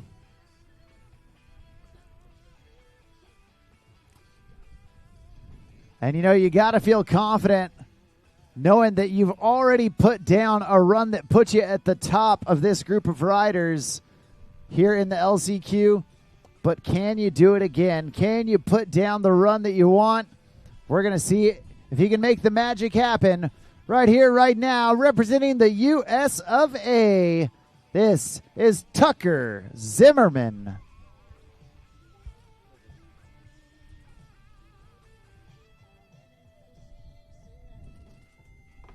As Tucker is one of the last riders out, or the last rider in this heat, We know that he had one of the highest scores out of the semifinals. In that fortunate position of now knowing exactly what he needs to do. The double grab to get him going, nose to tail.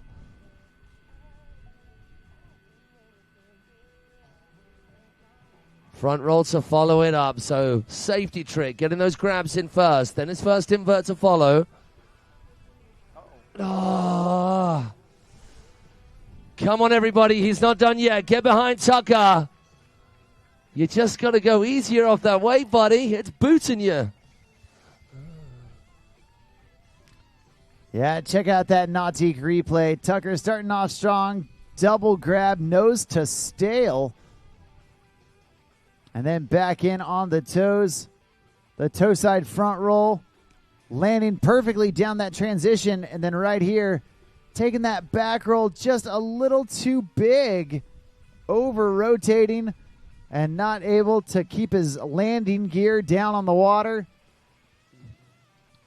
We got his full fan club right here in front of him. They're going to cheer him on, push him over that finish line of pass number 1. And we're going to see what Tucker has got for us as we get him back on the water. He just needs those roll tricks. Trip flip tricks are slightly different. Toe side front roll, you need to give it a little bit more so you land on your toes. You don't want to be landing on your toes on that back roll. He's just got to go a little easier. Will he go for it now, I wonder?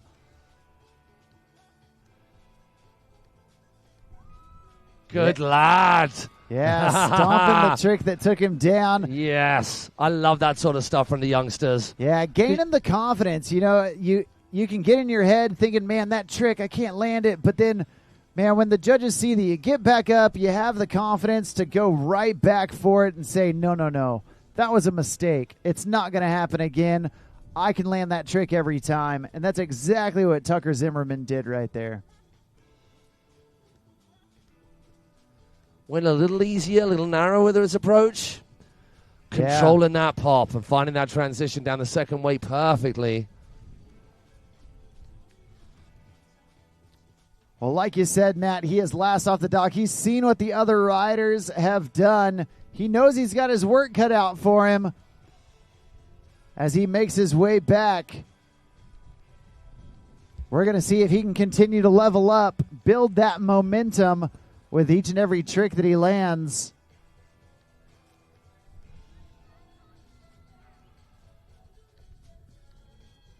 We've got Mama Zimmerman, I'm assuming, over there.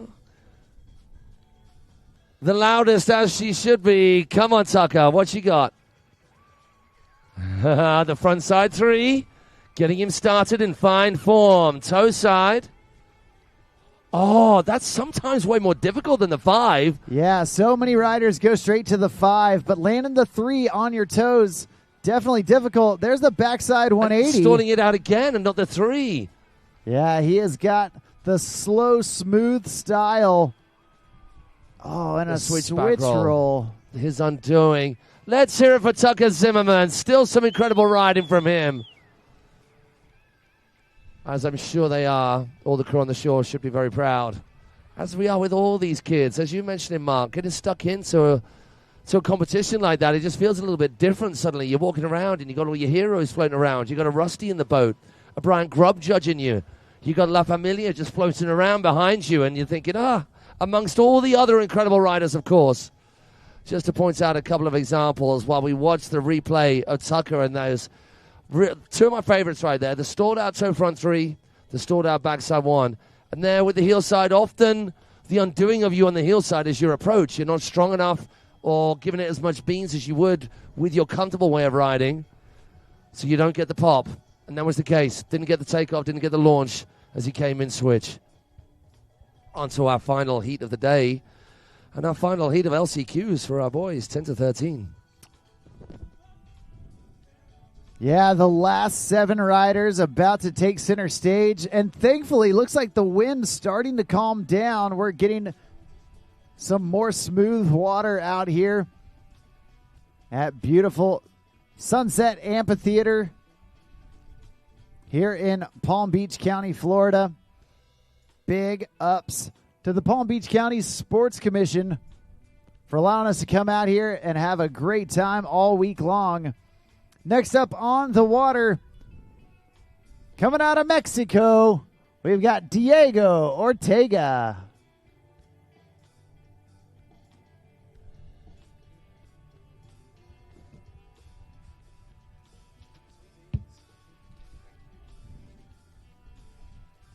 All right, Diego edging out to kick it off. And here he goes. Big laid out tantrum right out of the gate. Tripping that flip, doing it off of his heels, and then backing on the toes. Big floaty scarecrow, almost a little too big as he collapses on the landing, but gets right back up. Diego then going heelside back roll. Nice smooth rotation right there. Popping that board around into his switch stance. There's the half cab 180. And he's going to take that run, feeling good as he should for pass number 1 and get ready for pass number 2.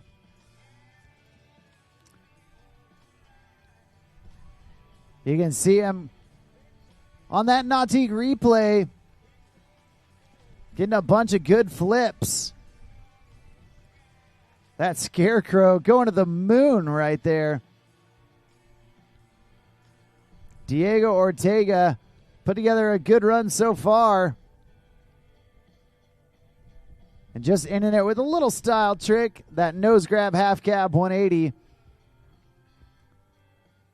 The first rider of this second heat trying to set the bar for the rest of the riders to follow. And we are getting him turned around and brought back down for pass number 2.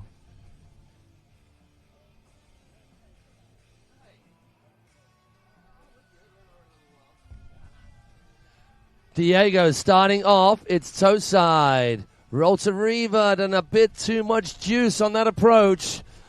It's been doing our youngsters. It really has. This is 10 to 13, these guys, so anywhere between that.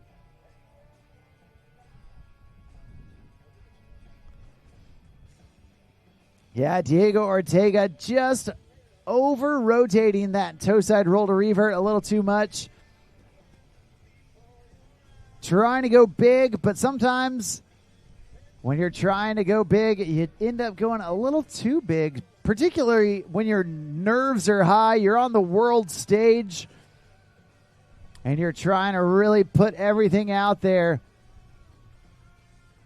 Now, that was only his first fall. Diego is going to get a pickup. We're going to get him back up, back at it to finish off this second pass. He's got his work cut out for him as he makes his way back to the dock, because he's got 6 riders behind him that are all trying to take that top spot in this LCQ, the last chance qualifier. The throttles go down, and Diego gets up.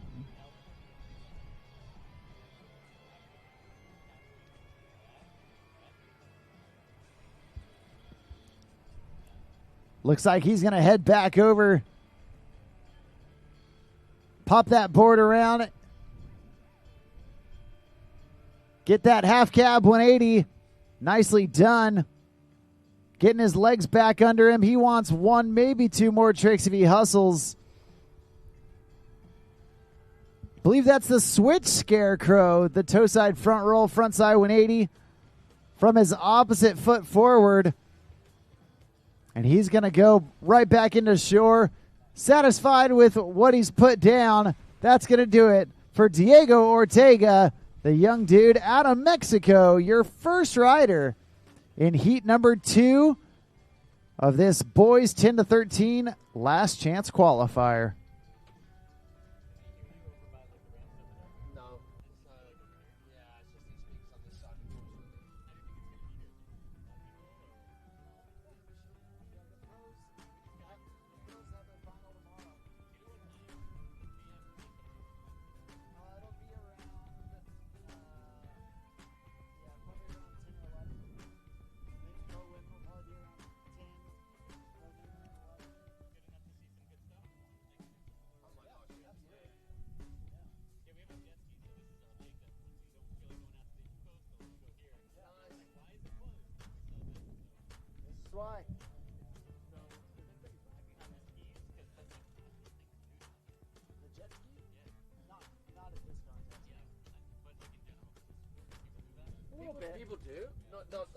Hey, and anything's a pull. Getting up on line, anything is awesome. All right, here we got Cinco Glass out of Valdosta, Georgia. He is the youngest of the Glass pack. And right here, right now, getting things started. Taking that heel side edge. Going fashion hair right out of the gate. You love to see it. Little style, little steez, and having a little fun. You know, ultimately, that's what it's all about. If you're not having fun while you're riding, you're probably doing it wrong. There's the toe side indie grab, front side 180. And a huge heel side back roll. Nicely done from Cinco. No overcooking on that one from Cinco. Biding his time, going for another heel side before the end of the run. Yeah, looks like he's got something planned. Nice nose grab right there into the sun. So with Cinco on his semifinal, he'd done all of that, and then he did an ollie back sub 180 and just popped the handles. So pretty frustrating. Then taking a fall in his second run, kind of messing him up a little bit. No such wobbles this time round. And also, yeah, of course, jumping from wake to wake is okay. We want to see that, but if you haven't got that, but you've got this other heel side trick, then just cross the wake and go and get it done, which is exactly what we saw from Cinco. Yeah, nicely done. You know, so much of it is how you plan out your run. You want to make sure that you're standing up, that everything is flowing like you want it to. And Cinco doing a good job so far in pass number 1. We're going to see if he can continue it in for pass number 2 as we bring him back this direction, hoping to make it all the way back to the start dock. Now, rumor has it that he's been working on landing that scarecrow. I don't know if he has got one under his belt yet, but hey, what better time to land it than in a contest? He's already got one invert. Right now, he's popping that board around. There's that mute grab, half cab, 180. Back up and in. Nose grab, heel side, front side 180. So switch and regular 180s right there from Cinco. There's the toe side front roll, stomping it down. Tons of amplitude there. Keep going. Come on, squeeze something in. Do you reckon the scarecrow now, the front roll's done?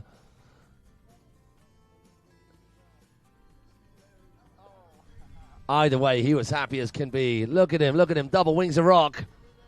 Yeah, he is stoked. Let's get stoked with him. Hoop, holler, and cheer. Clap your hands. Make some noise for Cinco Glass, your second rider here in heat number 2 of the boys 10 to 13 wakeboard LCQ.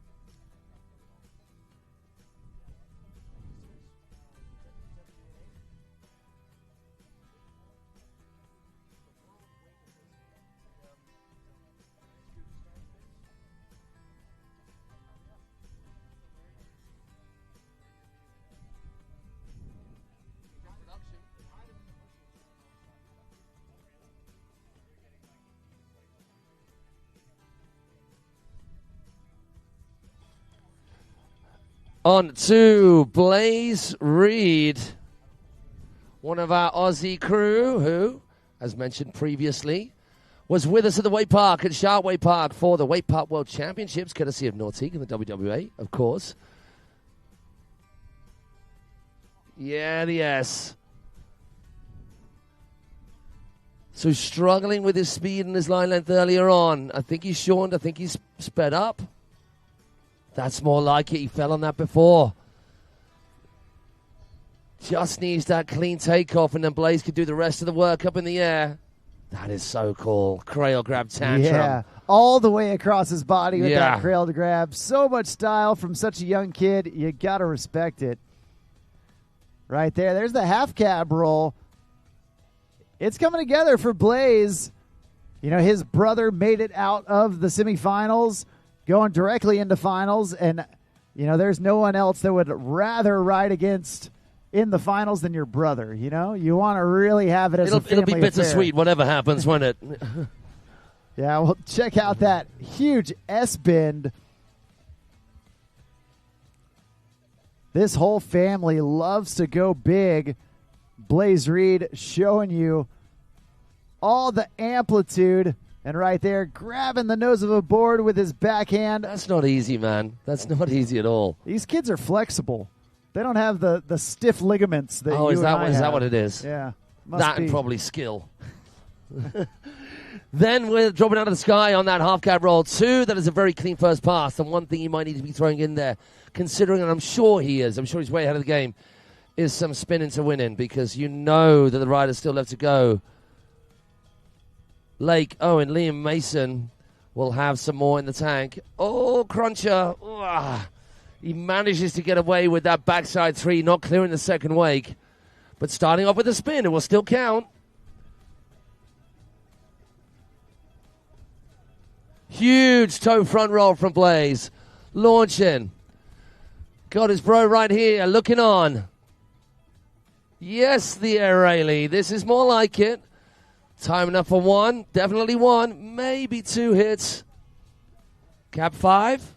Just a cab, 180. Then he's going to round off with this right here and now. Charging on his heel set edge for his final trick. Staley Tantrum. Yeah, love to see it. A stand-up run. Give it up, make some noise for Blaze. Awesome job putting it down. You love to see it. His younger brother looking on, hoping that it's going to be enough for his older brother to join him in the finals. And we're going to see how it all plays out. Blaze Reed, our third rider here in this second heat. We've got 4 riders left to go. Lake Davenport, Owen Smith, Liam Gualtieri, and Mason Wimp Mons, all on the docket. Check that out. Staley front Yeah. trim. Either way, going big, grabbing the board, going upside down, all counts. And stomping the landing. Yeah. Well, coming up next, we've got Lake Davenport coming at you.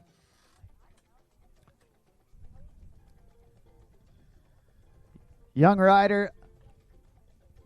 Another one of those rippers that was with us at the Wake Park all week long. He is a multifaceted rider. Not only enjoys the boat, also enjoys the cable. I believe Lake, coming out of Georgia, calling Terminus Wake Park his home park.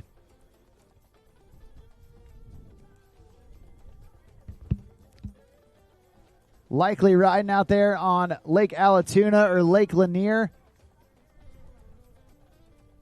Right now, he's riding right here in Palm Beach County, Florida. And he is kicking things off. Hillside approach. Big air Rayleigh. Oh, man, a little stargazed. Tried to bring it back down and just collapsing under the landing. That's a shame because he's been throwing those out left and right off his toe side on the kicker. The coolest thing ever. Just covered in toes and just launching. Superman back down to left foot forward. Oh, he got twisted on that, didn't he? Yeah, that was going to be hard to ride away from. Yeah, you know, a heartbreaker whenever you fall on that first trick. But you know what? Now he knows that he's got nothing left to lose. He can go out there. He can have a good time. His one fall is done. So we're going to get him back up and back on the water to finish off pass number 1. Hopefully getting all the way to the end without any other bobbles. Now let's get behind him as he gets back up. Cheer him on. Make some noise for Lake Davenport. Is he going to go for that Rayleigh again? He's on the left-hand side of the boat, so would suggest toe side or switch. Switch it's going to be right in front of us. Maybe a little half cab 180 just to get him dialed in. There we go. Now the weather has calmed off. The wind is gone. This is beautiful. Lovely glassy conditions. Lake opting to not throw anything else in. Which means he's going to have to pack out this second run. Yeah, you know, in these amateur divisions, these riders not limited on the number of tricks they can do. They can do an unlimited number of tricks. Now, obviously, the judges are always looking for quality over quantity. They would rather have less good tricks done well, executed properly, rather than a You mean bunch. a lesser number? Yeah, not just yeah. less good Yeah, tricks. right. Less in amount of good tricks rather than more sloppy, rushed tricks that don't really have any rhyme or reason of why you put them in there. Yeah, that's more, the latter is more my form of entering competition. Just bash out as much quantity and bamboozle them so they think that there's lots of good stuff going on. The element of surprise. Yeah, like, Just he must have done something good in there. come out He didn't swinging. stop. Right. And then claim every single one hard. The best actor. Yeah, a bit of showmanship, waving and blowing kisses to the judges, all of that sort of thing, classics. It does count. Well, right now, we got him coming back in. We're going to see what he's got for us. Lake. Yeah, boy. Right, don't stop, Lake. Don't stop. Let's keep at it. Yeah, landing that back roll. He has got a lot of room to make up. And he's checking in on the toes. Big toe side back roll. Oh, no. Unfortunately, going down. Fortunately, he's right here in front of us, so let's get loud, get proud, make some noise for Lake Davenport. Yeah, boy. Always another battle for you, my man. Well, we've got 3 riders left to go. 3 riders left from 3 different countries. 1 from Canada, 1 from Italy, and 1 from Texas. The great country of Texas. The Lone Star State. Hey, that's my home state. Next off the dock, going out of Magnolia, Texas, we have got Owen Extreme Smith, a talented rider, able to put it down, and he's been competing with the WWA for many years. We're going to hope that after today, he'll be competing with us tomorrow in the finals. And right here, right now, jumping in the water, getting ready to rip. We're going to see what Owen has got for us. Doing it all behind that Super Air Nautique G23.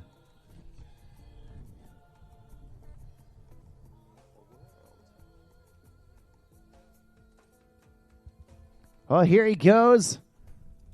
Owen Smith.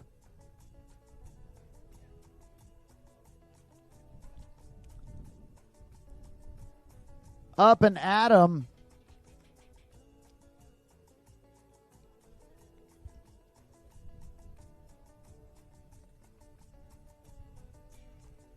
And here we go. Starting off, hillside approach. Big tantrum to get things going. The backflip off of his heels. Now back in on his opposite heels. Mute grab, half cab, 180. Back in on his dominant stance. Hillside, frontside 360, dropping out of the sky. So much time on that 3. Now back in on the toes. Oh no, toe side roll to revert and just too much on it. Oh, the frustration from him there as well. Understandably so. There's a lot on the line. They want to get into the finals. The pressure is on. We've said it before, we've said it again. Well, I hope we don't say it again.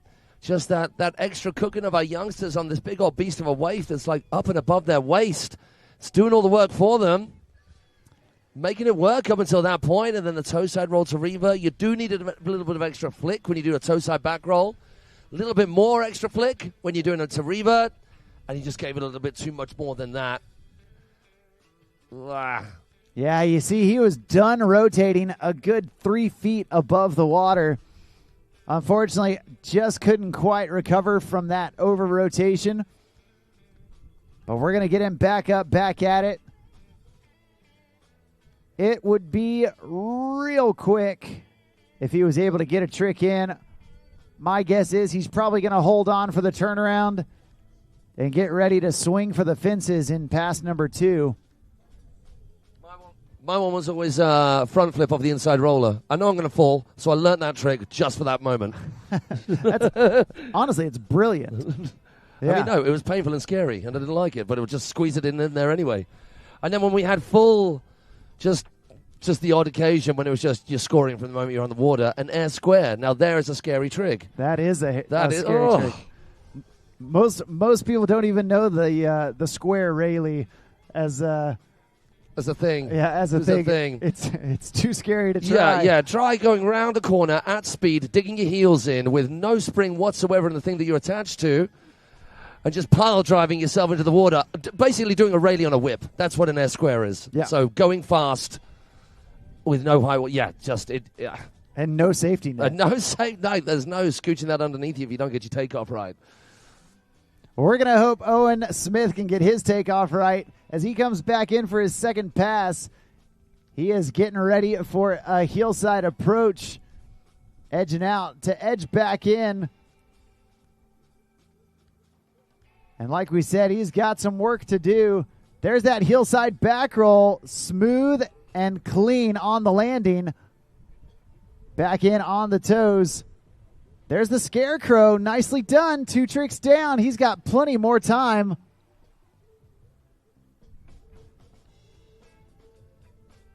There was a lot of throwing of that handle around then. It looked almost like an osmosis, but he managed to catch it for the second time.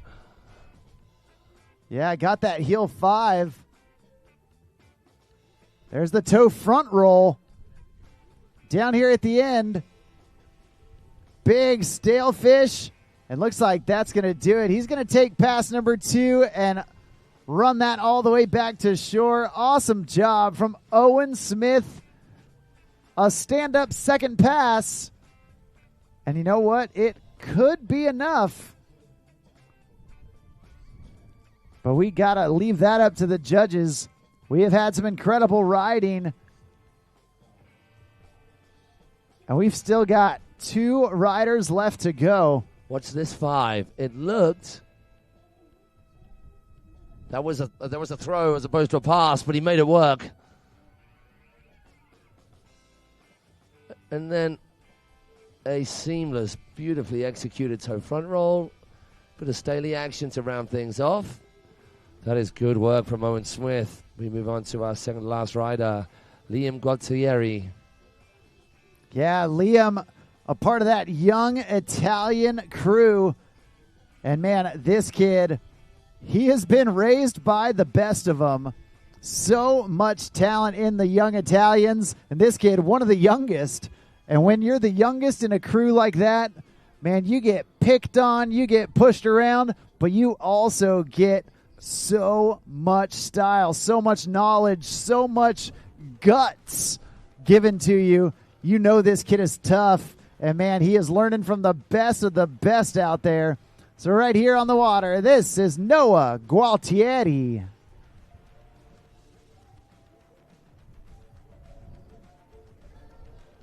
Floating a big old 180s to start with. Half cab at that.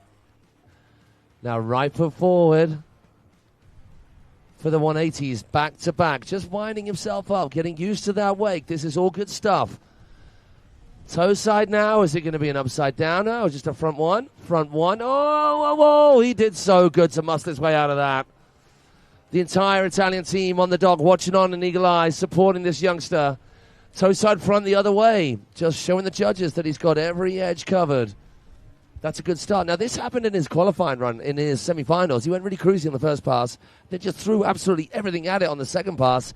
He needs to throw a little bit more than just everything, because that was a killer run from the riders we've seen before us, particularly Blaze, and particularly us, just Owen, watching him just then as well. Those are going to be the ones to beat, I would assume.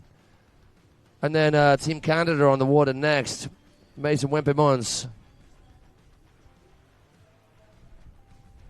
Yeah, you see Noah Gualtieri putting on a switch and regular 180 clinic. Doing it from the heels, doing it from the toes. Showing the judges he can ride with either foot forward. He can land with either foot forward. And he can do it from both sides of the wake. Well, that's one pass down, one pass left to go. And as we bring him back into the course, all eyes on the water as Noah Gualtieri, the young Italian, comes back in for pass number 2. Hillside, frontside 360 to get things going. Back in on his heels. There's the hillside back roll. Oh, so deep. Yeah, landing it deep, but digging himself out. Here's that signature one-handed cut from the Italians. Unfortunately, going down on that toe side back roll. It is going to be close. He is right there at that buoy. Just do a little swimming under the water there, buddy. Yeah, looks like he is safe from here. Our vantage point puts him a little bit before it, but it is a close one. Good course management from Noah Gualtieri, just casing the wake on that toe roll. We're going to get him back up to finish pass number 2 before our final rider of the day.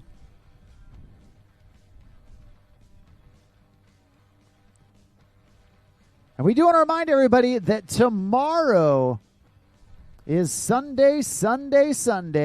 And our friends at Wakewell will be hosting Wake Church at 9:30 a.m. They are going to bring free coffee. They're going to bring free donuts. And absolutely anyone and everyone is welcome. So join us tomorrow at 9:30 a.m. for Wake Church, hosted by our friends at Wakewell. Noah back in. Oh, man, trying to go right back into it. Toe side, front side 5, unfortunately going down. That's going to do it for him. And just like that, we've got one rider left on the dock. Your final rider of the heat. Your final rider of the LCQ and the division. And your final rider of the day. A young dude out of Canada. Once again, we got word hot off the press that he is coached and trained by the Bone Crusher himself, Rusty Malinowski, coming out of Saskatoon, Saskatchewan, Canada. Was this lad that said that his nationals, his mom and his brother are also national champions this year alongside him? Is there anything more beautiful than that? Yeah, absolutely awesome. And you know what? After you win nationals in your country, you're on such an all-time high. You want to come to the Worlds and just continue that domination that you've had all season long. This young Canadian, fully capable of it. But we got to get out of this LCQ first. Get him into the finals. And we're going to see if he can make it happen right here, right now. This is Marin Wimp Mons out of Canada.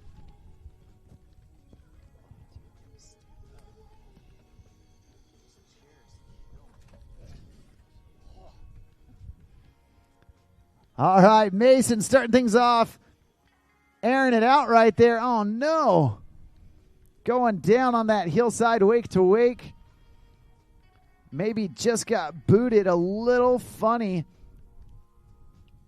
Maybe a little harder than he was anticipating. Oh, man. Landing on that transition, but maybe just a little heel edge heavy. You know what? Getting that first fall out of the way.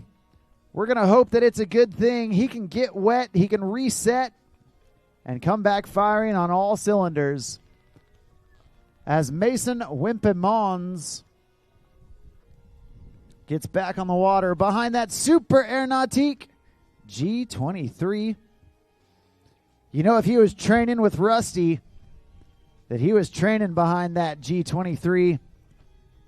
Rusty Malinowski, Nautique team rider. making these Canadians feel right at home.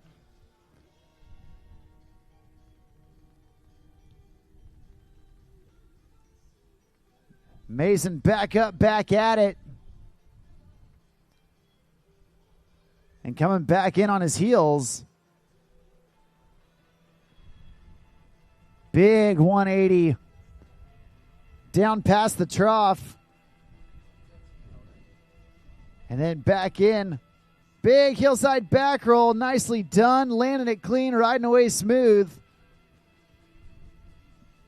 Looks like he's going to take that. Feel confident for now. And then come back for pass number 2.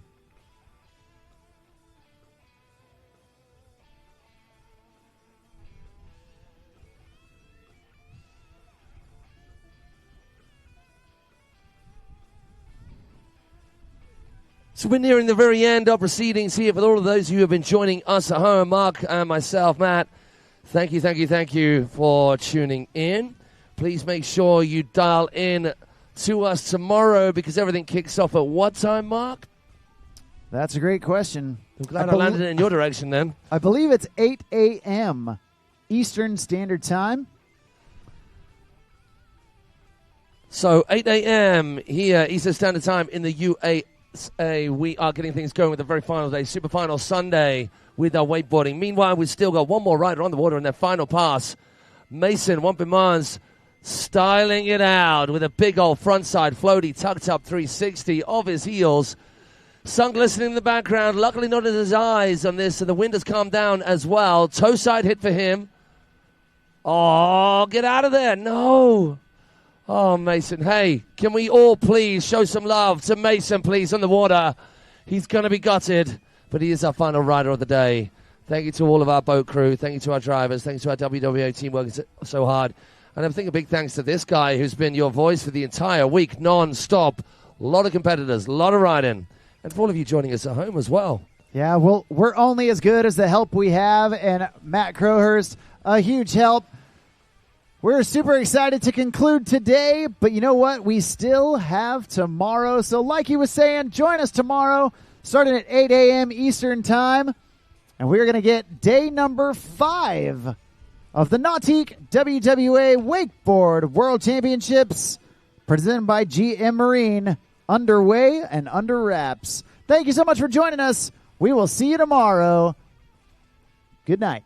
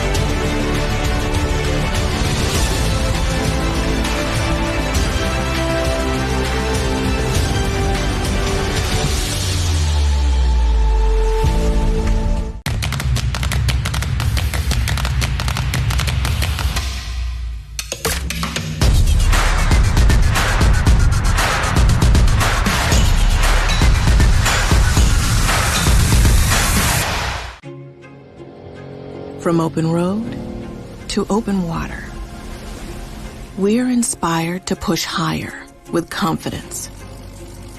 We revel in our achievements and then seek out the next great thrill. Since even a century of experience is only a start, our challenge is to invent a bigger future for advanced propulsion technology. To imagine and try and test until we've built something worthy of adventure. So that together we can empower a new generation to push higher and harder. Because there's so much more to discover when the drive comes from within. And so that together we can invent a bigger future for everyone we empower. GM Marine keeps thunder at the heart of all you do.